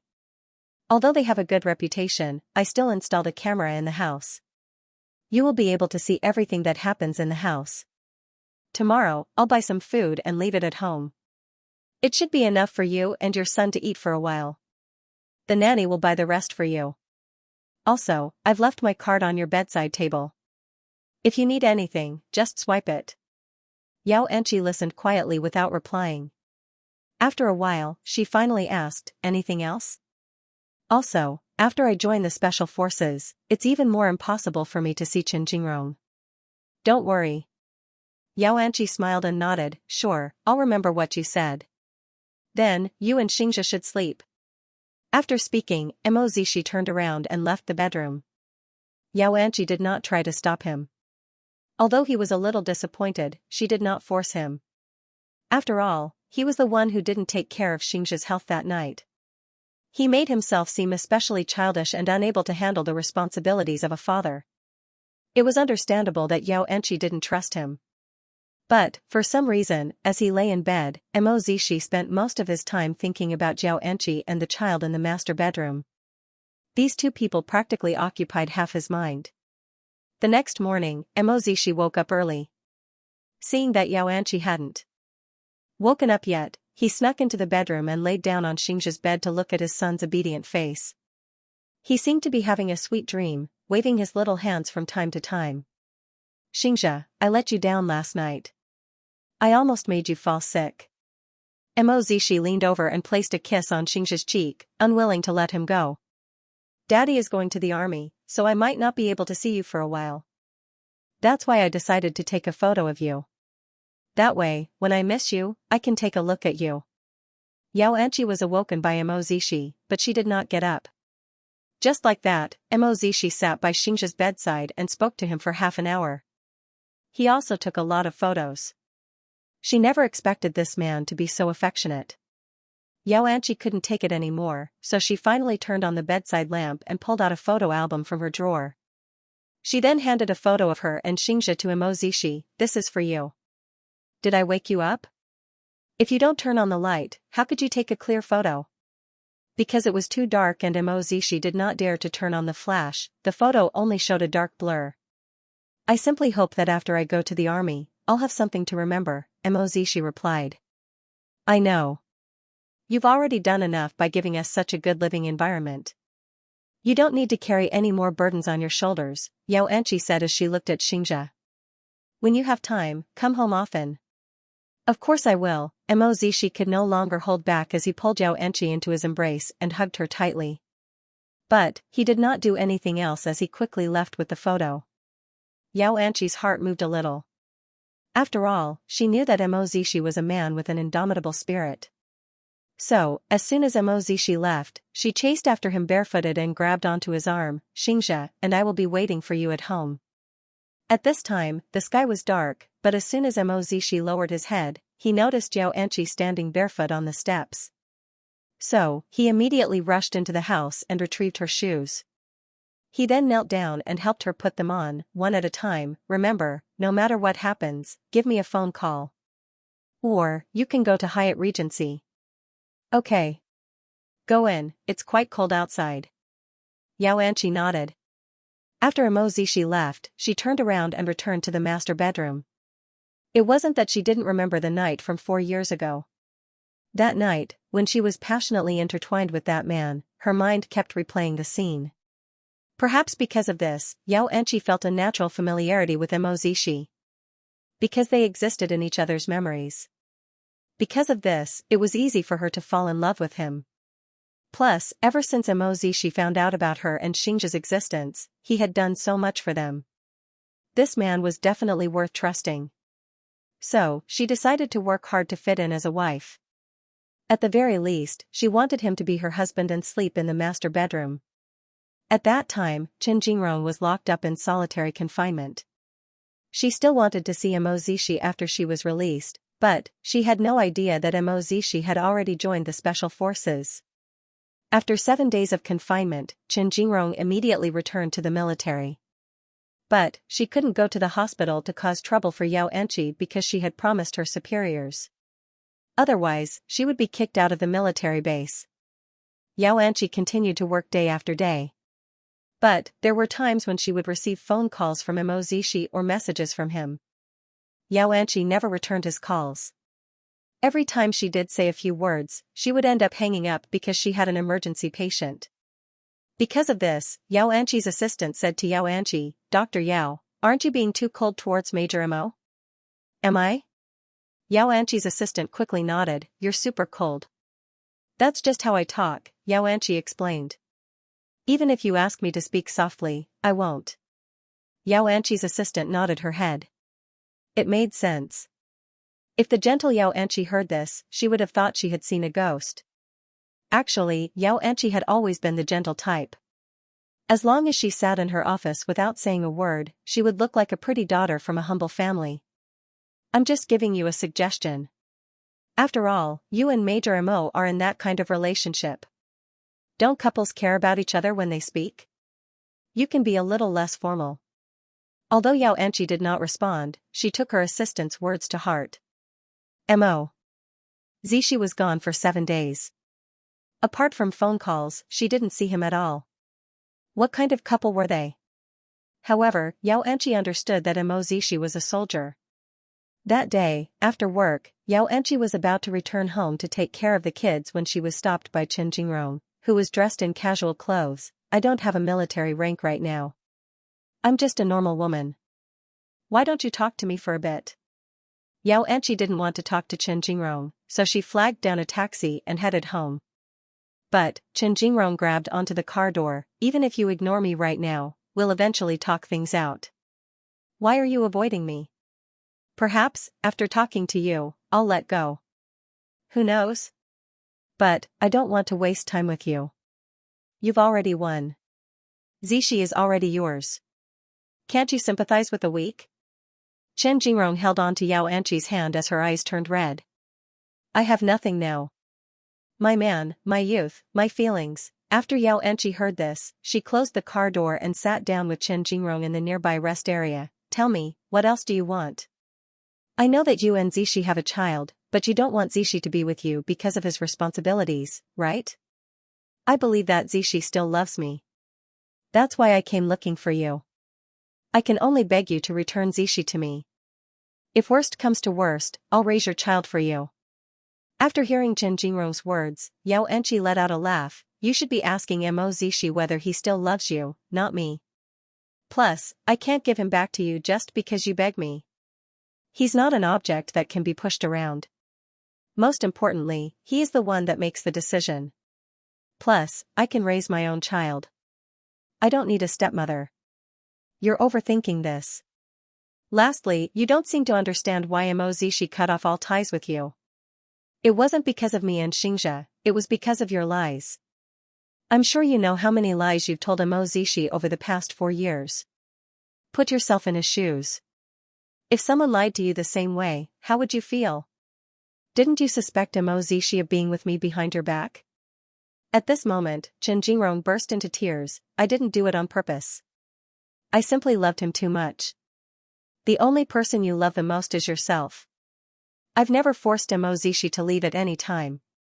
A person's heart can't be forced, whether it's towards you or me. After speaking, the conversation came to an end. Xianxia understood that Chen Jingrong was upset, but there were some things that couldn't be changed. After all, the hurt that Chen Jingrong suffered in the past couldn't go back. Plus, this wasn't Mo Zishi's fault. That night, while Xianxia was bathing little Xianxia, he kept calling for his father. Perhaps Mo Zishi knew that his son missed him, so he actually returned home. As soon as he arrived home, the first thing he did was pull Xianxia into his arms and kiss him. When Xianxia saw this, she couldn't help but ask, why do you look a little tanner? Training is very important and I only have 8 hours before I have to leave at 5 a.m. tomorrow. So, I quickly came back to see Xianxia, and you. After Xianxia heard this, she said to Mo Zishi, Chen Jingrong came looking for me again today and begged me to let you go. Staying by your mother and son's side is my own choice. It has nothing to do with you. There's no point in her looking for you. That's what I told her, Xianxia replied. Let's not talk about this. I'm hungry. Is there anything to eat? Mo Zishi changed the subject. He didn't want to spend a few short hours talking about irrelevant people. Go back to bathing, Xianxia. I'll go make you some food, Xianxia said. It'll be ready in a bit. Okay, Mo Zishi nodded his head as he quickly placed his son back into the bathtub and carefully wiped him down. Xianxia was so excited that he almost danced in the bathtub after hearing that his father was home. So, Mo Zishi took this opportunity to wash himself clean. By the time he walked out of the bedroom, the father and son were both handsome. Give me my son. You go eat. Go eat, Xianxia said. I can hug my son and eat. Mozishi couldn't bear to let his son go. He never knew that having this little one would make him miss him so much. Every day, he couldn't wait to finish his training so he could video chat with Xianxia. He won't be comfortable. No, I'll hug him. Xianxia had no choice but to let him be. Meanwhile, Mozishi couldn't hide the smile on his face as soon as he saw his wife and son. The happiness he felt was hard to describe, but it came from the bottom of his heart. It's already 10 p.m. Xianxia should get some rest. I'll hug him for a bit longer. I'll let you look at him all you want tonight. Give him to me first, Xianxia said helplessly. Xianxia said helplessly, why don't you sleep in the master bedroom tonight? I think that way, you can see your son the entire night. What about you? As long as you don't disturb my rest, Xianxia said as she lowered her head. In other words, the two of them were sleeping together. Was that what she meant? Mozishi was afraid that he had misunderstood, so he asked, are you sleeping in the master bedroom too? Mozishi was already done with his shower. So, as he walked into the master bedroom, he carried Xianxia and watched as Xianxia walked into the bathroom with a bathrobe. He felt a little uncomfortable. Luckily, Xianxia was very understanding. Knowing that his father was a little shy, he grabbed onto the back of his hand. Mozishi placed Xianxia in the middle of the bed and sang a lullaby to coax his son to sleep. To him, his son was the most important thing that night. But, he had completely underestimated Xianxia's figure. After her shower, Xianxia walked out of the bathroom in a bathrobe. But, Mozishi could still sense how mature and alluring her body was underneath the bathrobe. So, he quickly averted his gaze and looked at Xianxia's bed. Xianxia walked over to the vanity and wiped her face like there was no one around. But, as the bathrobe slid down her legs were exposed to Mozishi's gaze. Mozishi felt a little helpless, so he reminded her, can you pull the bathrobe up properly? Xianxia was a little surprised as she looked down at her clothes. She didn't think there was anything wrong with it. I'm a healthy, mature man, Mozishi immediately explained. Because Xianxia was a doctor, she wasn't surprised by this. So, she did not avoid Mozishi. Since Mozishi had a problem with it, she still pulled the bathrobe up. Afterwards, Xianxia lay down on the bed and looked through the surgery schedule for the next day. Meanwhile, after coaxing Xianxia to sleep, Mozishi felt a little awkward. But, he still walked over to the bed, pulled aside the blankets and lay down beside Xianxia. Good night. Xianxia did not say a word to Mozishi. Instead, she put down the documents in her hands, lay down and turned off the bedside lamp. Mozishi also turned off the lamp. In the dark, neither of them spoke a word. All that could be heard was the sound of steady breathing. Beside him, Xianxia's fragrance wafted into his nose. Mozishi felt a sense of familiarity. That night 4 years ago, even though they were both drunk, at this moment, the familiar scent filled his nostrils and Mozishi felt his body heat up. So, he subconsciously distanced himself from Xianxia so she wouldn't discover this awkward truth. Actually, Xianxia knew that night and remembered it clearly. Now that the same man was sleeping next to her, she didn't feel sleepy at all. Zishi, Xianxia suddenly shouted. Huh? Mozishi immediately responded, why aren't you asleep yet? I can't sleep, Xianxia replied. Maybe it's because I'm not used to someone suddenly lying next to me. Should I sleep on the sofa outside? Mozishi asked. There's no need. I'll get used to it sooner or later anyway. After speaking, Xianxia did not continue and Mozishi did not return to the sofa like he had said. It wasn't easy for him to sneak into the master bedroom. How could he leave so easily? Now, Xianxia was sleeping in a small bed while the woman that he had let down for 4 years was lying on a large bed. This time, no matter what, he wasn't going to leave. So, in the dark, Mozishi stretched out his hand and placed it on Xianxia's waist. Surprisingly, Xianxia did not reject him. This seemed to be a kind of tacit understanding, as well as a kind of consensus. In fact, both of them were trying to get closer to each other. At the very least, since the opportunity had come, they had to seize it. That same night, Chen Jingrong was completely drunk outside. She couldn't see Mozishi, nor could she convince Xianxia to give him back to her. So, she had no choice but to break military rules and get drunk. A lot of people tried to hit on her at the bar and even offered to take her home. Chen Jingrong chose a man from the crowd and called him Emozishi in a drunken manner. This man was the closest in height to her. The man did not say a word as he carried Chen Jingrong out of the bar and headed straight to the hotel. This was an unspoken rule in the bar. As long as a man tried to hit on a woman and she responded, it meant that she agreed to spend the night with him. So, the man naturally assumed that Chen Jingrong wanted to spend the night with him. The couple rolled around on the bed. Only when the man finally entered her did he realize that Chen Jingrong was still a virgin. In fact, Chen Jingrong even called out Emozishi's name.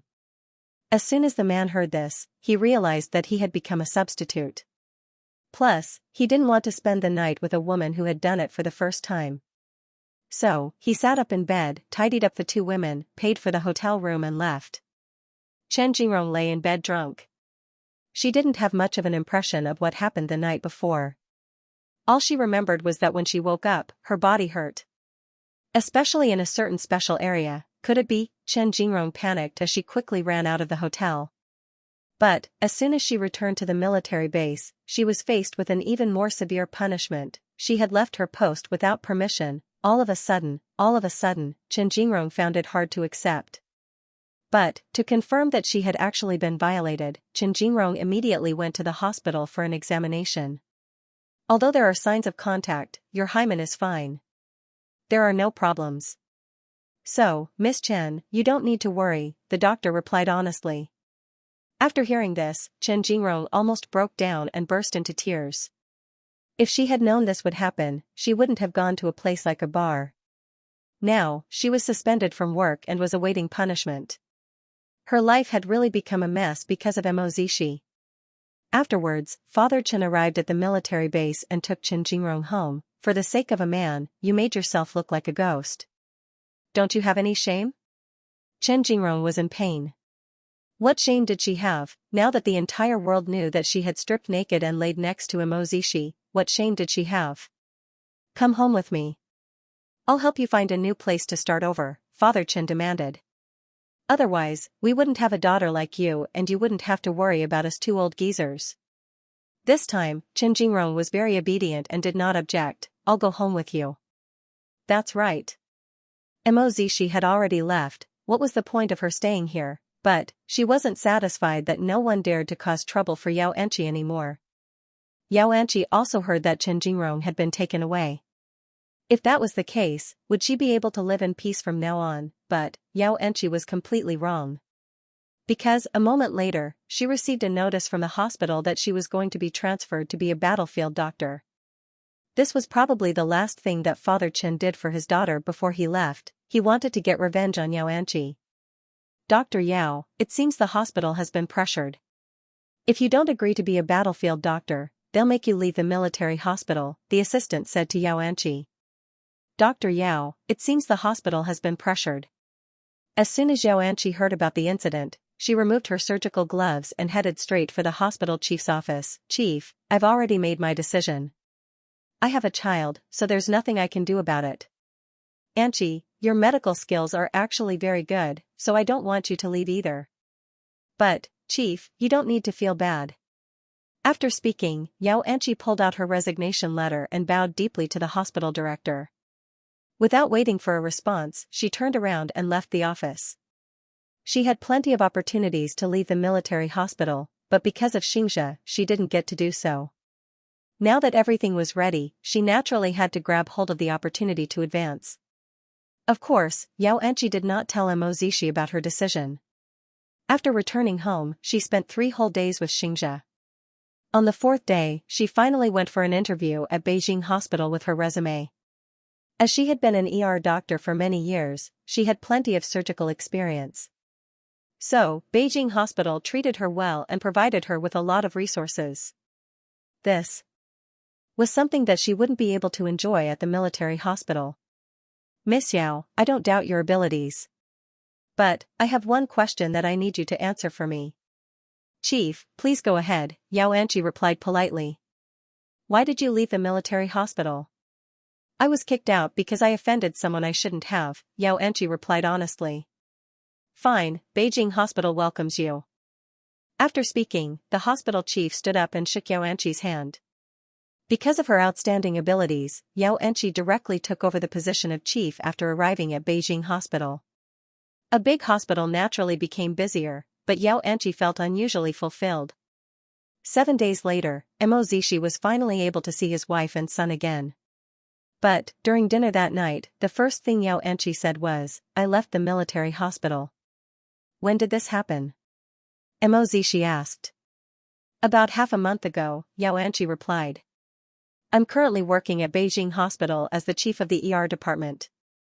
Mo Zishi did not say a word, but Xianxia could sense that the atmosphere was a little strange. It wasn't until late at night that Mo Zishi finally spoke as the couple lay in bed. "Why didn't you tell me as soon as it happened?"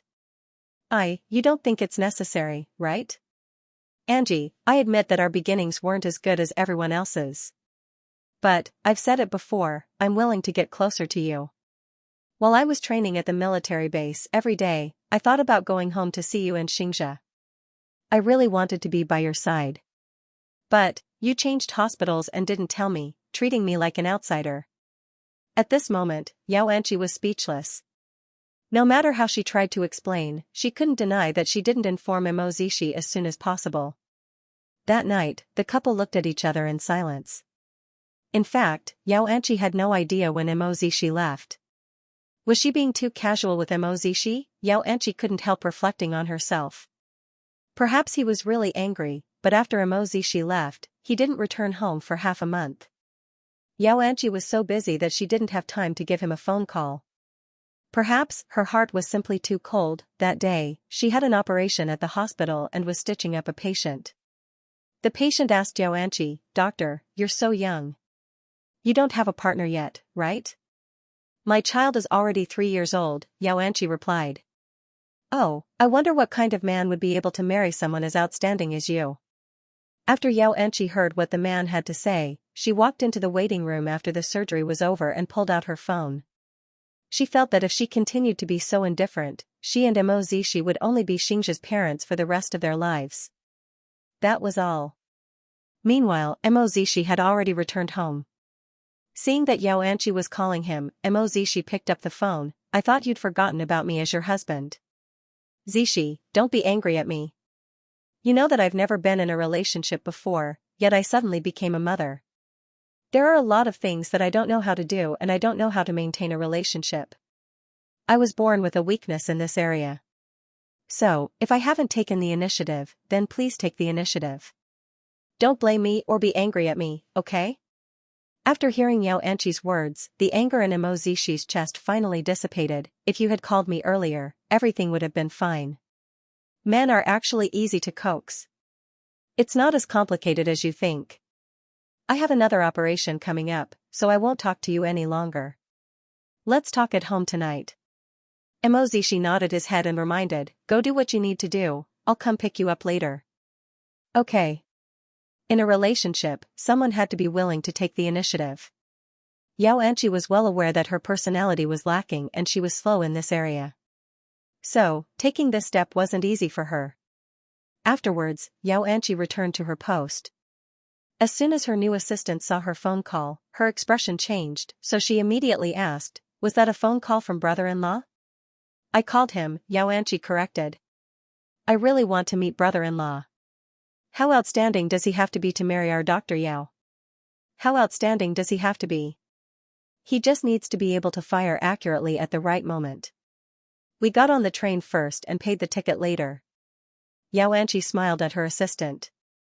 It was rare for Xianxia's assistant to see her smile. After all, Xianxia was always quiet and cold.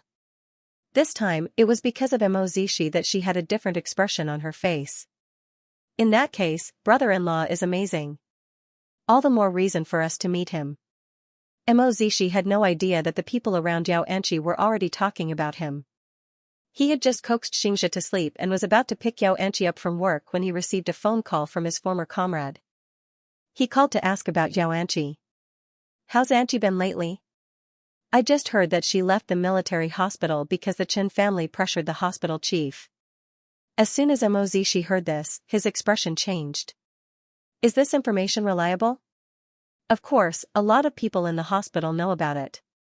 Why? Didn't Anchi tell you about it? How is she doing? She's doing great.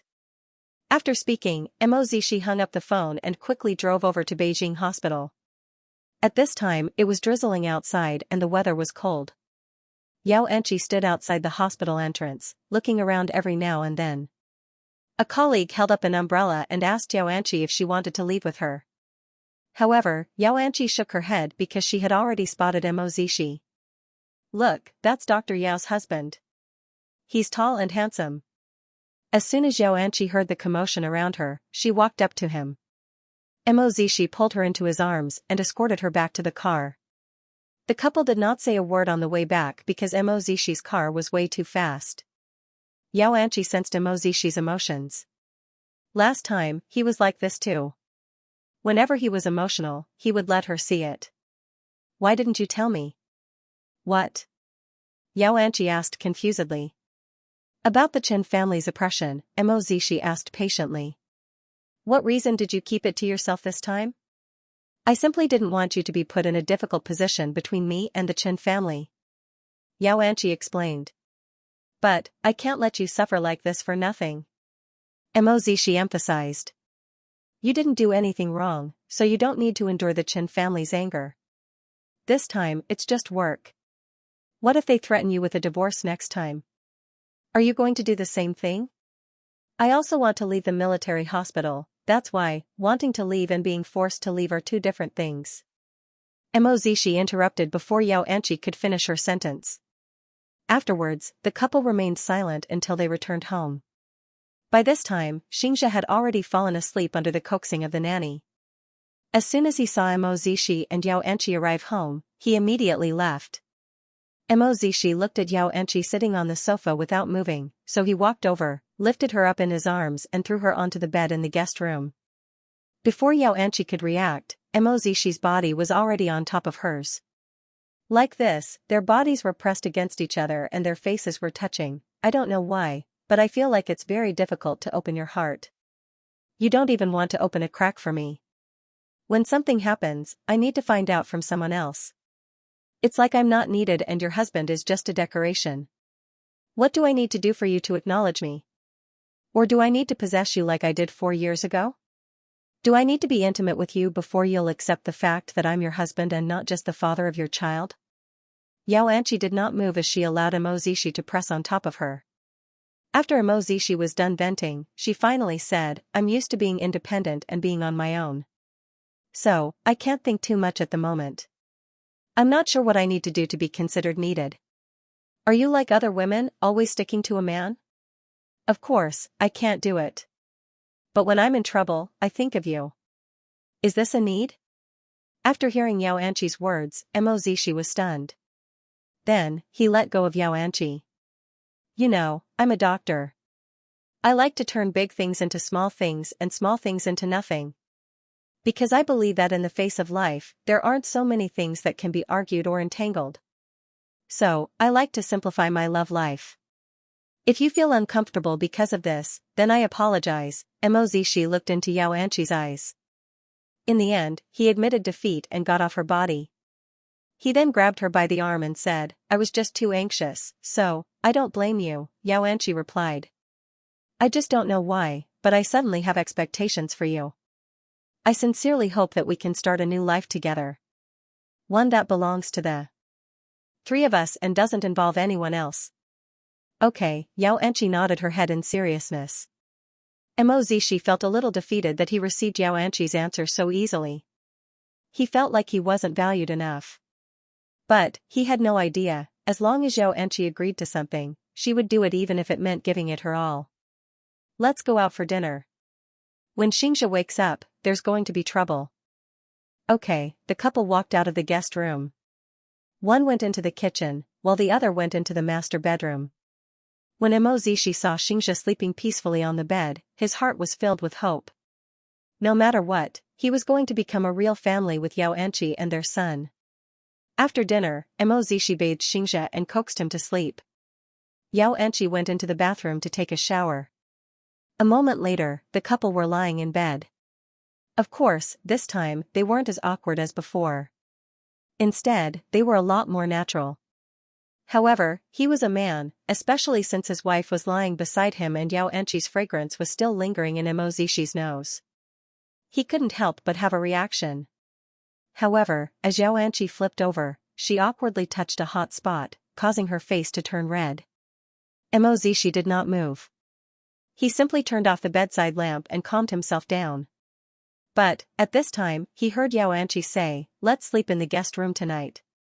Zishi understood what she was hinting at, but he was in disbelief. "Are you saying?" Xianxia did not say another word. She simply stood up and walked into the guest room. She didn't want to disturb Xianxia's sleep. Zishi followed behind her. At this moment, he appeared even more shy. Inside the guest room, Xianxia did not turn on the lights, but her hint was obvious. Zishi lay down on the bed, but he did not do as he pleased. Instead, he wrapped his arms around Xianxia and whispered beside her ear, "I don't want to take you so casually. I want to wait for you to trust me. You've already given birth to a son. What's the point of saying all this?" Zishi, seeing that he still didn't want to make a move, Xianxia removed his bathrobe. Perhaps it was because of his recent training, but Zishi's body had become stronger and healthier. "You are my husband, I've already acknowledged that." This time Zishi did not hold back. The memory of that night 4 years ago kept replaying in his mind. The feeling of their skin against each other was exactly the same as the feeling at this moment. Zishi felt like he had been electrocuted. At this moment, Zishi was certain that his feelings for Chen Jingrong came from the memory of that night.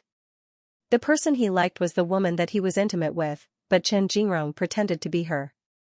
Now that this woman was by his side, he suddenly realized that his memories had been awakened and the beautiful feeling returned.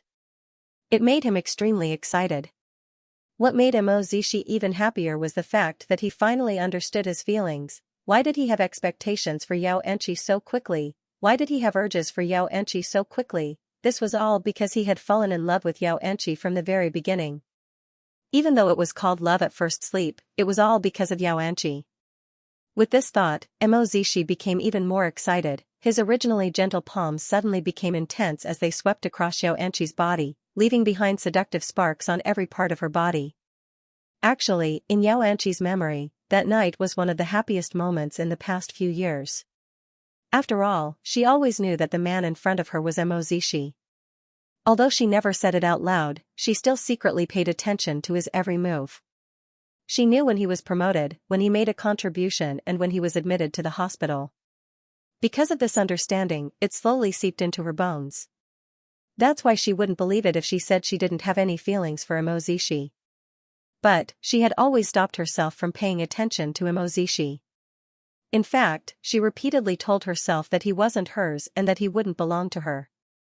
But, the Zishi that lived in her memories and other people's mouths was finally by her side. So, what reason did she have to reject him? So, she couldn't help but reach out her hand to respond to Zishi by wrapping her arms around his neck. At this moment, Zishi felt like he was transported back to that night 4 years ago.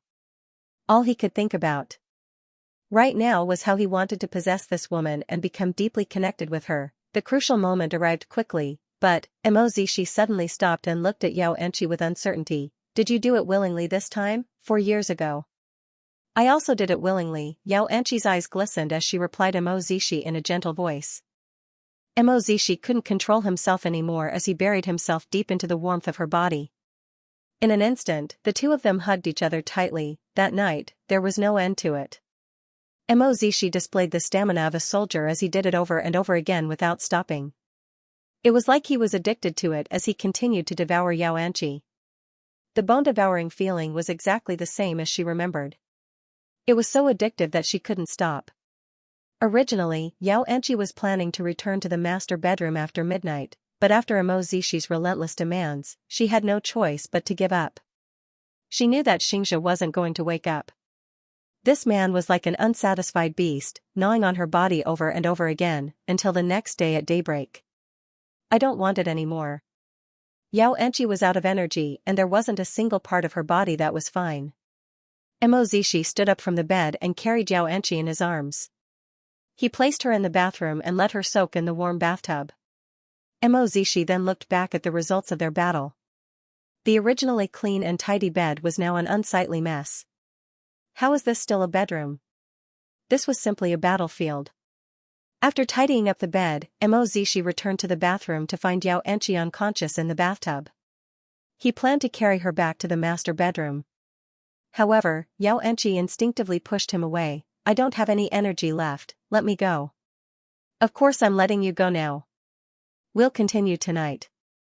He had endured for 4 years, searching for the feeling for 4 years. Now that he had finally found the result, how could he let it go so easily? Meanwhile, Xianxia fell asleep unconscious. Meanwhile, Mo Zishi helped her apply for an entire day off. After all, their Dr. Yao couldn't even get out of bed. Just thinking about the taste of last night, a smile blossomed on Mo Zishi's handsome face. This woman's body was really irresistible. Xianxia slept all the way until the afternoon. By the time she woke up, she found Mo Zishi playing a game with Xianxia in the living room.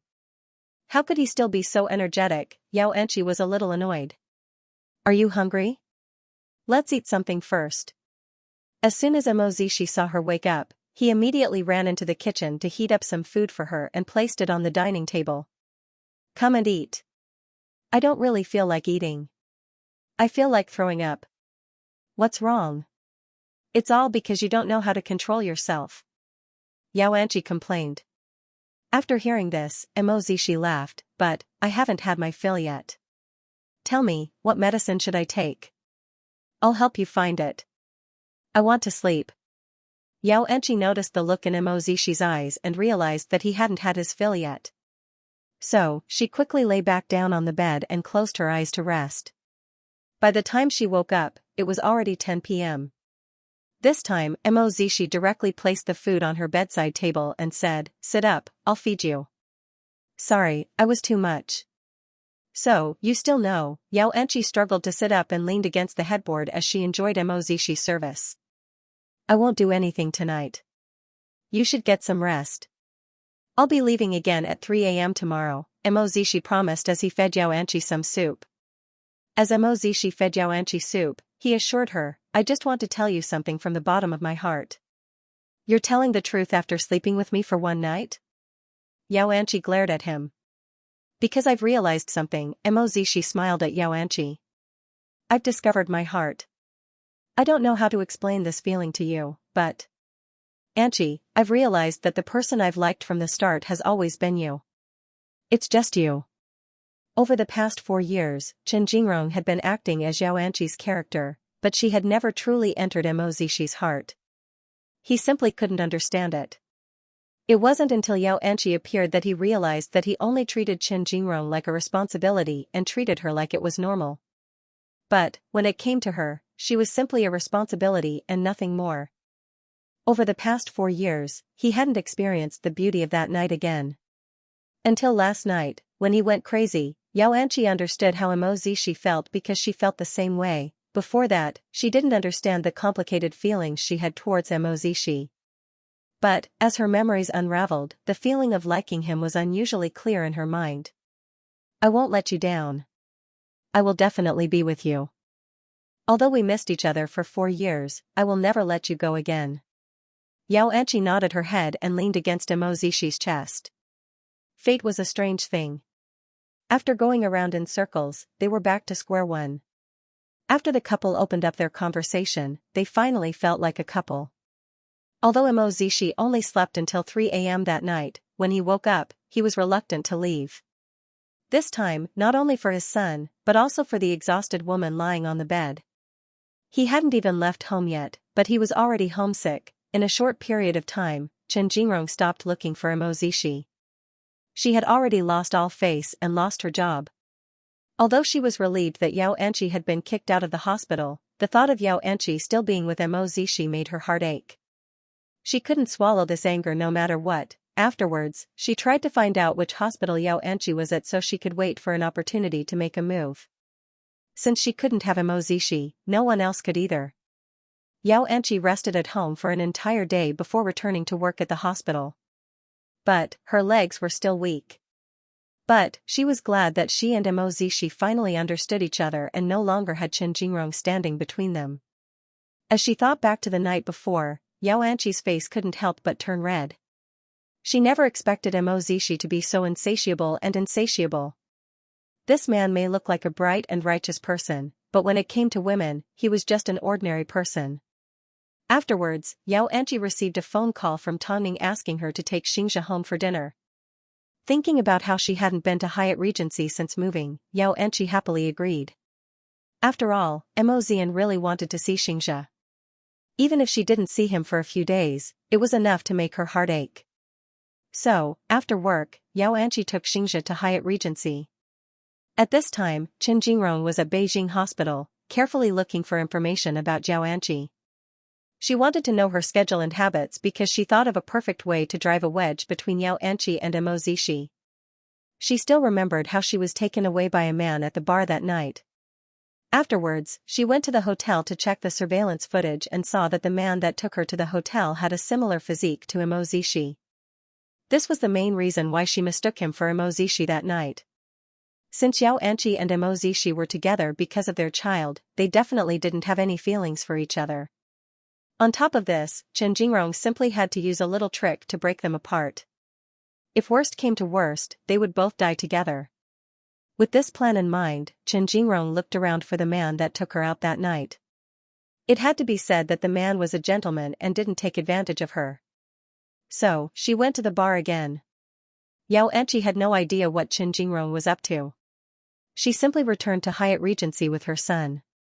When Tongning saw Xianxia enter the Mo family home so naturally, she guessed that her relationship with Mo Zishi had changed. "Oh God, my little Xingxing, I've missed you so much." Mo Zian immediately ran over to hug Xianxia as soon as she saw him. "Auntie." Xianxia cooperatively called out to Mo Zian. Mo Zian was so happy that she almost flew into the sky. "My precious, I love you so much." Tongning pulled Xianxia to sit down and asked her how she was doing. Xianxia thought to herself, the Mo family didn't seem to know that they had already registered their marriage. Thinking that Mo Zishi would personally return to introduce himself to her, Xianxia did not mention that they were already married. Instead, she briefly explained how Xianxia was doing and how he was doing. But, Tongning was a sharp-eyed person. How could he not see the clear marks on Xianxia's neck? She was happy that their relationship had made a breakthrough and hoped that Xianxia would sincerely accept everyone in the Mo family. Afterwards, Tongning invited Xianxia into the study room. She then pulled out a ring from a drawer and handed it to Xianxia. "As soon as I found out about your existence, I started preparing this accessory. I was just wondering when I could give it to you. But now, I realize, the time is ripe." "Auntie, do you still call me auntie?" Tongning gestured for her to look at her neck. Xianxia immediately understood what Tongning was trying to say, so she covered her neck in embarrassment. "I've long treated you as part of my family, as my wife. The fact that you and Zishi are together is what the entire family wants to see." After speaking, Tongning placed the jewelry box in Xianxia's hands. "From now on, no matter what happens, I hope that you can trust Zishi. He's not a reckless child." Xianxia looked at the jewelry in her hands and sighed, "Mom. Zishi and I have indeed registered our marriage and we've already made it clear that I want to live a happy life with him. So, I don't really care about these worldly possessions. I know that this is a gift from you, but with my identity, I can't wear jewelry. So, I hope you can take it back. This is a gift from a mother-in-law to a daughter-in-law. You can't reject it." Tongning was genuinely happy that Mo Zishi's incident had ended in the best possible outcome. So, she immediately announced to the Mo family that she had a daughter-in-law and that Mo Zian had a sister-in-law. While at the Mo family home, Xianxia was indeed relaxed and happy. After all, the Mo family home made her feel warmer and warmer. So, she felt that she was quite lucky. After all, God still left the best things for her. But, because Mo Zishi liked Xianxia so much, Xianxia agreed to let him stay at her grandmother's home for a few days. Mo Zian was so happy that she threw a tantrum in the middle of the night to buy all sorts of toys for her nephew. Xianxia didn't have to worry, so she decided to stay the night at the Mo family home. She stayed in the room that Mo Zishi used to live in. It was filled with his childhood memories. Late that night, Xianxia received a phone call from Mo Zishi as she lay in bed. "Guess where I am? Mom told me that you're at Hyatt Regency." I'm lying on your bed right now. There are a lot of model planes in your room. Anchi, can you not mention the word bed in front of me? Mozishi pleaded helplessly. What's wrong? Because I miss you, and I miss your body, Mozishi said straightforwardly. Yao Anchi's face immediately turned red. I never thought you were so indecent before. Now I know. Unfortunately, it's too late. Mozishi laughed. It's a shame that I can't go home. Otherwise, I wouldn't have let you get away with this. I'm going to bed. Yao Anchi said in embarrassment as she wasn't happy with Mozishi's flirtatious words. Okay, my wife is going to bed, so I can't disturb her any longer. Hurry and sleep. I'll be back in a few days. Yao Anchi felt like she was in a dream. After quite some time, she finally said to Mozishi, actually.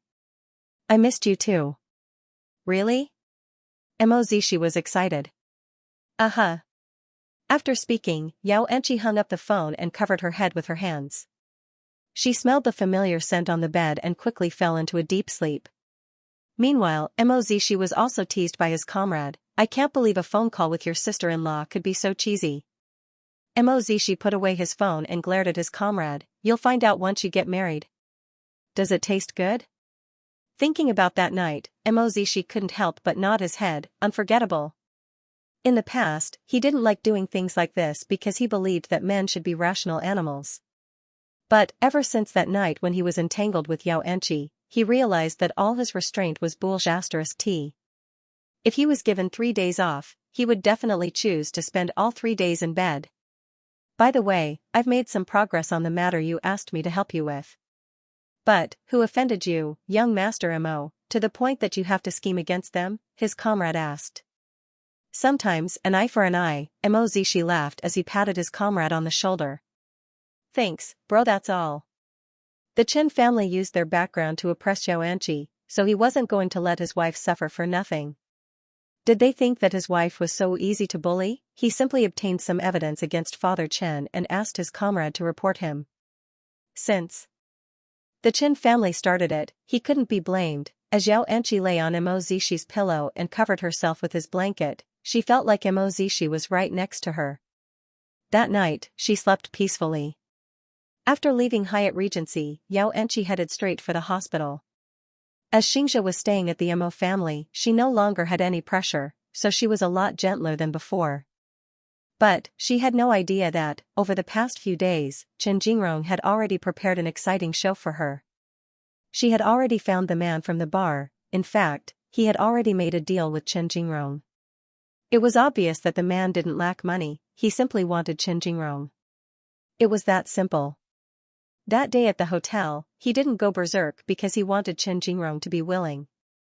Now that he had a deal, if he helped Chen Jingrong put on an act, Chen Jingrong would agree to be with him.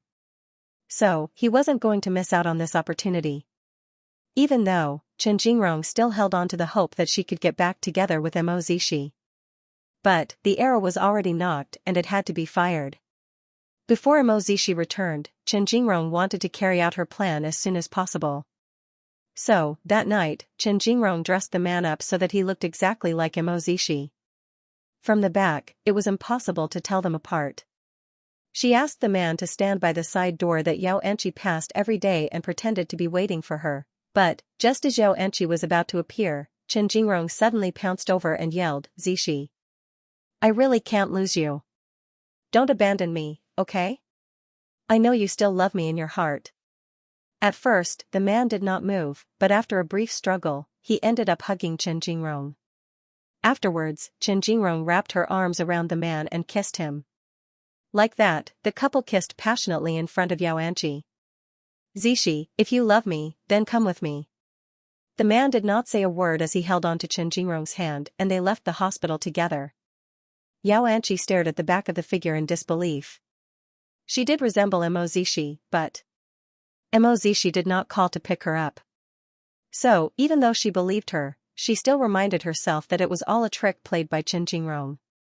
Afterwards, Yao Anchi called Mozishi, but no one picked up. Was that man really Mozishi? She couldn't believe it. After all, Mozishi had just called her last night and told her that he missed her. So, there was no way it could have been Mo Zishi, but, what if? Mo Zishi still had feelings for Chen Jingrong. Because of this, Xianxia was extremely disappointed. After returning home, she didn't have a single night of peace. The next day, Xianxia looked exhausted as she heard a colleague say to her, "Dr. Yao, last night, after I got off work, I ran into my brother-in-law. He was carrying another woman to a hotel room. Did you know about this? Are you sure it's him?"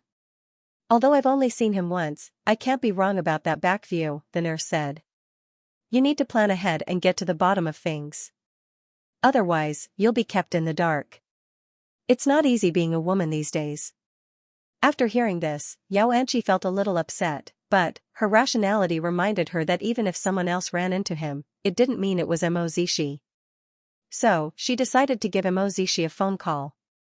But, before she could get through, Chen Jingrong arrived at the hospital. From the looks of it, she was beaming with joy and full of energy, completely different from when she caused a scene at the military hospital. "Although I feel sorry for you, I'm sorry. I've made up with Zishi." After speaking, Chen Jingrong pulled out a photo of the sleeping man and showed it to Xianxia.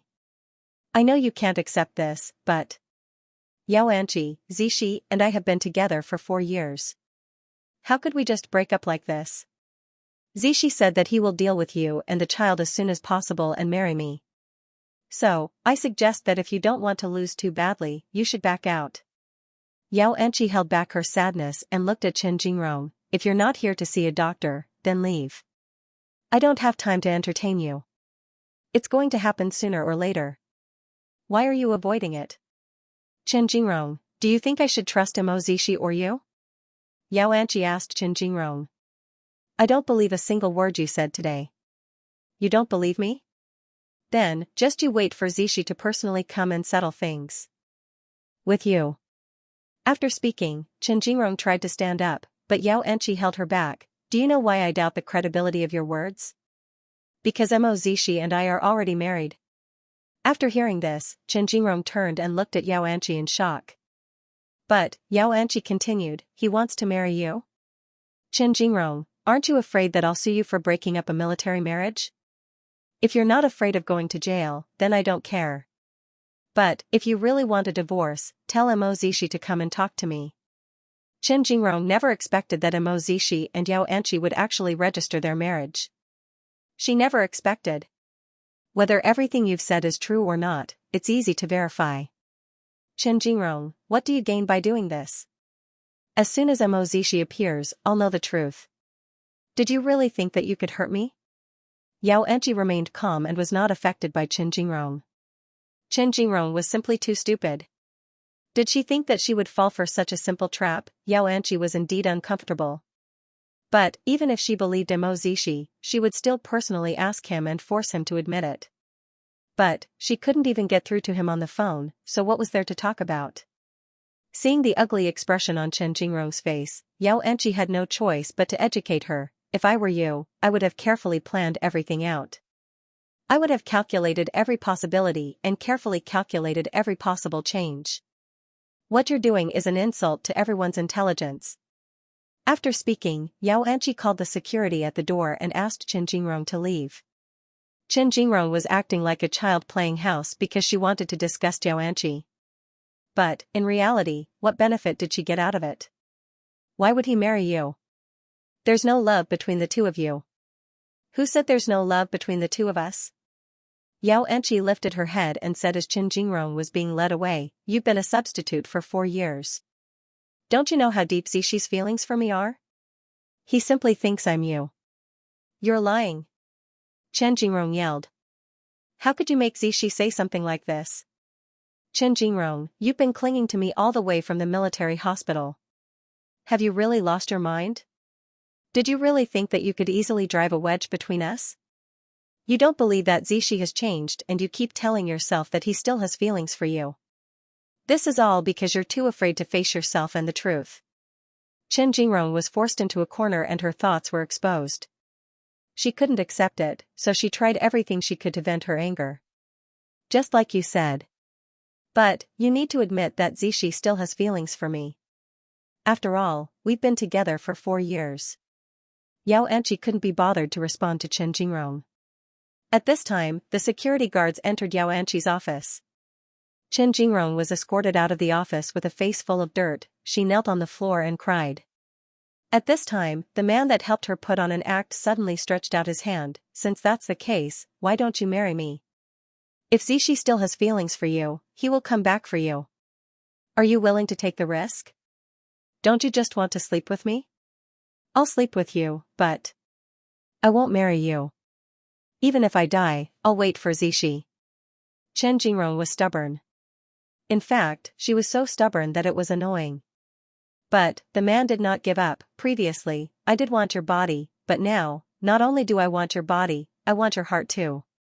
Chen Jingrong sneered as she stood up and yelled, "You're crazy." With that, she dried her tears and left. Meanwhile, Xianxia didn't believe Chen Jingrong's words, but she didn't feel comfortable either. After all, Chen Jingrong kept causing trouble for her. No one liked being harassed like this and affecting their work and life. But, at the same time, she understood that if Mo Zishi stepped in, Chen Jingrong would be even more relentless. She had no choice. When Mo Zishi returned, she could only ignore him for 2 days. What kind of ruthless character did they provoke? At that moment, Mo Zishi was on an important mission, so he had no idea that Xianxia was being tormented by Chen Jingrong. But, 2 days later, a group of men dressed in black arrived at the Chen family home and sealed it up. In fact, they even took Father Chen away. This time, Chen Jingrong suddenly panicked. She knew what was going on. If someone with her father's status could be taken away, what other consequences could there be? Chen Jingrong had no idea that Mo Zishi was trying to get revenge for his wife. Of course, she had no one to turn to at the moment. All her friends and family were trying to protect themselves.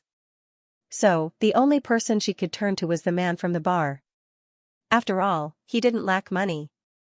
Let's make another deal. What do you want me to put on this time? The man asked as he glanced at her. I want money. A lot of money. Money that I can use to bail my father out, Chen Jingrong said as she sobbed. Fine, but I have one condition, you must marry me, the man said firmly. I won't accept any other offer. How could Chen Jingrong agree to this? You're taking advantage of my misfortune. Just pretend that I am, the man shrugged. Otherwise, you can go look for someone else. Chen Jingrong did not agree as she left in tears. She wanted to look for Mo Zishi. Because the only person she could look for was Mo Zishi. By the time Mo Zishi left the special forces, it was already 4 days later. He immediately rushed home, but he did not see his wife and son. Xianxia was still at the Mo family home, so Mo Zian couldn't bear to let him go. But, what about Xianxia? A moment later, Xianxia returned home with a paper bag. As soon as she saw the man, she did not look him in the eye. Mo Zishi was a little confused.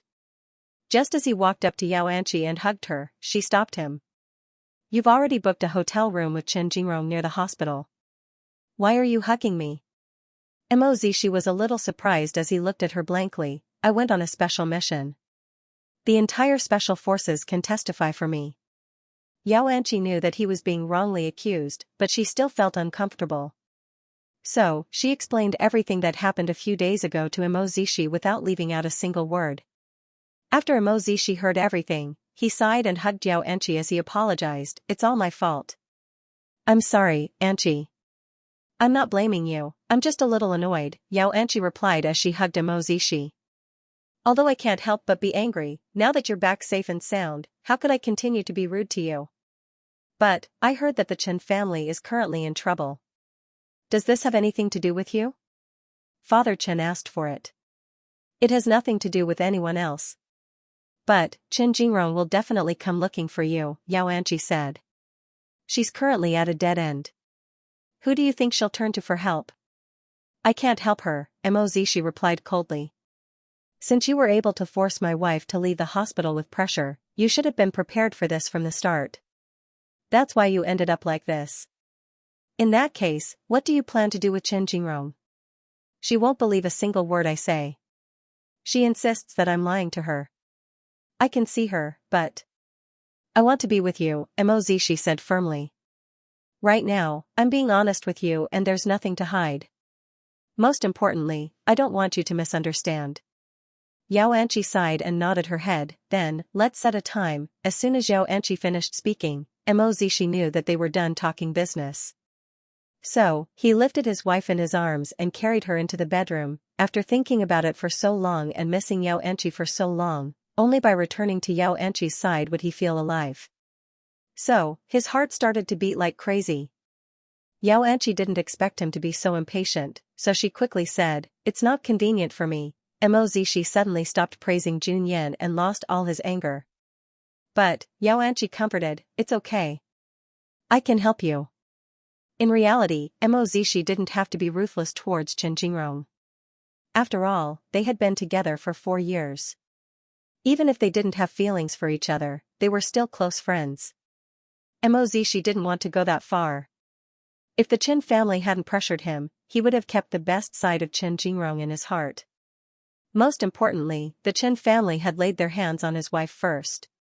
Due to his limited vacation time, Mozishi wanted to spend more time with Xianxia. So, he wanted to resolve the matter with Chen Jingrong as soon as possible. Chen Jingrong was happy and excited that he agreed to meet up with her. But, when they arrived at the meeting place, she realized that Mozishi had brought Xianxia with him. The couple held hands and looked unusually intimate.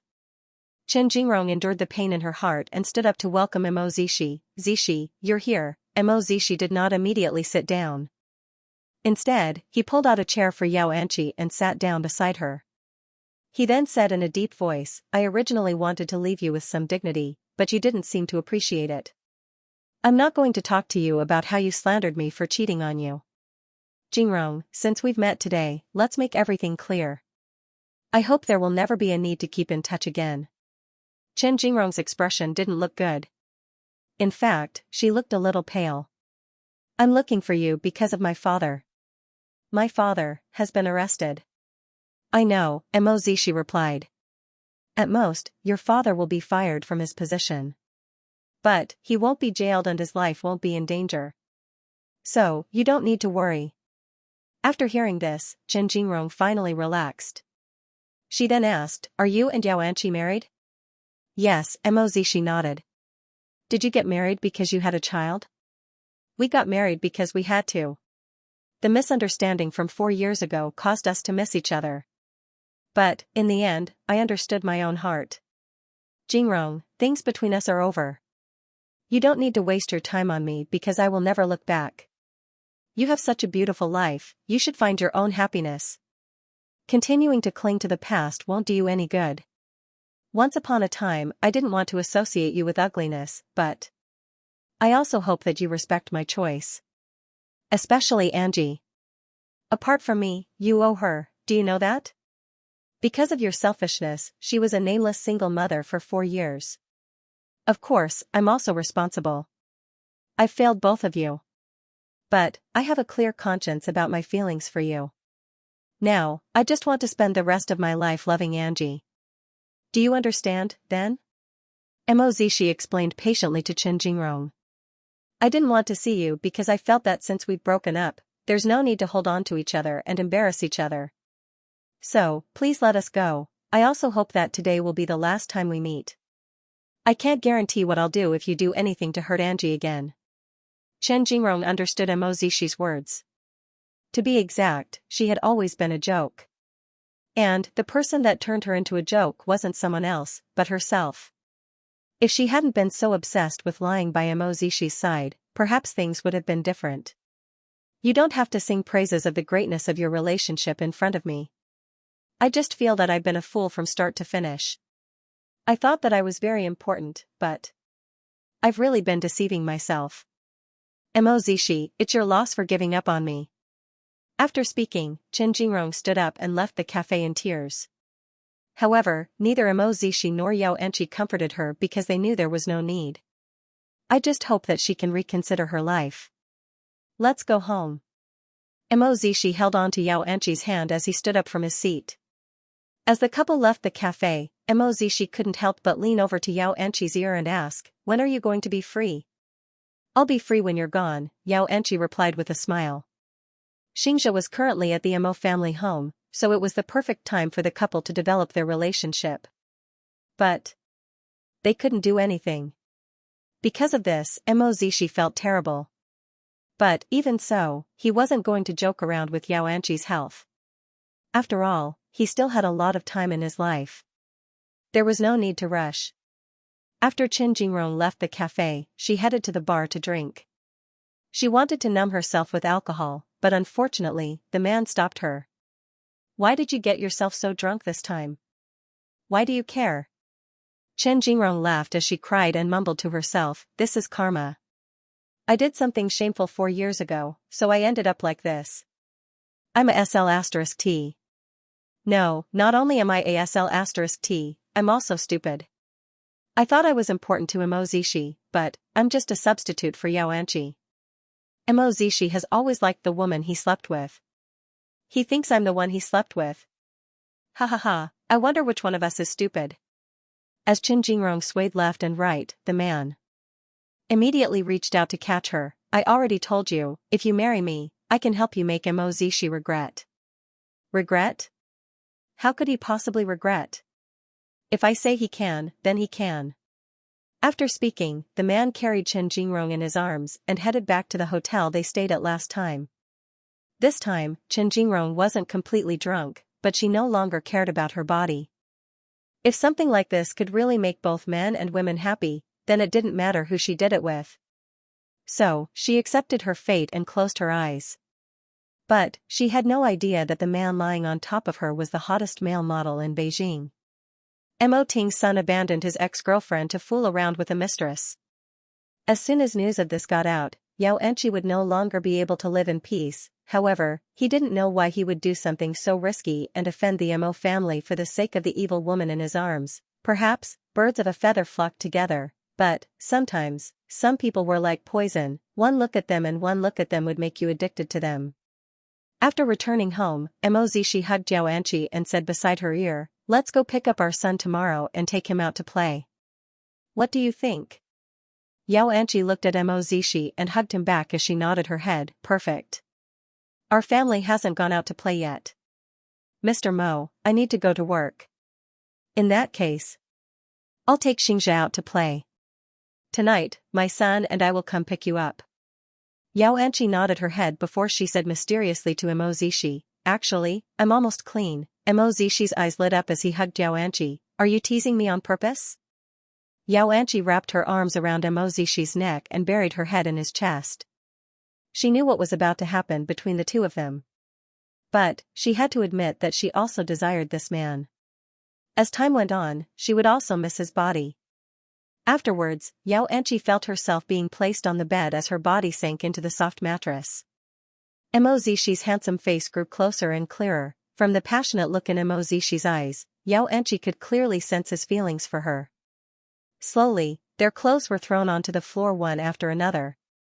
Their naked bodies were pressed together without a single gap. During their passionate moment, Mozishi hugged Xianxia and repeatedly murmured her name in her ear, expressing his love. Afterwards, they moved from the bedroom to the living room and then to the bathroom. As she lay on her deathbed, Xianxia felt regret. If she had known this would happen, she wouldn't have told this man because he had no control at all. Like this, the couple spent the entire night tangling together until the next morning. Although it was uncomfortable, Xianxia insisted on getting out of bed and going to work, even though the way she walked was a little weird. That night, Qin Jingrong enjoyed herself under the man at the bar. Although she couldn't help but call out Mozishi's name during the passionate moment, after seeing the man on top of her, Qin Jingrong understood herself even better. 4 years of love turned out to be a joke. In fact, it was a joke that she created herself. In fact, she couldn't even blame anyone.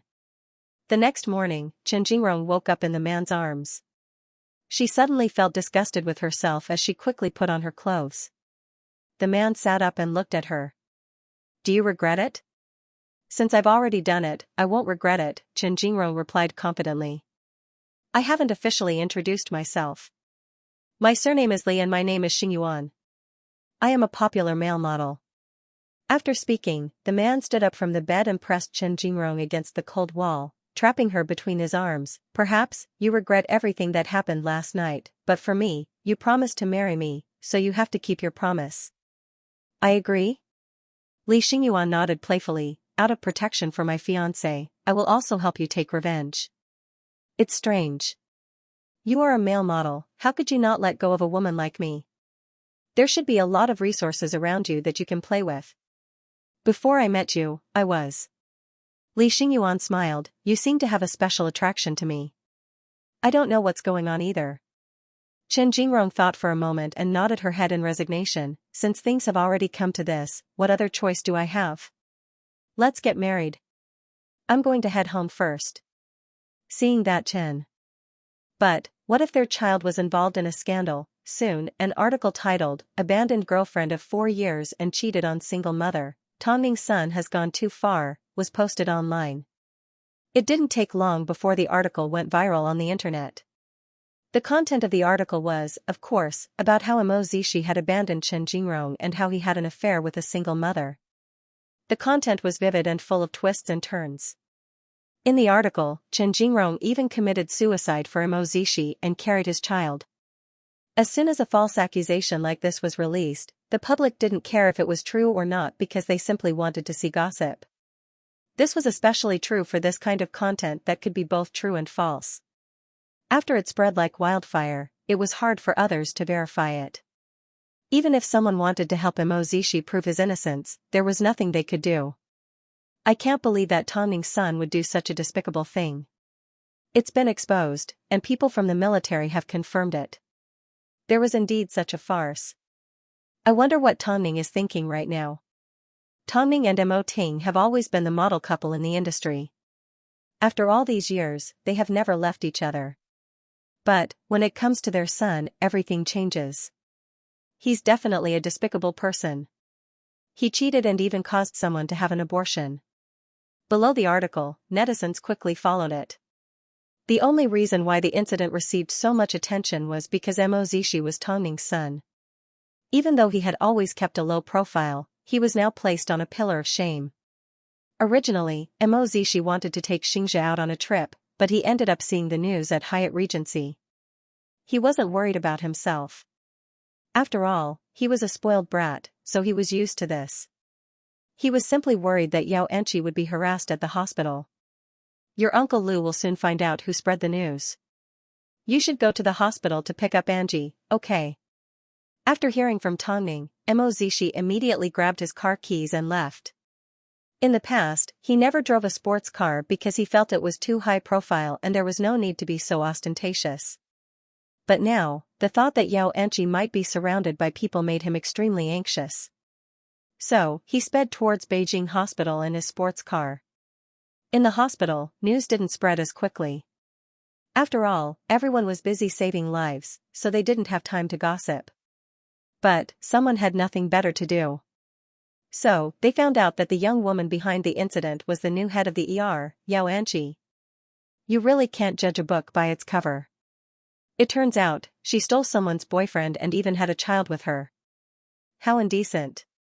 Can't you guys see that the ground floor is surrounded by reporters? From the looks of it, they're here for Dr. Yao. Xianxia ran around the ER, so she naturally noticed the reporters outside the hospital. However, before she had time to look at the news, soon, the reporters discovered her. She's over there, she's over there. Xianxia had no idea what was happening. She simply watched blankly as the reporters surrounded her and fought to get their microphones in front of her. Miss Yao, have you seen the post that's been circulating online? Miss Yao, someone has pointed out that you stole someone else's boyfriend to find a long-term meal ticket for yourself and your child. What do you think of this? Miss Yao, wait. Xianxia interrupted the reporters and asked in confusion, I don't understand. Why are you all surrounding me? As soon as the reporters saw her expression, they could tell that she didn't know anything. So, they pulled up the news and showed it to her. Did you know that in the eyes of everyone in Beijing, you are a prostitute? After Xianxia saw the post, she took a deep breath. I can't believe someone actually believed a post like this. Isn't it your job as a reporter to find out the truth? Why is it that as soon as a post like this appears, there? I don't want to embarrass everyone before I find out the truth. So, I won't be making any response, Xianxia replied calmly. Xianxia remained calm. In fact, her expression was calm. She wasn't afraid of being surrounded by the reporters. After all, she was married to Mo Zishi, so she knew that the Mo family spent most of their time in front of the media. In reality, Mo Zishi had already arrived at the hospital a minute ago. As soon as he saw Xianxia surrounded by reporters, he felt a little upset. So, he immediately wanted to run over and take her away, but, seeing Xianxia deal with the reporters naturally, Mo Zishi suddenly relaxed. Perhaps, this woman wasn't as weak as he imagined. The reporters did not let her go, but Xianxia did not respond. The reporters had no intention of letting her go, so they followed closely behind. At this time, Mo Zishi stepped out of his sports car and walked over to Xianxia's side. He wrapped his arm around her waist and said to the reporters, "We didn't want our private matter to be known by the entire city. But, since someone has exposed it, we have nothing to fear. As for the truth of the matter, Hai Rui will step forward to clarify it. We will give you all the answers you want. So, I hope all the reporters don't make things difficult for us. We are not from the entertainment industry and don't like to be the center of attention. Especially my wife. She is now a doctor in the emergency department. She is always treating patients. If there is nothing else, please do not disturb her. If there's nothing else, I hope you don't disturb her." Mo Zishi's sudden appearance, the reporters turned to him. Mo Zishi pushed her into the hospital and gestured for her to get back to work. As for the media, he knew how to deal with them.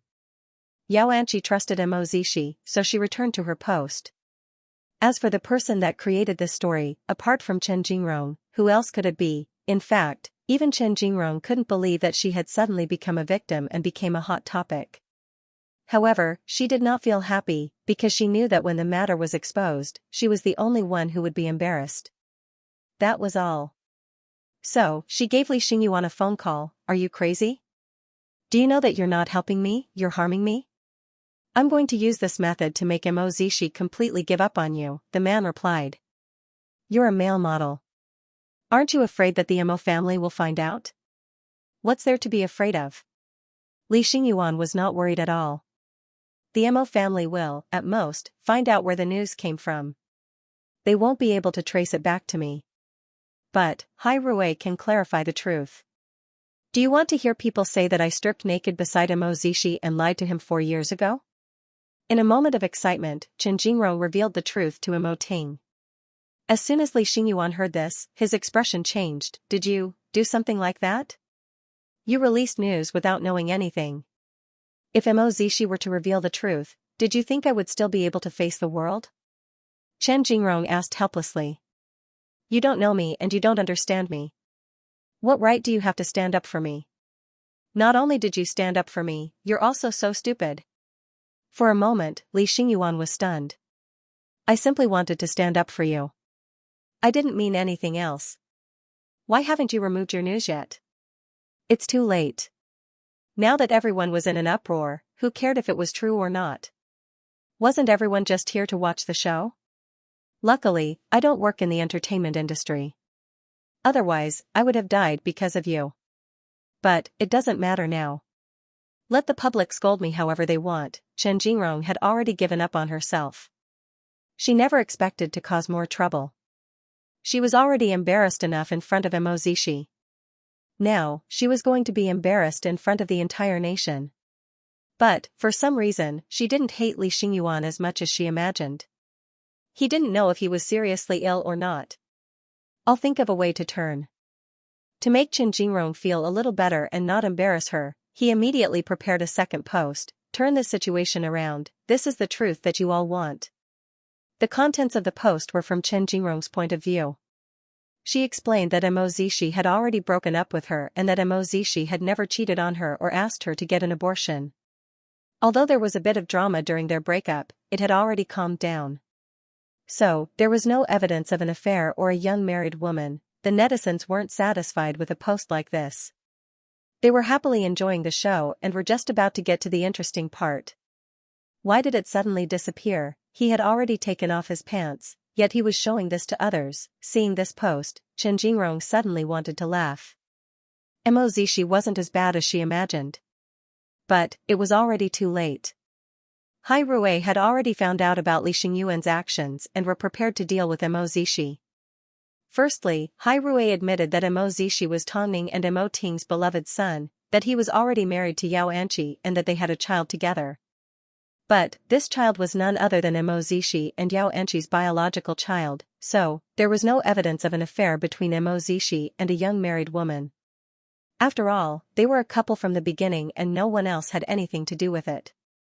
As for why Mo Zishi and Chen Jingrong dated for 4 years before marrying Xianxia, it was because someone had tricked them and caused the two lovers to miss out on 4 years before they could finally reunite. As for who this person was, Hai Rui's PR left it up to the public to guess. Although this was a private matter and Mo Zishi didn't want to be too high-profile, Hai Rui still produced a DNA test to prove that Xianxia was a member of the Mo family. Not only that, to prevent the public from feeling uncomfortable, the PR team used this as an example. Person A and Person B slept together because they were drunk, but Person B left the room early. At this time, Person C took advantage of the situation and entered Person A's room. As a result, Person A mistakenly thought that he was in a relationship with Person C. As a result, Person A and Person C naturally ended up together. But, for years later, their lie was exposed. This was an interesting story, but it also summed up the relationship between Mo Zishi and Xianxia. The public finally understood the whole story and realized that Mo Zishi and Xianxia had been set up. But, the person that suffered the most was Xianxia, the single mother. This is the story that everyone wanted to see. This is the complete version of the story. This is the reason why Mo Zishi broke up with his girlfriend of 4 years and married Xianxia. There was no melodramatic affair nor was there any lecherous woman. Everyone simply lost themselves in their own world of love. That's all. Thank you everyone for your attention on the Mo family. But, this is a private matter and it's not worth delving into. So, today, Hai Rui would like to clarify everything and ask everyone to give Mo Zishi and his wife some breathing space. Hai Rui's latest sci-fi film is about to be released. I hope everyone will pay attention to it. Hai Rui's PR did not mention Chen Jingrong's name at all, nor did they speak in an aggressive tone. But, they made it clear to everyone that if Chen Jingrong hadn't lied to them, Xianxia wouldn't have been a single mother for 4 years and her child wouldn't have been without a father. So, the truth was out. Perhaps, Hai Rui did not specifically force Chen Jingrong because of the post in the end. Hai Rui had already tried their best to make everyone presentable. Even so, the netizens still felt extremely sad. It turns out that women can be so scary when they go crazy. What's the point of deceiving someone for their feelings? It will be exposed sooner or later. The previous post was trying to throw dirty water on the Mo family. I'm speechless. Let's just disperse. It's just a family matter. I might as well save my energy to watch a blockbuster. Of course, there were plenty of people that wanted to attack Chen Jingrong, but Chen Jingrong didn't care anymore. After all, she wasn't a part of the industry. But, what she was worried about was whether Li Xingyuan would lose his job because of her. Indeed, since Li Xingyuan had offended the Mo family, there was no way he could bluff his way out of this. So, President Mo gave an order and informed the industry that Li Xingyuan's plans for the next year were completely destroyed. When Li Xingyuan was doing this, he had already mentally prepared himself for it. He knew what the consequences of offending the Mo family were. So, if he lost his job, then so be it. Chen Jingrong tried to find out where Li Xingyuan was, but all she could find was that he had been replaced by someone else. It wasn't easy for her to find out where Li Xingyuan lived, but she couldn't get in and didn't have his contact details. So, she had no choice but to head to the bar.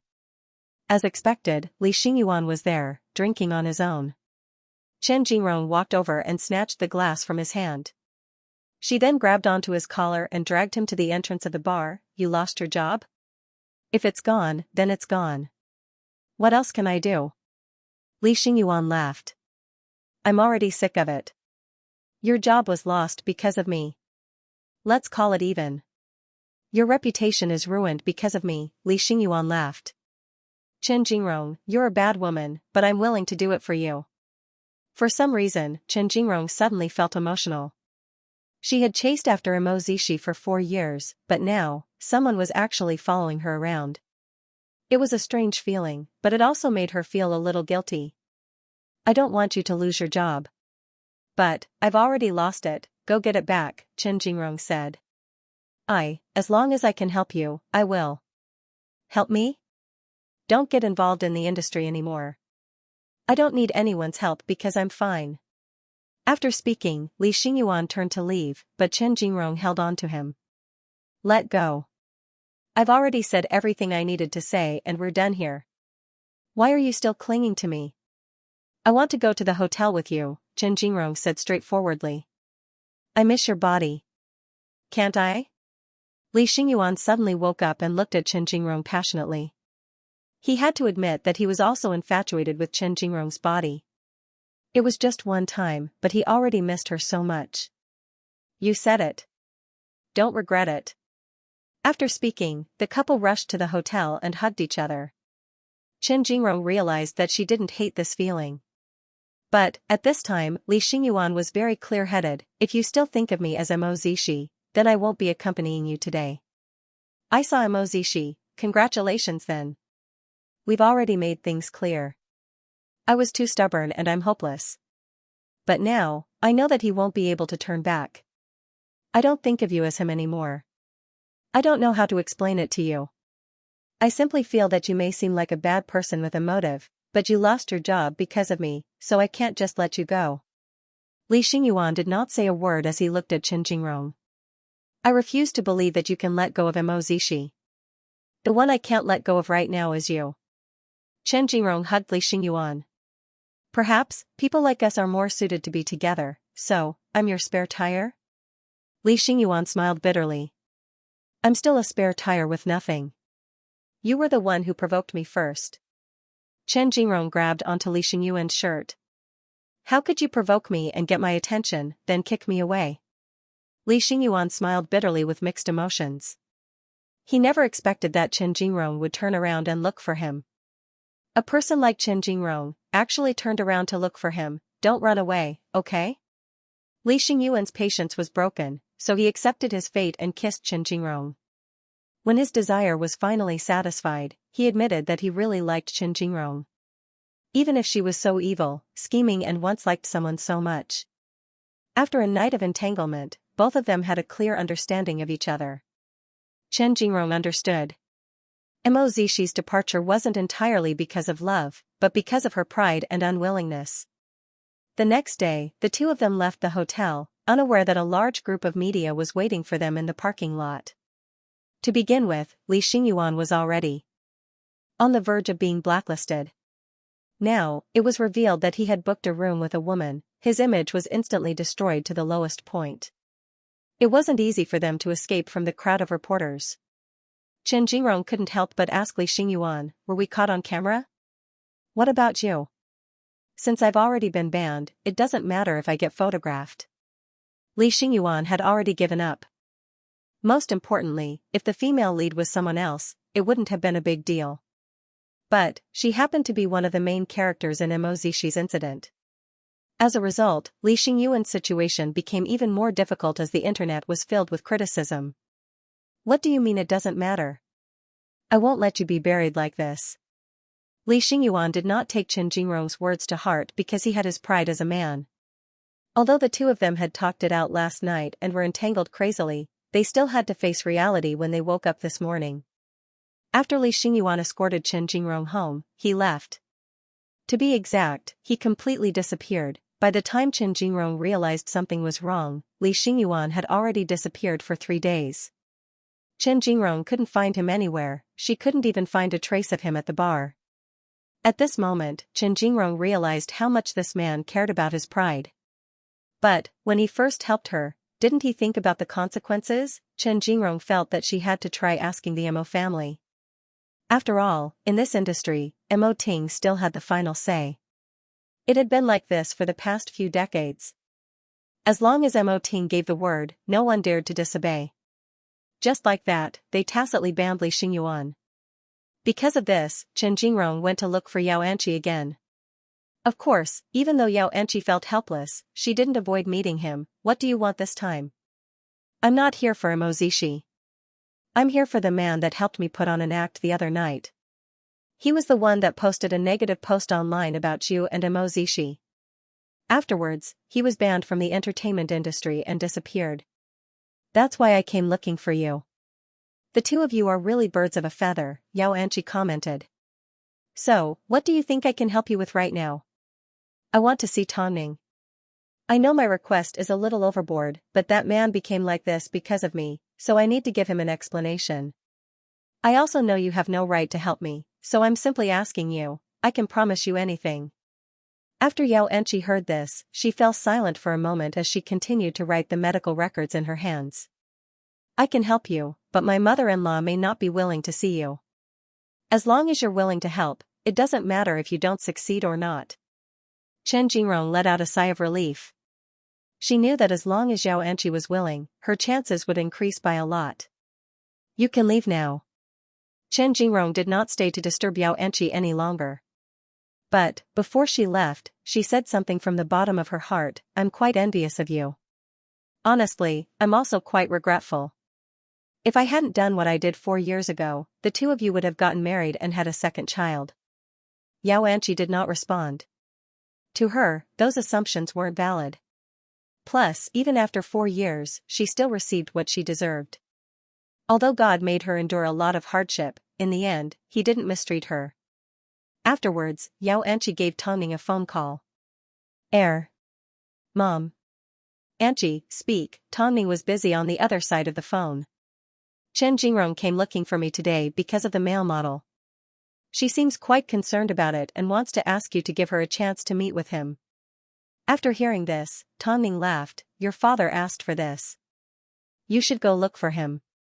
Mom, this is what I'm thinking.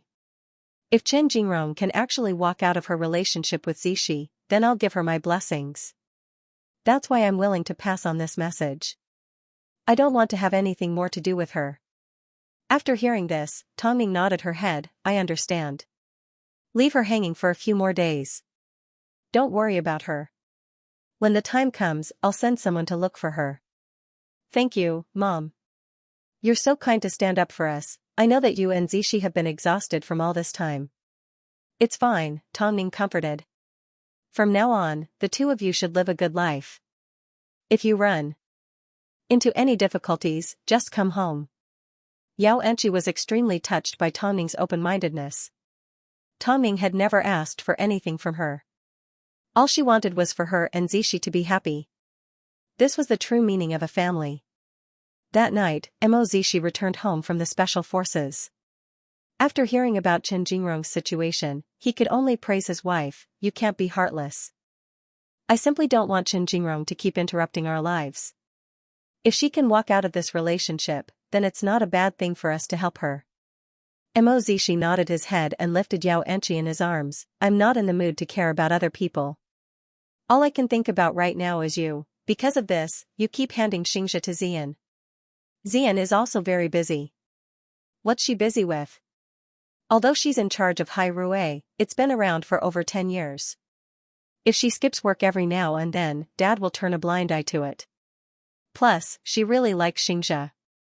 After speaking, Mo Zishi removed Xianxia's beige clothes and touched her warm body. You're really, ugh. Xianxia's final words were swallowed by Mo Zishi. At a time like this, was there even a need to say anything else? The Special Forces was a place filled with men. They either trained all day or went on hot-blooded missions. So, what did young men think about the most? Of course, they thought about returning home and getting intimate with their wives. There was nothing better than this. Chen Jingrong waited for 3 days and also searched for Li Xingyuan. But, whether it was Tongning or this man, there was no news at all. In the end, after 3 days, Tongning sent someone to bring Chen Jingrong to Hai Rui and arranged for her to meet in a private waiting room. Chen Jingrong was very nervous. After all, Tongning was the representative of intelligent women in this era. She was good at seeing through people with one glance. So, Chen Jingrong felt that as she stood in front of Tongning, she could see through all her thoughts. Mrs. Mo, Tongning turned around elegantly. Although she was already in her 50s, she did not show any signs of aging. She looked like she was in her early 30s. Wasn't this mother a little too young? Relax, there's no need to be so nervous, Tongning said to Chen Jingrong. I know what happened between you and my son. I'm a little embarrassed, Chen Jingrong quickly explained. I have no intention of interfering. Everything was resolved according to the rules of the industry, including the man that stood up for you, Tongning replied. Old people don't understand and don't want to get involved in the matters of the young. But everything has a limit. I'm sure you understand what I'm trying to say. I didn't ask you to come today to make things difficult for you. I understand your intentions, you want to help that male model. But, I have a question for you. What is your relationship with that man? Chen Jingrong looked at Tongning timidly. After a moment of silence, she finally replied, we like each other. Don't you like my son? Zishi has always been my dream. When I first found out that he wanted to propose to me, I felt like my dream had come true. But now, I've woken up from my dream and everything has returned to reality. Towards Zishi, I feel unwillingness, but towards this man, I can't let go, Chen Jingrong replied honestly. I can also promise you that, as long as I find Li Xingyuan, I am willing to leave Zishi and Yao Anqi's life. Tongning looked at Chen Jingrong the entire time. She could tell that Chen Jingrong wasn't lying at this moment. Child, you can go home. I've heard your request, Tongning replied. Since you like him, then put your heart into it. Don't use deceptive methods. That is the worst poison to a relationship. Thank you, Mrs. Mo. Back when I was your age, I didn't necessarily do better than you. We were just competing with each other, but now, I don't care, Tongning replied. That's why I can't really hate you because you still have a conscience. Since that's the case, may I be so bold as to ask Mrs. Mo. for a favor? Can you help me find Li Xingyuan? Tongning did not give Chen Jingrong an answer. She simply told her to go home first. For Hai Rui, finding someone was a piece of cake. But, why would they help them? Tongning once again kept Chen Jingrong in suspense for 3 days. On the 4th day, she finally sent Chen Jingrong a message. Li Xingyuan was currently at a photographer's home, begging for a chance to film for him. As soon as Mo Zishi returned home and heard about the incident, he couldn't help but sigh. But, after lamenting about Chen Jingrong, Mo Zishi still hugged his mother. Mom, thank you for worrying about me after worrying about Zichen. Don't let your father hear these words. Dad is not a fool. How could he not understand? The reason why he tolerated us was because he loved you and knew that you would be sad. These words were very useful to Tongning. After all, she had relied on Mo Ting's love to get to where she was today. You have a sweet mouth and know how to coax people. Now, there's only one left in our family. Mo Zishi was referring to Xian. But, from the looks of it, Xian didn't seem to have the need to be in a relationship. She was busy every day and even dragged Xianxia to her side from time to time. Tongning smiled without saying a word. As a mother, she more or less understood her daughter's feelings. Some people only needed a glance for 10,000 years. From what Mom said, does Xian have a boyfriend? Tongning's silence was a tacit admission. Otherwise, why did you think someone as smart and studious as her would go to school and take over Hai Rui? It was all because there was a figure in the school that attracted her. Mo Zishi did not ask any further. After all, he was going to find out sooner or later. But, as soon as he returned home, he casually mentioned the matter to Yao Anqi. As soon as Yao Anqi heard this, she suddenly thought of Xian's mischievous behavior. The person that Xian likes must be outstanding. I'm afraid he's not bad looking. After all, with her father as a benchmark, Mo Xian's standards were actually quite high.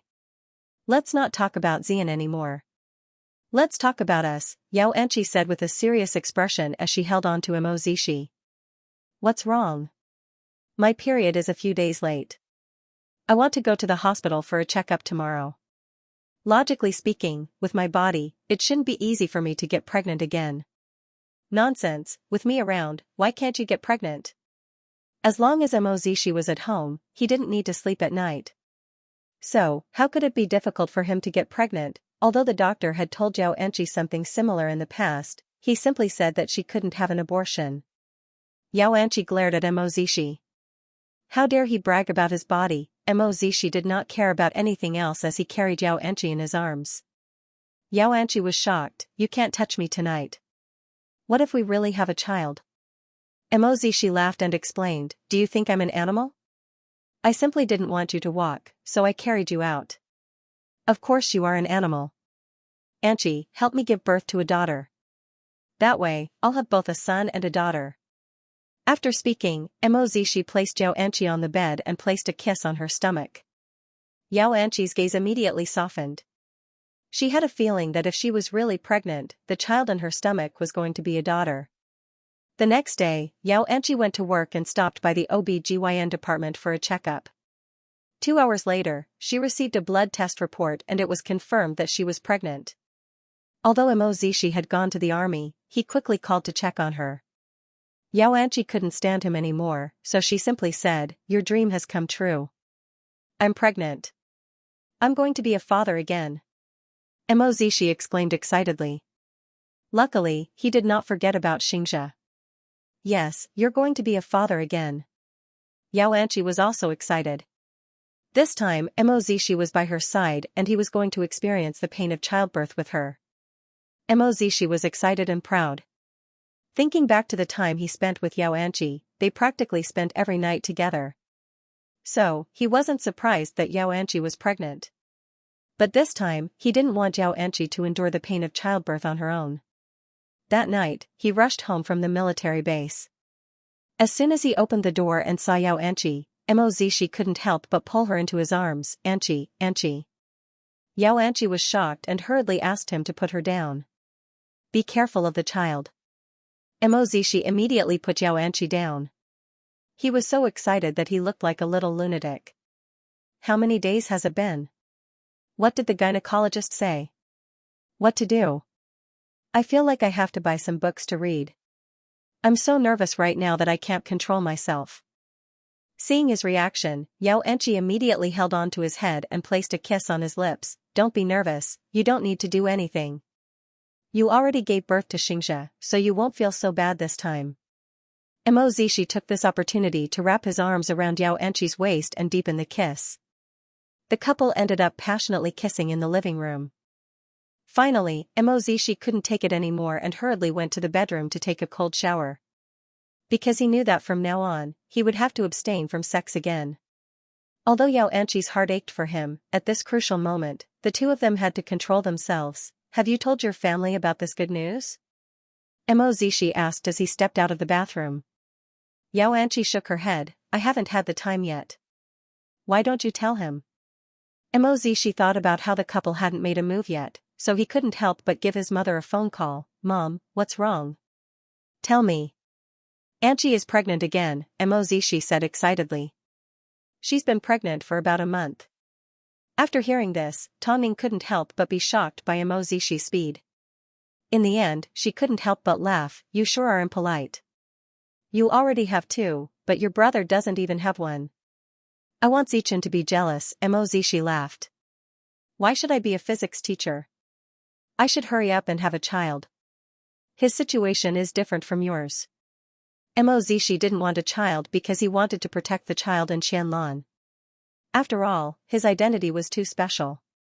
He couldn't be like Xianxia, who casually gave birth to a child that his enemies could use against him. So, Xichen decided not to have a child for the time being. But Xianxia had no idea about any of this. He had always thought that his brother was purely a physics teacher.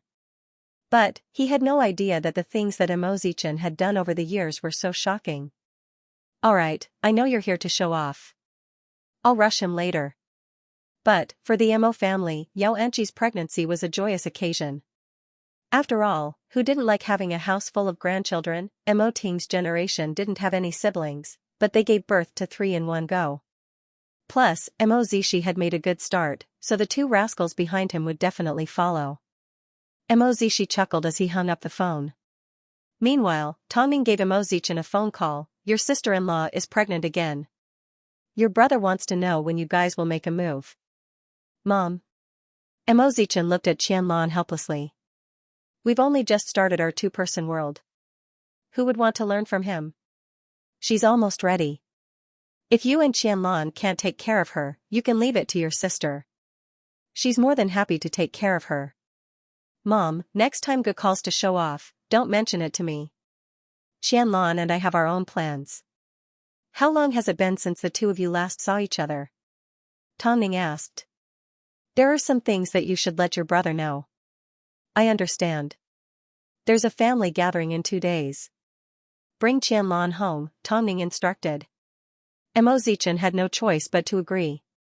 He then looked at Qianlan with a hurt expression. Sister-in-law is pregnant again. This means that big brother and sister-in-law are living a happy life. Qianlan changed into her pajamas and lay down in bed. Aren't you going to get some rest?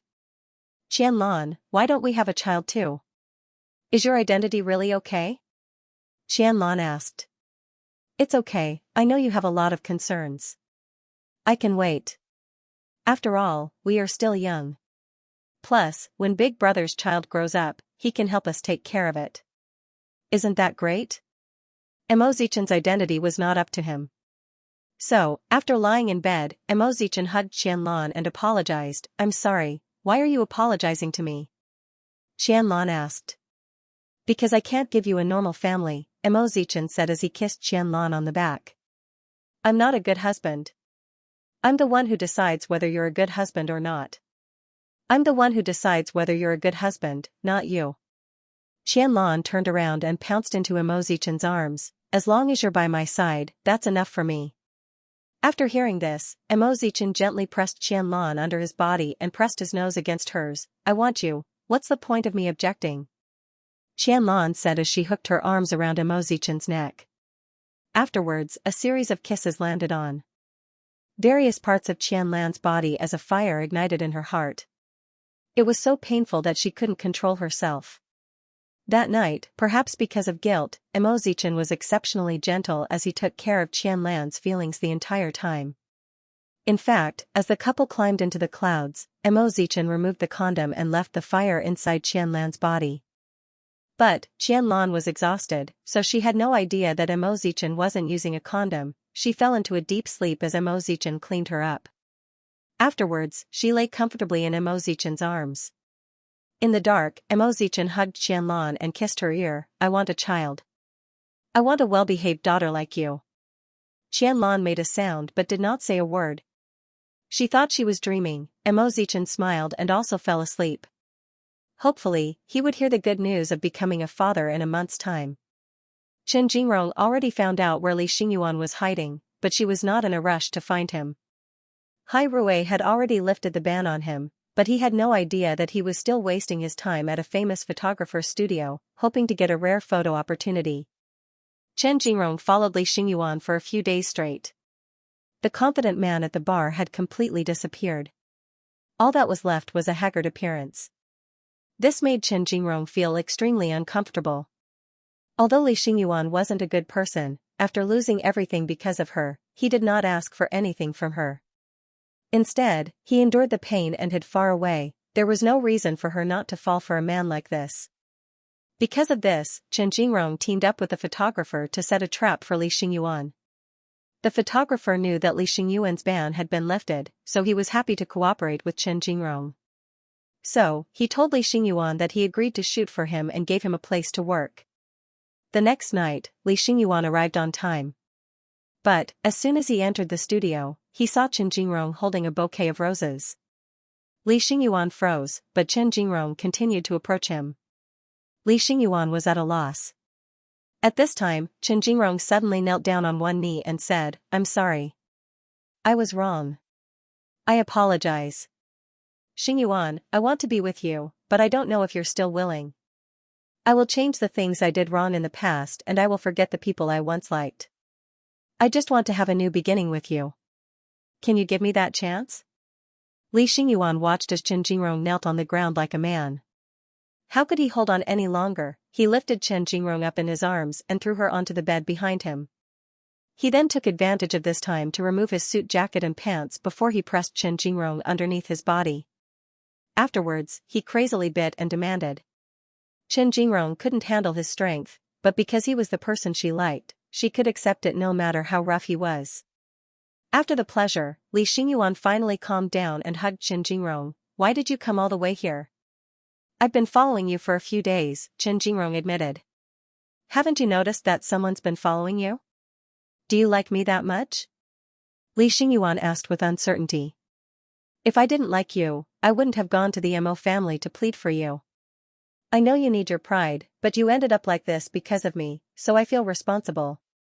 If you don't accept my kindness, I'll feel guilty for the rest of my life. Chen Jingrong explained.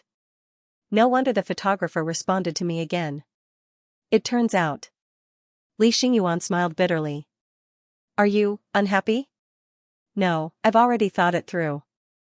I originally planned to look for you after I dealt with the situation here, but I never expected that you'd come looking for me. Li Xingyuan hugged Chen Jingrong even tighter. Do you want to marry me? Chen Jingrong took the opportunity to ask Li Xingyuan. Do you want to?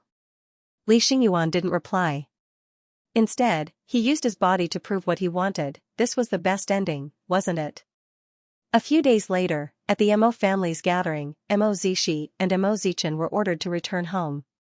Meanwhile, it was Qianlan and Yao Anqi's first time meeting each other. The sisters-in-law hit it off very well, so it didn't take long before they forgot about their man and started chatting. Mo Zishi felt a little helpless. He turned to look at his younger brother and said, when you were making a ruckus, I didn't get to watch the show. But I saw your fun, Mo Zichen said viciously. The two brothers hadn't seen each other in a long time, so Mo Zishi decided to put on the airs of an older brother and educate his son. Since you're just going to be a physics teacher, you should have a child as soon as possible. You're so kind as to meddle in my business? Not satisfied? Your brother is currently in the best special forces, Mo Zishi humphed. How about this, bro, let's spar. If I can beat you, you will listen to me tonight. If not, I'll listen to you, Mo Zichen suddenly suggested. But, Mo Zishi didn't understand. How about this? But, Mo Zishi had a confused look on his face. You're just a physics teacher, yet you want to fight me one-on-one? Do you want to get beaten up? Mo Zichen smiled mysteriously and jumped into the garden. Grappling or fighting, it's up to you. Mo Zishi humped unwillingly. As long as you can beat me, not only tonight, I'll listen to you from now on. It's a deal. You're asking for death. Mo Zishi rolled up his sleeves and chased after his brother. The two brothers began to spar in the bushes. Originally, Mo Zishi thought that Mo Zichen had only learned a few tricks in the gym, yet he dared to challenge him. But, when Mo Zichen actually made a move, Mo Zishi was shocked. After all, he couldn't even reach Mo Zichen. Mo Zichen might seem skinnier than him, but he was able to land every punch. In fact, his punches were much stronger than his comrades. Mo Zishi was confused. He originally thought that Mo Zichen was unorthodox. But, little did he know, Mo Zichen's skills were more orthodox than his. Zichen, where did you learn these moves? Why don't you find out for yourself, Major Mo? Mo Zichen raised his eyebrows playfully. Bro, although you've been in the military for many years and are skilled, you've never been in a real battle. You have no idea what it feels like to be hit by sharp knives and bullets. You make it sound like you know. Mo Zichen stood up straight and smiled. He then suddenly pulled open his shirt. When Mo Zishi saw the big and small scars on his body, he froze. Let me officially introduce myself to you today. I am the Deputy Director of Division 9, Mo Zichen. Division 9, Mo Zishi was stunned for a moment before he reacted. Aren't you in the intelligence department? Yes, Mo Zichen nodded. It's been more than 10 years. Mo Zishi gathered his thoughts and finally realized what Mo Zichen's identity was. You're amazing. Mo Zishi couldn't help but hug Mo Zichen.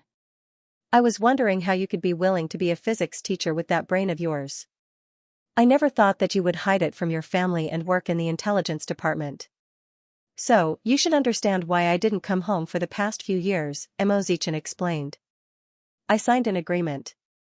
What's there not to understand? Mo Zishi patted Mo Zichen on the shoulder. All these years, I've been thinking about how great it would be if my brother used his brain to protect the country. I never thought that my dream would come true. No wonder I couldn't reach you. You've got so many years of combat experience. It was very dangerous. I almost died 5 or 6 times. It wasn't easy for me to survive, Mo Zichen smiled bitterly. Bro, are you unhappy? Why would I be unhappy? I'm really happy for you. Zichen, I've never been as capable as you, but there's one thing that you've lost to me. In fact, you'll never be able to beat me in this lifetime. I have 2 children now, but you don't have a single one. Seeing how childish Emozishi was, Emozichan couldn't help but laugh. I was afraid that you'd be unhappy. Deputy Director, is your brother such a petty person? But, from now on, if you're in danger, you need to find a way to contact me, okay? Emozichan nodded his head. After all these years, his brotherly relationship with Emozishi was still as good as ever. Of course, this was all thanks to their mother, Tonning. Children that didn't lack love naturally didn't fight with each other. That night, the Emo family home was very lively. Seeing that her 2 sons had their own families and that Emozishi was now a father, Tonning felt an indescribable bitterness in her heart. A flash marriage at 26 years old gave her a happy family. So, Tonning couldn't help but cry in front of her children. Mommy, why? Are you crying? When Dad comes home, he's going to think that we bullied you.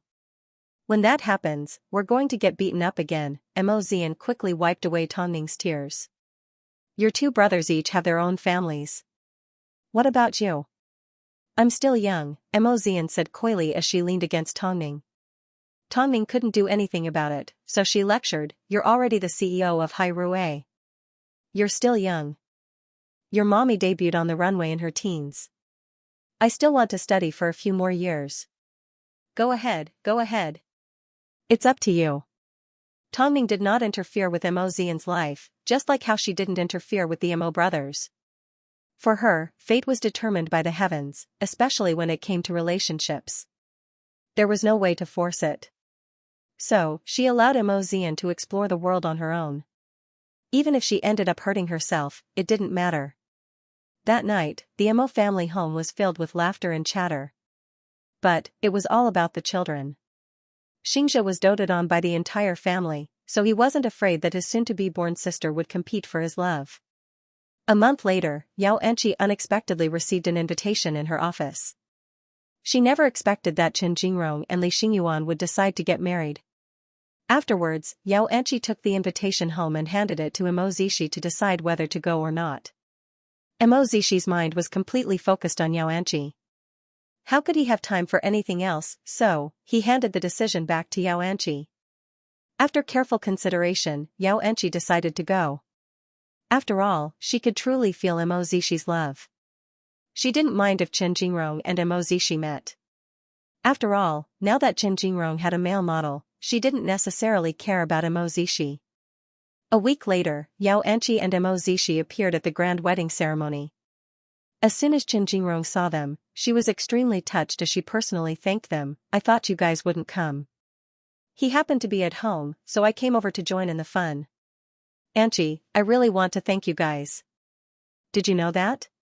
Chen Jingrong raised her glass to apologize to Xianxia, but Emozishi stopped her. She's pregnant, so there's no need to drink. Chen Jingrong never expected that they would have a second child so soon. In the end, she smiled in relief, congratulations and blessings. Without you, I don't think I would have found the love that truly belongs to me. Don't be so extreme from now on, Emozishi said. Of course, I will cherish this hard-earned relationship. Afterwards, Chen Jingrong and Li Xingyuan went to greet the guests, but Emozishi secretly left with Xianxia because he felt bad. What happened? I feel sorry for marrying you, but I didn't even get to propose to you. I didn't even get to see you wear a beautiful wedding dress, yet you ended up with a child, Emozishi complained. I don't mind. Our relationship has always been unpredictable, Xianxia laughed. Look, my parents never held a wedding ceremony either. But, they've grown old together. So, a wedding is just a formality. It's not as important to me as you think. Emozishi patted Xianxia on the head, he still felt like he owed her. But, it didn't take long before the Emo family received another piece of good news. Qianlan was also pregnant. However, when Qianlan saw the pregnancy test, she looked at it helplessly. We obviously used birth control. Why do we still have it? Silly, I tampered with it, Emozichan replied. You didn't even ask me if I agreed to it. What should we do now? You're already pregnant, Emozichan comforted. Instructor Qian, the earlier a woman gets pregnant, the easier it is for her to recover. I don't believe you, Emozichan snorted. Most importantly, Qianlan had just been tasked with training new soldiers. But, now that she was pregnant, what else could she do? Of course, she was blaming Imozichin, but deep down, she was overjoyed. After all, she had been looking forward to their child for a long time. But, Big Bro already has 2 babies and we have a little one. But, what about little sis? Qianlan began to worry about Imozichin. Imozichin humped and said in disdain, "Why are you worried about her? Don't you think she has a lot of suitors?" "But, I've never seen Xian in a relationship." "That's because the person she likes isn't ordinary." When it came to intelligence, was there anything that could be hidden from Imozichin? A long time ago, he already knew about Xian's intention. To stay at the university. After all, she was crazy about the gentleman professor. But, the professor did not seem to care. "According to what you're saying, doesn't that mean Xian won't succeed?" "That's hard to say. According to his sister's personality, as long as she wanted something, she would wait for it no matter how much patience she had to put in. But, it all depended on whether she would be enlightened sooner or later. But, it's embarrassing for a member of the Imo family to chase after a man." What Imozichin meant was that Xian wasn't charismatic enough and couldn't even win over a man. Over the next few days, the Imo family held another family dinner. This time, it was to celebrate Qianlan's pregnancy. As long as something big happened at home, Tongning was happy to have a party. After all, this way, the family would feel closer to each other. But, because her 2 brothers had already completed their marriages, Xian naturally became the target of ridicule. "Look at you, you don't even have a boyfriend." "Exactly. Stop clinging to my son. If you're capable, go ahead and give birth to one yourself." Imozichin despised Xian's actions of taking over his son. Imozichin was helpless, so she quickly ran away. Seeing this, Tongning did not expose her daughter. Instead, after the dinner, she said to her husband in private, "Ting, why don't you look around and see if there are any suitable young men among your friends that you can save for your daughter?" "Do you think she'll be willing?" Mo Ting asked. "But, it's not a good idea for her to continue being one-sided," Tongning replied. "Although I don't want to interfere with their relationship, I don't want to see my precious baby suffer this kind of humiliation." "If she's your precious baby, what about me?" After hearing this, Tongning couldn't help but laugh. "You're everything to me." Mo Ting was satisfied. "Let's wait a little longer. Give our daughter some time." At this moment, Imozichin was hiding in her room and feeling terrible. She didn't know if she could continue to hold on after so many years. Imozichin had a lot of admirers because she wasn't arrogant towards anyone. But, she was careful to keep her distance from the opposite sex, especially when Gu Qingli was around. Gu Qingli was 30 years old and was the youngest professor at the university. He was elegant.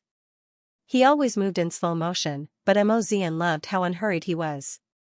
In fact, this lasted for a few years. From the moment she entered university, she had already noticed this man. Even after she graduated, she refused to leave because she wanted to have more chances to bump into Gu Qingli. But, Gu Qingli seemed to be isolated from the world and didn't get close to anyone. She once wrote Gu Qingli a letter, but it was like a stone dropped into the ocean and she never heard from him again. She assumed that Gu Qingli probably didn't like people like her, so he didn't even respond to her. Or perhaps, it was because there were too many people that liked him and he couldn't pay attention to them all. But, being in a one-sided relationship for so long was tiring. Especially when she saw that her brothers were already married and had 2 babies, she realized that no matter how much she liked Gu Qingli, if he didn't have any feelings for her, there was nothing she could do to force him. "Xian, are you packing your things to go home?" one of her roommates asked as soon as she saw Imozichin packing her things. "Yes, it's more convenient to go home." "Have you given up on Professor Gu?" "Perhaps, he can only be a distant dream for me." After speaking, Imozichin put on her backpack and left the dormitory with her books. Because she was familiar with his lifestyle, she was able to bump into Gu Qingli whenever she wanted. The elegant man always arrived at the university at 8 a.m. and sat in the cafe for an hour. He seemed to have a lot of suits. Imozichin secretly counted and realized he had around 30 sets. He liked to wear quartz watches and they were all expensive. He was elegant and had an extraordinary way of speaking.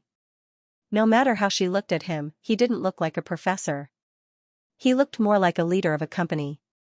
He was obviously elegant like a scholar, but he preferred to read science and engineering books. One time, Emozian even caught a glimpse of the edge of his underwear. It was a luxury item from Italy that normal people couldn't afford. But, no matter how familiar Emozishi was with him, there was no way she could attract his attention. So, on this day, she decided to give up on this man and completely end this unrequited love. As usual, Emozian sat by the window and watched as Gu Qingli arrived at school. As he sipped his familiar English coffee, his eyes were glued to his books. He was elegant and charming. At noon, he would order a set meal and then slowly sit at his seat, not wasting a single grain. At night, he would drive away from the school and return to his apartment not far from the school. Emozian was well aware of this. After lunch, Emozian picked up her backpack and stood up. At this time, a girl from the university approached Gu Qingli and handed him a love letter. "Professor Gu, please accept this." Gu Qingli lifted his head and glanced at the two before he gently pushed them away. "Sorry, I'm already married." As soon as she heard this, Emozian's heart throbbed in pain. Although she already guessed it, when she heard it from Gu Qingli's mouth, she still felt so sad that tears began to fall from her eyes. Ever since she was young, she had always been envious of her parents' love. But, she knew that every relationship was unique. Plus, she had no idea why she was poisoned by Gu Qingli and couldn't stop herself. Now that Gu Qingli said that he was married, she could finally give up. But, just as she was about to leave, the owner of the restaurant smiled and approached Gu Qingli. "Why do you keep saying that you're married? Kids these days aren't mature enough. It's too easy for them to say that they like me. In reality, they simply care about my looks." Hearing these words from Gu Qingli, Emozian's heart began to beat again. So, she gathered her courage and walked over to Gu Qingli. "Professor Gu, I've actually liked you for a long time." Gu Qingli and the owner of the restaurant were both stunned. "I've written you letters before, but I'm guessing you don't remember. Today, I'm preparing to leave the university. When I saw someone confessing to you, I decided to join in on the fun. Don't worry, although I like you, I've already decided to give up. Professor Gu, I wish you the best." After saying these words, Emozian turned around and walked out of the restaurant with her head held high. At this time, the owner of the restaurant said to Gu Qingli, "I remember this child.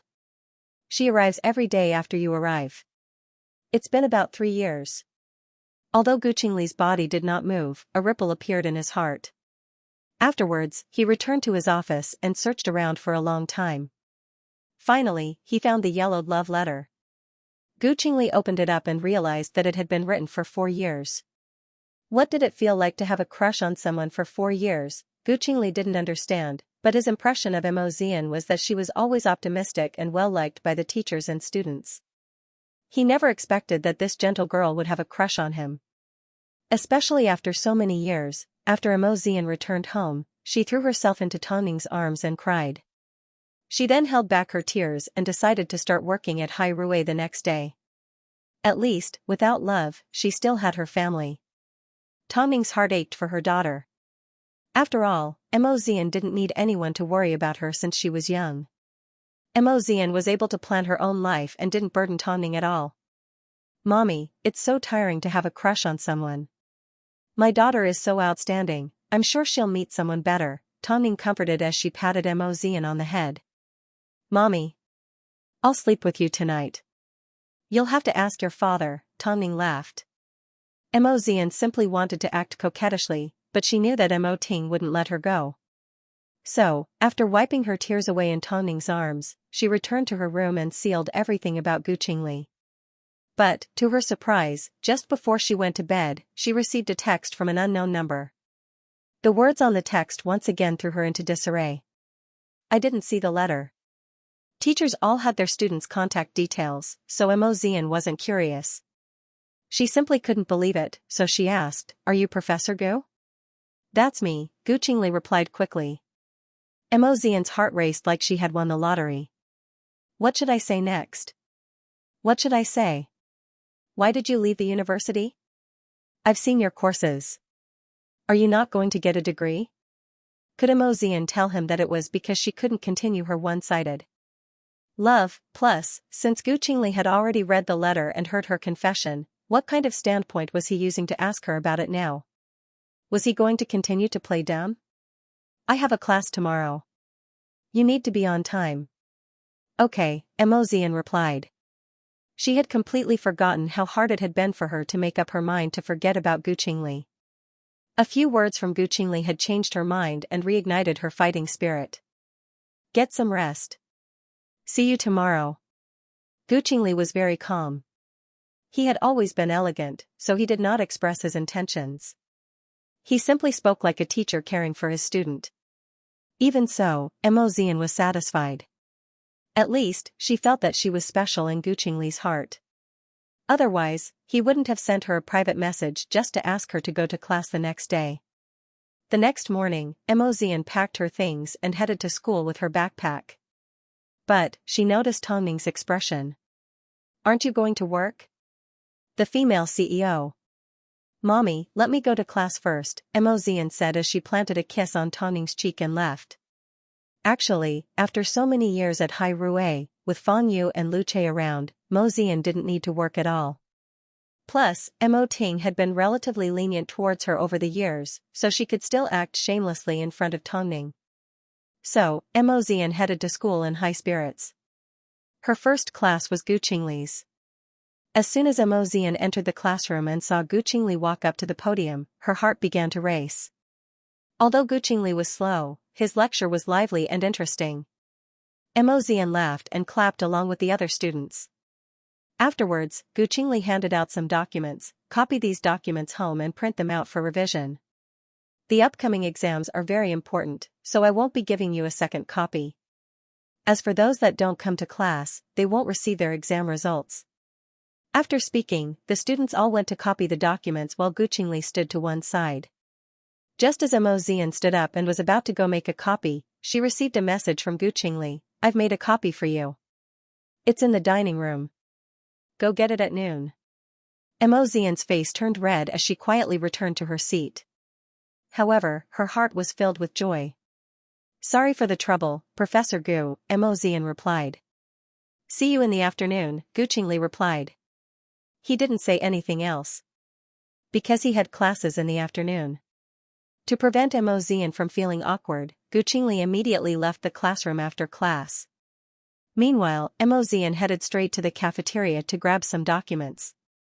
Seeing this, the lady boss was very happy. Little girl, I think you are very promising. As soon as Mo Xian received the information, she saw that there were notes and important points highlighted. Her heart was filled with excitement.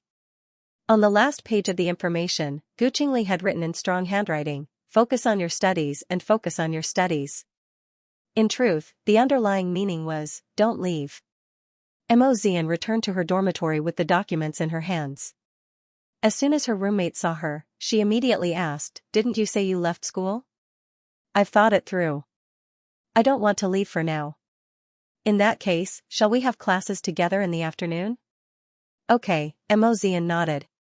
Just the thought of Gu Qingli's classes made Mo Xian extremely excited. Because she really did not think that this unrequited love would have a day where the bitterness was over and the sweetness came. During class in the afternoon, Mo Xian had already calmed down a little. But, when she saw Gu Qingli's elegant demeanor, she was still mesmerized. A moment later, Mo Xian's phone vibrated. As soon as she saw the message, her face turned red. Pay attention in class, a good teacher caught a bad student. Mo Xian put down her phone and pretended to pay attention in class again. But, she couldn't focus at all. Just as class was about to end and Mo Xian felt like she could breathe again, she received another message from Gu Qingli. Want to have dinner together tonight? How could he take it so naturally, but, could she reject him? All she could do was reply, okay.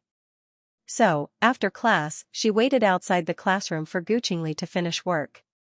Afterwards, Gu Qingli came out of his office and walked with Mo Xian. Mo Xian felt like she was being watched the entire time.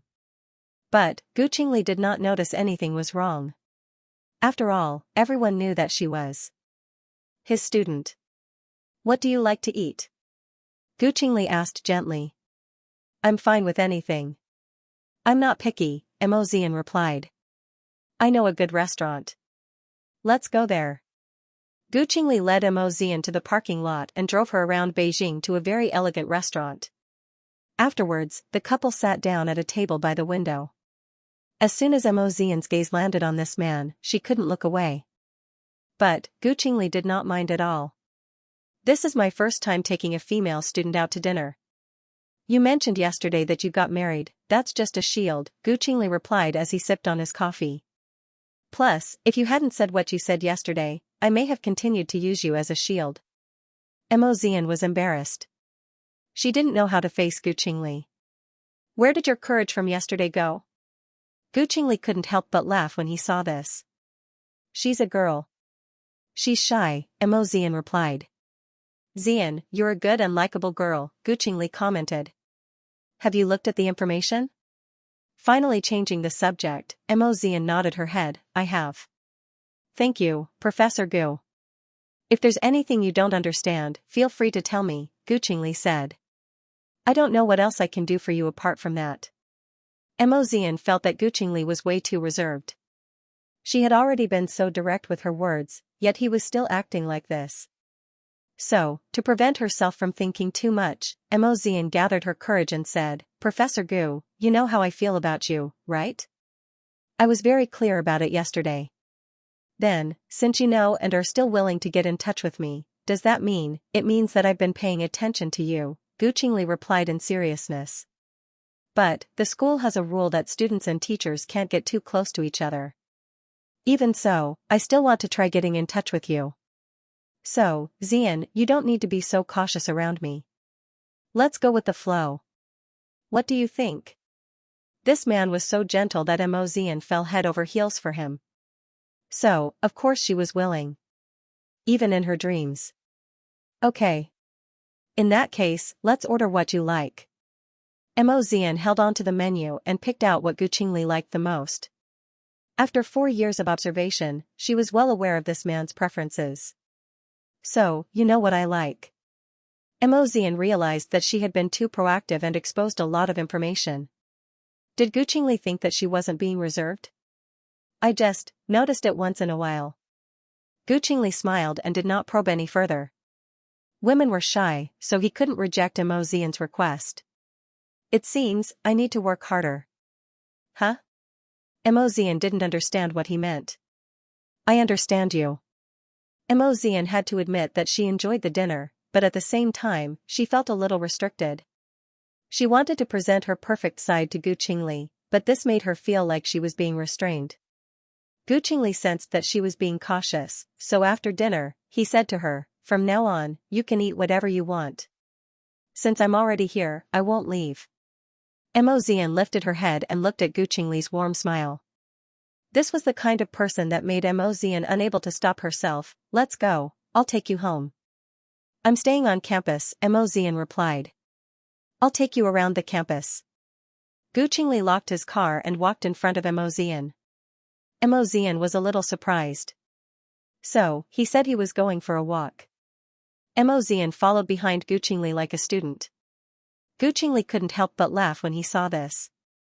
"Come over here," Mo Zian walked over and stood side by side with Gu Qingli. At this time, they still ran into quite a few students along the way. But, no one paid much attention to the relationship between Gu Qingli and Mo Zian. After all, every now and then, a student would approach Gu Qingli. Soon, the two arrived at Mo Zian's dormitory. While no one was around, Gu Qingli said in a serious tone, "After hearing what you said yesterday, I thought you were a brave girl. But, it turns out, you're also a coward." "Yesterday, I was too anxious," Mo Zian said as she lowered her head in embarrassment. "Zian, I'm not as scary as you think," Gu Qingli said as he patted Mo Zian on the head. After speaking, Gu Qingli stretched out his hand and patted Mo Zian on the head. "After you go upstairs, have a good rest and attend class tomorrow." "Okay, Professor Gu," Mo Zian nodded. After watching Tongning head upstairs, Gu Qingli smiled helplessly. "I originally thought you were a sly little fox, but you turned out to be an obedient bunny." In reality, Mo Zian wasn't satisfied with her performance today. Because, in front of Gu Qingli, she appeared very clumsy. She didn't know what it was for. In front of others, she clearly had no problem communicating with them, That night, Mo Xian and Gu Qingli did not exchange any messages with each other. It was like the previous night never happened. This made Mo Xian feel like everything that had just happened was a dream. The next morning, Mo Xian attended Gu Qingli's class again. Mo Xian listened to Gu Qingli's class in a daze. She couldn't believe that this high and mighty man actually had a relationship with her. After the bell rang, all the students in the classroom quickly left. Mo Xian slowly stood up, but Gu Qingli called out to her. "Student Xian, stay behind. Were you paying attention just now?" When the other students heard that the professor was about to scold them, they quickly left the classroom. Meanwhile, Mo Xian looked at Gu Qingli in confusion. After Gu Qingli walked down the steps, he said to Mo Xian, "I'll give you a question, do you want to listen?" "You don't have any more classes?" Mo Xian asked happily. "No. I've already looked at your schedule. I don't have any more." After speaking, Gu Qingli removed his suit jacket and placed it on the desk. He then pointed at the question on the blackboard with an infrared camera and explained it to Mo Xian. Was he holding a small class just for her, or did Gu Qingli know that she was biased towards subjects, so he deliberately asked her to stay? Mo Xian's heart was filled with sweetness. She could sense how special Gu Qingli was to her, so her face blushed under the sunlight, making it easy for others to imagine. The two of them stayed in the classroom for the entire class. Mo Xian nodded her head. After confirming that she was fine, Gu Qingli finally let her go. "I still have one more class. Help me order lunch from the cafeteria," Gu Qingli instructed as Mo Xian left. Mo Xian nodded her head and made an okay gesture. "Same seat, I'll wait for you." Mo Xian kept reminding herself not to fall head over heels in love with Gu Qingli. But there were plenty of people in the school that fell head over heels in love with Gu Qingli. Yet, she was lucky enough to have some sort of connection with Gu Qingli. After arriving at the cafeteria, Mo Xian excitedly ordered a set meal for Gu Qingli. Meanwhile, she sat in her usual seat. She could see Gu Qingli, but she wasn't too close to him. Soon, Gu Qingli arrived at the cafeteria after class. When he saw the food on the table, he smiled. As expected, Mo Xian understood his habits well. Mo Xian sat not too far away and watched as the surrounding students discussed Gu Qingli. This man was too likable, so Mo Xian couldn't help but feel a little jealous. The two sat in separate seats in the cafeteria without saying a word. But no one knew that the two of them had a telepathic connection. After Gu Qingli finished eating, he left the cafeteria. At this time, the boss of the cafeteria approached Mo Xian and said, "I thought you ordered 2 sets of food for yourself." "I never thought, you ordered it for Professor Gu." "Shoo, boss, don't spread the news." "Okay, I won't spread the news. If you need anything else, just let me know," the boss said enthusiastically. Mo Xian gestured her thanks and stood up to leave. She followed Gu Qingli not too far away and the two of them were only a few meters apart. A moment later, Gu Qingli sent her a message, "Have you finished your homework?" Mo Xian's face turned red. It turned out, he had discovered her. "Be a good girl. Go home and get some rest. I'll give you a phone call after class in the afternoon." After Mo Xian received her orders, she did not continue following Gu Qingli. Instead, she returned to her dormitory to rest. When her roommate saw this, she could not help but ask, "Xian, you've been acting strange the past 2 days. Is it because you failed to win Professor Gu's heart that you've become twisted? You have to know that the number of people who are in love with Professor Gu in our school has already circled the world twice. It's normal that you can't get him. Furthermore, you have a one-sided crush on him." "I'm fine. I'm not twisted." Mo Xian laughed. "Plus, if I can't get Professor Gu's heart, no one else can either. I'm quite satisfied." "That's right." Mo Xian's roommate patted Mo Xian on the shoulder. "I suspect that Professor Gu likes men. Look, there are so many beautiful women on campus. Forget about the students, look at how many teachers try to flirt with him, but he's never moved." "Your analysis makes sense," Mo Xian nodded in agreement. "That's why, good men are all taken away by other men." Mo Xian couldn't help but laugh, but she did not continue her conversation with her roommate. Because she received a phone call from Gu Qingli. "Xian, are you free?" Yes, Professor Gu, what's up? Go to the school entrance and help me get my documents. Gu Qingli said. Okay. After speaking, Mo Zian changed into a pair of shoes and headed to the school entrance to retrieve Gu Qingli's documents. She then helped him deliver them to his office. At that time, Gu Qingli was preparing for his class. When he lifted his head and saw Mo Zian, he immediately took the documents from her. Are you free this afternoon? Nope. In that case, stay here and read. Let's have dinner together after work. Mo Zian was suspicious of Gu Qingli's motive for calling her out. But, with a beauty in front of her, she couldn't care less. Plus, Gu Qingli was obviously testing her. With such a handsome face right in front of her, how could she focus? Gu Qingli seemed to be doing this on purpose as he did not look in Mo Zian's direction at all and continued to prepare for his class. Soon, it was time to get off work. You go first, I'll follow you. Gu Qingli was very considerate. He was afraid that Mo Zian would feel uncomfortable, so he asked her to wait downstairs. Mo Zian packed her things and left the office. She then waited outside the school entrance.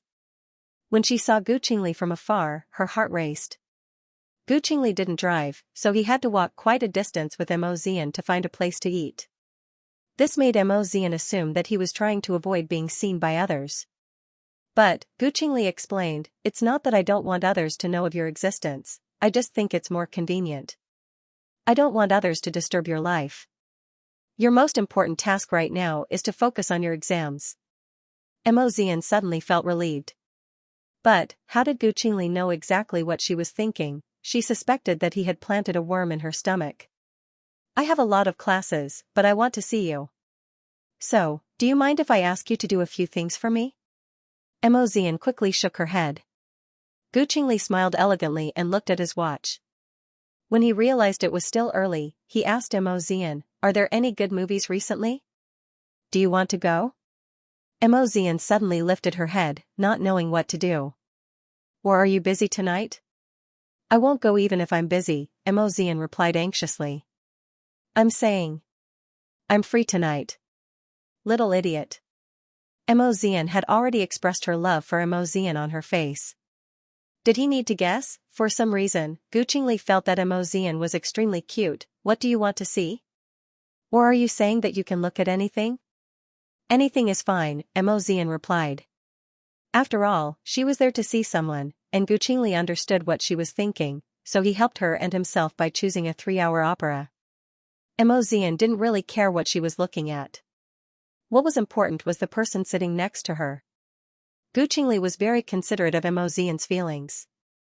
After dinner, he led Mo Zian to the theater. Mo Zian was fascinated by his upbringing. Such a man was her professor. It didn't take long before Gu Qingli finished preparing the tickets and popcorn. He then asked Mo Zian to follow him into the theater. After they sat down, he placed the popcorn in Mo Zian's hands. I wasn't sure if you like sweets, but I still bought some. Mo Zian hugged the popcorn in her hands as she stood in the dark, completely elated. Do you still wonder if you're dreaming? Gu Qingli suddenly asked just before the movie started. I'm actually not as unapproachable as you guys think. I'm just a normal person. I won't anymore. Mo Zian shook her head. Gu Qingli's hand was resting on her chair, so at this moment, she finally felt real. Professor Gu, do you still call me professor in private? Gu Qingli turned around and looked at Mo Zian with a smile. Call me Qingli. I'm not much older than you. But, calling me Qingli makes me feel distant, Mo Zian replied. I'm the 4th oldest child in my family. You can call me Brother 4. Brother 4, Mo Zian accepted it. At least, she was closer to him than Gu Qingli. Since we've left the university, we should forget about our identities. You're not a student and I'm not your professor.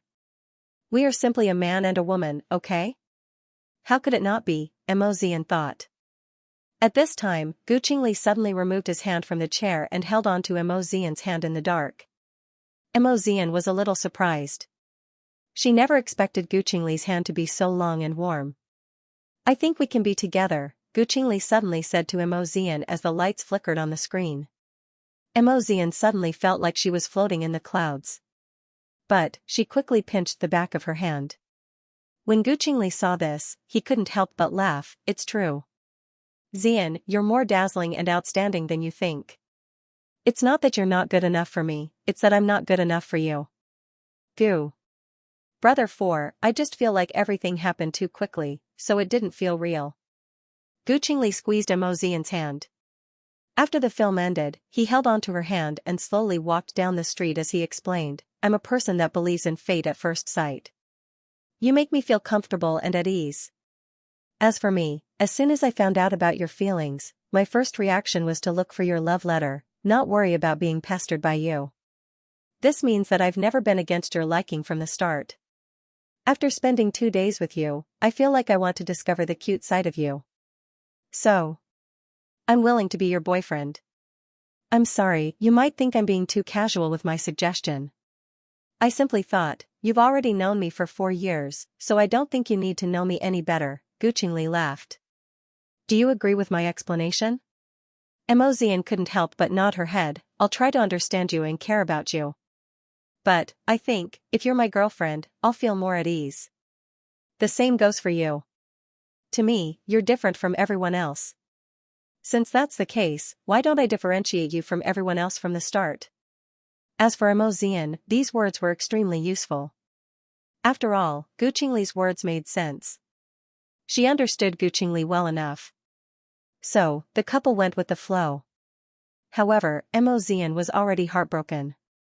Now that she suddenly had a boyfriend, wouldn't Mo Xian be completely dominated by him? But, Gu Qingli never had any intention of dominating Mo Xian. He simply felt that this woman was so obedient that he couldn't help but want to protect and dote on her. That night, Mo Xian and Gu Qingli confirmed each other's positions and officially became a couple. After returning to her dormitory, Mo Xian lay in bed and thought about Gu Qingli's face. Her face flushed red and her heart raced. She never imagined that her dream would come true. Gu Qingli was too elegant, like a painting. Yet, this man was actually holding her hand. It seemed, Mo Xian was destined to have insomnia that night. The next day, Mo Xian woke up with dark circles under her eyes. However, her roommate was quite shocked. Xian, did you have insomnia last night? Why are your eyes so dark? Mo Xian immediately went to the bathroom and looked in the mirror. But, she discovered her eyes were swollen and she couldn't face anyone. Gu Qingli still had class that day. Although she really wanted to go, when she saw her ugly appearance, she decided to skip class. Even though she knew that Gu Qingli would be angry, not long after class ended, she received a phone call from Gu Qingli. The man on the other end of the phone asked calmly, why aren't you in class? My eyes aren't feeling well. After I came back last night, they were swollen. Come to the library at noon, Gu Qingli said gently. I'll wait for you there. Mo Xian had no choice but to put on some makeup to cover up the pain in her eyes. As soon as she entered the library and found Gu Qingli, she quickly lowered her head in case he saw her stupid side. Look up, Gu Qingli said. Mo Xian lifted her head with difficulty and tried her best to open her eyes. She was expecting her image to be destroyed in an instant. But, Gu Qingli simply chuckled and stretched out his hands to massage her eyes. Did you have insomnia last night? Mo Xian nodded. I couldn't sleep. I was afraid I was dreaming. Gu Qingli chuckled as his hands became even gentler. Do you want me to whisper in your ear every day that you're not dreaming? It doesn't feel real. Mo Xian lifted her head and looked at her swollen eyes. But, Gu Qingli felt that Mo Xian was extremely cute like this. So, he couldn't help but place a kiss on her lips. Does it still feel surreal? One more kiss, I'll feel more real. Gu Qingli rubbed Tong Ning's eyes and said, I'll give you some extra lessons and then let you go home to get some rest. Next time, you're not allowed to skip my lessons. Even if others don't support me, as my girlfriend, shouldn't you support me as well? You don't lack popularity. But, I'm missing you. After saying this, Gu Qingli flipped open his textbook and began to tutor Mo Xian. In reality, Mo Xian was more than satisfied. She knew that Gu Qingli was so serious because it was easy for him to fail a subject. He also hoped that Mo Xian would succeed on her first try and no longer have to endure the torture of these engineering courses. Emozian looked at the man she loved the entire time. She felt like she had absorbed a lot of energy and her eyes no longer felt so uncomfortable. During class, Gu Qingli did not take up a single minute of Emozian's time. After closing his textbook, he said, "Go home and have a good rest. I won't call you out for dinner tonight." "No. I want to eat with you," Emozian immediately said. "Then I'll call you after class." After speaking, Gu Qingli picked up his textbook and patted Emozian on the head before he left the library. Meanwhile, Emozian was overjoyed. After returning to the dormitory, Emozian immediately went to catch up on some sleep. But her dreams were filled with the elegant Gu Qingli. Emozian slept until she received a phone call from Gu Qingli.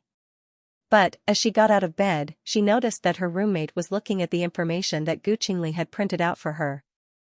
"Xian, you didn't print this yourself, did you?" "That's right," Emozian quickly avoided the topic. "Professor Gu's notes are on it." Her roommate looked at her suspiciously. "You're wrong." After speaking, Emozian snatched the documents from Emozian's hands and hugged them in her arms. "As you know, I have a crush on Professor Gu, so I like to copy him." "That's true.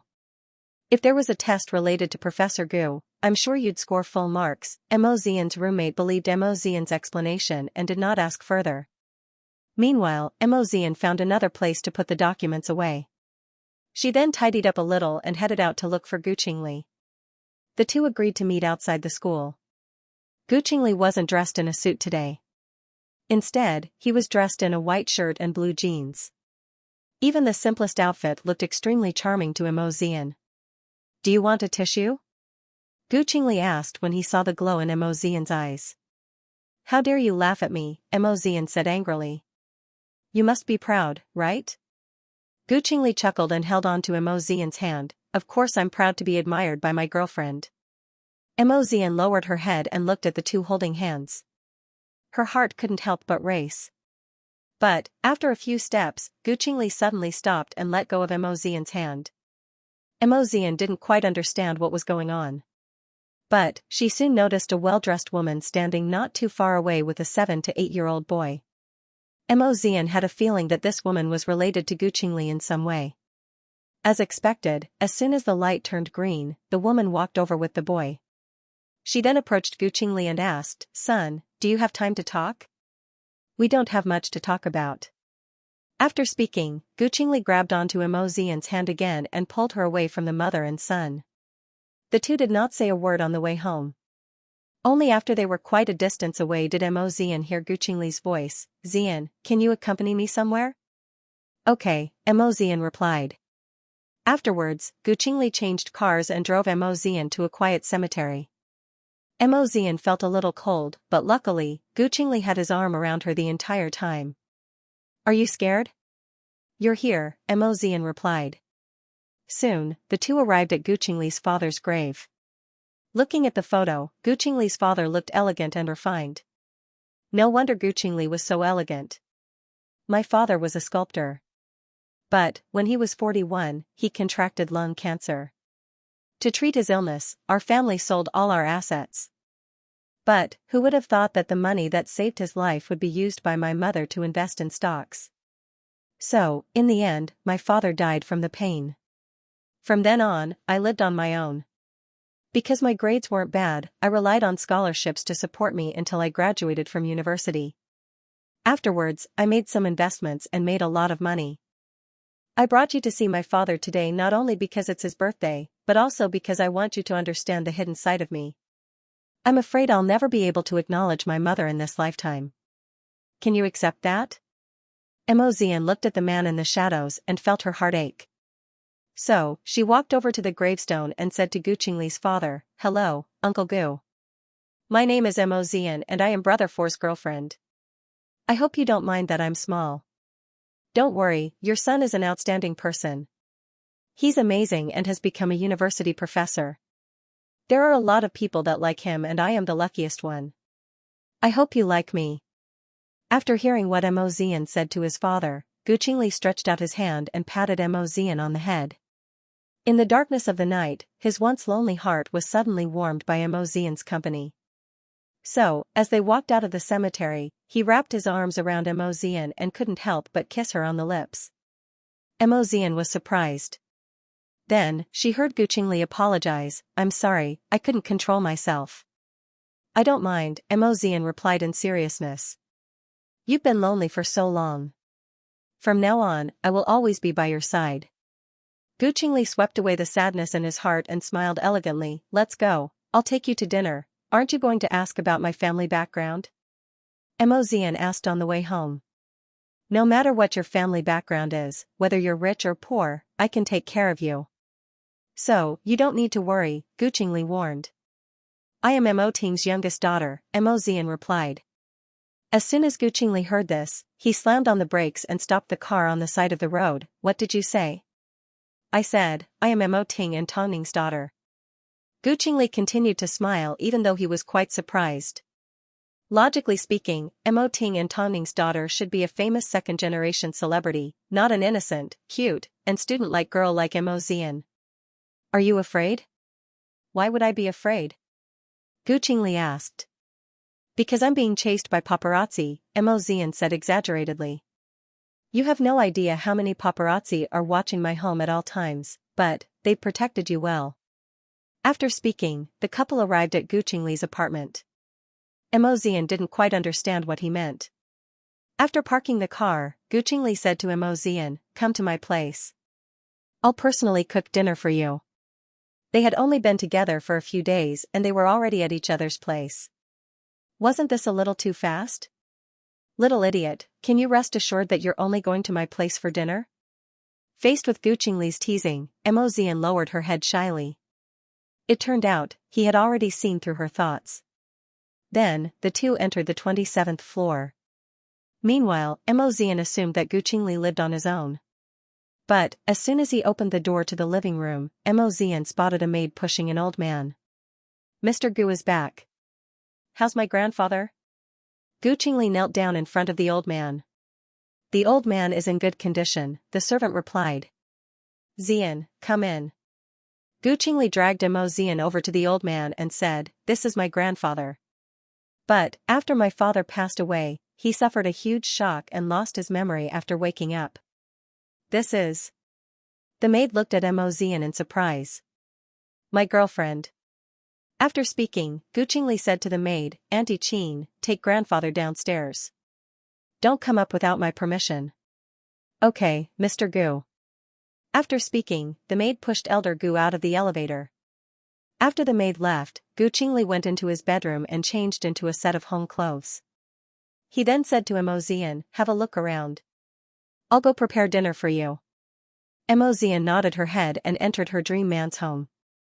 When she saw the trophies and medals in Guqingli's study room, she admired Guqingli even more.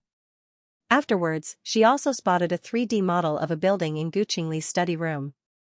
After Guqingli finished preparing the ingredients, Emozian was nowhere to be seen. So, he followed her into the study room.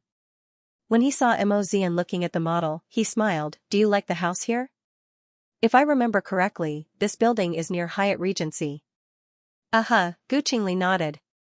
"If you like it, we can move there from now on, huh? I'm a shareholder of this property." "I've invested in it," Guqingli replied.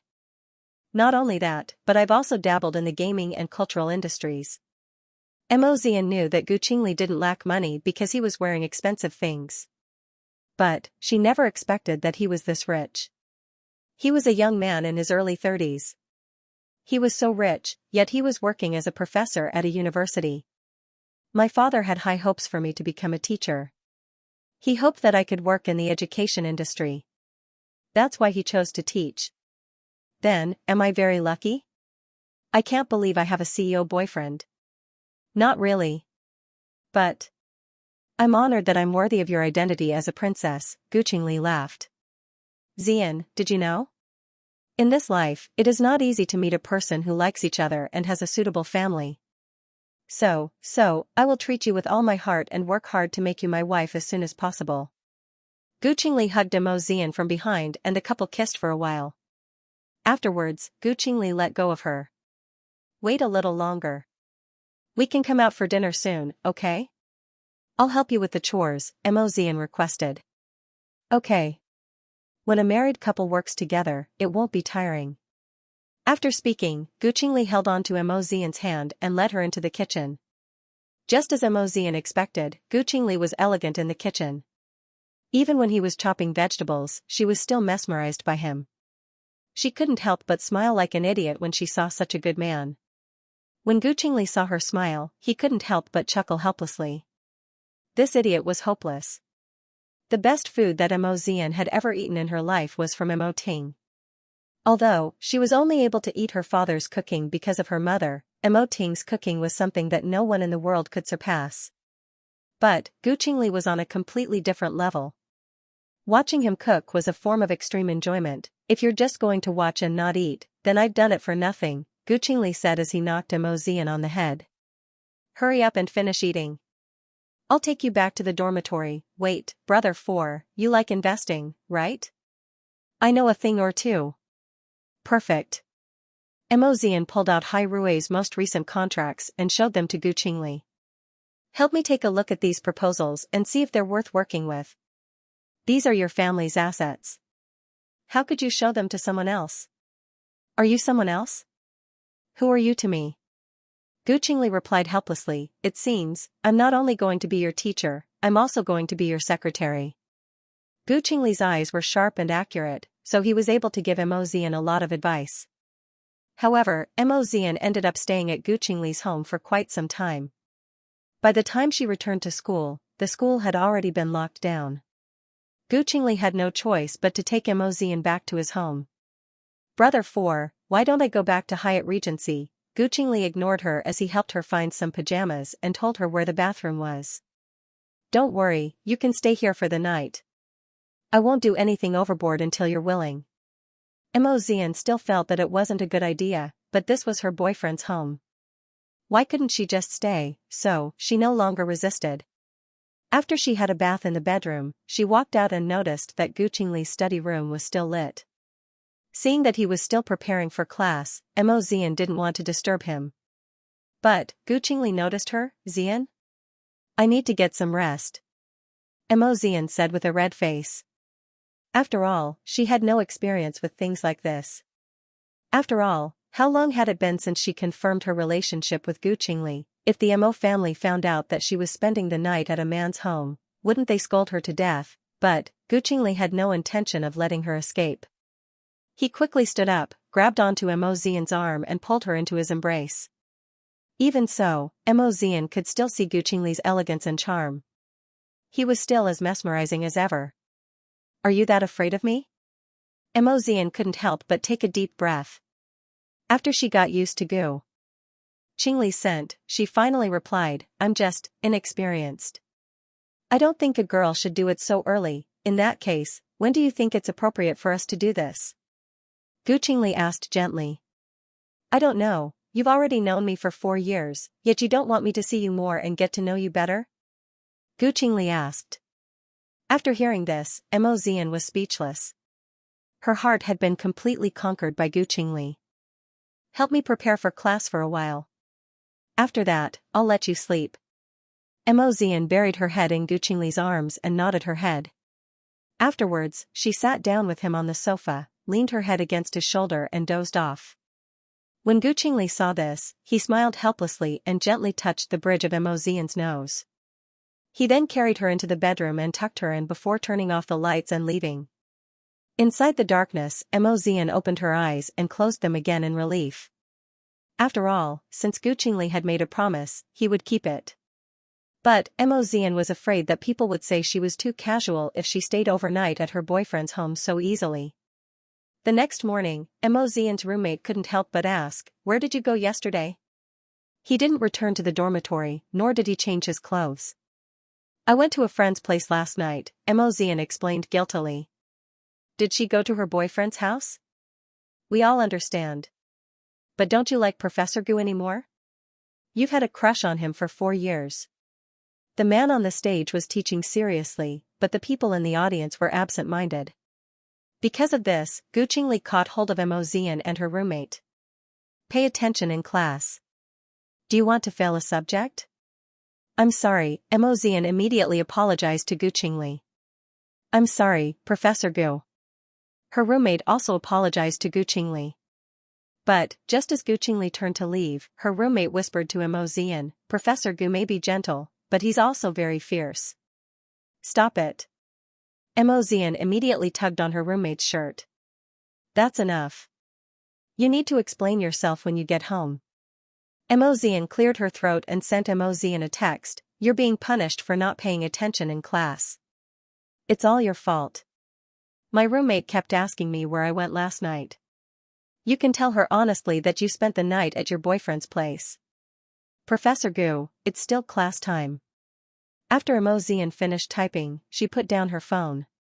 At this time, Gu Qingli looked in Mo Xian's direction and gave her a gentle smile. After class in the morning, Mo Xian returned to her dormitory to wash up and get changed. But, to her surprise, her roommate actually clung to her and asked, is it the man whose family is rich enough to drive a Maybach? Did you agree? No. Then, the one whose family is full of lawyers? No, Mo Xian shook her head. I went to my sister-in-law's place last night to see Xianxia. Alright, your answer is really boring. Mo Xian did not want anyone to know about her relationship with Gu Qingli at the moment because she didn't want people to judge him. Now, it was just right, however, after not seeing her daughter for a few days, Tongning naturally missed her. So, she gave Mo Xian a phone call and asked her to come home for dinner. Although Gu Qingli's invitation was important, he still needed to see his mother first. So, by the time Gu Qingli gave her a phone call that evening, she had already returned to Hyatt Regency. Brother 4, you can have dinner by yourself tonight. I'm going home. What a pity. I was going to take you out for a candlelit dinner. As soon as she heard the words candlelit dinner, Mo Xian's eyes lit up. In that case, wait for me, don't worry, even 10 p.m. is fine. Spend some time with your mother, Gu Qingli said thoughtfully. At that moment, Mo Xian no longer wanted to stay at home. Her heart had already flown far away, seeing that her daughter was distracted after receiving the phone call. Tongning knew that she couldn't keep her daughter any longer, so she asked, when will you bring her home for us to see? There will be opportunities in the future. Is it the man you've had a crush on for a few years? Tongning asked. Yes, Mo Xian nodded. Okay, you can go now. Tongning did not stop Mo Xian from leaving. After all, her daughter was all grown up and had her own thoughts. Plus, she had already liked this man for 4 years, so she wasn't going to give up so easily. But, after Mo Xian left, Tongning said to her husband, a daughter can't be compared to a son, so I need to test my son-in-law. Okay, I'll do as you say, Mo Ting replied. After all, it wasn't going to be easy for him to take his daughter away from him. After all, how could the daughter of the Mo family marry someone of a lower status? Meanwhile, Mo Xian had no idea what her parents were thinking as she hurried over to the meeting location. When Gu Qingli saw her sweaty face, his heart ached. Didn't I tell you not to rush? I didn't want you to wait for too long. I don't care how long it takes to wait for my girlfriend. Gu Qingli pulled out a napkin and gently wiped away the sweat on Mo Xian's forehead. He then pulled out a chair for her like a gentleman. Come. Mo Xian sat down and said to Gu Qingli, my mother asked me when I can bring you home to see her. In that case, when do you plan to introduce me to uncle and auntie? Gu Qingli threw the question back at her. Mo Xian's face turned red as she didn't know how to respond. Although she had liked Gu Qingli for 4 years, she felt like everything had happened too quickly and she wasn't prepared for it yet. Gu Qingli seemed to have seen through her as he let out a gentle laugh and said, forget it, I won't make things difficult for you. When the time is right, I'll naturally meet uncle and auntie. Are you trying to bully me? Mo Xian couldn't help but glare at Gu Qingli. It seems, I don't understand you well enough. Do you regret it? Mo Xian shook her head, my brother 4 is very charming. After the candlelit dinner, the couple danced in the dining room. To the tune of the music, they moved in sync. Mo Xian's heart fluttered, especially when she stood next to Gu Qingli and felt his warmth. Mo Xian felt dizzy and her body felt like it was floating in the clouds. This was the Gu Qingli that she liked, the elegant and charming Gu Qingli. After dinner, the couple held hands and walked home. But, on the way back to her dormitory, Gu Qingli suddenly said, I actually have a lot of rooms at my place. What do you think? You do have a lot of rooms and the decor is warm. I like it. Emozian completely missed the hidden meaning in Guqingli's words. What I mean is, it's spacious even if another person lives there. What do you think? Are there any guests coming to your place? After hearing this, Guqingli couldn't help but laugh. In fact, he laughed for quite some time. I'm not sure if the guests will be going. But, as the owner, when will you be able to move in? Emozian finally realized what Guqingli was trying to say. Brother 4, can you not beat around the bush? After laughing, Guqingli patted Emozian on the head. I don't think I beat around the bush. You're the one that's too stupid. Are you serious? Okay, take some time to think about it. Guqingli nodded and placed a kiss on Emozian's forehead. Good night. Emozian couldn't think straight, especially after returning to the dormitory. As she lay in bed, her mind kept replaying Guqingli's words. When would she, the owner of the house, be able to move in? She wanted to, but she felt that it was not that step yet. Because of this, Emozian alerted her roommates. Xian, even if you can't sleep, you don't have to take revenge on society, do you? Her roommate had dark circles under her eyes and was very resentful towards her. Let me ask you.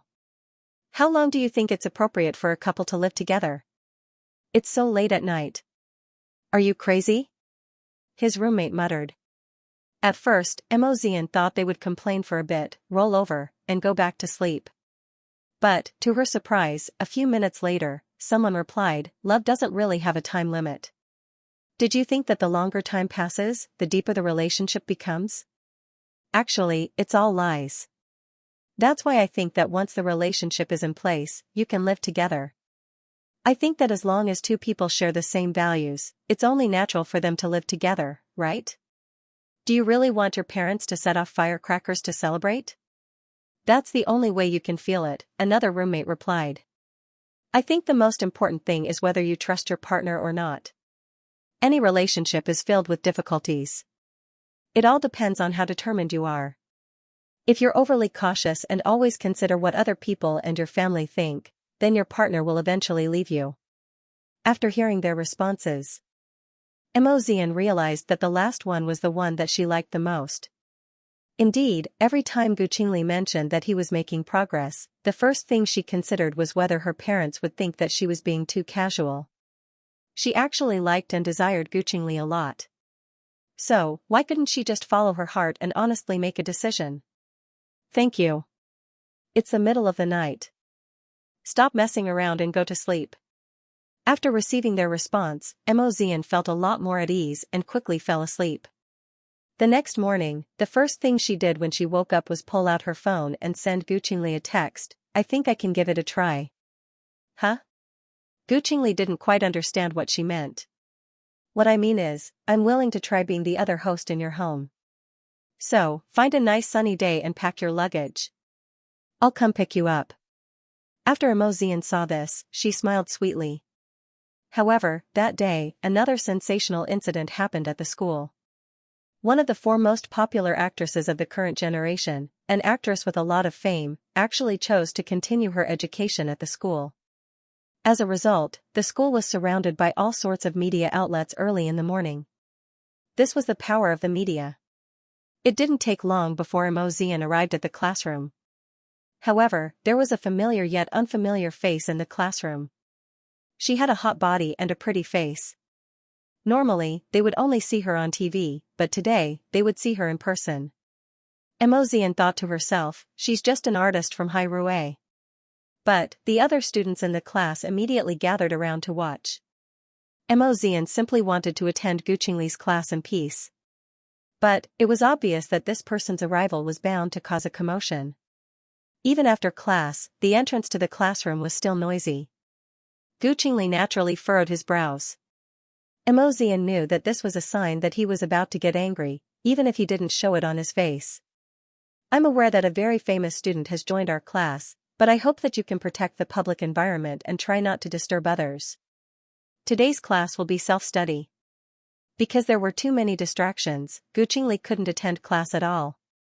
The woman lifted her head and glanced at Guqingli with an unreadable expression before she lowered her head again. It was hard to tell what she was thinking. This woman's name was Ji Mei. Seeing that Gu Qingli rarely got angry, Mo Zian sent him a text, "You'll get old if you get angry. Focus on your self-study. I'll deal with you after class." Mo Zian stuck out her tongue at Gu Qingli and Gu Qingli looked at her dotingly. Ji Mei noticed all of this. As soon as the bell rang, Ji Mei raised her hand and said to Gu Qingli, "Professor Gu, I have a few questions to discuss with you." "Let's talk here," Gu Qingli said as he leaned against the lectern. "But, it's not very convenient. You don't want me to attend class in such a large crowd every time, do you?" "That's your problem, not mine," Gu Qingli refused to back down. "Professor Gu, you're so insensitive," Ji Mei said helplessly. "You're a student and I'm a teacher. Please mind your status and mind your words." After speaking, Gu Qingli put away his textbook and said to his classmates, "Class dismissed." For some reason, Mo Zian noticed from Gu Qingli's reaction that he was slightly strict towards Ji Mei. It was almost like he was wary of her. Afterwards, Ji Mei went to Gu Qingli's office to look for him, but apparently, she did not see him. That afternoon, Mo Zian received a phone call from Gu Qingli. He wanted to pick her up for dinner, so Mo Zian took the opportunity to ask. "I feel like you're particularly strict towards Ji Mei. Is she an old acquaintance?" A look of surprise flashed across Gu Qingli's eyes.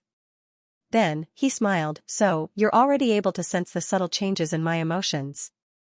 "I've been observing him for 4 years, Mo Zian said unhappily. Gu Qingli chuckled and placed a kiss on Mo Zian's forehead before he replied, "If you were Ji Mei, would you spend so much time studying something that has nothing to do with you?" Mo Zian shook her head, "I'm too busy trying to make money right now. I don't have the time." "Then, isn't that all?" "Silly, I'm afraid that Ji Mei's appearance at school was sent by auntie and uncle to test her." "Huh?" Mo Zian was stunned. "What's there to be confused about?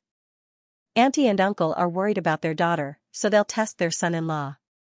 "This is what I expected," Gu Qingli laughed as he gestured for Mo Zian to sit on his lap. Mo Zian's face flushed red as she nodded her head, "Your analysis makes sense. If it's really a test from my parents, you need to handle it well." "In that case, were you satisfied with my performance today? Do you really think that Ji Mei isn't pretty?" Mo Zian asked. "A lot of men are completely smitten by her. For me, there's only one you in the world. That's perfect. Everything else isn't what I care about." With these words from Gu Qingli, Mo Zian made up her mind, "I'm going to move tonight. After all, I don't have a lot of things in my dormitory." "Have you thought it through?" "I can't be clearer." "I trust you," Mo Zian replied as she wrapped her arms around Gu Qingli's neck. No matter what her parents thought, this was the man she had loved for 4 years. It was a long time. Plus, she wasn't afraid of getting hurt. So, she didn't think she should consult anyone's opinion. Didn't mommy always say that? No matter what decision you make, whether it's right or wrong, as long as you make a choice, you must have the courage to bear the consequences. Since that was the case, what was there for her to hesitate about? Didn't mom and dad also get married in a flash marriage and still love each other? With this thought, Mo Zian made up her mind. So, after dinner, Mo Zian returned to her dormitory to pack her luggage. His roommate was speechless. "What's wrong with you now?" "I'm going home," Mo Zian replied. "Whatever, you've been a little paranoid lately." Mo Zian's roommate shook her head and looked at Mo Zian helplessly. Mo Zian left a small gift for her roommate and left with her luggage. At this time, Gu Qingli's car was waiting downstairs. He drove Mo Zian back to his apartment and carried her luggage into his bedroom. "Go, put your things in the closet. I've already cleared out half of the space for you." "But, brother 4, I don't want to move at all. Packing is too tiring." As soon as Gu Qingli heard this, he patted the space next to him and said, "In that case, I'll hug you to sleep for a bit. Leave your things here, I'll pack them." Mo Zian was satisfied. Gu Qingli's doting made her feel blessed. Soon, Mo Zian fell into a deep sleep. Gu Qingli shook his head and lifted her in his arms helplessly. He then placed her on the bed in the bedroom. After preparing for class, he helped her pack her clothes and headed into the bedroom to wash up. After Mo Zian woke up, Gu Qingli was still in the bathroom. Mo Xian's heart was racing. She had a feeling that something was going to happen on a night like this. But, after Gu Qingli finished his shower, he lay down beside her tiredly and did not do anything inappropriate. He simply placed his arm around her waist and helped her tuck in. Mo Xian once wanted to find a man like Mo Ting, a man who was decisive and ruthless, just so he could make his beloved wife happy. But, after meeting Gu Qingli, Mo Xian began to imagine that someone as elegant as Gu Qingli must have lived a life of art. Just as she expected, Gu Qingli's life was indeed exquisite and he was truly gentle. At times, Mo Xian couldn't help but wonder, was she too lucky? Or was Gu Qingli hiding it even better? If all of this was true, then God had bestowed such a good man to her. Should she shed tears of gratitude? Gu Qingli's elegance came from deep within his bones. He completely inherited his temperament from his father. Plus, did this mean that the two of them were officially living together? Mo Xian was still a little confused, but when she looked at the wardrobe with their clothes and the dresser with her makeup, she finally realized that everything was real. There was no doubt, this was real. The next day, Mo Xian woke up in bed to find that the space next to her was empty. By the time she walked downstairs in her pajamas, Gu Qingli had already tidied up the room and prepared breakfast. Come and eat. I'm going to go to school first. Don't forget, you have class in the second period. Okay, Mo Xian nodded. At this time, Gu Qingli picked up his briefcase and asked, have you eaten? Silly, look at the time, Gu Qingli said before he hurried out of the house. He simply wanted to see what time Mo Xian would wake up. But, who would have thought the silly girl was actually a good sleeper? Mo Xian's face flushed red. After eating, she washed up in her room and headed out. However, things were different from yesterday. Although Ji Mei attended class today, she had already gotten rid of all the followers from the day before. But, the expression on her face in class was obviously provoking Gu Qingli. You said that I'm a hindrance to everyone, so shouldn't you praise me for solving the problem? But, Gu Qingli's gaze was still cold, not hindrance to others was the most basic of morals. So, what was there to praise? So, Ji Mei couldn't take it anymore, so she stood up and asked Gu Qingli, Professor Gu, do you have something against me? I don't have anything against you. Please don't force yourself. That's all, class is over. Gu Qingli's merciless actions made Ji Mei lose face. If this was an ugly lecturer, he would have been scolded to death. But, this was Gu Qingli, the elegant Gu Qingli that was like a prince from a painting. No matter what he did, he should be forgiven. Like this, the news of the superstar being rejected by Gu Qingli spread like wildfire. Gu Qingli had been a professor for many years, but he had never said anything like this to anyone, apart from Ji Mei. But, rumors of the professor and the superstar quickly spread like wildfire. I feel like there's something going on between Professor Gu and Ji Mei. Otherwise, why would a superstar like her come to our school to further her studies? I think so too. No matter how I look at it, it looks like they're in a love-hate relationship. Ji Mei must be interested in Professor Gu, but Professor Gu is cold towards her. Professor Gu is the best resource at our school. It's not surprising that Ji Mei is interested in him. Plus, hasn't Professor Gu appeared on TV for the school's promotion? Along the way, Mo Xian and her roommates heard all sorts of discussions. They completely linked Gu Qingli and Ji Mei together and imagined a love-hate relationship. Xian, don't tell me that your Professor Gu has actually been stolen by that female celebrity? Mo Xian smiled and shook her head. How could Professor Gu be stolen that easily? That's hard to say. Professor Gu has always announced that he's married and is polite to everyone. But, Ji Mei is the only exception. How come all I see is rejection? Mo Xian asked. That's the strange part. When has Professor Gu ever been so fierce to someone? He's obviously only treating his own people. These people's guesses were getting more and more ridiculous. Mo Xian couldn't be bothered with them as she left the classroom. But, during lunch, she told Gu Qingli what her roommates were thinking. Everyone thinks that your attitude towards Ji Mei is too special. That means there's something ambiguous going on. Seriously. Gu Qingli didn't know whether to laugh or cry. In that case, what should I do to prove that I hate the superstar? I don't care what other people think. I trust you, Mo Xian said. Besides, you're from Hyrule, so I don't think I have the right to blame you. I'm glad you understand. But, from Gu Qingli's perspective, he felt it was necessary to reassure Mo Xian's roommates. Even though, he did not tell Mo Xian about this. After all, Mo Xian would think that he was taking a huge risk and that he might lose his reputation and his job. After all, although a teacher-student relationship didn't seem like much at first glance, if one looked closely, it would still mess up the seniority. But, Gu Qingli didn't care. He simply wanted Mo Xian to feel at ease. At least, the people around her weren't badmouthing him, but praising him. However, Mo Xian never had the chance to express her thoughts. That was, until one day, when Mo Xian told Gu Qingli that she would be returning home late because she was having dinner with a girl from her dorm. Gu Qingli nodded and told her to be careful. He also asked where they were having dinner and that he could pick her up later.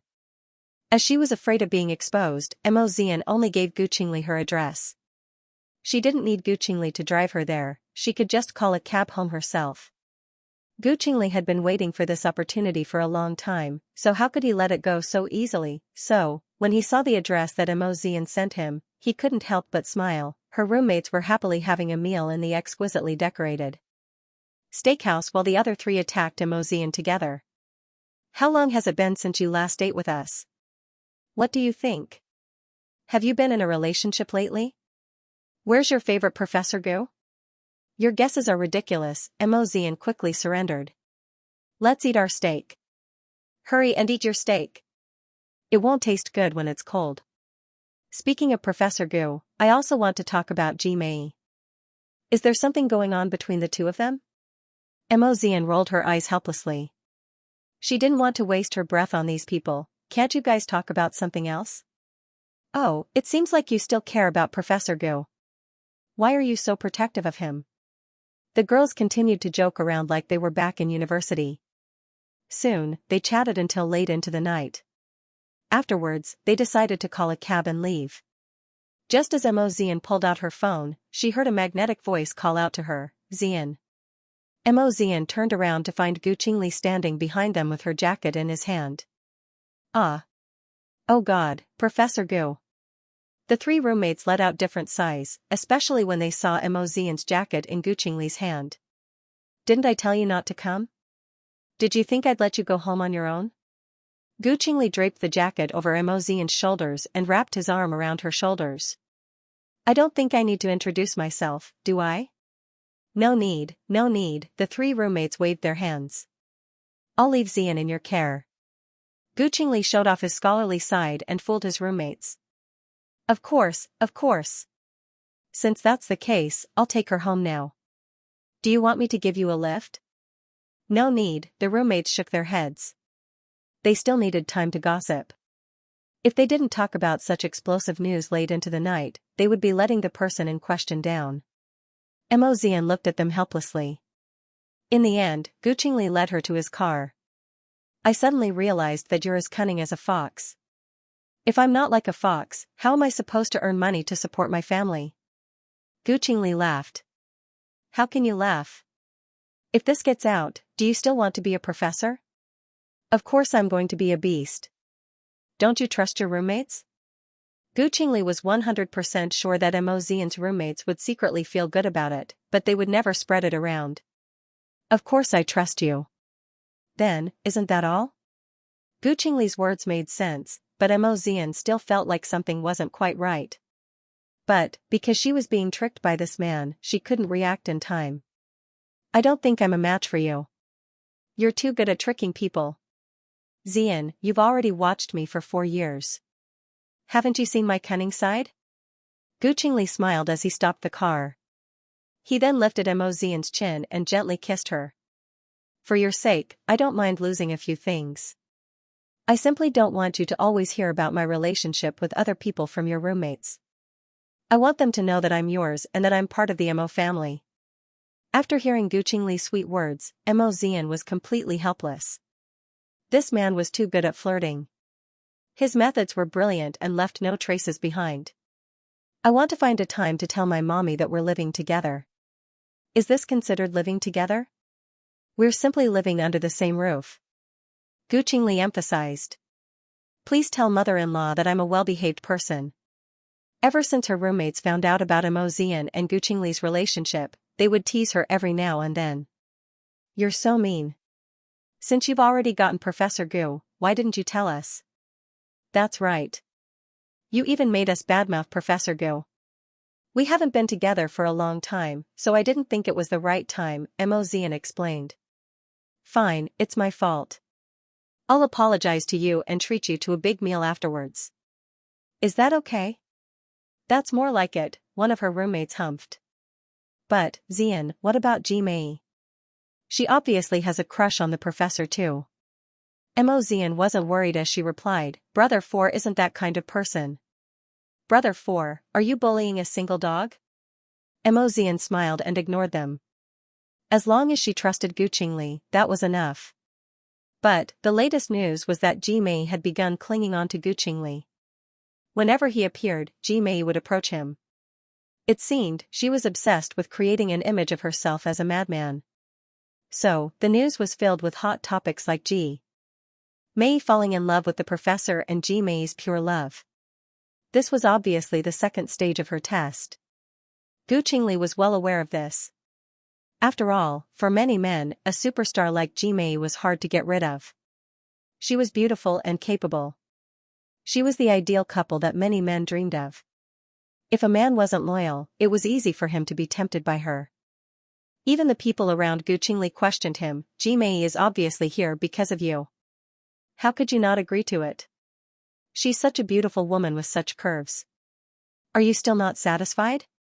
Ji Mei even bought a cake for the entire office because of you. She's really good at socializing. You should just agree. Every time Gu Qingli heard someone say something like this, he would say, teachers and students aren't allowed to fall in love. To make everyone shut their mouths. After all, even 10 Ji Meis couldn't compare to one Mo Xian. So, he wasn't going to make an exception so easily. You're so hard to talk to. Gu Qingli chuckled as he continued to talk. After returning home, he acted like an old man and tried to correct Mo Xian's bad habits. For example, lying in bed and looking at her phone at night. Don't I look better than a phone? Gu Qingli asked. Brother 4, is Ji Mei really clinging to you? Mo Xian put down her phone as she felt a strong sense of danger. Gu Qingli couldn't help but laugh.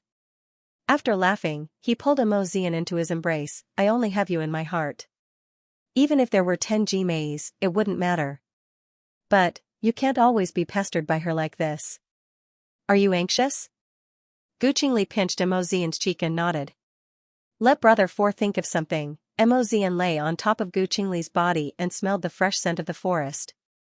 She was intoxicated by the pleasant smell, so she quickly closed her eyes and fell asleep. But, Gu Qingli suffered. He had the woman he loved in his arms, but he couldn't do anything to her. He didn't even want to wake her up. Sigh, you're such a troublesome little idiot. Even though he said this, Gu Qingli still pulled out the ring that he had prepared and put it on Mo Xian while she was asleep. Then, he put on the man's ring. So, the next day, news of Professor Gu's marriage once again spread throughout the school. To avoid arousing suspicion, he specifically put on a ring on his finger. He did this to let everyone know that he was married. I never thought that Professor Gu was actually married. It seems Ji Mei has no chance. I agree. Professor Gu must really like his wife. That's why he rejected someone like Ji Mei. Inside the school, the teachers and students were all discussing this matter. At this time, Gu Qingli was in his office saying some harsh words to his colleagues. Everyone, from now on, please don't eat anything that Ji Mei sends you. I have a feast waiting for you because I am indeed married. Okay, old Gu, I thought you were joking. When are you going to bring sister-in-law over to meet her? His colleague asked. You'll get your chance very soon. That way, the entire school would know that Gu Qingli was married and that he was wearing a wedding ring. If Ji Mei continued to pester him, the news would no longer appear as a pure campus love story. Instead, she would appear as a third party that ruined someone's marriage. Ji Mei knew the severity of the situation, so she had no choice but to avoid it and let Gu Qingli off the hook for now. Mo Xian was the most confused. When she woke up in the morning, Gu Qingli was nowhere to be seen. Instead, he was wearing a golden ring. What did this mean? Was he proposing, getting engaged, getting married? This man didn't even say a word before he put the ring on her finger. Afterwards, Mo Xian went to class. As soon as she heard that Gu Qingli was wearing a ring to class, she almost spat out a mouthful of water. Afterwards, she immediately removed the ring on her finger. It turned out, this man was trying to avoid Ji Mei. But, she couldn't deny that she was overjoyed, especially when the two ran into each other in the cafeteria during lunch. When Mo Xian saw the ring on Gu Qingli's finger and realized it was a pair with hers, she was even happier. "Where's the ring?" Gu Qingli asked. "It's in my pocket," Mo Xian said as she patted her pocket. "Brother 4, everyone now knows that you're married." Gu Qingli gulped, but he did not say a word. He simply continued to eat elegantly until he returned home after class that night. Then, he pressed Mo Xian against the wall and asked, "Since the school has already spread news of my marriage, when are you going to help me pass it off as the real deal?" "Who proposes like this?" Mo Xian grumbled unhappily. "Idiot." Gu Qingli patted Mo Xian on the head and let go of her. "Of course, I have to personally ask my in-laws to hand you over to me in front of them. That's the only way to get it over with." "Really?" Gu Qingli nodded his head. "Go have a shower and go to bed, I'll go have a shower then." Over the past few days, Gu Qingli deliberately stayed in the study room while Mo Xian had her shower because he was afraid he wouldn't be able to control himself. But, the little brat was obviously not wary of him at all. She didn't even lock the bathroom door from the inside when she showered. As the bathroom was made of glass, even though it wasn't transparent, Mo Xian's figure was still very alluring under the light. So, Gu Qingli felt like he had lost control tonight, especially when he saw Mo Xian step out of the bathroom. Her fair legs and bare ankles. "What's wrong?" "You're really not wary of me at all," Gu Qingli said as he lifted Mo Xian in his arms. "But, I want to go back on my word tonight." Mo Xian froze. She suddenly felt like a lamb that was about to be delivered to a wolf as she stuttered, "Brother 4, I'm inexperienced." "Me neither," Gu Qingli replied naturally. "In the past, I've never had a woman," Gu Qingli replied honestly. "Because no one has ever made my heart race and my mind go muddled. You're the only one that's been able to do it." "Mo Xian, you're amazing." Mo Xian's face slowly turned red as she suggested, "Why don't you go have a shower? Let's go together." After speaking, Gu Qingli carried Mo Xian back into the bathroom and placed her on the sink. Afterwards, he hooked his long fingers under Mo Xian's chin and gently kissed her. Mo Xian was nervous and scared, so she wrapped her arms around Gu Qingli's neck. But, at the same time, it felt good and exciting. Neither of them had experienced the love between a man and a woman before. Because of this, the gentleness at first became so intense. Mo Xian was originally only wearing a bathrobe. But, after Gu Qingli tugged at her, a large portion of her skin was revealed and it made one's imagination run wild. Afterwards, Gu Qingli removed his suit jacket, revealing his muscular chest and abs. Mo Xian's face turned even redder. "Xian, look at me." Gu Qingli held Mo Xian's face in his hands and looked into her misty eyes. "I want you. Right now, right now." Mo Xian couldn't reject him, so she could only respond instinctively. Her response was shaky, but it was filled with passion. Soon, the couple were completely naked. With the shower head on, the couple's kiss became more intense as their bodies reacted more and more instinctively. At that moment, Mo Xian's brain couldn't think straight. In fact, she didn't even consider that she needed to be on a comfortable bed. Gu Qingli was knowledgeable. Even though it was his first time, he still knew how to reduce a woman's pain. So, he was extremely considerate of the little idiot's feelings. The light in the bathroom looked hazy in the bedroom, but the two people in the bathroom drew an embarrassing shape on the bathroom glass. A magnetic voice, a low moan of relief. By the time Mo Xian woke up, she was already lying on a comfortable bed. The discomfort in her body made her curl up into a ball and not dare to move. Gu Qingli smiled lovingly and pulled Mo Xian into his arms. "This is what you call living together, fourth brother, you're so bad." "Only you." Gu Qingli kissed her forehead and coaxed her to rest. After tasting the secret fruit, Mo Xian really wanted to taste it again. But, Mo Xian's body wasn't ready yet, so he didn't force it. The couple fell asleep in each other's arms. The next morning, Mo Xian opened her eyes. She blushed when she saw Gu Qingli's muscular chest. "Good morning, fourth brother." "Little idiot." Gu Qingli stood up and revealed his perfect figure. Mo Xian immediately covered her eyes. Was this man starting to act so recklessly in front of her? "You've already seen it. Is there a need to hide it?" Gu Qingli chuckled. "I'm not used to it." Mo Xian turned around. "Your class is in the third period. Get some more sleep," Gu Qingli instructed. "I'll prepare breakfast for you. When you're ready, get up and eat it." "Okay, hurry and leave."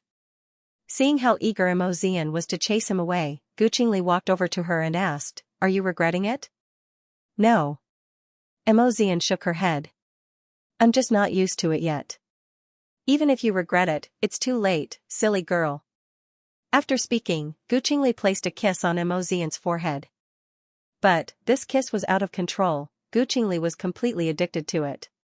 So, in the end, Professor Gu ended up taking sick leave for the first time in his career. Meanwhile, Mo Xian did not attend any other classes. As soon as her roommates saw this, they knew that something must have happened between the couple. "Don't tell me it's too intense in bed and you can't get out of bed?" "I think so too." The couple spent the entire day in bed. Of course, they didn't linger around each other, they simply rested. Mo Xian felt like she was surrounded by happiness. She had no idea that her husband was sick at home at this time. At the time of Tongning's phone call, Gu Qingli and Mo Xian were having dinner. The couple were wearing matching rings and drinking wine. It was obvious they were a newlywed couple. But, as soon as Tongning mentioned that Mo Ting was sick, she immediately stood up in a hurry. "Your father has caught a cold. It's been a few days. Are you going to come home too? Have you regained your courage?" "Mommy, I'll be home soon," Mo Xian said anxiously. "It's good that you know how to come home." Seeing her anxious expression, Gu Qingli immediately helped her with her clothes and packed her belongings. "Are you going home?" "My father is sick. I need to go home to see what's wrong." "I'll take you home," Gu Qingli offered. "It'll be faster that way." "Okay," Mo Xian nodded. She had no idea that this was the night that Gu Qingli would be meeting with his parents-in-law. The couple drove into Hyatt Regency. But, to their surprise, Tongning was waiting at the entrance. Mo Xian felt quite awkward, so she had no choice but to ask Gu Qingli to get out of the car and see her mother. Gu Qingli maintained his usual elegance.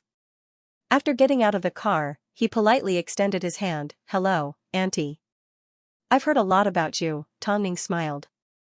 "Why don't you go in first?" "I was originally supposed to visit you and Uncle, but something happened today, so I didn't have time to prepare." "I'm a little sorry." "It's fine." Tongning displayed the authority of an elder. From the looks of it, she was planning to make things difficult for Gu Qingli. "Xian, go see your father first." Mo Xian knew that Tongning was purposely sending her away. But, there was nothing she could do about it. "I'll go first then, Mommy." "I know, I won't bully your precious child," Tongning said helplessly. As the saying went, a married daughter was like spilled water. This was definitely true. Then, she looked at Gu Qingli. He was still as elegant and calm as ever without a trace of panic. From the looks of it, he wasn't simple at all. "Mr. Gu, please have a seat," Tongning said as they entered the living room. "I heard that you are my daughter's professor." "Yes, Auntie." "In that case, what do you think about teacher-student relationships?" Tongning asked. As soon as Gu Qingli heard this, he laughed without a trace of panic. "A good teacher and a helpful friend. It's inevitable for feelings to develop between teachers and students of similar ages. But, restraint is the only way to show one's humanity. If there's someone that can't be restrained, then even if it means losing everything, I wouldn't want to miss out on this precious person." After hearing Gu Qingli's words, Tongning's gaze softened a little. He was indeed a broad-minded and cultured man. "In that case, Professor Gu, do you know anything about my husband?" Tongning continued to ask. "Who in Beijing doesn't know? Who doesn't know?"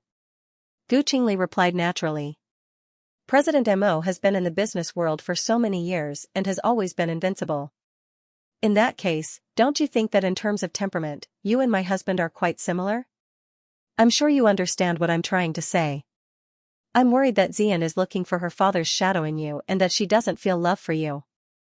After hearing Tang Ning's words, Gu Qingli lowered his head and thought for a few seconds. He then lifted his head and replied, Auntie, I feel that President Mo and I are completely different people. Plus, I'm sure Xian can tell us apart. Most importantly, a relationship is between two people.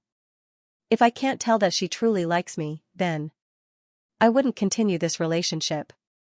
Tang Ning carefully observed Gu Qingli. From this young man, she could tell that he was serious, strict, calm and had the ability to remain calm in the face of danger. This was a man with charisma. In that case, what are your plans from now on? As you know, Xian is now the successor of Hai Rui. From now on, she will definitely be very busy. Auntie, you don't have to worry about this. Apart from teaching, I also have various investments. So, I can manage her time well. Don't worry. This man's answers were flawless. Tang Ning couldn't think of a reason to reject him, nor could she think of a way to make things difficult for her son-in-law. So, she surrendered. You need to understand that as a mother, if I find out that my daughter has a crush on someone and hasn't responded to her for over 4 years, I would be very worried and sad. I'm sorry. Auntie, it was my mistake. I missed Xian's letter, so I found out too late. But, I will definitely make it up to her. The couple chatted in the living room for quite some time. A moment later, Mo Xian walked out of her bedroom and approached them. What bad things have you been saying behind my back? You've only gotten past me today, but you haven't gotten past her father. Tang Ning said as she stood up. I understand, Auntie. Plus, her father has been ill for the past few days, so there is no one to take charge of Hai Rui. She can't be willful and needs to return to work. Okay, I'll make sure to arrange her homework and work schedule. Gu Qingli naturally took on the heavy responsibility. Since that's the case, do as you please. I'm going in to take care of your father. After speaking, Tang Ning headed straight for her bedroom. As for Mo Xian, she could do whatever she wanted. As long as she didn't forget that she had to work at Hai Rui the next day. What did my mommy tell you?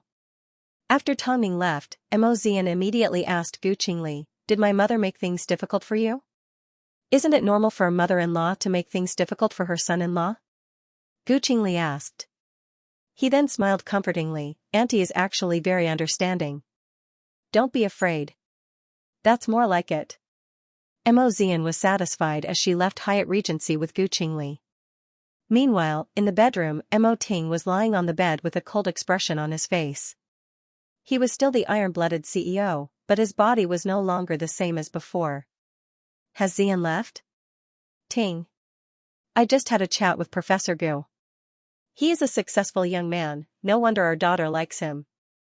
But, I still need you as a father to agree. Otherwise, I won't be able to rest easy.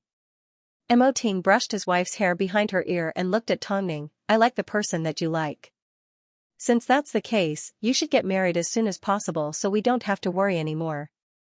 How can I do that? After all, this is about our daughter's marriage. Mo Ting wrapped his arms around his wife with a strong sense of love. It seemed, no matter how much time passed, he would always be able to dote on his precious little darling. For me, you are the most important thing in my life. Although Mo Ting had already announced that Mo Xian would be taking over Hai Rui, she still hadn't made an appearance as the CEO, so the staff at Hai Rui didn't really respect her. But, now that Mo Ting was sick, it was obvious that he wanted to throw this burden onto Mo Xian so that she couldn't avoid it anymore. Although Mo Xian was a little flustered, she did not push away her responsibility. After all, she had already achieved her main goal of staying at the university. So, whether she went to school or not no longer mattered. Brother 4, I'm going to Hai Rui tomorrow. You need to help me. You. Since President Mo has given you such a heavy responsibility, it means that you're not lacking in capabilities. Plus, you know what you're doing with the proposals that you previously asked me to look at. You're simply lazy, Gu Qingli scolded. It's such a shame that I won't be able to walk around the university freely from now on. I was the reason why you stayed at the university. Now that you've achieved your goal, why waste more time? Gu Qingli asked as he sat on the edge of the bed. Mo Zian smiled and nodded her head. That's true. So, the next day, Mo Zian had no choice but to put on a white suit and head to work at Hai Rui. Meanwhile, Gu Qingli returned to school as usual. However, Mo Zian's roommates didn't see Mo Zian for a few days, so they were curious. Could it be that Gu Qingli was acting as a groom every night and causing her to be bedridden? In the end, the roommates couldn't help but ask Gu Qingli after class, "Professor Gu, what's wrong with Zian? Why isn't she coming to class?" "I'm afraid she won't be coming to class for a while. She's gone back to work, but she didn't tell us that she found a job." Gu Qingli smiled meaningfully. It seemed Mo Zian was keeping a low profile at the university and didn't let anyone know that she was the new CEO of Hai Rui. "I'll let her tell you all about it later." "She's being so mysterious?" The roommates looked at each other, but they had no way of getting any more information out of Gu Qingli. All they could do was wait for Mo Zian to return to school before they interrogated her.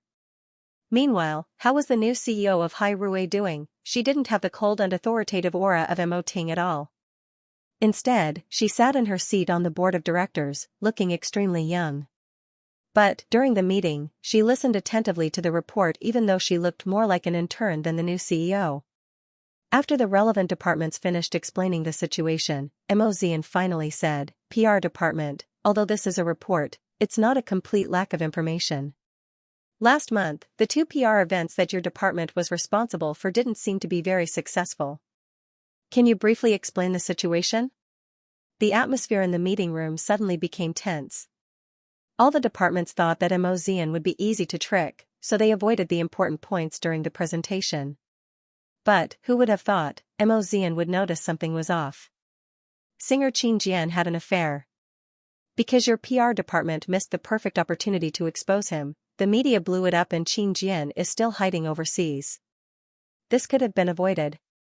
As for the actress Li Jia, it was revealed that she worked in a nightclub before she debuted. Not only did the PR department fail to suppress the matter, the media even attacked them. This is the greatest humiliation in the history of Hai Rui's PR. What's wrong? My father may be sick, but I'm wide awake. The manager of the PR department will be suspended and replaced by the vice president. The other departments will continue. No one expected that a seemingly innocent and harmless little girl would have such destructive power as soon as she opened her mouth. Everyone had been fooled by her appearance. But, if they thought about it carefully, this was Mo Ting's daughter, the CEO that was personally promoted. Was she really as innocent as she looked? Following on, the atmosphere in the meeting room became a lot more serious. This made Fan Yu, who was observing through the crack in the door, smirk. The little brat was used to being innocent, so these people had no idea how capable she was. But, in reality, Mo Zian had been influenced since she was young, so she knew everything that was going on in Hai Rui like the back of her hand. So, how could a child raised by this couple be simple? This was the atmosphere for a meeting. As soon as Mo Zian arrived, she showed everyone her power by using the PR department as an example to establish her authority. This also let everyone know that she was young, but it didn't mean that she was easy to trick. Afterwards, the planning department made a few suggestions. They even mentioned which projects Hai Rui would focus on for the next half of the year and which artists they would focus on promoting. Mo Zian thought about the projects that she and Gu Qingli had discussed a few days ago. She felt that 2 of the projects had potential, so she placed the proposal on the table and said to the planning department, "Put aside the projects that you've discussed for now. If you're still working with us, then continue working with us. As for new projects, I have a few good suggestions." The people in the planning department looked at each other in confusion.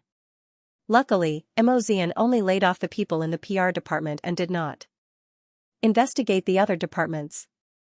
Otherwise, everyone would be trembling in fear. But, the meaning behind Mo Zian's actions was obvious. The fate of the PR department was the best example for them. During this meeting, the staff at Hai Rui were extremely nervous and uneasy. But, no matter what, they had to change their opinion of the new CEO of Hai Rui. After a day of work, Mo Zian felt like her entire body was about to fall apart. Being the CEO of Hai Rui was indeed not easy. She had actually done a lot of preparation the night before, and with Gu Qingli's guidance, she wasn't fooled by those old foxes. Now that he thought about it, the young were indeed looked down upon. When Gu Qingli saw her throwing her high heels everywhere, he couldn't help but follow behind her to clean them up. It's only been a few days, and you can't take it anymore? Fourth brother, that's because you don't know how difficult it is to deal with those people. President Mo has been in this position for over 10 years, while you have only been in this position for a few days. Plus, if you really don't like this industry, then this position will be a shackle to you. I know, you talk too much, Mo Zian said as she lay on Gu Qingli's body. Mo Zian said as she lay on top of Gu Qingli's body. How could I not love the entertainment empire that my father single-handedly created? Hai Rui's sci-fi films, artists, and everything about Hai Rui is the best in the industry. As a member of the Mo family, it's my duty to protect this honor. So, you still know, Gu Qingli said as he carried her into the bedroom. Go have a bath and come out for dinner. Mo Zian nodded her head and grabbed her pajamas into the bathroom. But, as soon as she entered the bathroom, she did not come out. It wasn't until Gu Qingli entered the bathroom that he took a closer look. Mo Zian was lying on the edge of the bathtub, fast asleep. From the looks of it, she was really tired. After all, how could Hai Rui's heavy responsibilities be taken on so easily? With this thought, Gu Qingli pulled Mo Zian out of the bathtub and placed her on the bed. This was his woman, so he naturally had to dote on her. However, Mo Zian was so tired. It seemed, apart from work, the couple had no other time to be intimate. Because of this, Mo Zian didn't want to give up. Plus, she hadn't had a chance to greet her roommates yet. So, she decided to take this opportunity to visit them at school. As soon as her roommates saw her, they all rushed to hug her. Where have you been? I haven't seen you in so many days. I was at work. You guys don't know how tiring it is to work. What do you do? I work as a secretary. Of course, she was working for her father. Mo Zian wasn't wrong to say that. So, you're not going to come to school anymore? You're indeed only interested in the opposite sex. The roommates chatted in the cafeteria. Soon, Gu Qingli arrived. When Mo Zian saw this, she immediately moved aside and let Gu Qingli sit down. The two sat very close to each other and were very intimate. Hey! I saw your rings. Did you guys propose? One of Mo Zian's roommates gossiped. Mo Zian looked at the ring on her finger and shook her head. I don't even know what's going on. How did I end up with a ring on my finger? I thought you guys were close to getting married. But, from the looks of it, you guys don't seem to care about what others think. I don't come to school often anymore, Mo Zian humphed. Don't bully my brother during class. Please, who would dare to bully Professor Gu? Unless they want to fail a class. As the roommates chatted, they had no idea that people around them had noticed the rings on their fingers. Previously, Gu Qingli had announced to everyone that he was married. But, the person wearing the other pair of rings was actually a female student. Professor Gu was actually in a teacher-student relationship? The school obviously didn't allow it.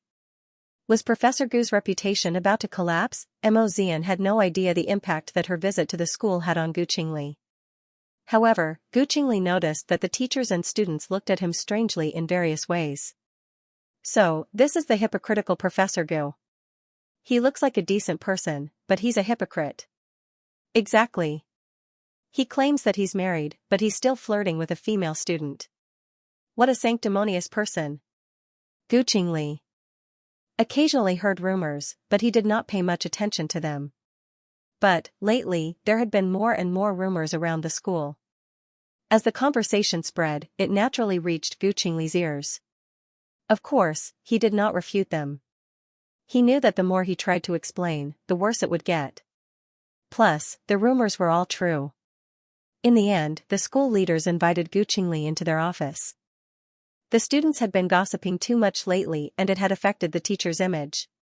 Qingli, although society is more open and relationships between teachers and students aren't a big deal anymore, especially when you're in the same generation, you're bound to develop feelings for each other. But, as you know, you've always been the center of attention at this school. Every move you make is watched by the students. Right now, the entire school is talking about you and that female student. Shouldn't you step out and clarify things? Headmaster, there's nothing to clarify. It's the truth, Gu Qingli replied gently. But, you need to think of a solution. Are you really going to let the students continue to talk? Qingli, you also have to think about your future. After hearing this, Gu Qingli laughed. Headmaster, everyone has the freedom to speak their mind. I think we should respect it. You're right, but it doesn't look good. Look, no matter where you go these days, people are pointing fingers at you. Students are always saying things like, look, that professor is messing around with a female student. Don't you feel bad? Not at all. Gu Qingli replied straightforwardly. Headmaster, I've been here for quite some time. I'm sure you know what kind of person I am. If the school can't accept me, then my only option is to stop working for the school. What do you mean by that? The headmaster asked. He could tell that Gu Qingli was implying something. Are you saying that you want to resign? If everyone can't understand my private life, then I have no other choice. Gu Qingli had already made up his mind. If the school became too noisy, his career as a professor would come to an end. The headmaster sighed helplessly and waved his hand. You can leave first. Let me think about it. Gu Qingli nodded his head and left the office. Although people were gossiping about him, Gu Qingli did not feel embarrassed. After all, he knew that this was his private life and he had a clear conscience. However, it didn't take long before Mo Xian's roommates called her to tell her about the rumors that Gu Qingli was receiving. Xian, someone saw you on campus the other day. That's why everyone is gossiping about Professor Gu behind his back. They're saying that Professor Gu's private life is messed up. If we look at it this way, you will have to take responsibility. But fourth brother didn't tell me anything after he came home. Professor Gu is such a considerate person, why would he complain to you? Her roommate reminded her, you should be more considerate. Don't always think about yourself. Professor Gu is having a hard time being alone in school. Okay, thank you for telling me all this. I know what to do now. Mo Xian gratefully hung up the phone and fell into deep thought. Of course, she did not immediately take action. She needed to know what the students were talking about Gu Qingli. So, she sent her secretary to investigate. Soon, she found out about the impact the incident had on Gu Qingli. The initial rumors weren't as bad as they seemed. But, as the rumors spread, they had already turned into rumors that Gu Qingli had slept with a few female students. It wasn't that Gu Qingli didn't have the ability to clarify the rumors, but he didn't like wasting time on things like this. So, when Gu Qingli returned home that night, Mo Xian looked at him unhappily. Brother 4, are you hiding something from me? Gu Qingli went downstairs to take care of his grandfather before he returned upstairs. He then hugged Mo Xian and changed the topic. Aren't you tired after working all day? I'm not tired. As soon as Mo Xian said this, Gu Qingli lifted her in his arms. Since you're not tired, let's do something else. Mo Xian was stunned. By the time she reacted, she had already been dragged into the bathroom by this man. As their clothes fell to the ground one piece at a time, the couple's bodies were finally exposed to each other. Mo Xian suddenly thought back to the night they had their first time in the bathroom. That night, they also completed the most important ceremony of their lives. Originally, she wanted to pursue the incident at the school. But, Gu Qingli's kiss ignited a fire within her. This man was an expert. After that one kiss, he seemed to have evolved and was able to control every part of her body. It didn't take long before Mo Xian succumbed to Gu Qingli's tenderness. Her face turned red and her eyes became misty. Gu Qingli lost control of his emotions. A moment later, the perfect combination made the couple sigh in satisfaction. On the glass behind the two of them, the perfect shapes of their movements were soon drawn out. This time, they lasted for 2 hours. By the time Mo Xian lay in bed, she no longer had the energy to ask about the school. She slept all the way until the next morning. By the time she woke up, Gu Qingli had already disappeared. Gu Qingli's intention was clear. He didn't want Mo Xian to care about what other people thought because it was a waste of time. But, how could Mo Xian let others talk behind her back? So, Mo Xian went to work as usual. But, she instructed her secretary to arrange for her to visit the school's principal because Hai Rui might be visiting the school for filming. When the secretary heard this far-fetched reason, she was both amused and shocked. Mo Xian was obviously spoiling her husband, but, she still did as she was told. After all, Mo Xian was the new CEO. It didn't take long before news of Hai Rui's upcoming filming spread throughout the school. This wasn't something that students were supposed to know about, but Mo Xian decided to spread the news. I heard that the representative from Hai Rui has come to the school to discuss renting a location. Does a matter like this require a representative from Hai Rui to personally come? I heard he's an alumnus. Not only that, he even donated a few $1,000,000 to the school. Tisk tsk, how generous. On that day, in order to highlight her identity, Mo Xian instructed her chauffeur to drive her family's limited edition Rolls-Royce and was accompanied by bodyguards. She wanted the entire school to know that Gu Qingli belonged to her. Soon, they arrived at the school. Mo Xian stepped out of the car in front of the students. Her every word and action was filled with experience. This was the power of a CEO. End of chapter 1264. Don't forget to subscribe, like, and share the video to support the channel.